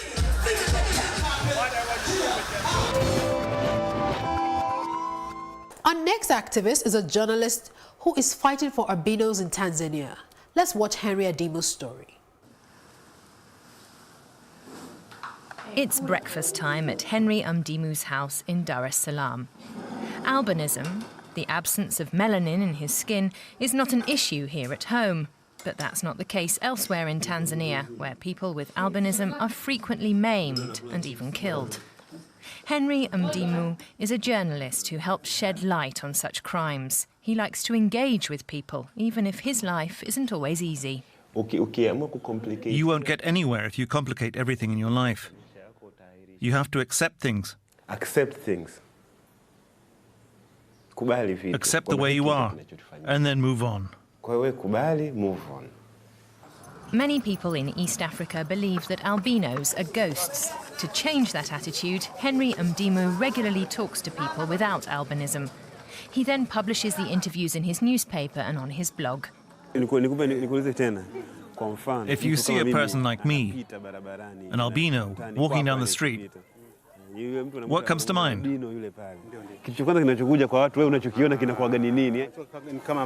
Some people see albinos as a way of making money. But to me, you are like any other human being.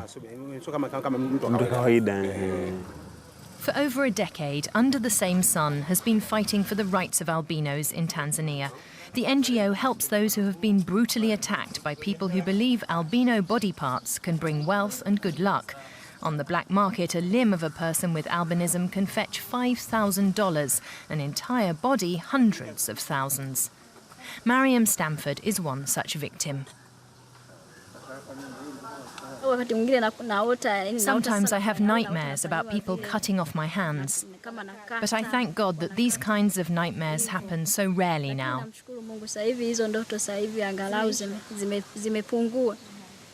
Her assailants have never been prosecuted. Crimes against people with albinism are often not fully investigated.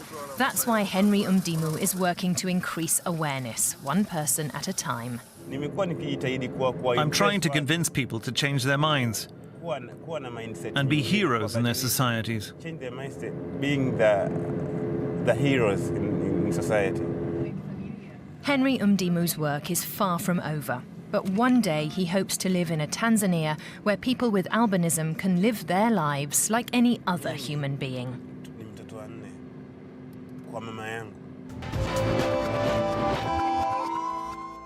Corruption, corruption, corruption. It's not just a buzzword in Africa, it's the reality we live in, and it affects all spheres of our lives. Jonathan Idoma in Liberia is speaking against corruption in the education sector.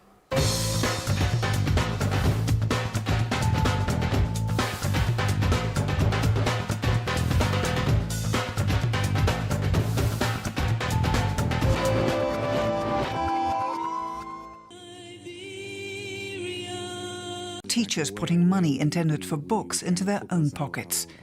The radio show is an important platform for the activist. It is important because the public depends on us a lot. There's a lot that is expected of our work by the public, so we always try our best to share the result of our works, our findings, our research, the findings of our research to the public. Tell us about some of those things that you are currently working. There's a lot of interest in the show. Every day, more and more people talk about corruption in government institutions and in politics. Despite some initial progress, Liberia recently fell in the world's Corruption Perception Index. We are the common people who would benefit from the resources that this country has. But all the resources that the country has, we cannot see it because of the corruption. Corruption is a very, very serious problem in our country.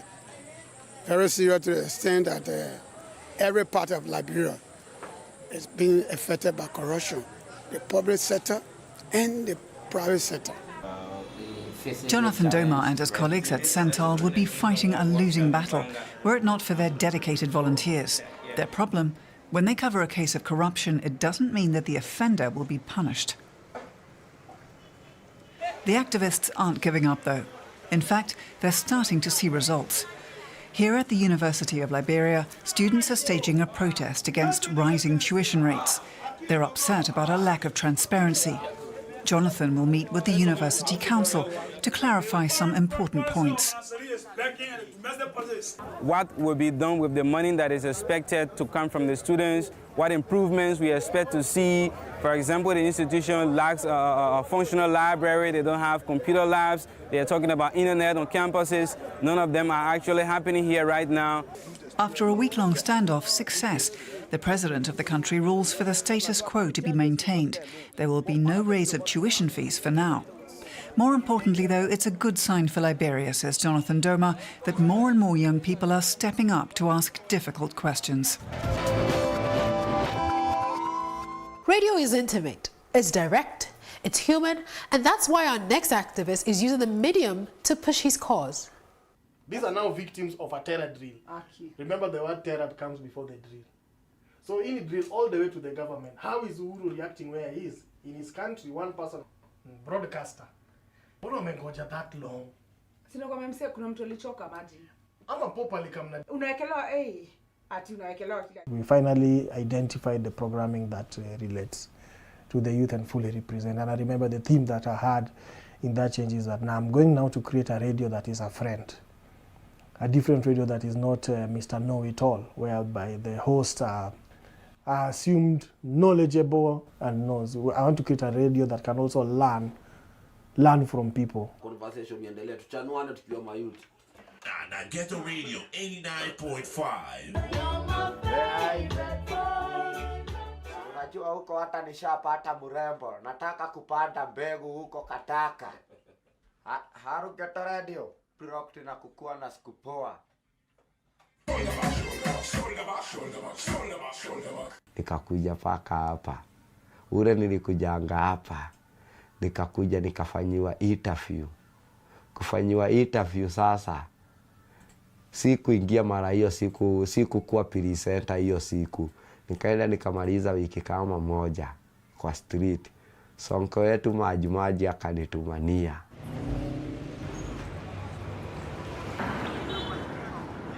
Na wanyosh. Vipi? Yani sawa. Base. Poa. Kanyumba karia twakoma no uyu na ni okite ngamuhe kiraro ka ngui. Aria twenda kunyitirwo nawe. Ghetto Radio tu nilikuwa tu naisikianga hivyo, saa zingine nilikuwa tu nafungulia Ghetto Radio nasikia marege nikiwa mtaani. Unajua masafara wengi wanapenda Ghetto Radio juu wakati uko pale mtaani ukiweka Ghetto Radio unasikia hapo, ukisikia rege hata kama huna kaki paka hivyo kama kazi inakuwa kabisa kwa feti tu.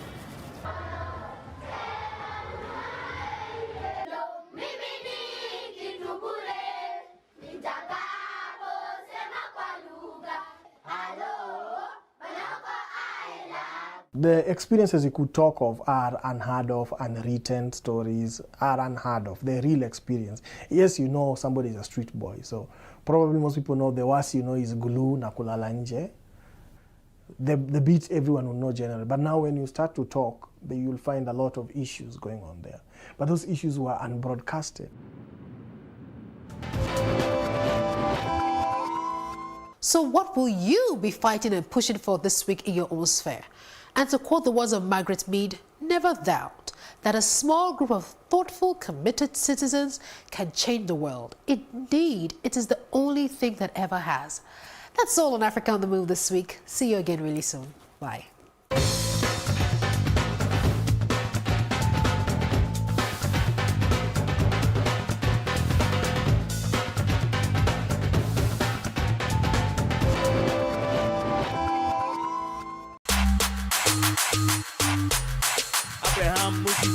Our family. There's no dream of this sport in Nigeria. See how your body just dripping diamond.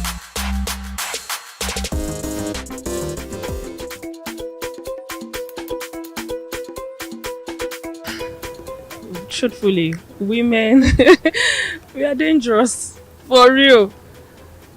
And it happens. So, it happens. It's a hard one, for real, but it happens. That's all I know.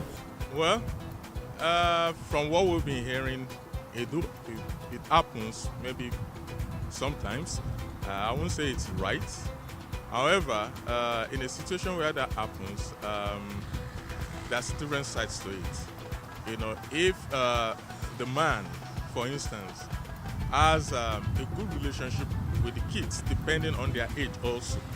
For instance, you can the reaction when the kids are still like maybe age 1, age 2, age 3, it's going to be different from, for instance, if the kids are like 20-something, 30-something years. In that case, life goes on. If the children are grown-ups and they still feel... I don't know, is there any reality in what you're saying, or is something that you watch on, is it African Magic now? Is it just a joke or just a play or something? Well, it depends on who the father of the child is. If he's a bad man, definitely anything can happen. Do you understand? But if he's a good person, you know, it's a very bad thing to do. There are some grounds where you can do that. Very terrible Yoruba demon. I will turn the person, and from there I will know how detailed they go, and I will trace to know the place the person come from. I will make sure that I verify, not that to chase it. The person is not a cow, is not a goat. Rather, I will train the person and I will verify to know the tap root where the person come from. That's what I can do. Yes. I will give it to them because I'm not the one that's get the picking. Oh, by God's grace, that one cannot happen with me. No, he will go and find his father.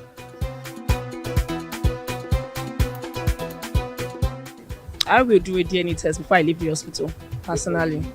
Yes. You will do it? I will.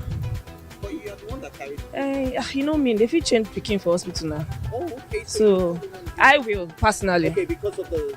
anything can happen. Yes, our healthcare system is messed up for real. Like, you can't trust even the doctor, the nurses. Truthfully, before I used to have this notion that if you come to me with that, we are done after you get the results. But thinking about it now, I doubt if I'll be offended. Before you go in to marry a lady, you must first of all know who the lady is or who the man is. You know, because if the person you are going with has been an untruthful person from the beginning, you get, you know, so every other thing you build on that is going to fail, you know. But if there have been trust from the beginning, or more like if you are sure of who you are dealing with, then I don't think there should be need for paternity test. Abraham, Moses, Jacob, you are one family. There's no doing all this sport in Nigeria. See how your body just dripping diamond. Hey, what's up, guys? You're welcome to another edition of Plus Event, and I remain your host, Ifeoluwa Oshuke. Your absence isn't an excuse anymore, as Plus Events is all you need, as we bring you the glitz, the glamour, and loads of fun. Oh, definitely. No question. He's a living legend.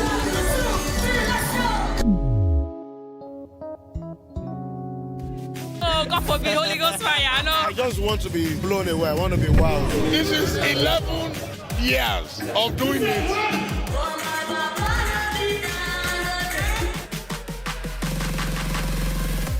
I'm surrounded by so much positivity. No, it's okay. Yo, what's up, my people? It's your boy Starboy Terry. You're watching Plus Event on Plus TV. Stay glued to Plus TV Africa every Saturday and Sunday, 4:30 p.m. West African time.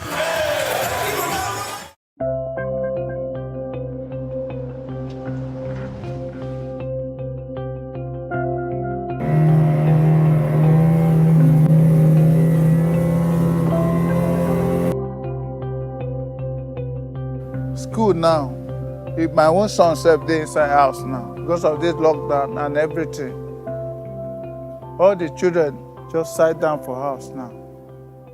We many, our children many, then they inside house. We need school for this our community now. Make our children not leave us go far place, say they go school for there. No, we don't need that. Make the school come here. So nothing for this Ogogoro community. We don't fight for this thing for a long time.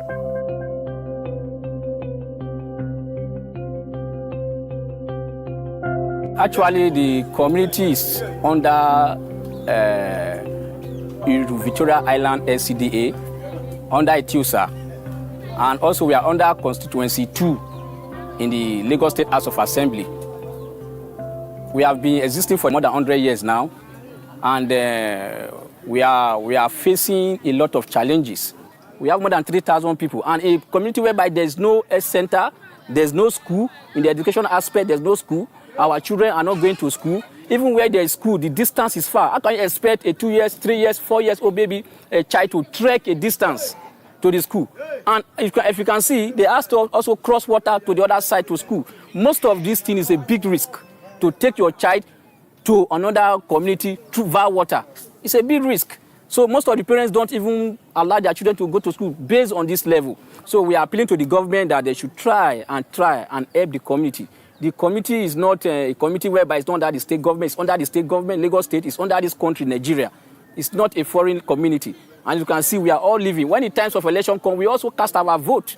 Yes, a lot of us have voters card here. If they not give us anything, then they will stay their own now. Then with their election, now we they bring their election they up now. Now we take Pape, Ebitoku, Abagbo.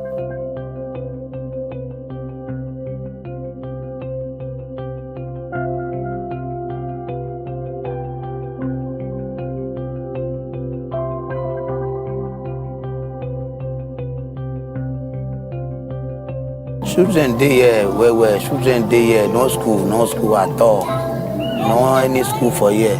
Make government can't do better school for here. I get 4 children, now 2 they go, now 2 don't go.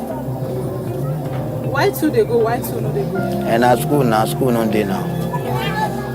All these children, they know, we don't have, that's why I say we don't have better school here. No school. If we go today, tomorrow, no, that's why we say school day. They for no sit down for house like this. I beg, we beg the government, may they help us come build school here. So many of these our children, they may they come up for house.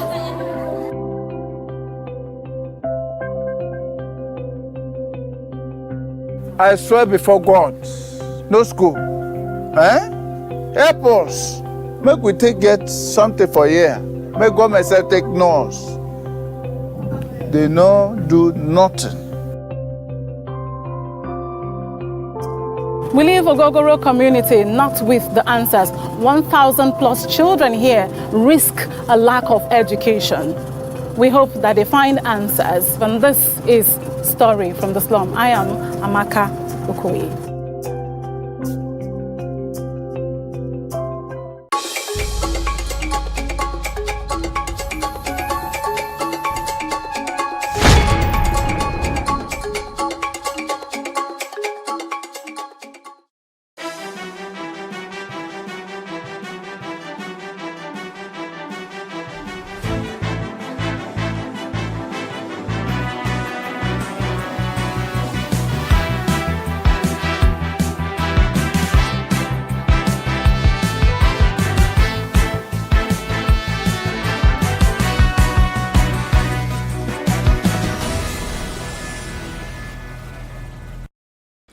Hello and welcome to What Are You Saying? #Ways, where we talk about topics in the news as it affects us all. I am Osaiwa Mesali, and tonight I'm joined by Isi Ofodele, my ride or die in the studio. How you doing? I'm good. Oh, we had a very eventful evening with a lot of laughter. We should do it more often. I think so. You know, when you just start to dream, remember some of the things experiences you've had as a woman in Nigeria. We have to talk about this thing sometime. But let me bring in Lami. Olamide Onifade has joined us via Zoom. The soon-to-be birthday girl. How are you doing? Hello, Lami. Very well, thank you. I said the soon-to-be birthday girl. Where are you taking us out to? COVID. I was asking her, Olamide, do you want us to say hello and pop in? We can pop in and wear our mask. Birthday. You know, I was thinking of coming to your house, but I just remembered the COVID matter. I said, no, let us respect ourselves. Let's say it's over. Let us respect ourselves. Well, how are you doing, Lami? I'm feeling very great. And you? It's nice to see you again. Same here, doll. Same here. It's okay. You see why I stopped pairing both of you together? Your friendship is annoying me. I'm jealous. All right, so today we have a very, very interesting conversation for you. It's our ladies' night out, and here's what we found as today's quote: Our pride for your country should not come after your country becomes great. Your country becomes great because of your pride for your country. It's supposed to be So this is our quote for today. I mean, it's really apt for what we're talking about today, because Uncle gave us a statement. It says, "Give me Nigeria and Ghana to recolonize, and in just 1 year they become a first-class country." That's Kim Jong-un. So tonight is our ladies' night, and that's what we're going to be discussing, and we're going to be opening the phone lines also to hear what you are saying now, if you will consider the offer. But first, let's take a break for what's in the news.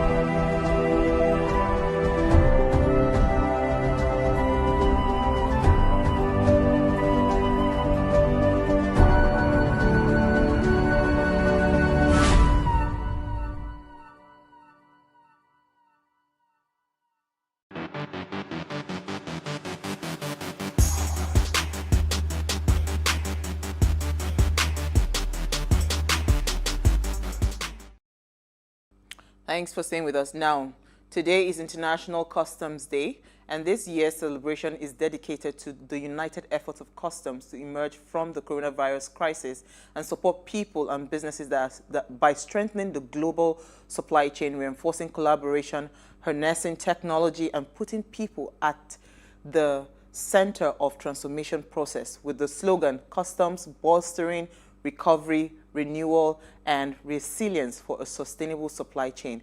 I mean, this is very, very important, you know, because customs are the people in charge of imports and exports from any country, and now we know that we're hoping to receive the vaccines from other parts of the world. So we want to just celebrate all the customs something officials. also struck me when you just talked about the vaccine. How are we going to actually preserve? No, but a lot of government officials, they've been. I mean, we saw with Nigeria, no light, anything can happen. Even in Ekiti State, we saw the refrigerating systems being set up in different countries. So, I mean, sorry, different parts of the country. So things are going on. Let's trust the country a bit, you know. Trust. Yeah. All right, so what did you find for us in the news?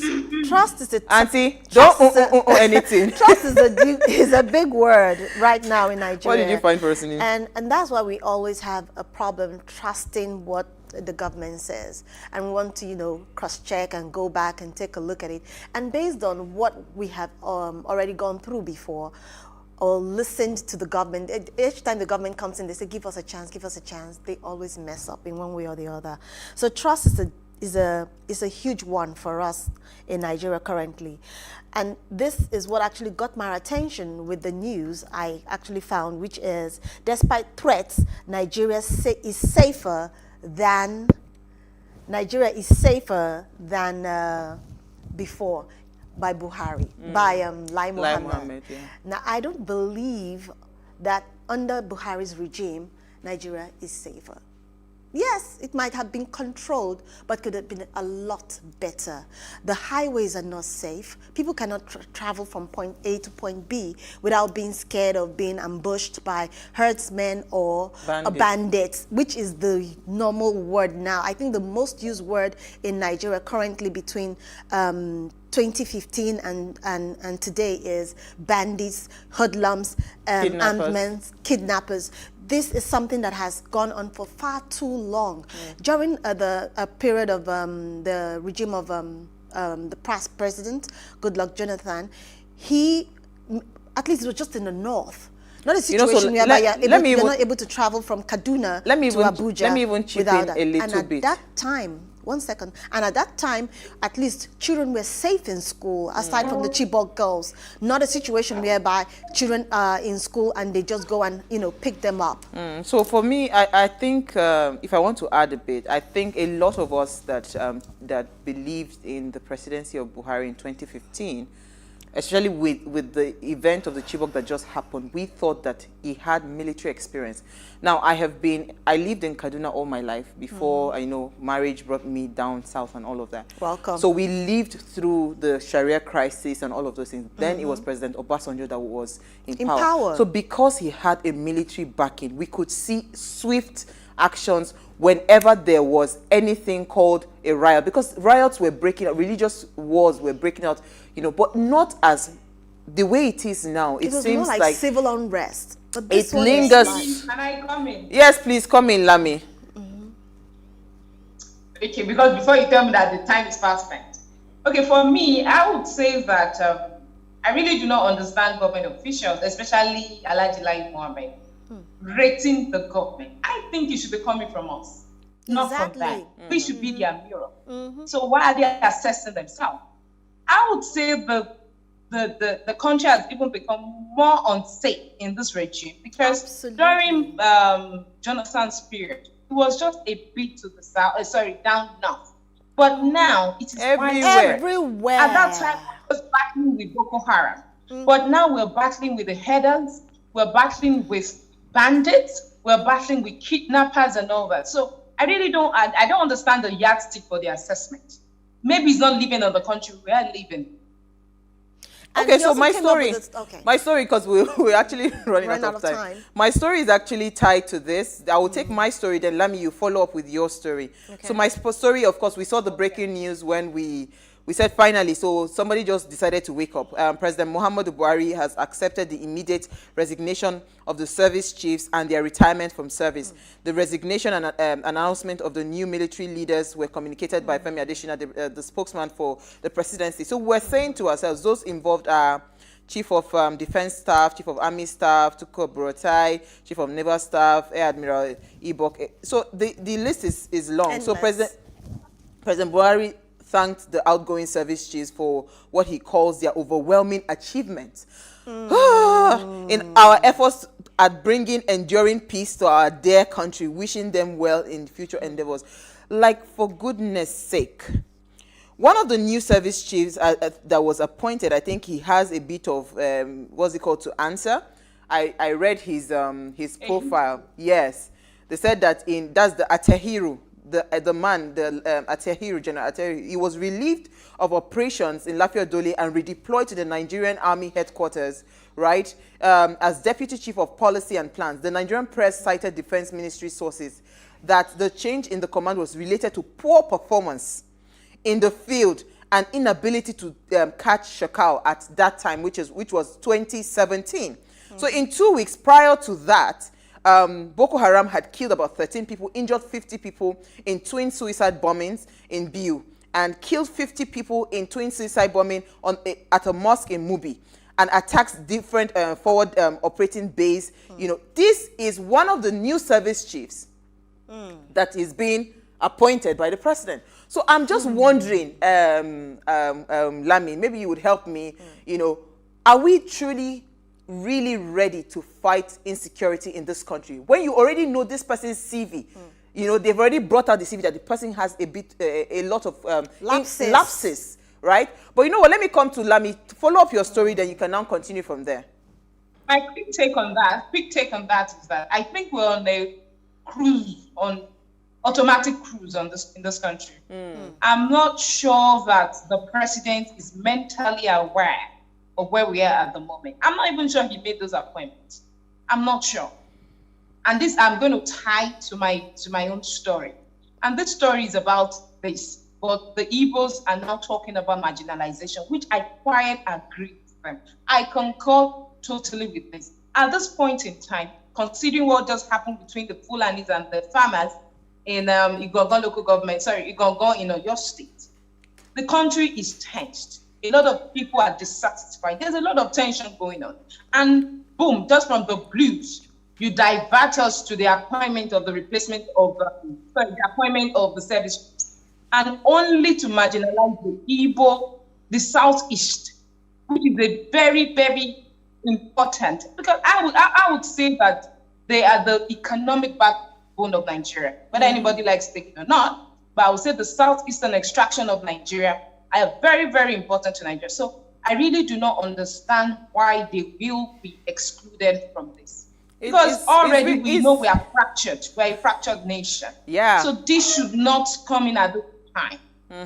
This is what keeps, you know, reoccurring all the time. And people are not understanding something that I think we're going to be talking about that on Thursday. That's our topic for, you know, people don't understand that. You see, we are different people trying to live together as one right? So in fairness, what is fair? You want to tell me that you've not found one person that is competent? You know, we're not trying to divide people across religion, what's it called, tribal lines. No, we're not trying to do tribal lines and all of those things. But there are competent people in the East, there are competent people in the West, there are competent people in the North, and competent people in the South. Even to breed togetherness and to really find a lasting solution.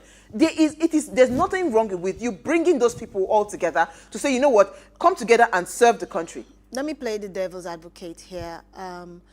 Let's assume that the government or the president actually appointed these service chiefs based on merit. So let's say, for example, that these individuals that have been brought on board, they did it right. Okay, they know their onions. What if the Igbo man who happens to be there doesn't know his onion? Wait. That's Based why I said on merit. there are competent people. Well, that's why I the matter said. there. That's why I said I'll play the devil's advocate. I'm just saying that there are competent people everywhere. Please just let me cut in. Isi, what happened to the federal character? We have a federal character system in Nigeria. So what happened to them? Are you telling me from the 5 states of the North, South, East, they couldn't find just one person who was fit to have taken over the position? Why do we always like crying wolf whenever there is an appointment? We say this is how we actually promote tribalism in the country. No, this is not issue of tribalism. Or ethnicity. Wait, let's leave the matter because it's not issue of tribalism. I'm saying that, you see, we are already in a tense situation in this country right now. I think it's more of inclusion. Yes. Because a lot of people feel so easy when people the tribal card. No, this is not tribal card. When people feel marginalized, they have every right to feel so. Because over and over again, time and time again, we've seen this appointment not representing their people. So let us be seen to be fair. That's my point. Simple. We'll take a break. That's not our conversation for tonight, please. We want to talk about Kim Jong-un. In fact, if you know the number of messages I've gotten on top of this Kim Jong-un's comments, but that's what we'll be talking about. Stay with us, we'll be right back.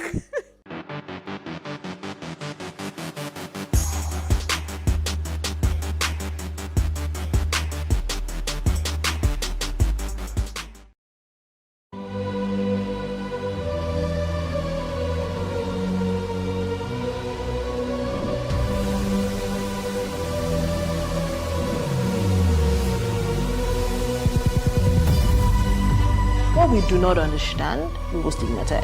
What you can see is the remaining of the tanker that exploded. He suffered equally confessed.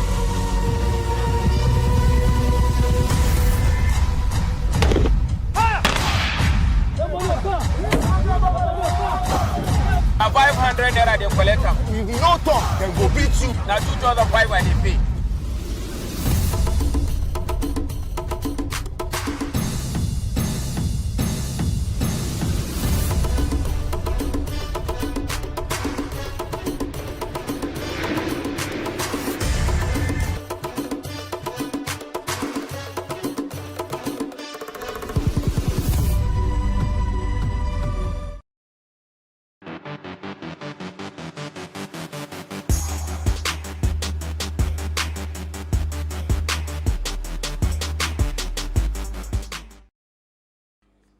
Thanks for staying with us. Now, the North Korean President Kim Jong-un has described Nigeria and Ghana as the backbone of Africa because, according to him, they have all the natural resources in abundance to make them the most important and sought-after countries in the world. But corruption is a major problem and a curse to them. Now, he further went on to ask us to give him just a year, and he'll transform these countries into first-class countries that will attract businesses all over the world. He said, Nigeria should give in, Ghana should give in, and let us colonize them for the second time so they will eventually learn how to run a country. These two countries are on a mission of proving to the whites that blacks are only good at crime and having power of having long-lasting sex. Oh my goodness. Now he then concludes with sit up Africa, sit up Ghana, sit up Nigeria, and just sell the country, or just sell the countries to us. That's the source is from Al Jazeera. So tonight we want to pretend like that was not an insult and it did not hurt us. And focus on the message that he posed, right? The message, the crux of the matter, which is, are we truly equipped to run this country? Or should we just outsource? It's a simple question. Now, please let us hear what you have to say. Remember, you can join this conversation. Tweet at us at WayShowAfrica1 with the hashtag WayShow, or send us an SMS or WhatsApp to 081-803-84663. So I want to start with Sanzi's comment. Amadi Ohada will punish the guy. You know, I mean, at first instance, when you read it, you say, what kind of rubbish? What kind of nonsense? So we should go back to a colony and all of that. But read through the message and read it well. You know, we have lived in this country over 60 years. Where is the result, you know? So what have we gained? And are we truly competent to handle this country? I want to come to Lami first, then I'll come to you. Lami, let me hear your thoughts on this. When you first heard it, what came to your mind? Well, no, it was laughable, but I thought that Ketu calling pot black. Really? He's not done well with his country. Okay, go ahead. North Korea is one of the poorest. North Korea is one of the poorest countries in the world, despite the fact that they are bordered by South Korea, which is one of the first-class countries in the world. What has he done with his country? There's so much poverty, but the only takeaway I could take from the country is there's a high level of literacy. And the healthcare system is really, really advanced. Those are the two key things I could take away. So any other thing, he has no right whatsoever. But how did we find ourselves in a situation where a dictator from a third world country is planning or has thoughts of colonizing another third world country? Means maybe we are even on a slide towards the first world. Maybe we are not even in the third world anymore. Let me answer that. Did we lose Lami? Go ahead. Let me answer that. How did we find ourselves in this position? We found ourselves in this position because our leaders have not stepped up. If they had stepped up and they had carried us along, they had held everyone that had embezzled every little dime in Nigeria accountable. And at the end of the day, after holding them accountable, they haven't whatever monies they have or projects that they have actually tried to execute, they have actually done it without giving us white elephants or telling us tall tales. That is how we have found ourselves in the position we are in currently. And I talked about something about trust. Trust is a very key role it plays a huge role in Nigeria currently, because when the leaders tell us something, the moment we process it, we say this man is lying. When somebody tells us another thing or comes up with another story, we say it's another strategy.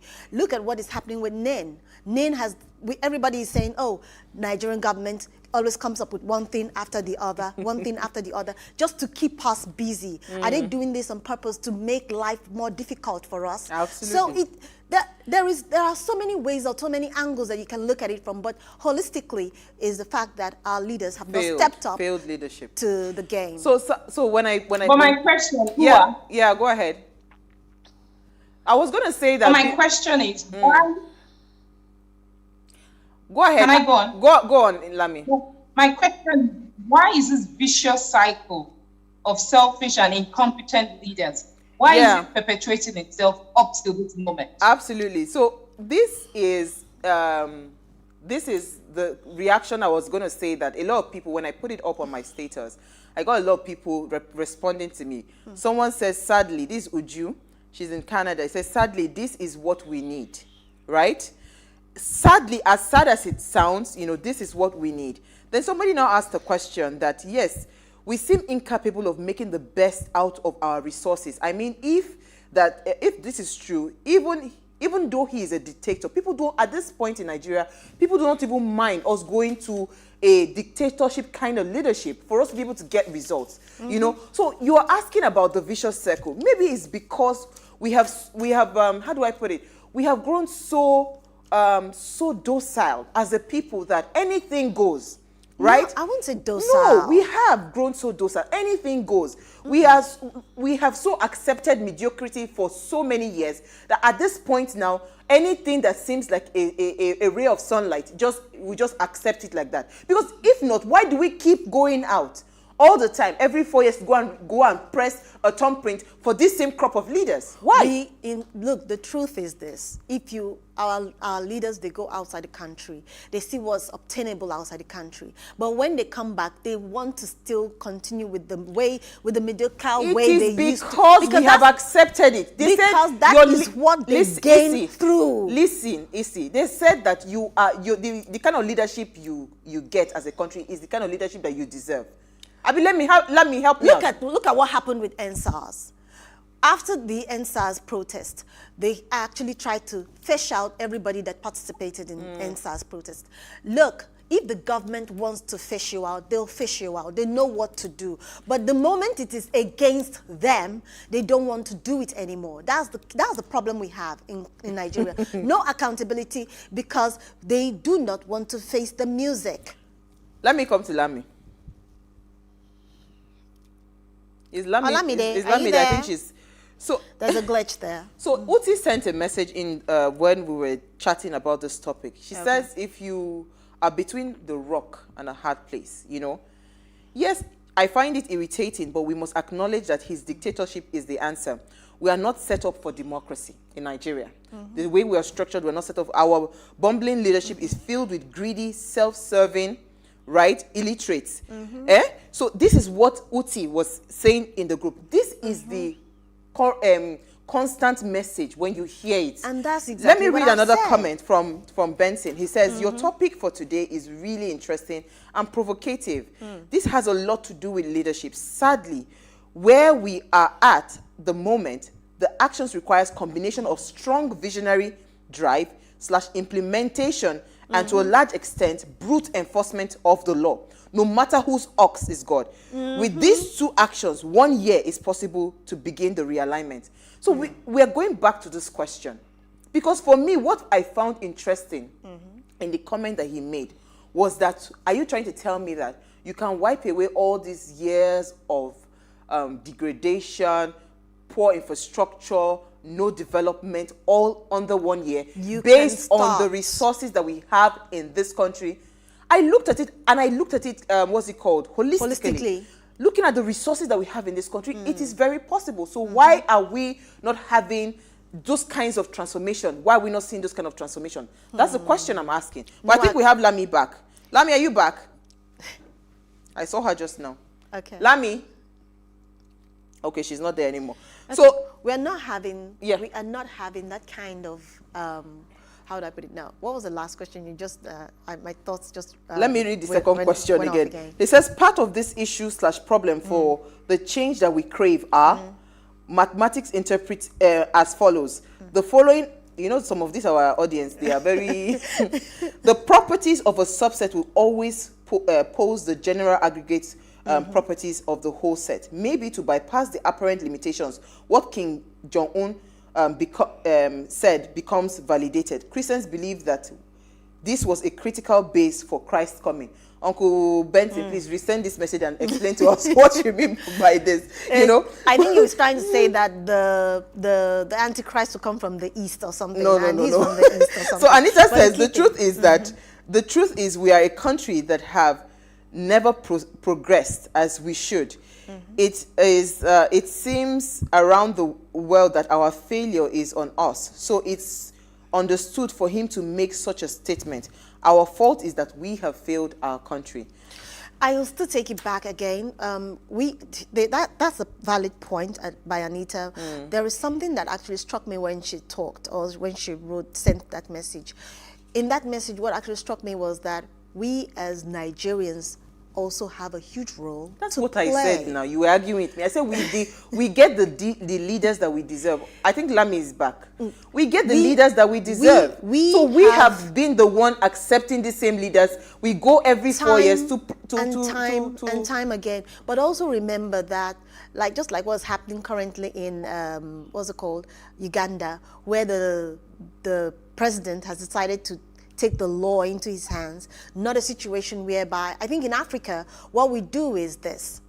We allow the institution to indemnify the man. We weaken our institutions. Exactly. Yes. But in America, the institution is bigger than the man. If that was the case we had in Africa or Nigeria, I think we would not be in the boat we are sailing with right now. Right now, absolutely. Let me hear you. We lost you for a minute there.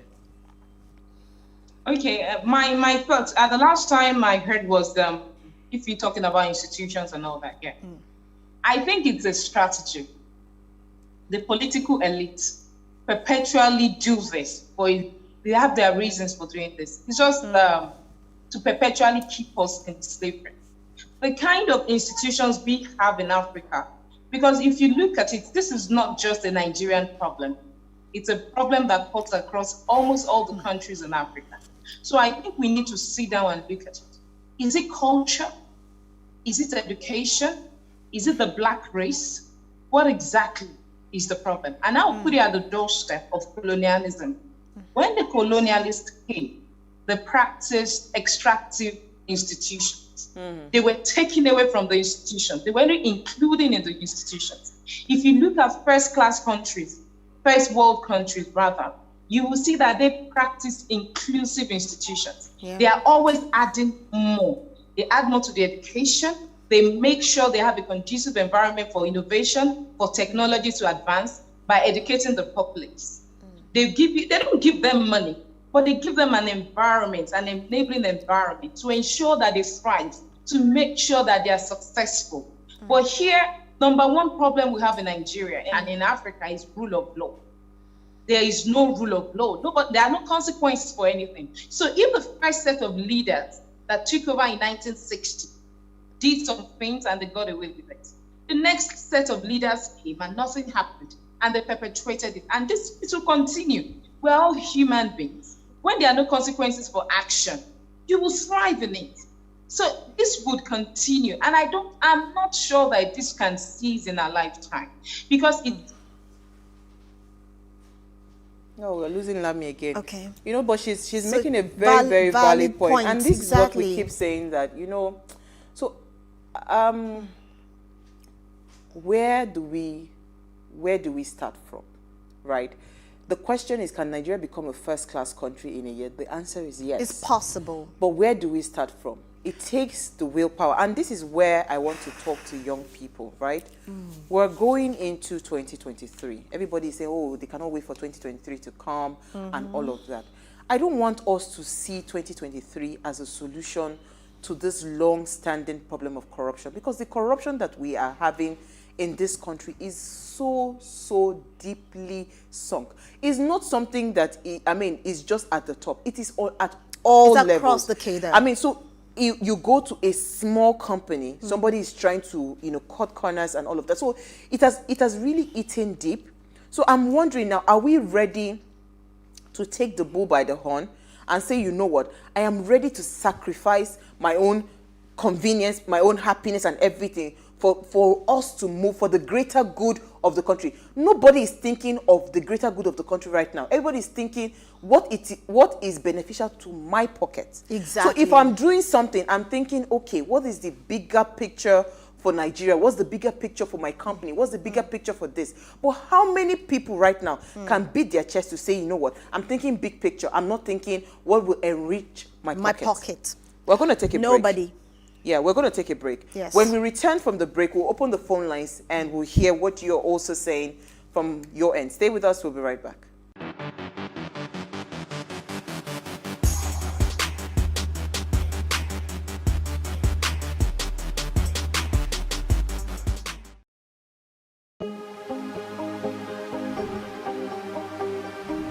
This is it for upcoming artists to blow in Nigeria.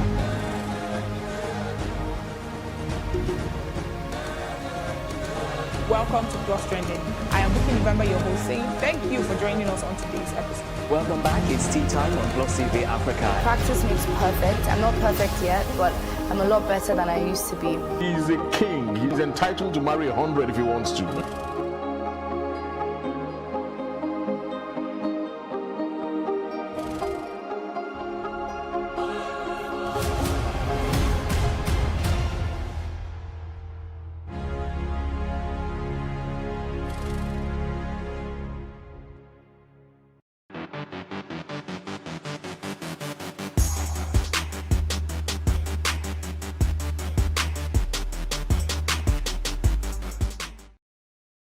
Now, if you're just tuning in, it's our Ladies' Night Out, and we're asking if you would consider Kim Jong-un's offer of recolonizing us, and our answer is...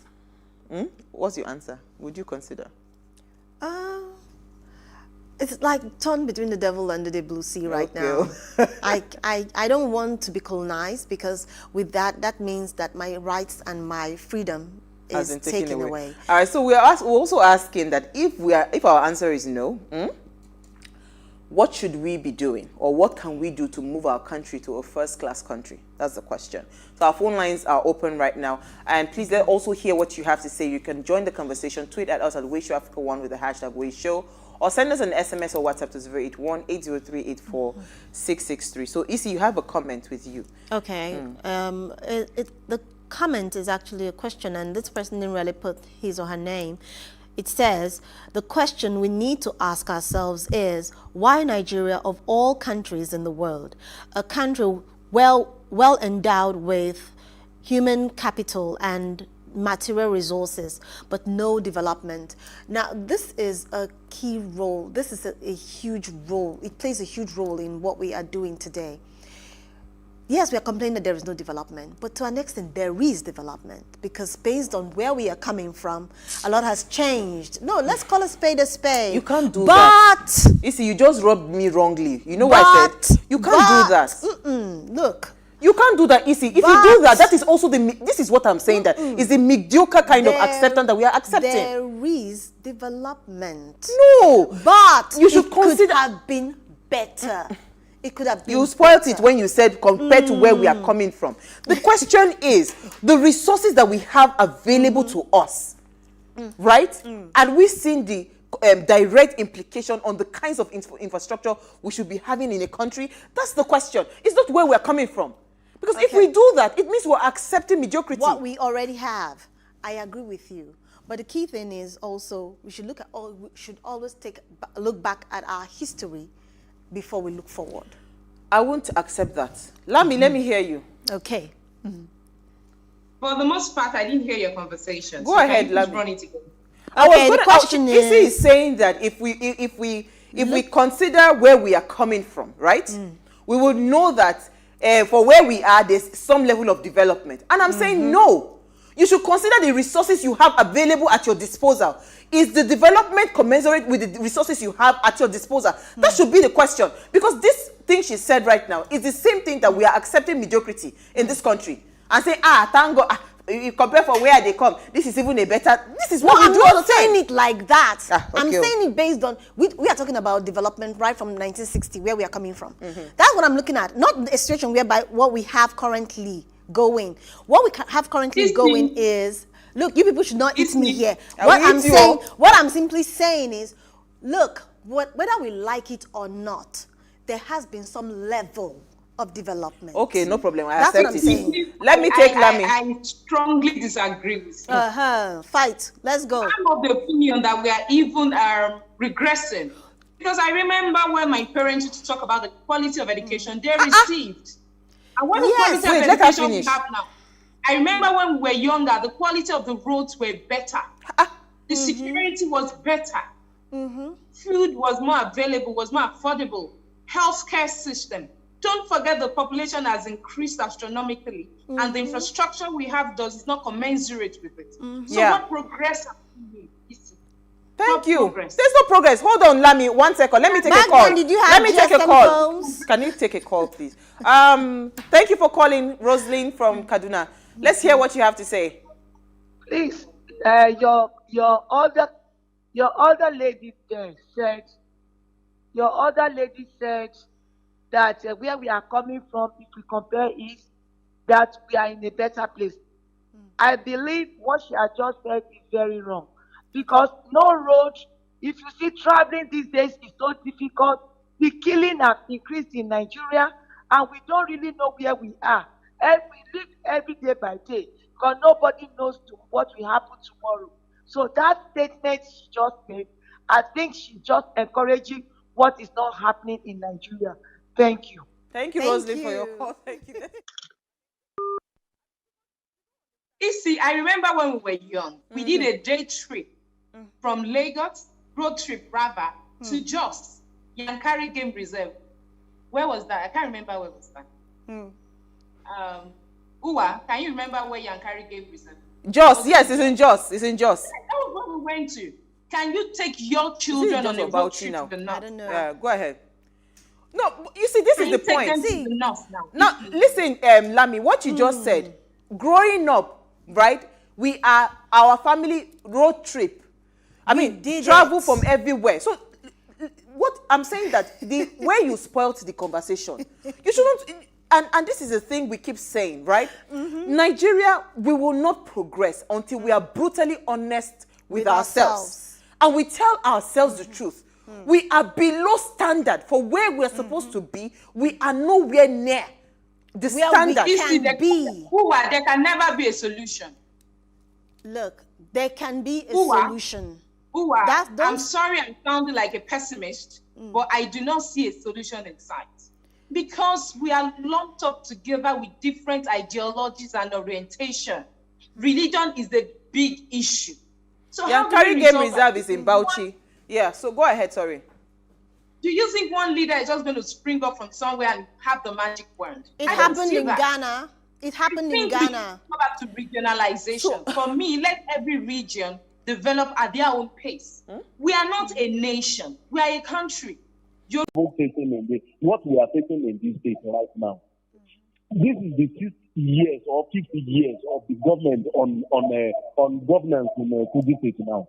There is no single project. You cannot point out and say, this is the single project they have done for good 5 years. Tell me where that development is coming from. Thank you. Thank you so much for your call. Where that development is coming from. Thank you so much, Abdullahi. I think we got the message. The efficiency of running country was much better during the colonial masters. Era. So you were going to say something? Or you've lost the thought? No. Like ahead. I said that, like I said today, that I was going to play the devil's advocate. So everybody should have a voice. Basically, you people are saying your part, I am representing the other part. Okay, so that is where we are coming from. But the key thing is this, that in Nigeria today, development in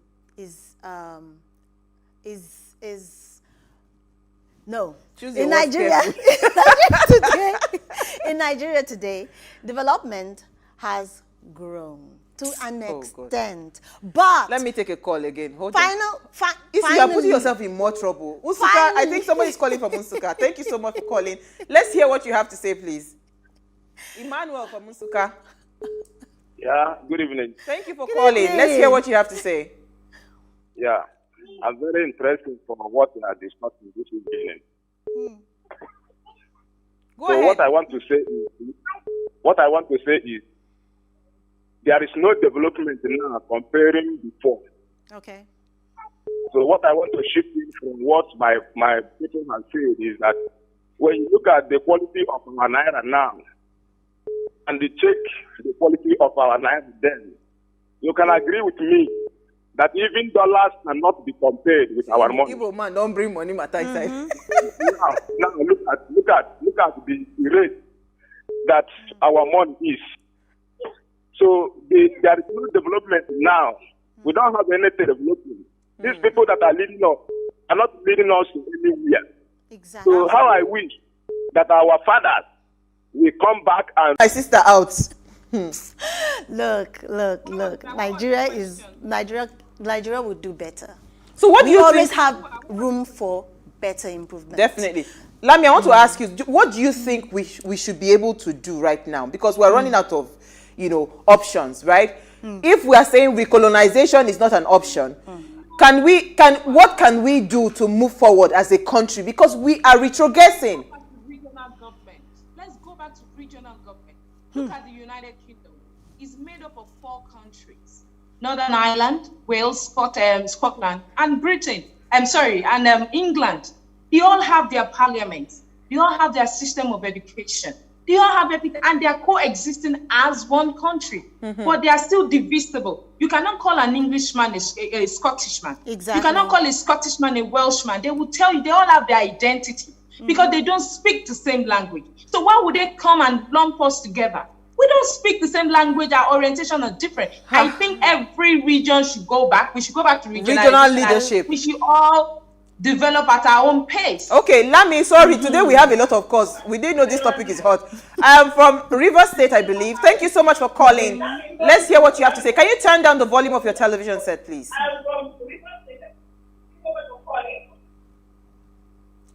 So when you call in, try to turn down the volume of your TV set. Thank you. Can you hear me? Yes, go ahead, please. Okay. I think, good evening.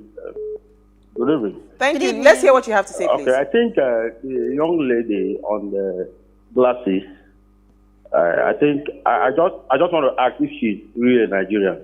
If she's from Nigeria, I think at this point in time, she should look at the picture.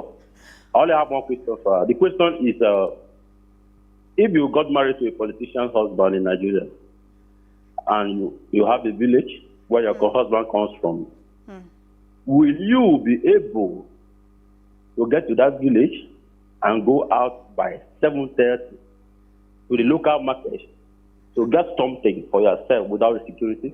Thank you. That's a very valid question. Thank you so much. Why can't you do that? Because of lack of security. Then that is one aspect of it. Second aspect of it is that, when a group of people start lying to themselves, I think at this point we shouldn't lie to ourselves. We are multi-ethnicity country. Like what this lady said, we are not a nation. We are not a nation. We shouldn't lie to ourselves. We are only lying to ourselves just because of one material that everybody in the crowd around I wanted to achieve. How long will you keep taking from that source? Thank you so much, Emmanuel. Effort. Thank you so much, Effort, for your call. We have we have a lot of calls, actually. Wow. You see, because this topic is so sensitive, and I love what Lami has said. I like the fact that you're playing the devil's advocate. It's good. Absolutely. I like what Lami has said. You see, if we are honest with ourselves, even if we don't need recolonization, we need a structural change in the existing structure, because this structure is not holding us anymore. That is why currently a lot of parties or a lot of individuals are calling for restructuring of Nigeria. Definitely. Lami. Uwa, can I say something? Go ahead, please. I think another thing I would say is the federal government is too powerful for nothing. Yes. Everything is centralized. How can a man in Abuja know what is happening to somebody in a village in Ibarapa? How can you feel the pain? I think all those things all those exclusive lists, concurrent with and all that, they should strip it. Okay, probably copyright some issues, okay, maybe mining and all that, all those little things should be retained. But I think, okay, look at education. What is the federal government, what's this business with education? Education should be at the state and local level. What is education? What's their business with education? Okay. I think the federal government is not working, and we should go to confederal system of government. Absolutely. Where the center is weak and the states are more powerful. They are stronger, yes. We have Anonymous from River State. Thank you for calling. Quickly, in 1 minute, let's hear what you have to say.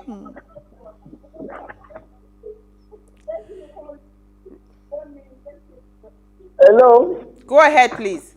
Hello? Go ahead, we can hear you. Oh, yeah, please. I'm Anonymous. I am 78 years old. I hope you are listening. Sorry, we can't hear you. The line is muffled. Go ahead. Let's try. I'm 78 years old. Oh, you are 78 years old. Okay, sir. Go ahead, please.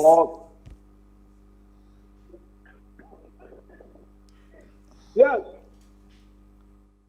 I witnessed the British government. I witnessed Nigerian governance, independence, coup upon coup. Now,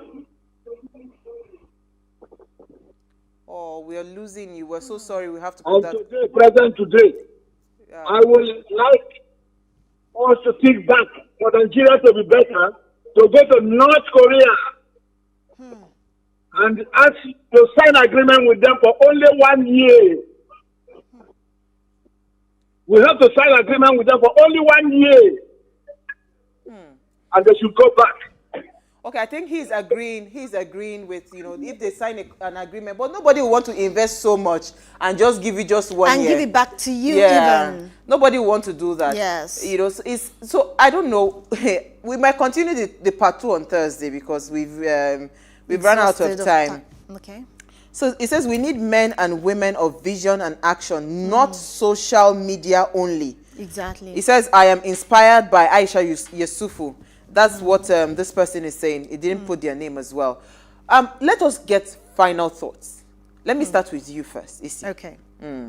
Choose your words carefully because... No, I'm not going to play the devil's advocate in this case. So let me come to you first. What do you think, right? I agree with Lami that we need a regional government system. So what do you think should be the ingredients that we should be looking out for leaders going forward? The ingredients we should look out for in our leaders are very simple. Credibility, integrity, and when they tell you yes, their yes is yes. And accountability. Accountability plays a huge role in molding a nation. A situation whereby there is no accountability, there is no way you can move forward, because that is when corruption starts to eat into the system. Absolutely. Let me come to you, Lami. You talked about rule of law, right? You talked about rule of law, and you talked about institutions, weaken the federal government and strengthen the state and the local government. How do you think that can play out? Oh, did we lose Lami again? Looks like it. I think we lost Lami again. I was hoping I can get, because she is a lawyer.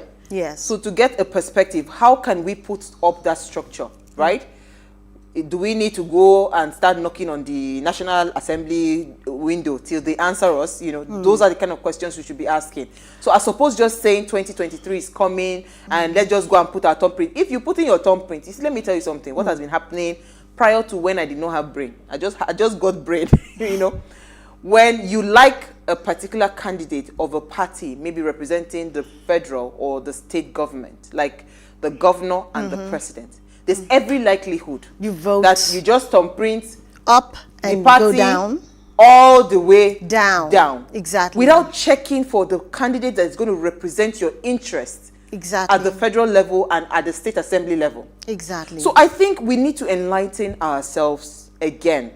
We need to go back and teach ourselves what we should be looking out for in terms of leadership. And if I would ask myself that question, because we really ran out of time, I would say visionary leadership. What is the plan?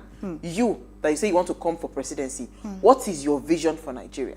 And if you have a vision, can we see that blueprint of how you want to take us from point A to point B? We lack men of vision. Another question is, even if the government or the man has vision, what about integrity? So listen, that issue of integrity should go side by side. Let me explain to you. That issue of integrity, let me tell you something. That was why I wanted Lami to answer that question. If we strengthen the structure, if we strengthen the system, right, every other thing will fall in place. Exactly. Donald Trump might not have had the integrity and all of those things, but because the institution was stronger. So that is, how do we now move from that weak institution where it is one person determining what happens to the rest of the people to the system determining what happens, to the people. Implementation so that's what we of our should look out for. constitution. But I think probably this, I didn't expect the overwhelming calls and all of that. We're sorry we couldn't take more calls. Because I played the devil's advocate.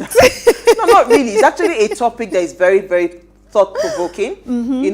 It's a thought-provoking topic. Truly, Nigeria can become a first-class country in 1 year. It just takes the willpower and a visionary leader. That's the truth. Thank you so much again, Isi. Thank you, Lami. We're sorry we lost you. Ways was birthed from the need to inform, inspire, influence lives towards action. And this year, we're starting our CSR focused on curbing unemployment in Nigeria. If you are a company, please partner with us by allocating internship slots. If you're a job seeker, keep watching Ways and follow us on all our social media handles. This will be an all-year-round engagement, so tell your friends to keep all eyes on Ways. Now, in case you missed today's quote again, this is very, very powerful. Our pride, right? Your pride for your country should not come after your country becomes great. Your country becomes great because your pride is in it, right? That is the quote. People take pride in their country. And they say, you know what, whatever is in other countries, my country must beat it. That is the kind of leaders we want. You people travel outside the country, you see great things. Can you come and replicate those things in Nigeria? It's a simple thing. We'll see you live tomorrow as we'll bring you another great conversation. Enjoy.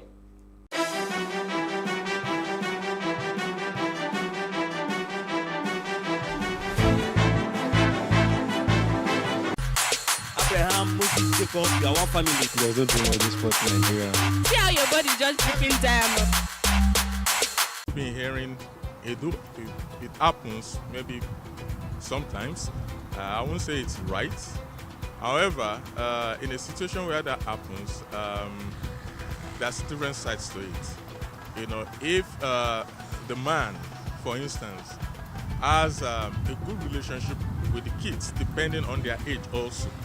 For instance, you can the reaction when the kids are still like maybe age 1, age 2, age 3, is going to be different from, for instance, if the kids are like 20-something, 30-something years.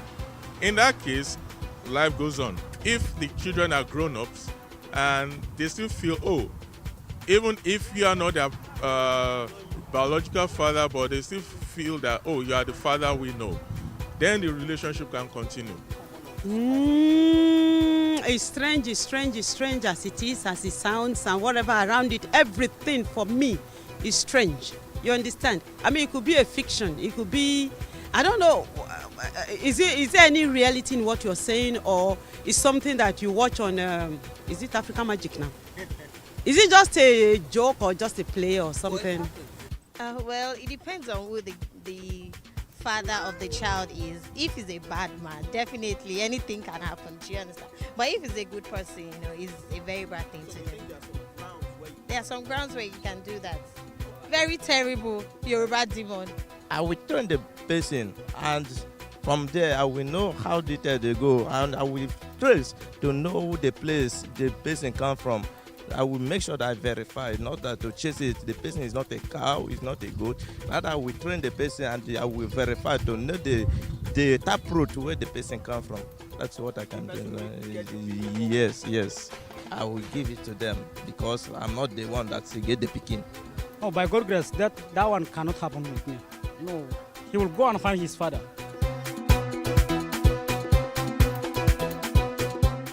I will do a DNA test before I leave the hospital, personally. Yes. You will do it? I will. But you are the one that carried it. You know me, they fit change picking for hospital now. Oh, okay. So I will, personally. Okay, because of the... anything can happen. Yes, our healthcare system is messed up for real. Like, you can't trust even the doctor, the nurses. Truthfully, before I used to have this notion that if you come to me with that, we are done. After you get the results. But thinking about it now, I doubt if I'll be offended. Before you go in to marry a lady, you must first of all know who the lady is or who the man is. You know, because if the person you are going with has been an untruthful person from the beginning, you get, you know, so every other thing you build on that is going to fail. You know, but if there have been trust from the beginning, or more like, if you are sure of who you are dealing with, then I don't think there should be a need for paternity test. Abraham, Moses, Jacob, you are one family. There's no doing all this sport in Nigeria. See how your body just dripping diamond.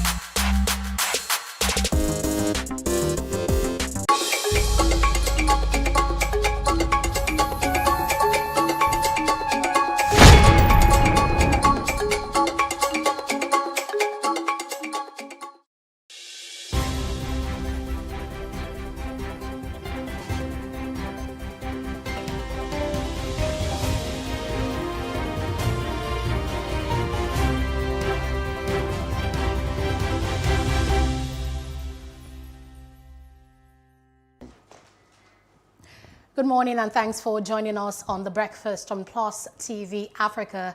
My name is Aneta Felix. Good morning, I am Osaugi Ogbawa, and we'll say once again thank you for stopping by and of course waking up with us this morning.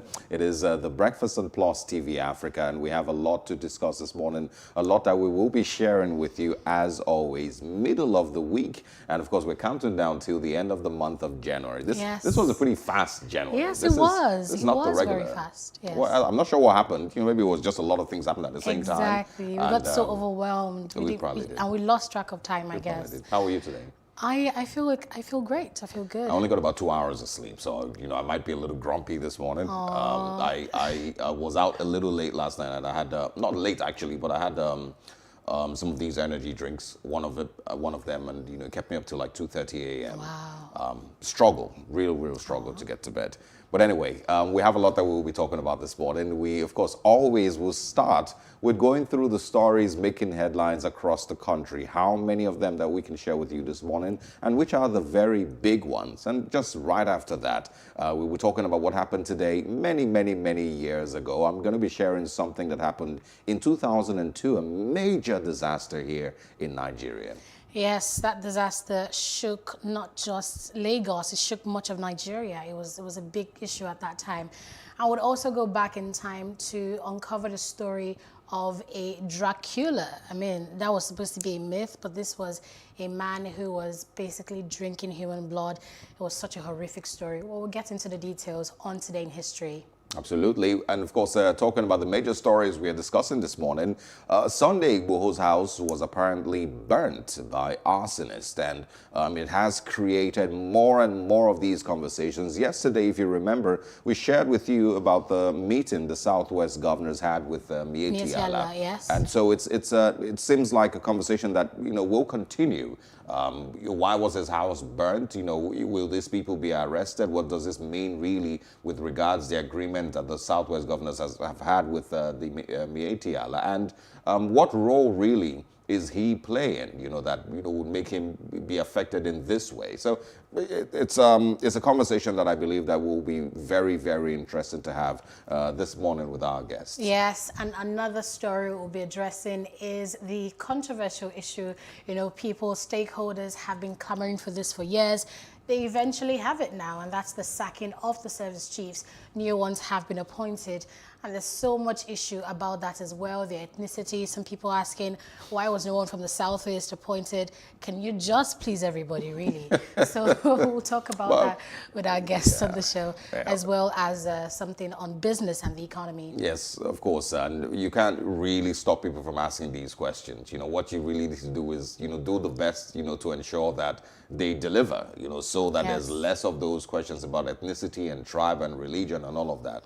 I really believe that if we have people in positions of power that, yes, I know that there's something called a federal character, but if we have people in positions of power that deliver on their mandate, there will be less of the questions about, why isn't it someone from my side? Exactly. And all of that. But so competence really is the big issue here. Yes, it is, but we can't also ignore the tribe, and the religious part of it. We can't ignore the accusations of nepotism. There's also conversations about, why Irabor wasn't made Chief of Army Staff. There's a lot, actually, that has come up since that news broke yesterday. Yes, and we'll get into it. Indeed. And if we have some time, we'll be discussing, the issue about coaches and the performance of their teams. And when we saw the other coach that was sacked, complaining about how he didn't have enough time to, take the team to where he wanted to be. And why basically does a coach have to bear the brunt of the failure of the football team? So yes, we'll have Wally Scott dissect that issue for us later on The Breakfast. For now, stay with us. We'll be back right after this short break, and we're getting straight into the newspapers for this morning. Stick around.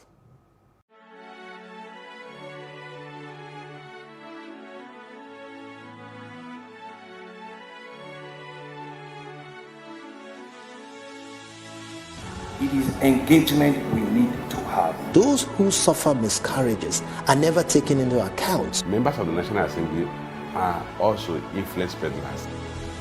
You are sitting on Nigerians' money. From the barbing, I pay my rent.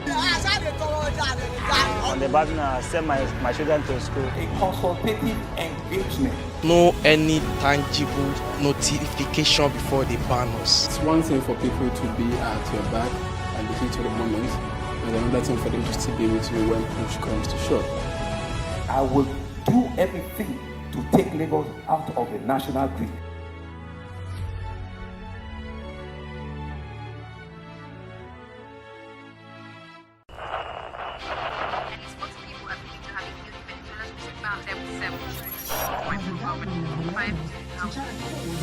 Politics has helped shape the decision of the polity, from conspiracy theories to good old-fashioned comic politics. These are the result of tomorrow's election. Okay, you have it already, Abi. I am not hungry. If I need appointment, all I need to do is to start praising government. Plus, politics will fill the polls of the country, from friends to frenemies, even strange bedfellows, to clones and stooges. We go beyond the rhetorics and the drama to analyze the story behind the story. Let everybody come and say. The moment we stop having charlatans occupy political offices, we will curtail hate speech. Plus Politics, not just another political show. It's about putting you, the citizens, in the know.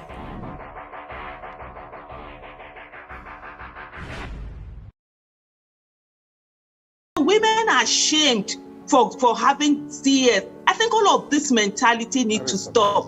As long as that child is born while this marriage subsists. Yes. The father is the father. Yes. If you have empathy, you will listen to the people say, look, there's a problem with our security. We have a security challenge in Nigeria today, and you need to do something about it. The issue of empathy actually cuts right across, from leadership down to the followership. We have reduced fallen heroes to beggars at the airport. We have reduced our veterans to what it is today. We need to think about this thing. Otherwise, people are not encouraged to want to serve their nation as they should. I must just chip in here that, look, even those in service today are looking at the treatment you are meting out. Correct. To those of us who are veterans out there. And so what next do you expect? Oh boy, prepare for your tomorrow.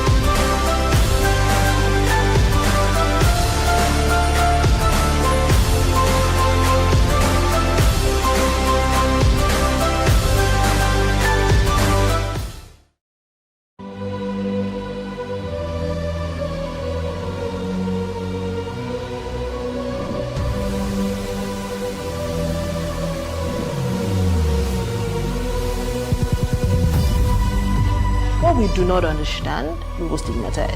What you can see is the remaining of the tanker that exploded. The suspect equally confessed.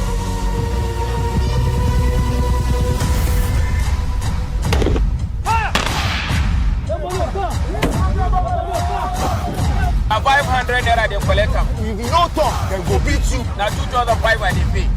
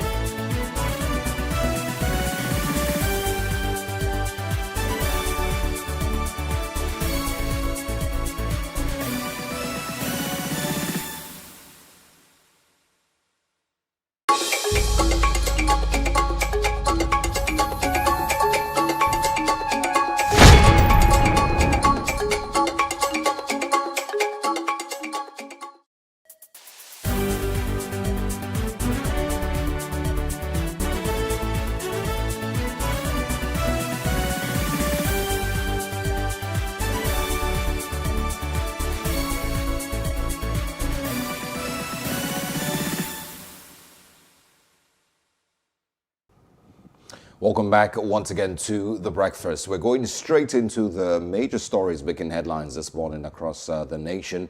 And this morning we have with us in studio Mr. Gbolahan Olujede. Thank you so much for joining us. Good morning to you. Good morning. Nice to be here. We also have, of course, joining us virtually, Mr. Ademola Akingbola, the publisher of the Podium Media. Good morning. Thanks for joining us, sir. Good morning. Thanks for having me. All right. Absolutely. We're going, first of all, into stories from the daily independent newspapers. One of them, of course, has made conversations across the whole country, maybe even the whole continent, in the last 24 hours, and that is about the service chiefs that have been replaced. It says over there, service chiefs replacement too late in the day. New service chiefs asked to hit the ground running. We can't commend Buhari, Ezefe, PDP, Afenifere and others say. Also, APC rallies support for new service chiefs. Others set targets. In the southeast, tension mounts in Olu as soldiers take over town. We can also see on the Daily Independent, 1 killed as police and Shiites clash again in Abuja. I lost properties worth 50 million naira to arsonists, says Sunday Igboho. And on COVID-19, Yabatech loses director, orders closure of medical center and students' hostel. 5G deployment faces hurdles. Operators grapple with infrastructure challenges. And we also have court orders a final forfeiture of ex-Governor Yari's 25.53 billion naira. The last one, CBN retains MPR at 11.5%, warns against total lockdown of the economy. I'm going to start with Mr. Akingbola this morning. You can take one story from the Daily Independent. Let's hear your thoughts on it. Okay, thank you once again. Obviously, the most interesting issue today in Nigeria is the replacement of the service chiefs. First of all, there's been unnecessary argument over whether they resigned or whether they were fired. The important thing is that they've been replaced. I don't agree that it's too late in the day. It's better than not even doing it at all. Obviously, the previous service chiefs, they haven't done well, as we can all see. And those who are coming in, I really don't see any magic that they're going to perform. It's going to take time. We're talking about security architecture that has been heavily corrupted and compromised.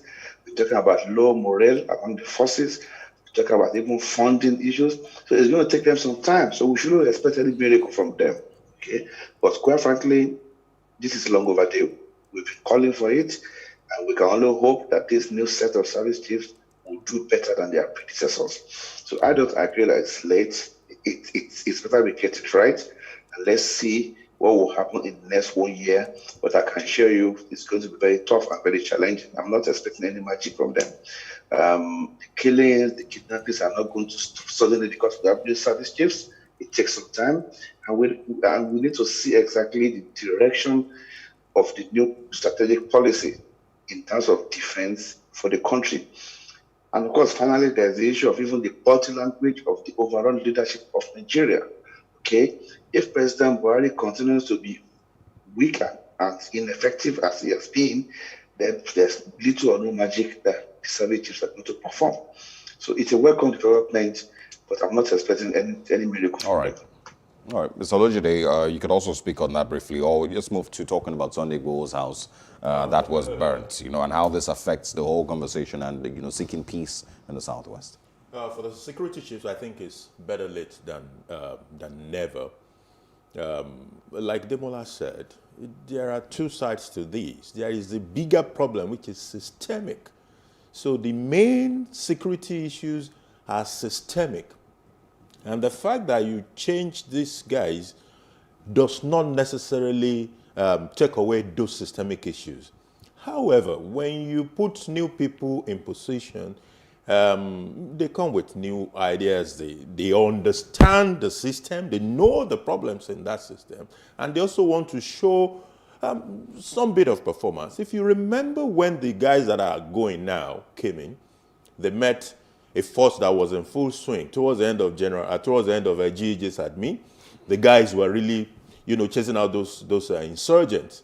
So these people leverage on that, and for the next 7 months or 1 year, there were a whole lot of achievement. All of a sudden, all those bombs that were going off in Abuja, whether it is force headquarters or Nyanya, Motor Park, all those things stopped in reality. All those flags that were being hoisted in certain local government went to an end. But after that, so what happens? We lost it at some point. And these guys were due for removal a long time ago, but the president is always very slow in his decision process. Whether it is in appointment of ministers or in removing a secretary to the federal government who have been accused of graft, whatever it is you want to talk about, his decision process is very slow. And we lost time by virtue of this. But let's congratulate the new guys and believe and hope and work with them in whatever way as citizens we can to ensure they succeed. All right, I think because of time, let's just quickly move to another paper. Hopefully the Igboho story will come up in one of those in the next paper. All right, so we have the Nigerian Tribune here, and it's still the story about the replacement of the service chiefs. This one says, as Buhari appoints new service chiefs, SMBLF, PANDEF, Wike, Nwodo, APC, and the PDP react, set agenda. COVID-19, CBN to further roll out palliatives, warns FG against lockdown, retains all indicative rates. Community policing, 18,360 personnel recruited nationwide for takeoff. Fire and police service give insight into Igboho's house fire incident. And what Ojudu says about me false, and that's according to Sunday Igboho. He also denies interest in leading Amotekun. Also, Buhari directs Naseni to produce helicopter. One injured, one killed and many injured as police clash with Shiites in Abuja. Quit notice to herdsmen, unity of Nigeria paramount, and that's according to the federal government. Kidnappers abduct 14 at gunpoint in Kogi State. Mother, 3 kids, 8 others die in accident in Benue State. 6 killed, others missing as Akwa Ibom, Abia boundary war escalates. As well as this one saying customs intercept 219 sacks of pangolin, others at Lagos port. And also the story of insecurity in Oyo State. It says, what we did to battle insecurity in Ibarapa, Okiogun, Oyo government. And it goes on to say, Fayemi inaugurates Farmers Herders Peace Committee. Our people cannot continue to live in fear, and that's according to Akeredolu. Gani Adams lauds Southwest governors on new security arrangements with herders, and as well as suspected herdsmen invade Ekiti Forest Reserve, destroy multi-million naira maize farm. Mr. Akimbola, let's bring you in here to discuss this issue in Oyo State. Samuel's house was burnt yesterday at around 3 a.m. and the police is now given an insight into that. And what basically is your reaction to this? Remember that he had first of all gone to invaded the Fulani settlement and burnt the house for that. Would you say it's a tit-for-tat measure? What would you describe this as right now? Thank you. There is an obvious failure of leadership on the part of Governor Makinde of Oyo State. And nature was vacuum. Okay, the killings have gone on like forever, and nothing has been done. Forget about all this PR stuff. That what we did to battle insecurity. What did you do? Obviously, what you did was not effective, and because a certain Sunday Igboho decided to take it upon himself to challenge the Fulanis, now we are seeing a flurry of actions, a flurry of activities. Okay, and I tell people, no matter what you say about Sunday Igboho's past, today he has been able to force some measure of actions from Oyo State government. So unfortunate that it took a Sunday Igboho for Governor Makinde to suddenly wake up and realize that there's problem. Okay, the killings didn't happen yesterday. They've always been there. Nothing was done. Okay, so on the issue of the burning of Sunday Igboho, I don't know who did it. We don't know yet. And if the accounts that we read about what happened when he went to challenge the Seliki Fulani, I don't think that Sunday Igboho spearheaded a team that went to Bonn. It was a spontaneous action on the part of the youth of that area. And that is what you have when there's a failure of security forces, when they've been compromised and they are not doing their job. And I tell you, there are so many Sunday Igbohos in the whole of Southwest who are waiting. I'm not supporting criminality and I'm not supporting lawlessness. But for God's sake, let the security forces do their job. And what Sunday Igboho has proved that if they don't do their job, there's always someone who is going to spearhead it. So that is basically what we are having in Oyo State. So we wait for the police to tell us, to investigate and tell us who went to burn Sunday Igboho's house. Wow. And for all you care, this could be another prank by Sunday Igboho himself. Okay? Nigeria is full of conspiracy theories. Yeah, hopefully we get a proper investigation and some of the details that are missing, would be brought out. Let's also then move to Mr. Olujide now. The COVID-19, the CBN is talking about rolling out more palliatives. What are your thoughts on that? Palliatives will help to create the necessary spending. You see, spending helps to stimulate economy. So when we have a situation that we have right now where a lot of people's disposable income, their capacity to spend has been curtailed by COVID. Whatever you do in that space to shore up people's income or capacity to earn or spend will help to stimulate the economy and will help us to get out of recession faster. If you also don't do it, well, on the lockdown side of things, I think CBN also mentioned that it's not something to contemplate. So whatever we need to do to ensure we don't go in that lockdown direction, it's also something that must be on the mind of all of us, even as citizens, because it is in the obedience to those preventive measures that we can actually avoid all this lockdown kind of situations. Okay, quickly, I'm not sure if we have time, but we can quickly just jump to The Nation this morning. It says there, Amotekun intercepts headers with guns in Oyo State. Also, waiting game continues for ambassadors designate. An ex-governor forfeits 700 million naira to the government. Also in The Nation and Sunday Igboho again, Yoruba leaders backing criminal headsmen. Or rather, he says, some Yoruba leaders backing criminal headsmen. Those who set fire to my house are cowards. And also, new salary structure for police coming. We also see here what we expect from new service chiefs, and that is from Nigerians. Generals, leaders, lawmakers, and others set agenda. And we can also see on The Nation, CBN boosts economy with 8.8 trillion naira to battle COVID-19 effect. APC promises compliance with COVID-19 protocols during registration.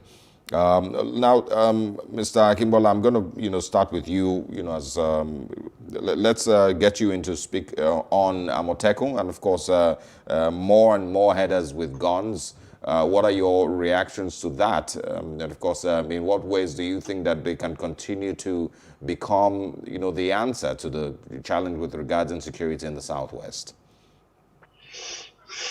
Okay. Kudos to the Amotekun team for that exploit. What I see happening in the next 6 months is that people will tend to rely more on this Amotekun force for their security rather than depending on the police. We've talked about community policing, and what Amotekun is proving to us is that community policing is an idea whose time has come. Nobody can stop it. Okay, the signs are ominous. The police is thoroughly overstretched, okay, compromised, corrupted, they've lost focus, okay. And with Amotekun coming up with all these interventions, the profile and the stature of this vigilante force will continue to grow. So yes, but as much as possible, we need to ensure they operate within the abyss of the law, okay. There's tendency for them to get carried away and to do things, to do things which are not really allowed by law. Briefly, I want to talk about the CBN's plan to boost the economy with 8.8 trillion naira, with due apology to economists, Bisola and the rest of there. I do not see these measures actually being effective on the long run. Because what we have at the end of the day, you're going to have too much money chasing very few goods. When you continue to pump money into an economy that is not producing, So people will have the purchasing power, but where are the goods? So the prices of goods and services are likely to go up, and inflation, which is already in double digits, may be further exacerbated. So that's really a concern for me. I would rather that we put this money into productive activities that will lead to employment generation, that will lead to production, rather than just inflating the economy, pushing money into the economy. That to me is like a panic reaction. Yes, people's purchasing power has been seriously affected by COVID-19, but the solution is not in putting more money in people's hands. What would they do with the money? Where are the goods? Where are the services? All right. All right. Let's quickly turn to the Punch newspaper in the less than 5 minutes that we have. And the stories here are still the same about the replacement of the service chiefs. Sunday Igboho's story here still coming up. Amotekun as well. But looking at the ones who've not touched on other papers, it says high recurrent expenditure raises debts servicing challenges, says CBN. Slash on imported vehicles duties begins next week, according to Customs. Exporters, importers' woes worsening at ports, laments LCCI. Ex-Zamfara Governor Yari forfeits embezzled 284 million naira to the federal government. And this one saying the NECO postpones GCE, as well as reschedules papers missed during NSAS protests. Mr. Bolaho Olajede, would you like to take any of these ones in the less than 2 minutes that we have now? The Zamfara, Yari lost of. I think this has to do with all those benefits that are accruable to ex-governors that have been removed. And these are things we honestly need to revisit across all the states, because Zamfara is not the only one. I think Lagos has also reviewed his own situation. There are several other states that are involved in this scam. This is a scam. Somebody has served for 4 years and he appropriated for himself millions and millions of naira over the rest of his lifetime. It's abhorrent, and I think we need to stop it. Okay. There's also the, I think it was on the Daily Independent this morning that it was stated that he was going to be forfeiting, 25.53 billion naira. One would expect that, I don't know your thoughts on plea bargaining and simple forfeiture without jail time that, kind of looks similar to the crimes that were committed. One also need to ask, what kind of forfeiture is this? Is it the one that maybe in properties or something that will still go to court and challenge? You see, the problem is we allow access to this huge fund. When people have 30-something billion, you said, in their care, that case will not finish in 10 years now. That's the reality. Because you can pay all the sums in the world, you can corrupt the judiciary, you can do all sorts of things. And in the next 10 years, that case will be in court. So prevention should be the emphasis of our anti-corruption fight. Make it very difficult for people to have access to those kind of money and take it away from the system. Once they do, you keep chasing them. It really just, is a reminder of, what we truly, will define as the fight against corruption, and arresting big men and people who have stolen never really, has helped. It doesn't deliver the goods. Yes. All right, we're out of time. Mr. Demola Akingbola, thank you so much for stopping by, for being with us this morning. Thank you. Thank you for having me. Thank you. And thank you, Mr. Bolaho. Thank you for having me. All right, it's a wrap here on Off the Press. Let's now go straight to discussing what happened today in history many years ago. Do stay with us.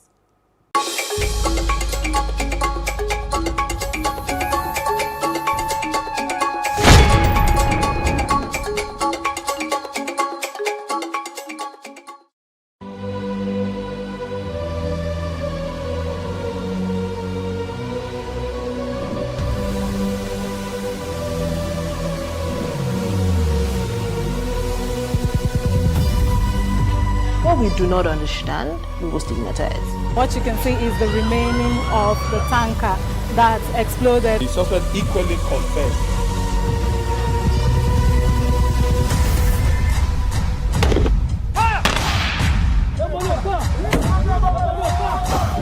A 500 naira they collect am. If you no talk, dem go beat you. Na 2,500 they pay.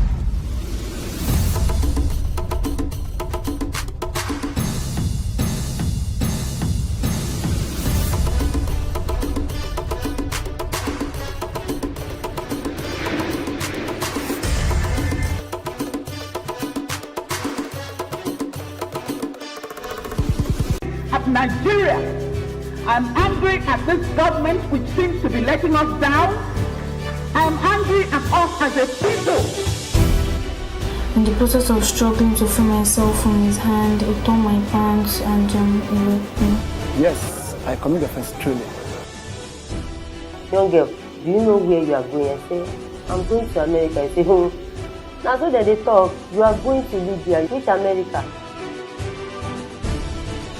As it then do mark our place, some people they die now. This is Plus TV Africa. Big stories live here.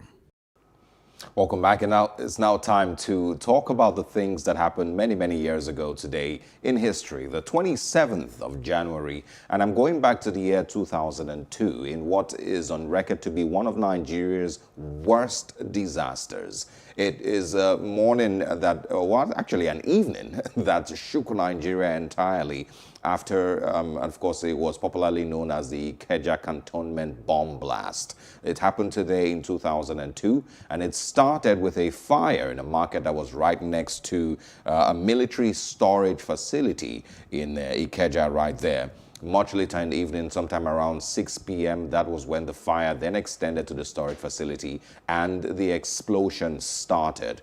It is on record, of course, for people who were, alive in that time and who have lived through that era. It's a time that many, many would never forget and would continue to, of course, be in the memories of Nigerians for many, many years. Approximately about 300 people were reportedly killed when the explosions took place, but that wasn't really where the major disaster even happened. The explosions took place. There was a lot of shrapnel that was thrown into the air. Bombs and the likes were thrown in the air. And the saddest part of it was recording that about 600 to 1,000 people that died after they drowned in the canal right next to the cantonment. The Red Cross rather reported about 1,100 dead after that incident, but of course many, many were still injured and still missing. It also says that about 20,000 people were rendered homeless after this incident, and of course I'm guessing till date there are still people who suffer or are still suffering from that particular incident. Unfortunately, just like every other Nigerian story or disaster like this, there's never really any person who takes responsibility for that failure and is sent to jail or is demoted or is sacked or is fired. And, it has continued to be, this, very, very same reaction that we have to a failure of people to, play their role and to, do what is expected of them when they have certain positions. The president then, Olusegun Obasanjo, did visit the scene the next day. And of course, asked questions. Nigerians also asked questions across the country about whose failure was responsible for leaving those bombs and those highly explosive devices in, a residential area. But till date, I don't remember that there's been anybody who has been made to, pay for that disaster. It was an explosion that extended more than 50 kilometers from where it occurred. About 15 kilometers from there, windows were shattered, glasses, across, that area, 15 kilometers, away from it, were affected, basically. I remember that day so clearly. Oh, I do. I was only a child. I was at Alagbado. It was so far. It's so far from Ikeja, but I remember hearing the sound of that bomb blast. It was a horror. I can remember our neighbors, as far as that place was, Alagbado from Ikeja, people were packing their stuff and running.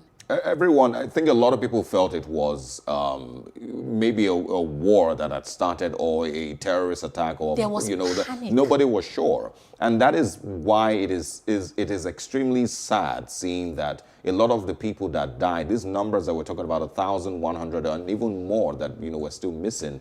A lot of them died not from the bomb blast itself, but from, or not from the explosion itself, but from running into the canal that was covered with, hyacinth. A lot of them, of course, couldn't swim. They panicked and were running for, their lives and just ran straight into the water. It also, if you look at the report, it also says that many people were trampled upon in the water. So even if you had maybe thought that you might swim or survive, when there's dozens of other people pouring into that same water, you know, the chances are less. And hundreds and hundreds of bodies were pulled out of the canal up to 10 kilometers away the next and the days, you know, after. It's a really, really sad moment in Nigeria's history. Fear really is a powerful killer on its own. And I'm going to also, you know, say this. If you remember last year, I believe, the bomb explosion, the explosion in Lebanon, that leveled kilometers, you know, around there. If you see the reaction, I'm not 100% sure, but I think that people did resign. I think cabinet resigned, or you know, there was definitely people who took responsibility for that failure that led to, you know, that explosion and of course the loss of lives and property there. But in Nigeria, the story is different.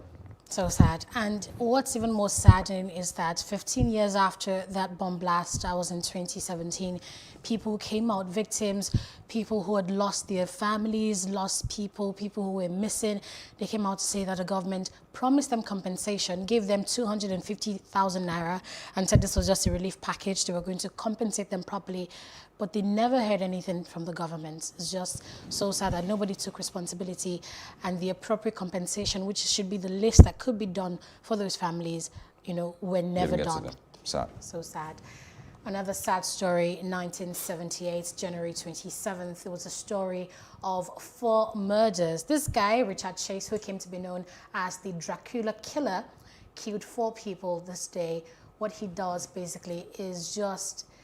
It was a mental illness, because they found out that he was, you know, even though, you know, doctors and the jury eventually argued that he was sane, he was in his right mind when he was doing this, but there were also, you know, traces of him being narcotic, basically, and having hallucinations. He was taking drugs that induced hallucinations, and he would say he heard voices that the Nazis told him to do certain things, and that unidentified flying objects, UFOs, were following him, and that he felt that he didn't have a stomach. He felt that his brains were falling out of his head. He just said so many weird things. He said voices would tell him that his blood was drying out and turning into powder, and that he needed to drink people's blood so that he can be okay. He killed babies. He was just insane. My God. He eventually died in prison on a drug overdose. And that's what happened today in history, 1978, January 27th. Richard Chase, known as the Dracula Killer, murdered 4 people, including a 6-year-old boy.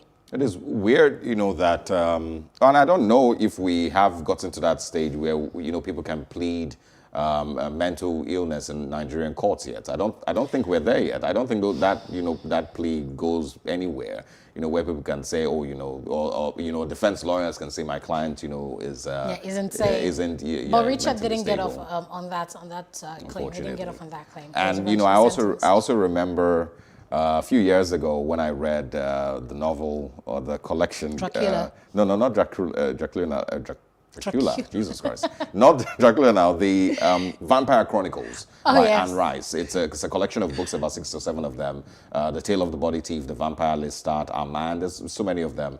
And there was that moment where I thought to myself, it might be interesting being a vampire. I didn't get as far as honestly, wanting to drink blood. I've thought about that too. I'm sure lots of people did when they watched all these vampire movies, like, why not somebody suck my blood? But please don't do that. I never thought I never thought about drinking anyone's blood. You know what? No, not people drinking my blood, not me. The excitement for me was the character Lestat, who was someone who had lived for thousands of years, you know, and had money that was just never ending. You know, he wasn't even sure how much money he had, but he was just extremely rich, and he had powers as a vampire to continue to live, you know, with the same face, the same features. He never grew old. He remained the same person for thousands of years, and he could appear in any part of the world at any time that he wanted.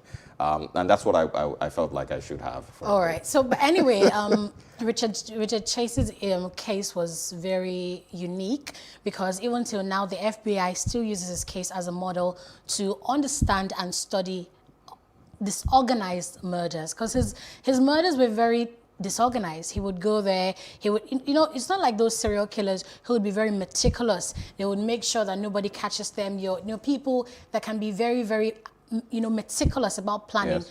He just goes into people's houses, he carries the baby, he leaves blood everywhere. He was just very disorganized, and anyway, he was eventually caught and sentenced.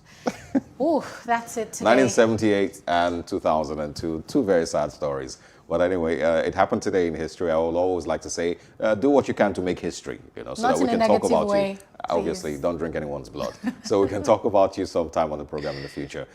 Stay with us. We have more of these very interesting conversations coming your way. We're moving next to talk about Sunday Igboho's house that was burnt. How does this affect the peace negotiations, the discussions in the Southwest with regards to headers and farmers' clashes, and what comes next for him? Stay with us.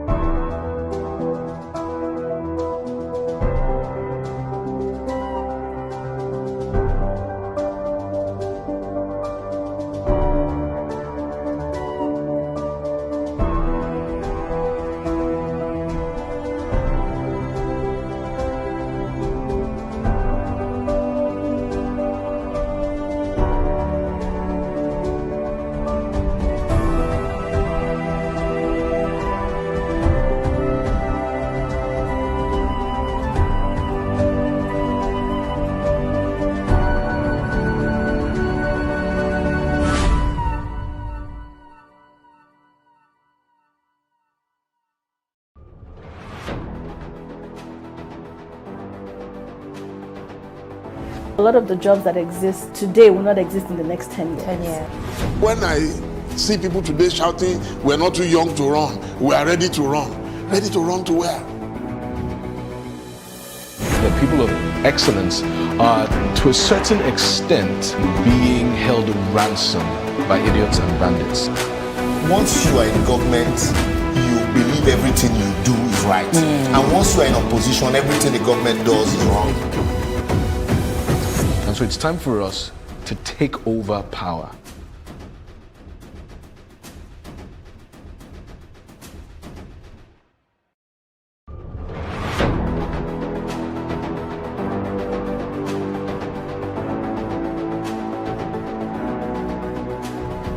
First point of accountability is asking questions.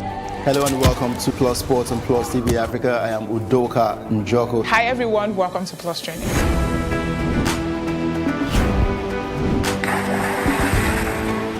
You cannot continue to recycle poverty while you're spending a lot of money on unproductive ventures. The government has to feel the impact. Honorable Commissioner, sir, welcome to the show.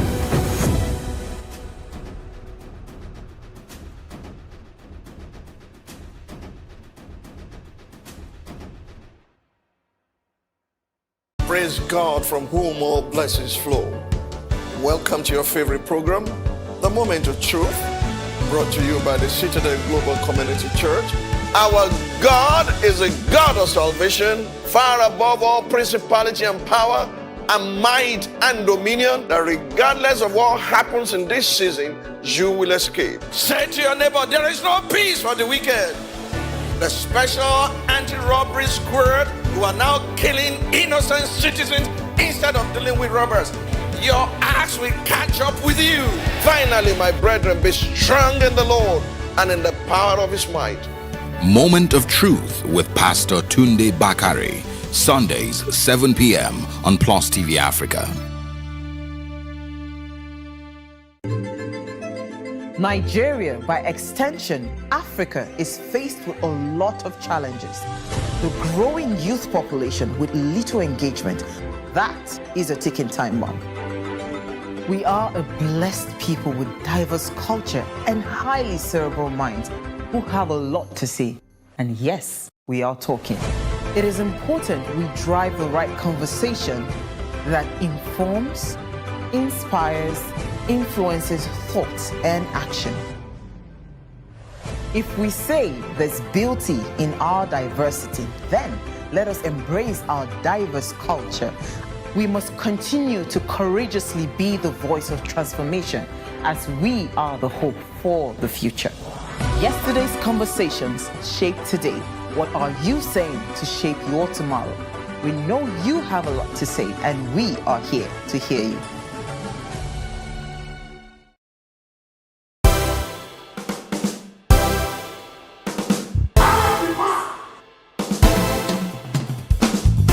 Keep watching. Plus events. Plus event. Plus event. Plus TV Africa. Missed out? Don't be left out as we bring to your screen your favorite social diary events on Plus Events, bringing you fun, information, and of course, entertainment.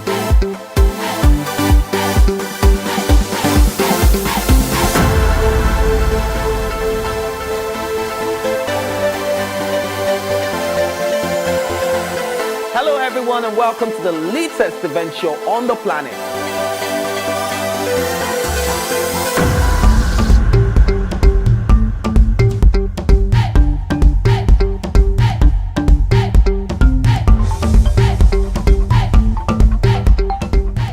Stay glued to Plus TV Africa every Saturday and Sunday, 4:30 p.m. West African time.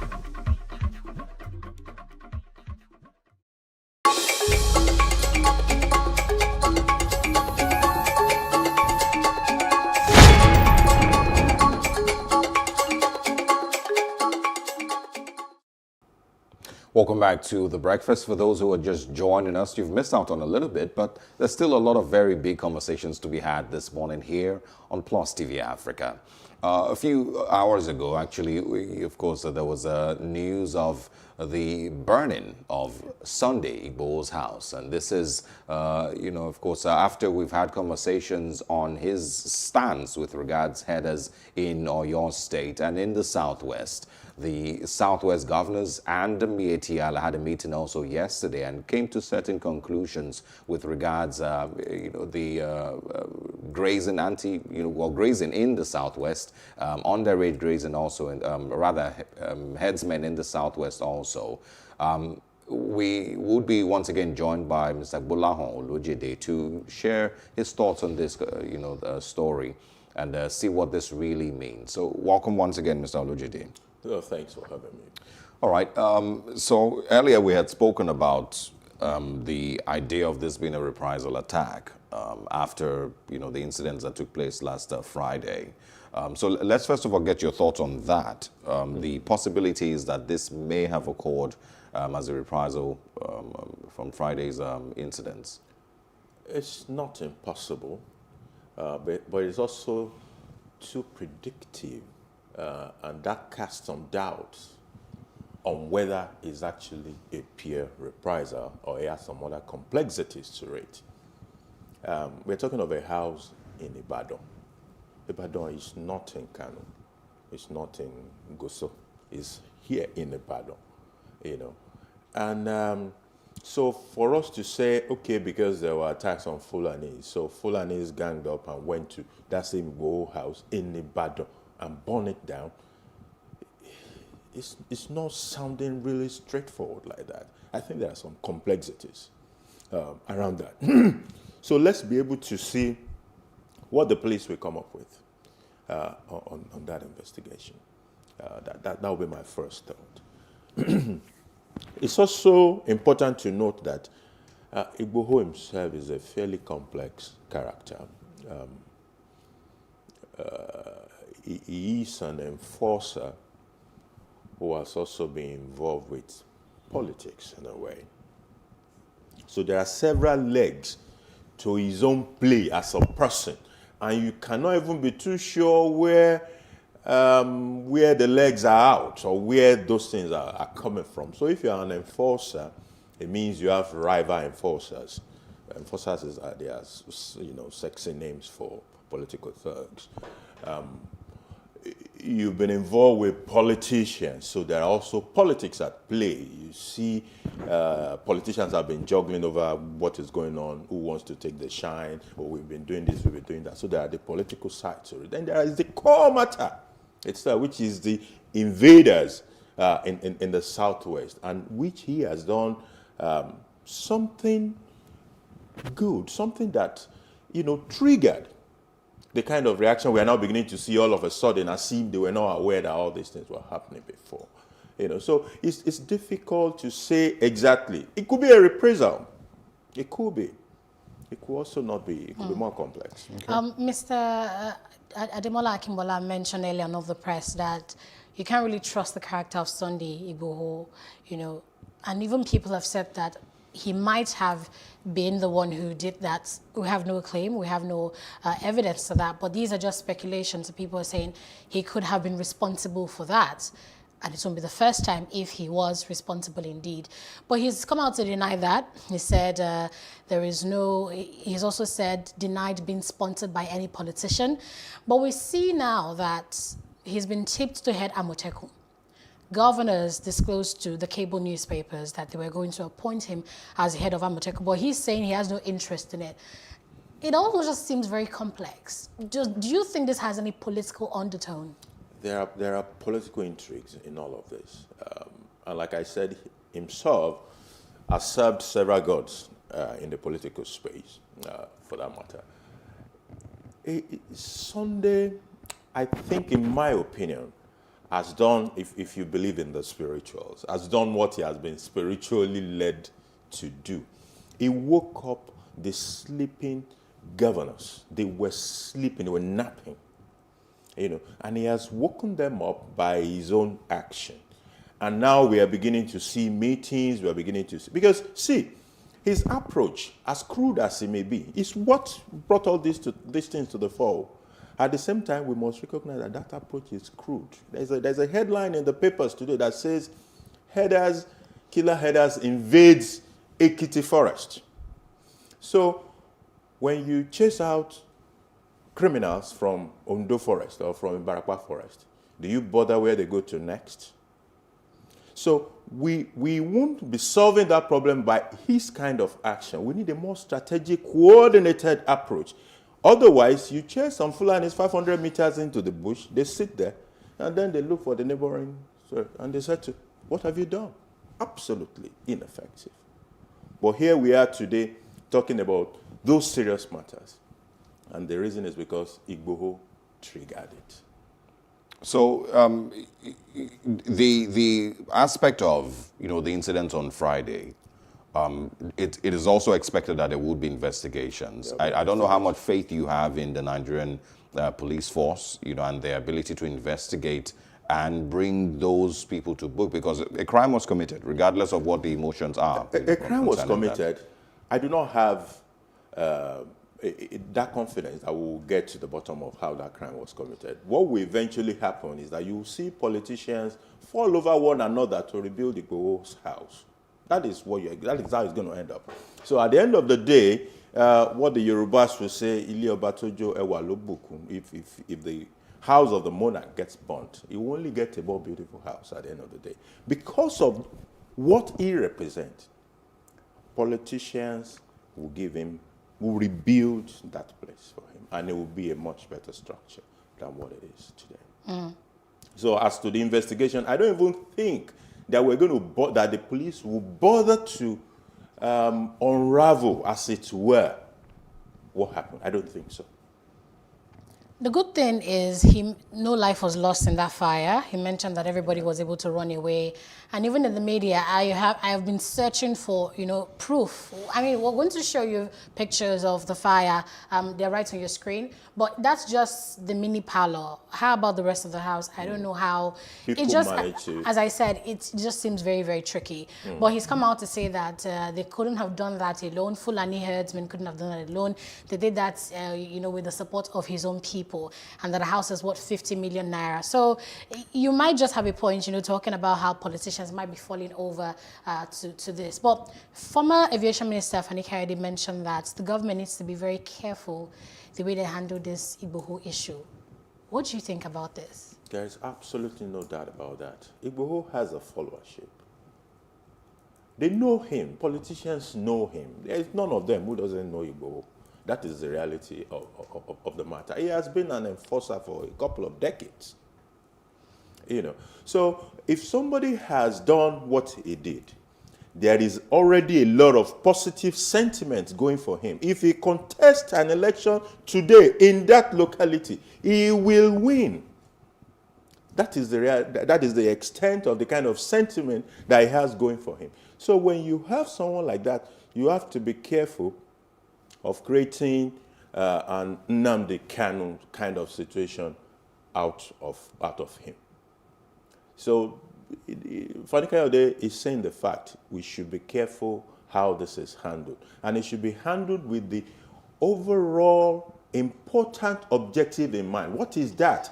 The insecurity issues. We want to take away, we want to send away the criminal invaders from wherever they came from. That should be the overarching guide as to how we will deal with the matter. All right, but if we're saying let's be careful how we handle this, so we don't turn him into an Nnamdi Kanu or maybe even a show arrest, some people could argue that by maybe arresting him, does that not now seem like a situation where you let someone go scot-free for something that was obviously a crime, invading a Fulani settlement, burning a house and chasing away people? Even if you obviously an arrest order has been issued, and at some point I believe it will be picked up. You know, but you see, even when you pick people up, they let them. There are ways to handle these things that it doesn't degenerate. But where you're going to have problems is when you arrest people and you keep them in detention for a prolonged period. So you may have a situation in which followers start to demonstrate or may even bombard the police station and say, release our guy. So whatever we need to do, let's just do it the proper way. If he's arrested, we need to be arraign him properly and let the matter be brought to a close. What do you think the role of Governor Seyi Makinde should be at a time like this? He's still the father of the state, no matter what the circumstances are. Maybe he let things out of his grip for a while. But he should not get back on this matter. Incidentally, according to some political analysts, it wasn't as if Seyi Makinde and Igboho were enemies. They've also been friends. Like I said, Igboho is a politician's person, you know, and he's not in that camp as we speak. So he's on the other camp. I remember his comments when Amotekun was coming, which is why I don't believe all this calling him to come and head Amotekun. I don't think it's going to happen. Igboho was not favorably disposed to the Amotekun structure or its leadership. Maybe as at that time he wanted more role for himself and probably to even control the machinery, and it wasn't handed over to him. You know, so he's on the other side of the Amotekun. So Makinde should, rather than pick enmity with this guy, see how that guy can be used for his own purpose. There's also, and I've seen comments, you know, people calling out certain figureheads in the Southwest that you would expect would be able to come in at a time like this and do what is necessary. And of course, Bola Ahmed Tinubu has been named. But I also want you to speak on those aspects and also the Alafin of Oyo, who, you know, should be people that, you know, with just a few words should be able to create peace in their communities. What are you expecting from these persons? Alafin did well. Don't also forget that the Ibarakwa that we're talking about, the Okeogun, is Oyo North. So he's still, in a way, his domain, as it were. You know, so he's probably close to those incidents. Some people say, oh, Awujale did not. I say, what would you want Awujale to say? The Awujale is dealing with cultism in Ijebu. The cult clashes on which people are losing their lives. So his own immediate security concern is not the same as what is going on in Ibarakwa. So expecting that I will use Panadol for your headache it's a little bit too much. But in the case of Bola Ahmed Tinubu, people have said he did not say anything. Actually, for me too, as he presents himself as a leader in this Yoruba, in the Southwest. So there are expectations that he will say some comments, even if they are not, it doesn't have to be aggressive, it doesn't have to be anti-government, they just need to be frank, or at least comforting to the people who are hurting. People lost their lives in those places. People lost their livelihood, they lost limb. So words that could be comforting are things that I think the expectations are from the people. At the same time, you can be sure that Bola himself knows Igboho. Tinubu knows Igboho. Wow. Okay, all right. Interesting. Well, the thing was that Sunday yesterday, after the fire, said he would not relent in fighting for his people. So it seems we're yet to see the end of this matter. But we'll be following the story here and bringing you updates on Plus TV Africa. So thank you very much, Mr. Bolaho Olojede, for your time on The Breakfast. All right. Hopefully, this also doesn't degenerate into more reprisal attacks and more crisis. We hope that it can be properly managed by every single person who should take charge at a time like this. And that's where we wrap up this conversation. Stay with us. We're going to be back right after this short break. And next, we're talking about the biggest thing going on in the country right now, and that is the replacement of the service chiefs. Comes up after this break.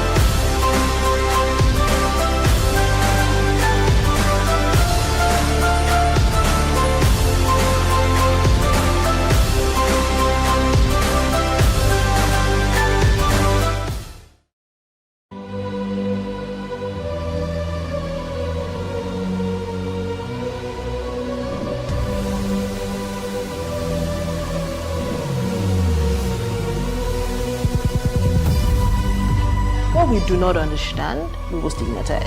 What you can see is the remaining of the tanker that exploded. He suffered equally confessed.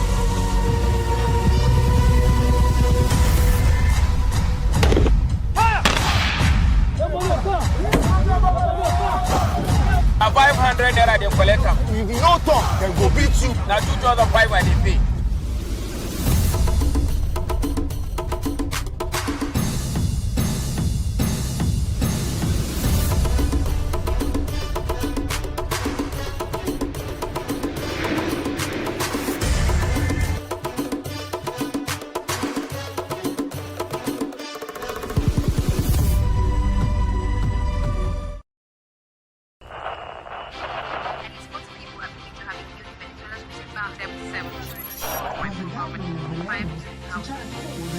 Politics has helped shape the decision of the polity, from conspiracy theories to good old-fashioned comic politics. These are the results of tomorrow's election. Okay, you have it already, Abi. I am not hungry. If I need appointment, all I need to do is to start praising government.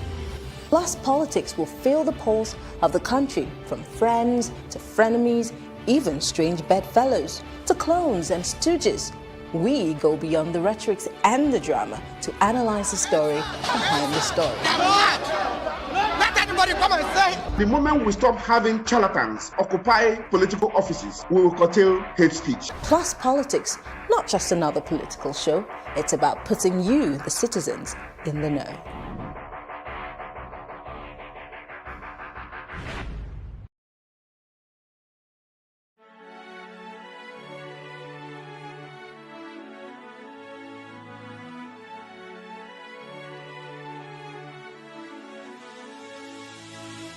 It is engagement we need to have. Those who suffer miscarriages are never taken into account. Members of the National Assembly are also influence peddlers. You are sitting on Nigerians' money. From the Babin, I pay my rent. On the Babin, I send my children to school. A consultative engagement. No any tangible notification before they ban us. It's one thing for people to be at your back and the heat of the moment, and another thing for them to still be with you when push comes to shove. I will do everything to take Lagos out of the national grid.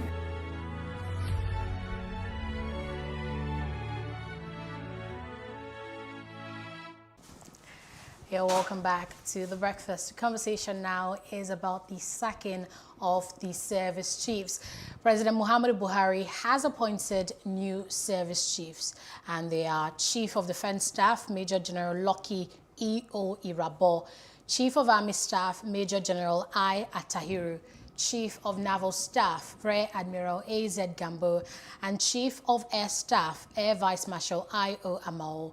He's already accepted the immediate resignation of the old service chiefs, including Chief of Defense Staff, General Abayomi Olonishaki, former Chief of Army Staff, Lieutenant General Tuko Buratai, former Chief of Naval Staff, Vice Admiral Ibok Ibas, and Chief of Air Staff, Air Marshal Sadiq Abubakar.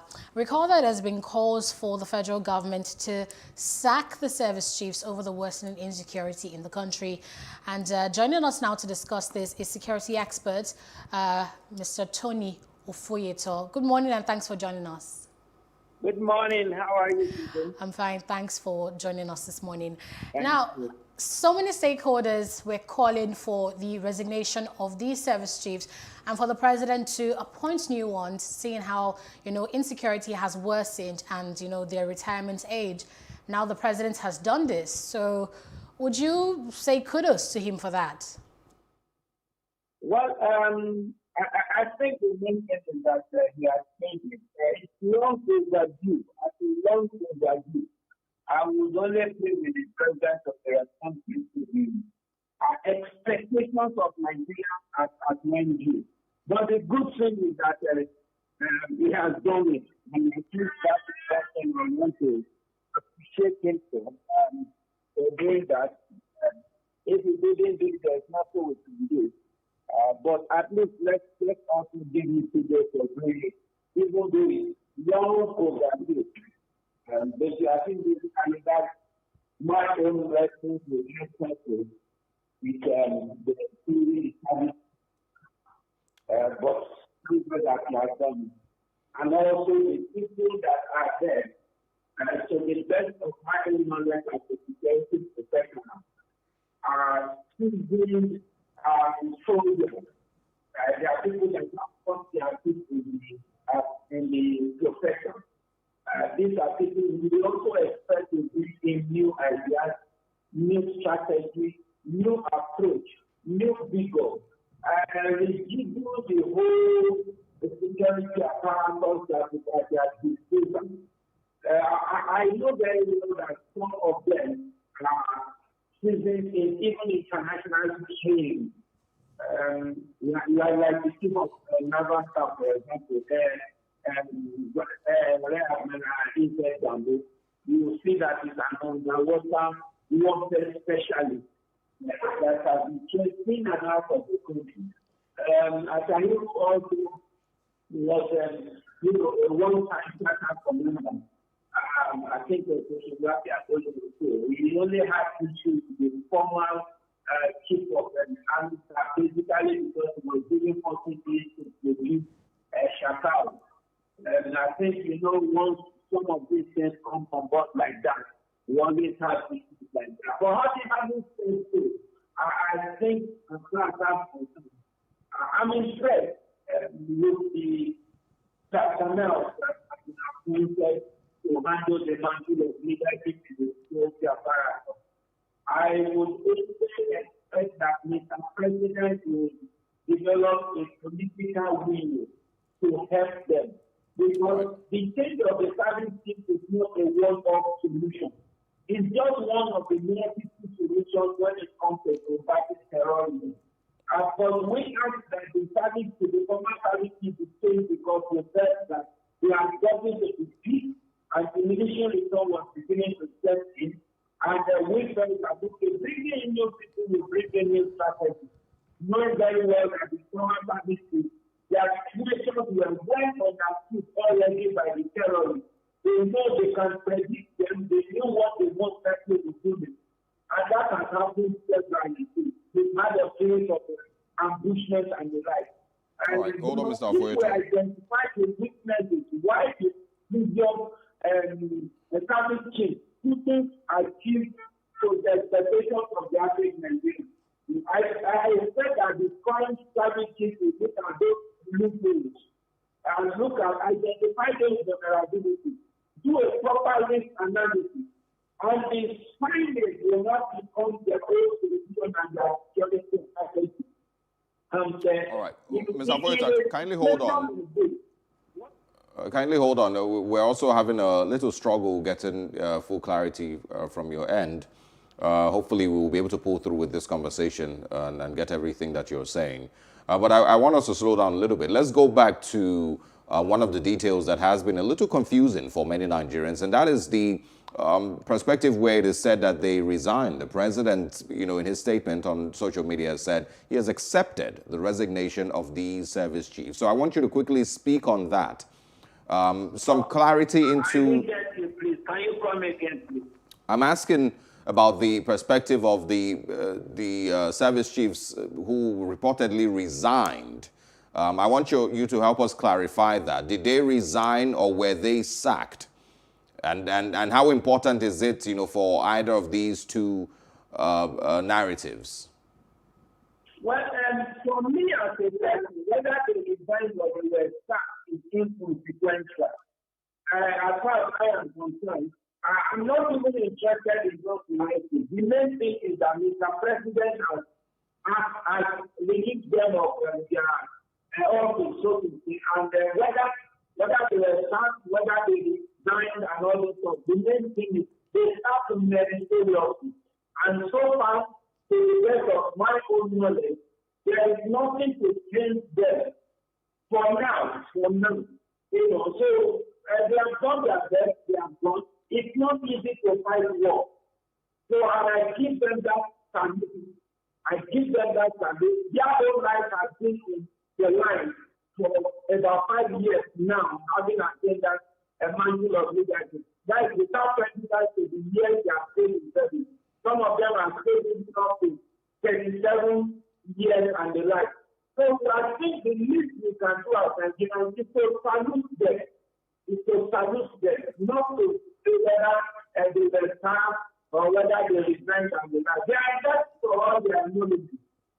So I thought that I'm not interested in all this. All right, Mr. Oyefito, you did mention that you were impressed with the new service chiefs, and even though the president has been, alluded to being slow to hire and fire political appointees, the good thing is he has appointed these people now. But another cause for worry amongst, several quarters is the ethnicity of these new service chiefs. They claim, or they, bring out the federal character principle and say that these appointments do not reflect the diversity of Nigeria. No one from the Southeast was appointed. Would you say this really is an issue at this time? Well, also looking at the spread of it, don't forget that we have 4 other chiefs, which definitely means that it cannot meet all political zones. But you will see that what they have is 2 from the south, 2 from the north. 2 from the south, 2 from the north, or something like that. I don't think that should be an issue as it is now. There will always be that issue of it's not enough and all those stuff like that. But I believe so much in balancing it in terms of identity. But from what I've seen in this appointment, I don't have problem with the issue of balancing it. You have 2 northerners, you have 2 southerners, and I think that it's okay to me. All right. Okay. You mentioned earlier that, the service chiefs, what they had to do, that they're bringing in fresh ideas. But earlier on the program, on The Breakfast, we had guests who talked about the fact that the issue in Nigeria and our security is systemic, and that the security architecture of the country is compromised, that there's basically a low morale among staff members, and that bringing in new service chiefs wouldn't exactly change the situation. Do you agree with that? So do you feel that this move, bringing in new service chiefs, would do something, to change Nigeria and the way we're headed regarding security?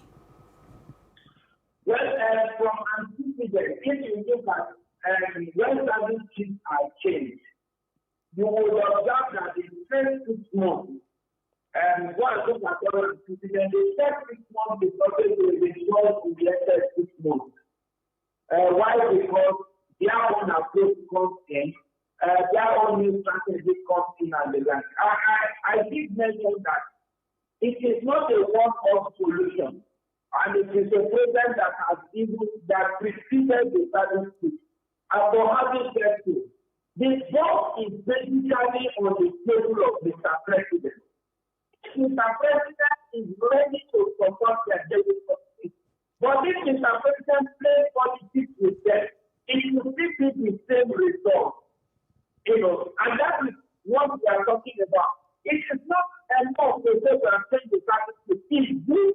It is 1,000% good. It's exciting and so happy about it. But you need to give them the finance they need. You need to give them the logistics they need. You need to give the operations the welfare they need. You need to encourage the intelligence that is needed. You need to remove politics from their activities. You need to make them to become as professional as they want to be and as independent as they want to be. Politics, religion, and identity to be removed from their activities.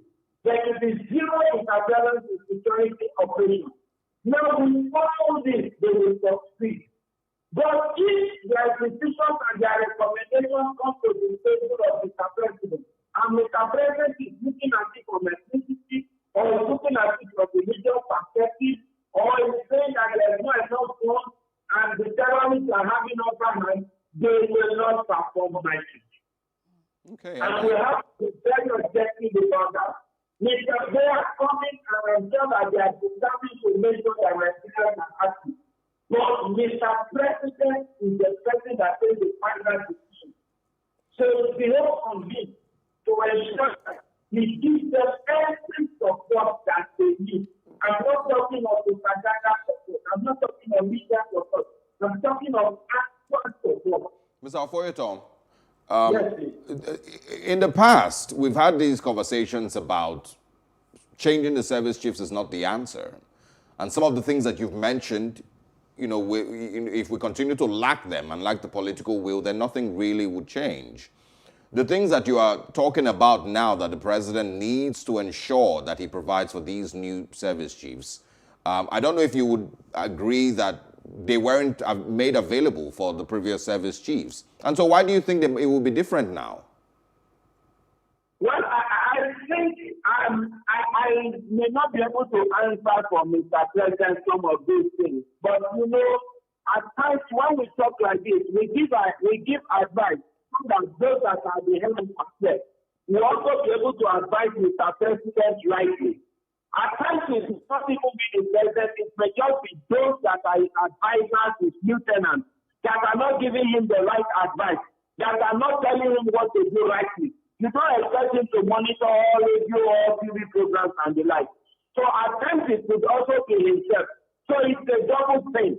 But having said this, I will only plead that if we do the same thing in the same manner always, we can only but get the same result. If Mr. President wants to get a different result, all we expect him to do is change his approach. This are this political way. This are this trying to ensure that these people succeed. And even they themselves, apart from Mr. President now, the new service chief expect that they will look inward. There are some of the generals that have been indicted as a single charter commanders, war commanders and the like that have been singled that they were not paying the soldiers to accurate welfare. If the Ministry of Defense has released 10,000 naira per day, they will be giving them 1,000 naira per day, and they are not allowed to talk. These are issues that the current service needs to look at. Now there are modes, there are intelligence, even Blatter has said it, there are modes inside the army, the navy, the air force. The new service needs to be able to put in intelligence machinery in motion to fish out those modes that give information to the terrorists to the extent that it's easy to ambush soldiers in the course of their going for operation. It's easy to come and give to attack hard targets. Now, when these services also do all this, it will also make a big wall of difference. apart from the fact that they also look at the international community, the international NGOs that are the theater work front, in the name of polio, in the name of vaccine, in the name of HIV, in the name of Red Cross, Blue Cross, whatever it is, and they are giving information either to press groups and all those stuff like that. Let them also look at all this and look at those that are sympathetic, what we call self-sympathy in the military. Let them put in higher intelligence to be able to speak those ones out. It's not Mr. President that will do all these things. Wow, you have mentioned a lot of key points there, talking about moles in the Nigerian military, welfare for staff, and how aid agencies might be aiding this war. But how about security intelligence, using the local people on ground to make sure that you get eyes and ears to know what next to do? How about that? How about we beef up intelligence? Well, you see, intelligence is like a midfielder in security. You miss it, you have missed everything. Intelligence is the eye. Intelligence is actually the what you call the ground name of good operational strategy policy. But for example, the chief of NAFTA, he's not just only an specialist in underwater water. He is also the intelligence community. He was in the intelligence. He actually, everything about him apart from being underwater specialist is that he's an intelligence specialist. We expect that they will be able to identify those that are sponsoring the terrorists through intelligence. They'll be able to look at the financing of the terrorists, the finance channels, not just sponsors, the finance channels of the terrorists.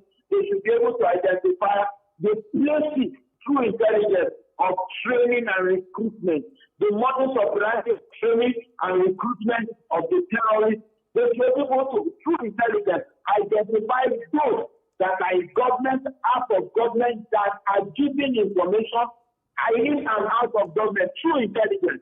And those things are very important for them to succeed.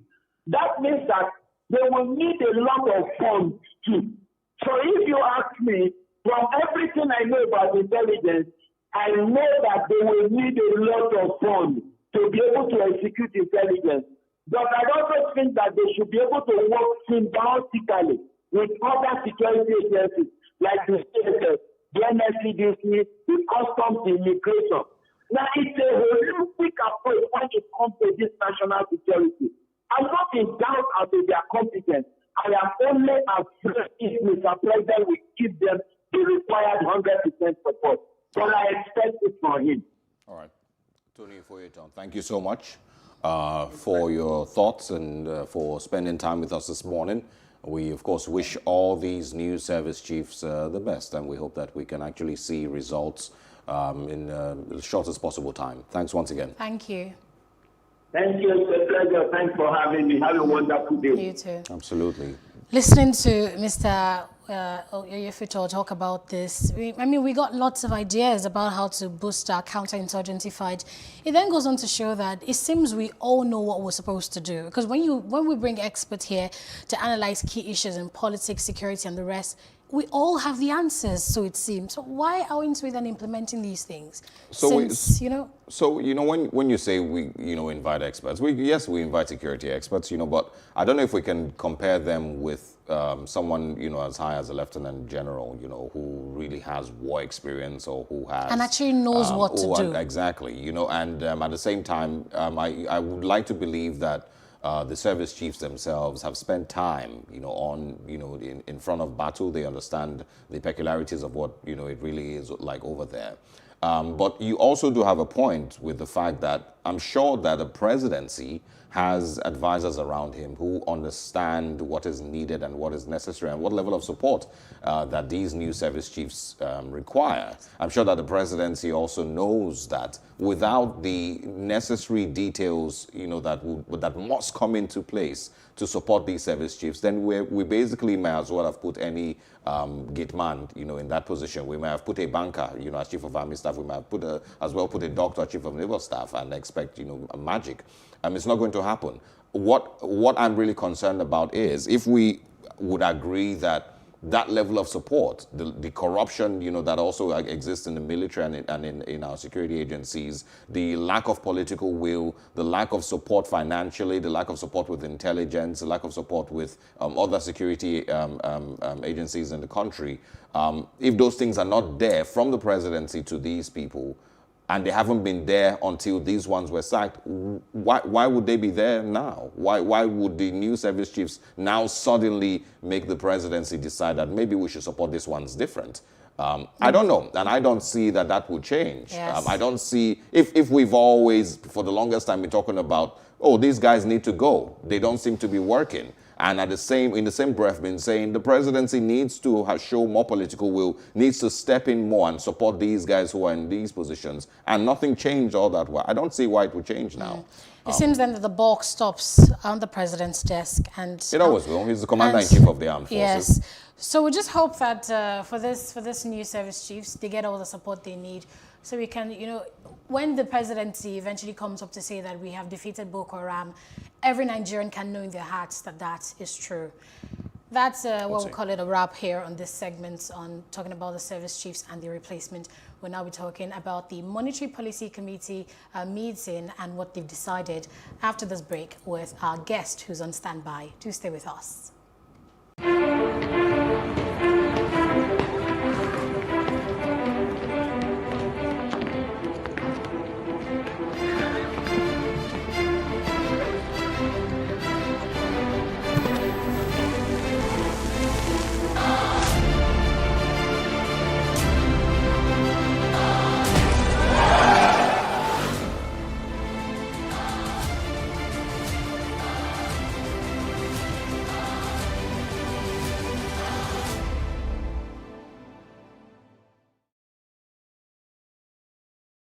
Contrary to popular belief, Corona is not a hoax. The virus is real. Be responsible. Wear a mask. Wash your hands with soap and water and avoid crowded places. Maintain physical distancing. Be responsible. Together, we can overcome the pandemic. Women are shamed for having CS. I think all of this mentality needs to stop. As long as that child is born while this marriage subsists. Yes. The father is the father. Yes. If you have empathy, you will listen to the people say, look, there's a problem with our security. We have a security challenge in Nigeria today, and you need to do something about it. The issue of empathy actually cuts right across, from leadership down to the followership. We have reduced fallen heroes to beggars at the airport. We have reduced our veterans to what it is today. We need to think about this thing. Otherwise, people are not encouraged to want to serve their nation as they should. I must just chip in here that, look, even those in service today are looking at the treatment you are meting out. Correct. To those of us who are veterans out there. And so what next do you expect? Oh boy, prepare for your tomorrow.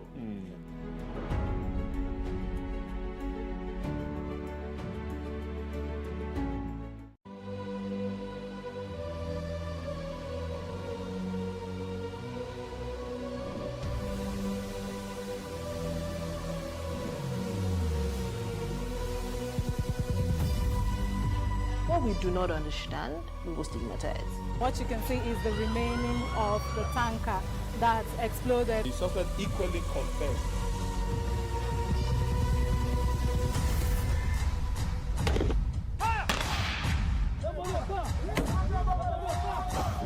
Now 500 naira they collect them. If you no talk, then go beat you. Now 2,500 they pay.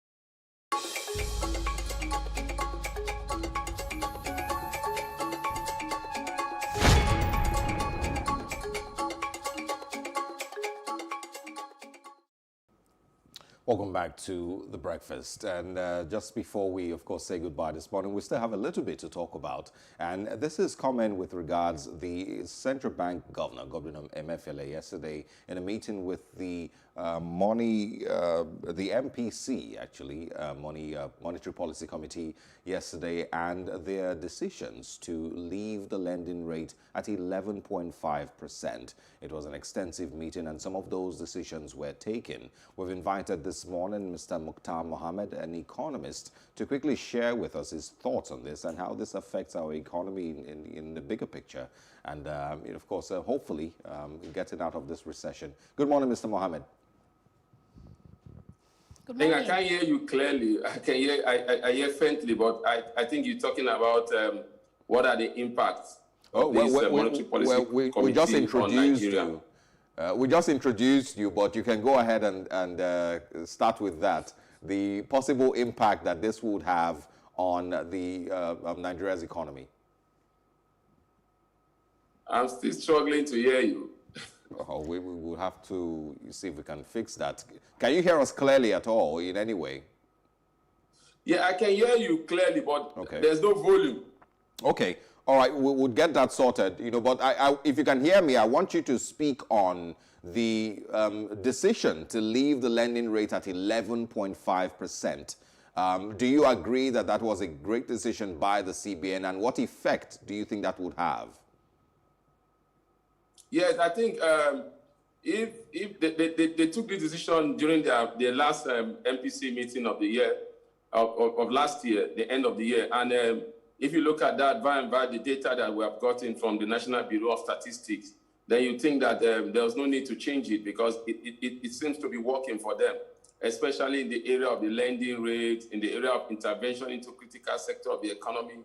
And if they said banks lending to the private sector has gone as high as 25 trillion. So if you have such, you don't think there was any need for you to begin to readjust your policies. And I think it was a good decision for them to leave the lending rate where it was, because we're not expecting liquidity ratio the same thing, because you are grappling with inflation. You don't want to increase liquidity ratio.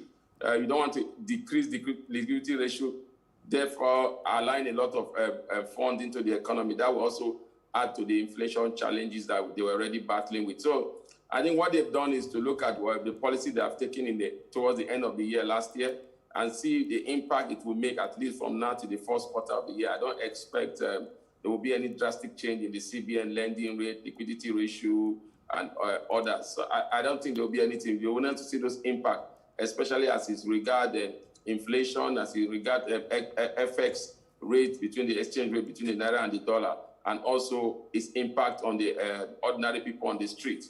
That also they will want to study it, because you can't solve economic issues within a month and you're trying to change the variables at this time. You need to let it run at least for a quarter. So for me, I think we'll continue to see this play out for the next quarter before we might see a change towards the second quarter. For many Nigerians who may not understand, the economics of this, I would like you to take some time to explain what this would mean for them. The CBN has retained, the MPC lending rate at 11.5%. For an average ordinary Nigerian, what does this mean and how would it impact them? Okay, what it means, when you look at the lending rate is the rate that the banks will have to borrow money from the CBN. So if you leave lending rate at 11.5, that means for the bank to borrow money from the CBN, they have to borrow it at 11.5. And so if the bank is borrowing money from the CBN at 11.5, that means the bank will also want to make profit. So sometimes you see the banks lending those money out for about 17 point something or 15 point something, depending on what will be the average rate that the CBN will tell them to put those rates. So that is the lending rate. So what it means is that you cannot lend, you cannot do any lending below 11.5. So below 11.5. So any lending rate will start from 11.5. And like I said, that is the rate whereby the CBN lend to the bank. So the bank, if the bank collect from the CBN, they want to lend to the end user. They also want to make profit from it. So they could be lending to 16 to 17%, and sometimes as high as 20%, depending on the duration of those lending. So that one, liquidity ratio is the amount of liquidity that the banks are allowed to keep in their threshold. So what it means is that you make sure that if it goes above that, the money in circulation will be higher. So what the CBN have done is to reduce the money in circulation by about 30-something, by that percentage that they said, the 25% that they said the bank can keep. So that's basically the normal terminology. So what liquidity ratio does is to reduce the inflation pressure, because the higher the currency in circulation, the more money in circulation, the more money in demand and supply comes to play, and so that may hike in inflation. So that's basically what the CBN is trying to do.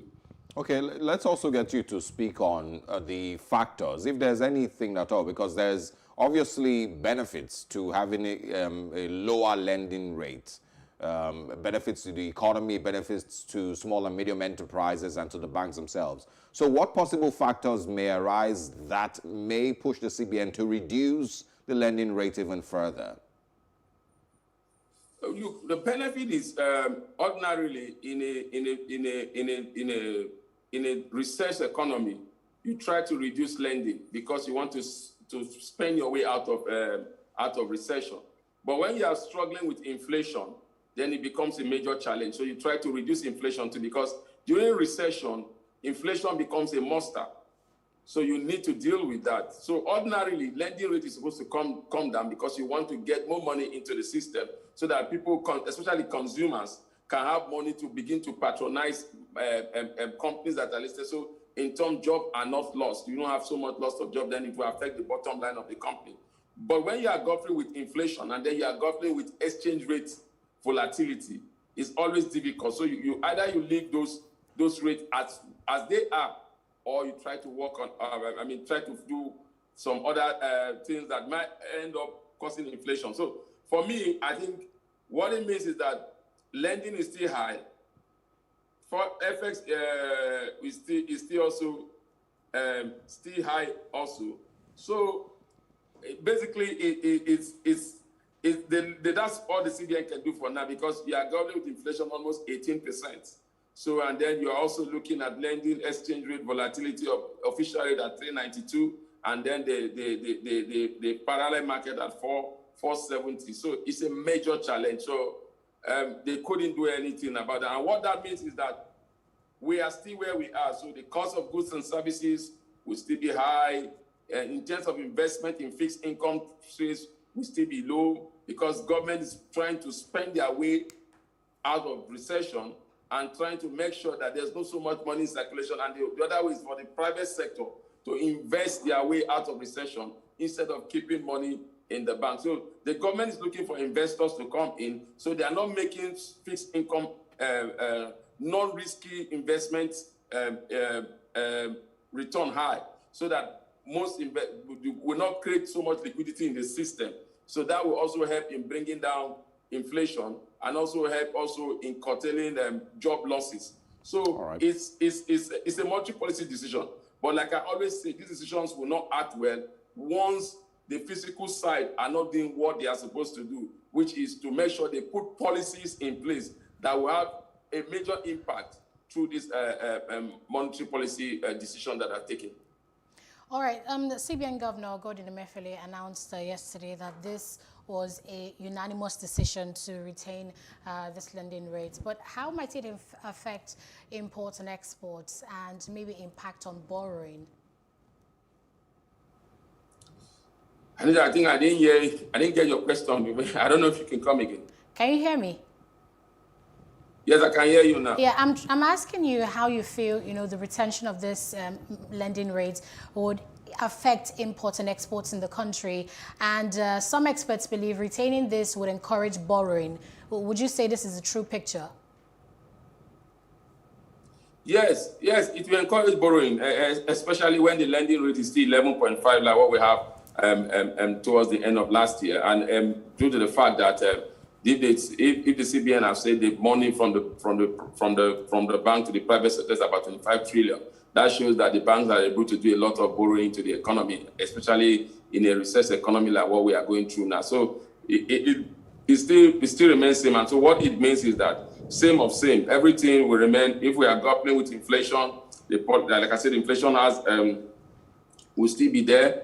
And maybe we'll see it still hovering between that 17-point-something%. If we are going exchange rate volatility will still be there. Then the cost of living will still just be where it is, because that means there's no increment in terms of lending rate. So, but the major challenge, as I said, the CBN is trying to address is in the area of the FX rate, especially the parallel market, trying to bring those conversions of those rates, because basically the major challenge in Nigeria is that most of our goods and services that we have are also services that most of them come from out of the country. They are imported into the country. So once you don't get that exchange rate volatility right, then it tends to impact on the ordinary Nigerians in terms of cost of goods, cost of services, movement in terms of transportation, because we don't have a manufacturing company that is manufacturing parts of a Caterpillar or all the machineries that are needed for farming. If we say you want to bring down the rate, then you have to go with the trend of infrastructure in terms of road network. A lot of construction works are ongoing. And then not to forget that the second wave of the pandemic is also affecting some businesses. A lot of Nigerians have not fully resumed work, both in the federal and the private, even both in the private, federal and the private sector, so public and the private sector. So those are part of the reason that CBN is looking and saying, look, let's leave rate at that. And that's why CBN even warned yesterday that there shouldn't be total lockdown of the economy, because as it stands now, some companies are partially locking down because of what they have to do. So for me, I think we'll continue to see issues like that. Though the other way that the CBN is trying to address issues to deal with it administratively by making sure that remittance from Nigerians in the diaspora are remitted back to Nigeria here in the foreign currency that was sent from there. Yes. That will bring down the thing in terms of bringing down the volatility in the exchange rate, because that's where demand and supply. When we have a lot of dollars chasing naira, then you will be able to bring down the rates. Mr. Mokhtar Mohammed, so it's always very interesting speaking with you and having you break down these very, very intricate details of the economy for us. Thank you very much for stepping in once again this morning. Thank you. It's my pleasure. Have a great day.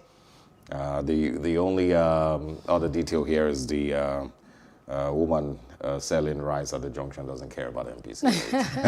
The bus conductors also don't care about some of all these things. But one way or another, they all eventually affect us. Yes, it does. So yes, that's it on economics business. Well, now we're talking sports soon enough with our sports correspondent, Wale Scott. Do stay with us.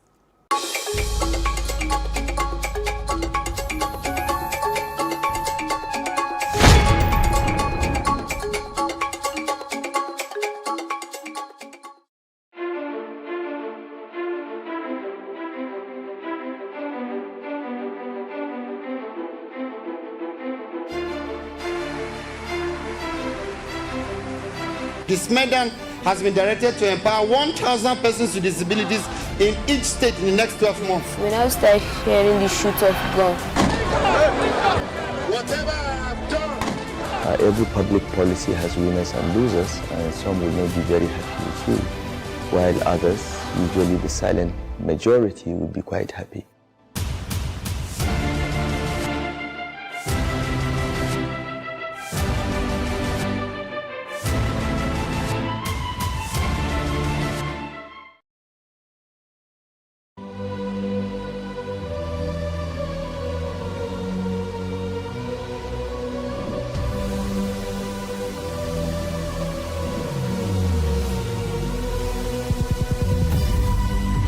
What we do not understand, we will stigmatize. What you can see is the remaining of the tanker that exploded. The suspect equally confessed.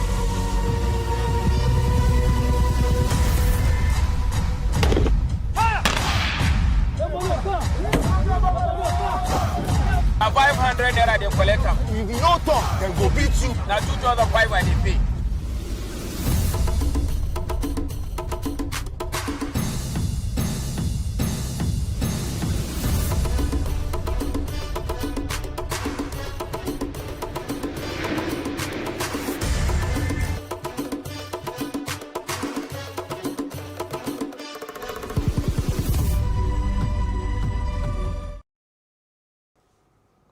And welcome back to The Breakfast. Our final conversation this morning is going to be about sports. Breaking news a few days ago, of course, from Chelsea, said Frank Lampard has been fired. Thomas Tuchel, who, of course, just left his job at PSG, I believe, was, brought in to replace him. We're having a conversation this morning with Wale Scott, and we're going to be talking about the controversy with regards coaches always having to take the blame and bear the brunt for failure of a team. Good morning, Wale. Good morning. Good morning. Good morning. So this is not the first time that we've seen something like this, And obviously, I think when she mentioned it earlier, I was about to say that, well, you can't sack 11 players, so one person has to right. the coach has That's to, true. Though. The coach has to go. That's true. Though. But I want you to help us, break this down. When a team starts to fail, it happened with Jose Mourinho long ago.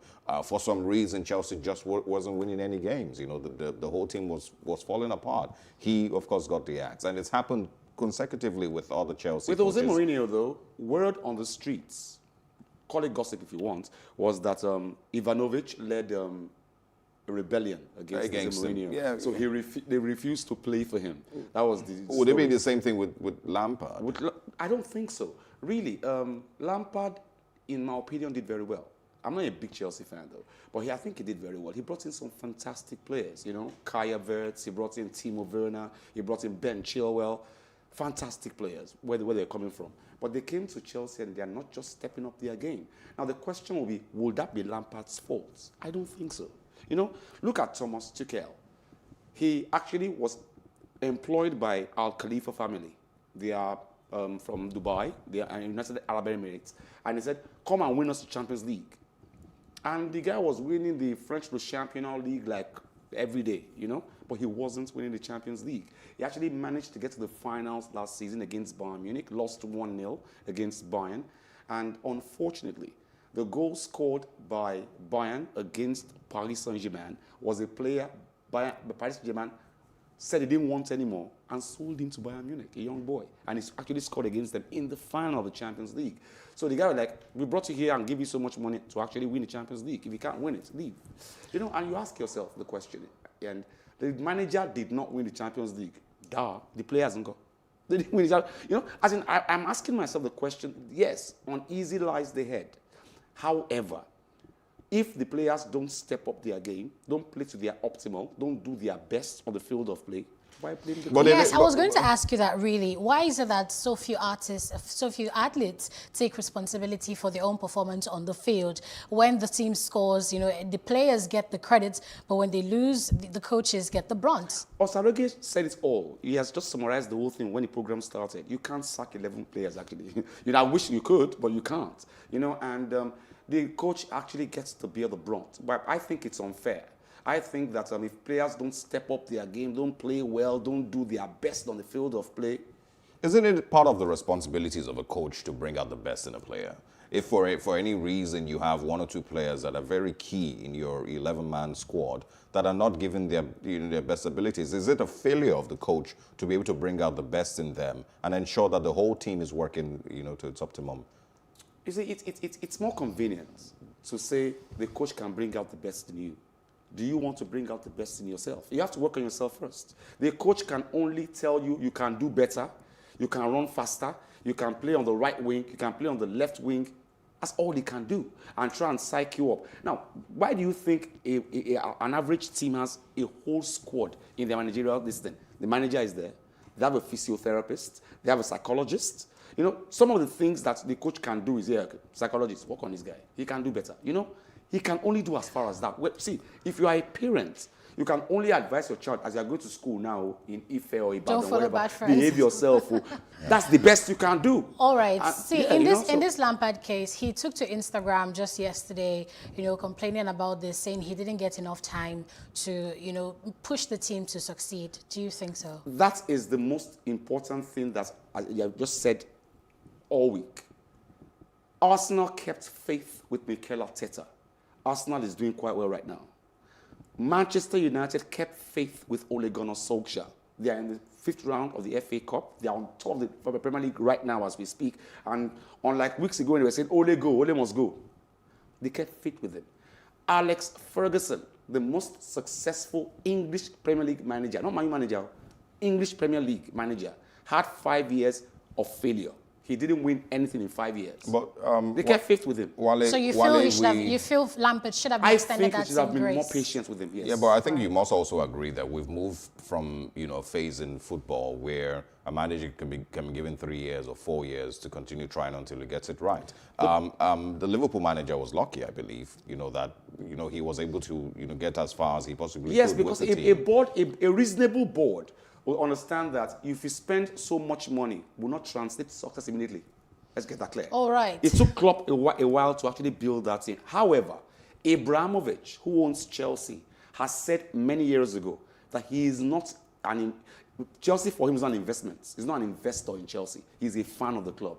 So, and like every fan, fans want to win like every day. Fans never want to lose. So, remember, it's like a regular fan who wants to win like every day. You don't win just because just to quickly mention, using the Manchester United example, remember that David Moyes also was fired. Van Gaal was also fired, because the board also lost patience with them. So Solskjaer being given a little more time. Yes. He's a club legend. Well, we're running out of time right now. I guess we should just say good luck to Thomas Tuchel and hope he does better for the club and give them what they want. I don't see that coming in the words, okay? Thank you very much, Wale Scott, for your time on The Breakfast on Plus TV Africa. Thank you. It's a wrap here on The Breakfast. My name is Aneta Felix. And I am Osaogi Ogbon. We, of course, will be jumping out of here now. The news comes up at 9 a.m. this morning with me. But before that, quickly remember that you could catch up on any other details of these conversations that we had this morning if you missed out on it on social media at Plus TV Africa, Facebook, Twitter, Instagram. Same with our YouTube channel. It's bye from me. See you at 9. And have a beautiful day.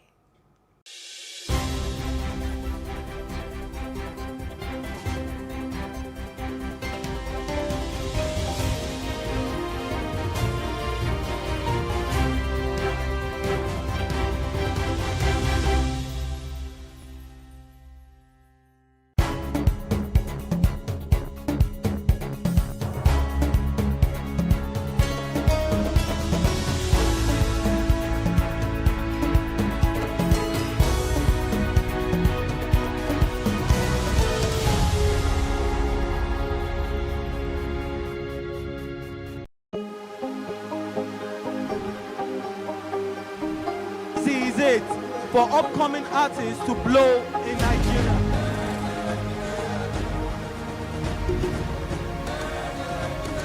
Welcome to Cross Trending.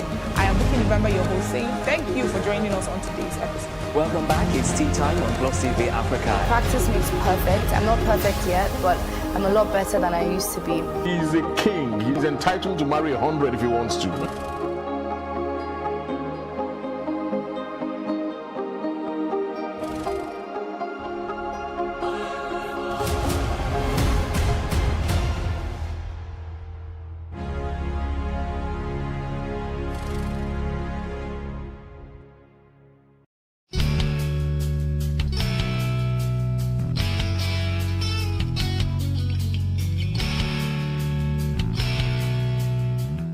First of all, symptoms of COVID-19 in children are very clear. You talk about fever. Most of the times it could be low-grade fever, oftentimes continuous high-grade fever that is not relapsing with your regular paracetamols and your tepid sponging. One of the other symptoms, aside the respiratory symptoms that you have to look out for, is the stooling and vomiting. It's been seen to have very strong effect on stooling and vomiting in recent times among children. And when you do a culture for that, you don't see anything. There are no bacterial infections associated with it. So then, of course, the baseline is your respiratory findings, which you can have the regular cough, nasal discharge a few times, but dry cough more often in children.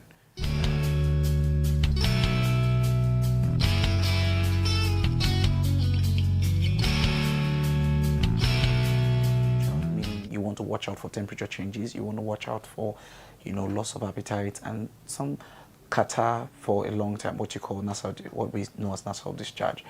Then you have to teach and model hygiene, all right? A good hygiene practice, using the hand sanitizer, washing your hand regularly, in fact, should be the stated one. And in cases of no water, you can teach them for hand sanitizers, especially those more than 60% alcohol. And then they don't necessarily have to use the face mask often, but you must teach the intake of good, clean water. And then more importantly is diet. You know, you cannot just give any child any food now. You have to pay attention to vegetables, greens especially. You have to have a high protein diet and high calorie diet. For example, fat and oil is important for a child to improve their metabolic state, for protein to improve their growth rate, and more importantly, fruits to improve minerals and vitamins. And so you're not doing substitute of fruits, you're doing the real fruits, the vegetables, and things like pear, cashew nut, watermelon, cucumber.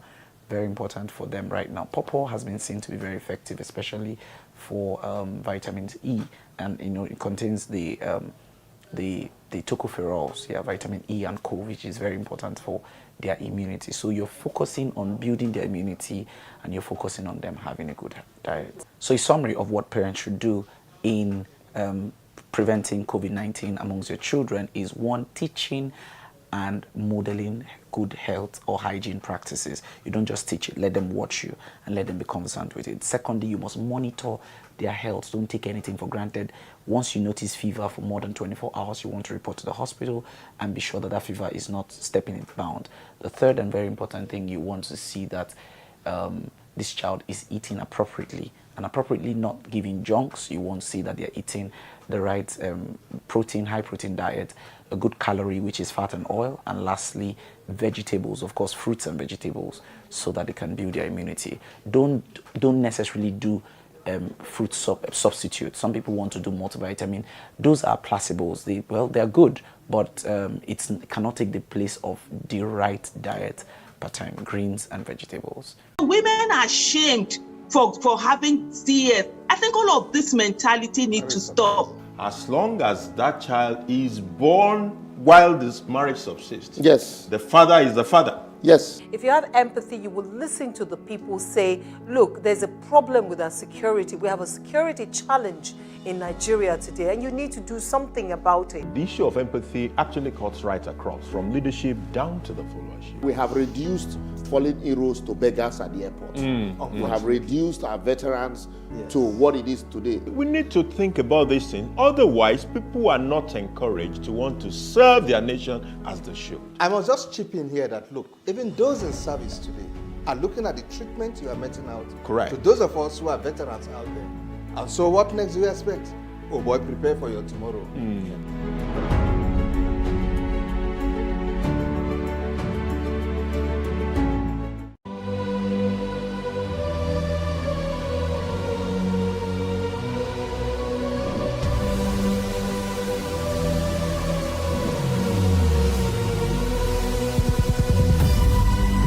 What we do not understand, we will stigmatize. What you can see is the remaining of the tanker that exploded. The suspect equally confessed.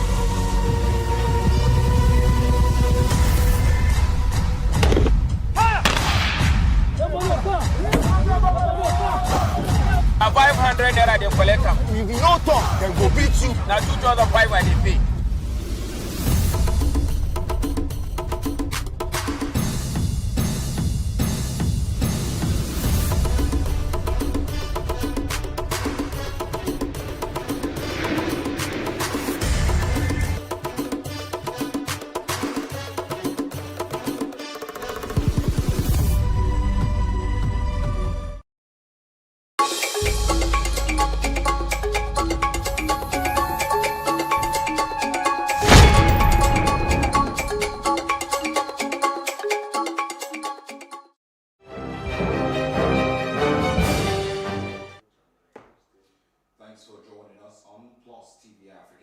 I am Osaogie Ogbonwa. President Muhammadu Buhari has accepted the immediate resignation of the service chiefs and appointed new officers as replacements. The new service chiefs are the Chief of Defense Staff, Major General L.E.O. Irabo, the Chief of Army Staff, Major General I. Atahiru, Chief of Naval Staff, Rear Admiral A.Z. Gambo, and the Chief of Air Staff, Air Vice Marshal I.O. Amao. This was announced on Tuesday by the Special Advisor to the President on Media and Publicity, Femi Adesina, who noted that the service chiefs have also retired from service. Those involved are the Chief of Defense Staff, General Abayomi Olonishokin, The Chief of Army Staff, Lieutenant General Tukur Buratai, the Chief of Naval Staff, Vice Admiral Ibok Ekwebas, and the Chief of Air Staff, Air Marshal Sadiq Abubakar. President Buhari appreciated the outgoing service chiefs for what he calls their overwhelming achievements in an effort at bringing enduring peace to the country. And the presidency says that the fact that 4 service chiefs had to leave does not mean that they have failed, adding that it was only time to inject fresh energy in the fight against terrorism and other security challenges confronting the country. Femi Adesina, the special advisor on media and publicity to the president, said that the change became necessary to change strategy in the fight against insurgency. And the governor of Rivers State, Nyesom Wike, and the Pan-Niger Delta Forum, PANDEF, have lauded President Muhammadu Buhari for the sacking of the service chiefs and the appointment of new ones. Wike, in a statement by the State Commissioner for Information and Communications, Paulinus Nsirim, through the appointment, or stated rather, that though the appointment was belated, it shows the president was listening to calls for their sack. The governor said even though the appointments came late, the president should be commended for listening to the voice of the people. He challenged the new appointees to see the appointments as an opportunity to re-engineer the nation's security architecture, which has suffered a tremendous setback in the last 5 years. Still in the news, the opposition People's Democratic Party has lampooned President Muhammadu Buhari, saying he acted late in appointing new service chiefs after much damage had been done. The party also demanded the probe of the 4 immediate past service chiefs to unravel the circumstances behind the security lapses during their tenure. The ex-service chiefs are General Abayomi Gabriel Olonishokin, the Chief of Defense Staff, Lieutenant General Tukur Buratai, Chief of Army Staff, Vice Admiral Ibok Ibas, Chief of Naval Staff, and Air Marshal Sadiq Abubakar, the Chief of Air Staff. The PDP therefore charged the new commanders to remove terrorists, bandits, and other outlaws ravaging the country and the whole of the nation from its landscape. 24 hours after the bloody clash between members of the Eastern Security Network, men of the Nigerian Army, and the police, the people of Orlu are still living in fear and tension. The ugly incident has left the major streets and markets deserted as business owners left their shops locked. Reports say the crisis has led to some unconfirmed casualties while crippling economic activities. Meanwhile, Oluzurume Union, a social-cultural group, has condemned the act while calling on Governor Hope Uzodinma to provide leadership and withdraw military personnel from the area to reduce tension. Well, yesterday morning, we saw everybody running, hectare, people running up and down. So I don't know exactly what was happening. So people are very, very scared. A lot of people are inside their homes, so they can't. You can see the streets are empty, the roads are very, very empty. There is no vehicular movement. So you can see, so everybody are very, very scared. We saw chains of jeeps, military jeeps, I believe from Owerri, to calm the situation. But military men calming the situation, making it worse altogether, because they too, they are not happy at all, because we overheard that 1 or 2 of their men were shot dead at the event. So it wasn't easy in Orlu. We expected the law enforcement agencies, with the aid of their intelligence network, to unveil the perpetrators of such heinous act against humanity. Let us, in the interest of peace and mutual coexistence, eschew sentiments, bias, and negative primordial interests, come together to resolve the issues, stop the killing, and ensure that peace and normalcy prevail. Still in the news, a lot still needs to be done to reduce the rate of out-of-school children in Nigeria. Human Development Initiatives has underscored the place of the Parents Forum in Lagos to achieve effective education. Justin Akadonye has more.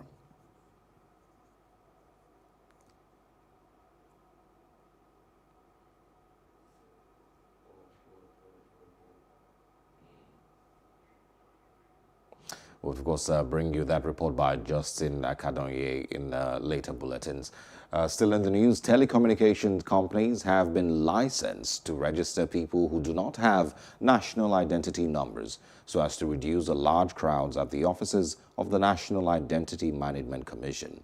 The Director General NIMC, Aliyu Aziz, said some other private and public organizations had also been licensed by the Commission to provide NINs in order to address the crowds at the Commission's offices. This came as workers of the Commission disclosed on Tuesday that the Minister of Communications and Digital Economy, Isaac Pantami, had constituted a committee to address the demands of NIMC employees. NIMC workers had downed tools on the 7th of January 2021 to protest the poor welfare issues at the Commission, but their strike was suspended after the intervention of the minister. Responding to an inquiry on measures taken by the NIMC with respect to complaints by citizens and the crowds at the Commission's offices, Aziz said mobile network operators had been empowered to also give the identity numbers.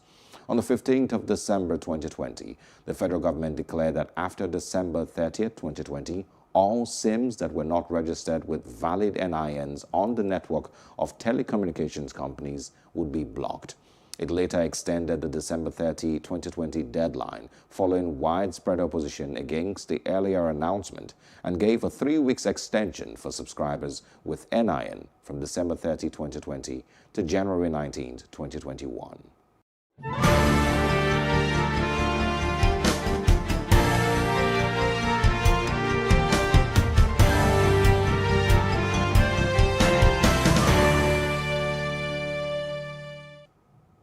And now for some COVID-19 updates. Nigeria on Tuesday added 15 more deaths to its coronavirus toll. The Nigeria Center for Disease Control, in a late-night tweet, said that 1,303 new cases had been confirmed nationwide. To date, 124,299 cases have been confirmed, 99,276 cases discharged, and 1,522 deaths recorded across the 36 states and the Federal Capital Territory. President Muhammadu Buhari said the COVID-19 pandemic has exposed the technology and innovation gap between Nigeria and the developed world. He, however, said the National Agency for Science and Engineering Infrastructure was strategically positioned to fill the gap. According to a statement by his Special Advisor on Media and Publicity, Femi Adesina, the president directed NASENI to work towards bridging the gaps in research and technology that keeps Nigeria waiting on other countries for supplies and solutions, especially in tackling challenges like the COVID-19 pandemic. Buhari, who is also the chairman of the agency's board, said the agency should play a more pivotal role in equipping the country during emergencies, while encouraging research, upgrading local skills, fabrication, and international collaborations also that will provoke growth in science and technology. And now moving on to stories in other parts of Africa. Mali has officially disbanded its military junta, according to a government decree, more than 5 months after the army deposed President Ibrahim Boubacar Keïta. The junta briefly governed the country after the August 18th coup and formally remained in place even after the putschists handed power to a civilian interim government, which raised questions about the military's continuing influence. Young army officers launched the coup after weeks of anti-Keïta protest, fueled partly by frustrations over perceived government corruption and the president's inability to end the conflict that has raged since 2012.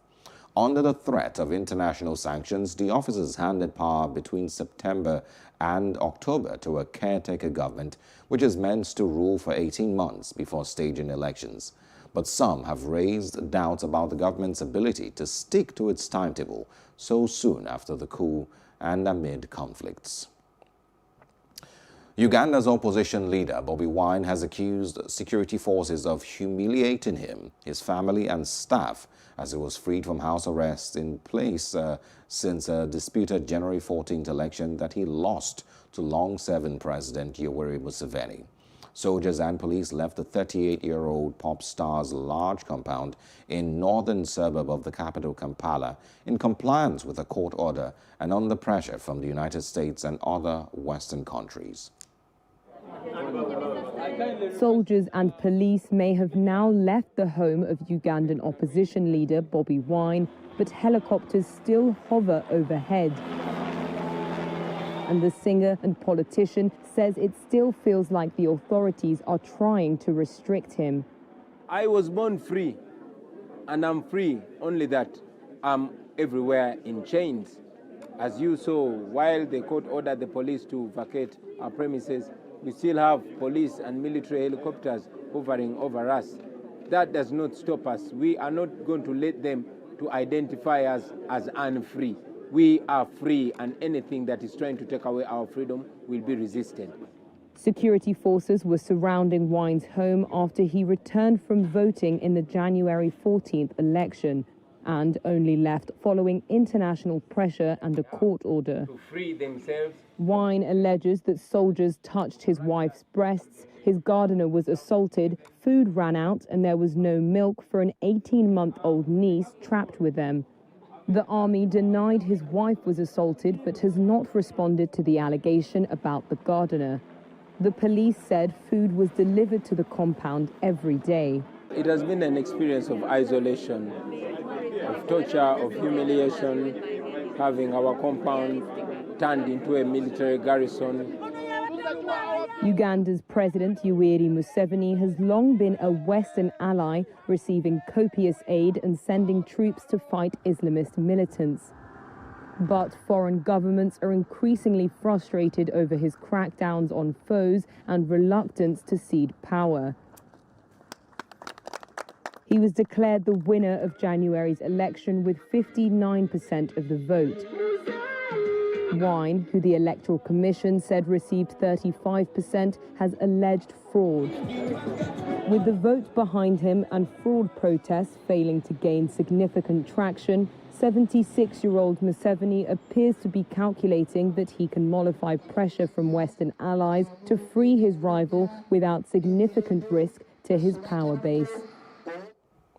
From Uganda, now we'll move to stories in other parts of the world and outside Africa. President Joe Biden said on Tuesday his administration would purchase 200 million more coronavirus vaccines and funnel more to states in a bid to deliver on the U.S. president's promise to curb the pandemic.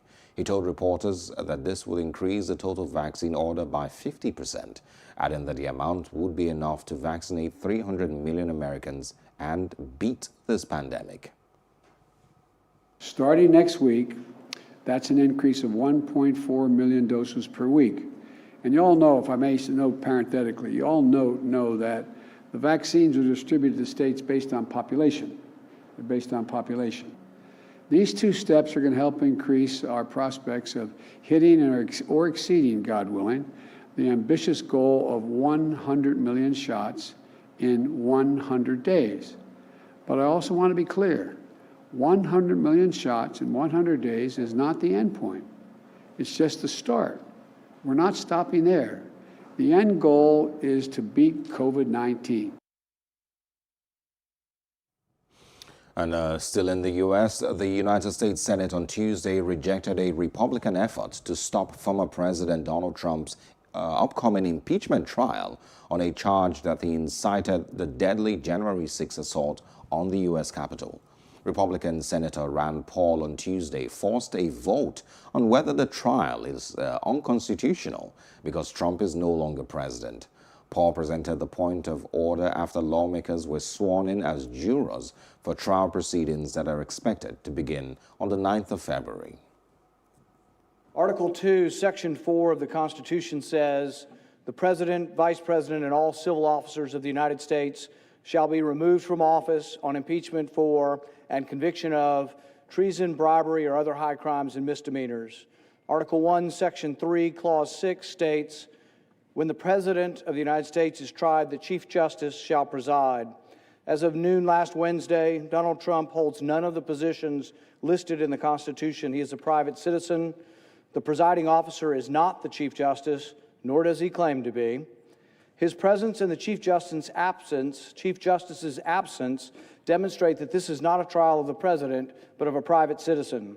Therefore, I make a point of order that this proceeding, which would try a private citizen and not a president, a vice president, or civil officer, violates the Constitution and is not in order. So again, by constitutional text, precedent, and common basic sense, it is clearly and certainly constitutional to hold a trial for a former official.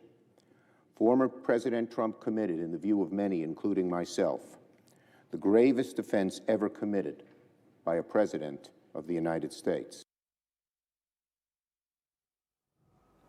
And now in business, the Monetary Policy Committee of the Central Bank of Nigeria has retained the monetary policy rate at 11.5%.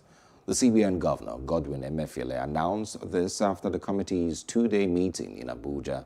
It also retained the cash reserve ratio and liquidity ratio at 27.5% and 30% respectively. These rates are the rates the MPC maintained at its last meeting in November 2020. And the International Monetary Fund has raised its forecast for global economic growth in 2021 and said the coronavirus-triggered downturn in 2020 would be nearly in full percentage points less severe than expected. It said multiple vaccine approvals and the launch of vaccinations in some countries in December had boosted hopes of an eventual end to the pandemic that has now infected nearly 100 million people and claimed the lives of over 2.1 million globally. But it warned that the world economy would continue to face exceptional uncertainty, and new waves of COVID-19 infections and variants posed risks. Now, there is a great deal of uncertainty around this forecast. If you could have greater success on vaccinations, especially vaccine rollouts, if there is additional policy support provided, outcomes could improve. But on the other hand, if you could have if there is going to be a slowdown in vaccine rollouts, and if there's a premature withdrawal of policy support alongside a mutating virus, then that could certainly lead to worse outcomes. Still in the news, a U.S. bankruptcy court judge has approved the Weinstein Company's liquidation plan. The plan sets aside $17 million for women who accused co-founder Harvey Weinstein of sexual misconduct. Judge Mary Walrath in Wilmington, Delaware, announced her ruling at the conclusion of a remote hearing. Harvey is serving a 23-year prison term after being convicted of sexually assaulting a former production assistant and raping an actress. That's all in entertainment. Now for some sports news. The president of the Nigeria Football Federation, Amaju Pinnick, has been declared eligible for membership of the FIFA Council. In a letter dated January 26,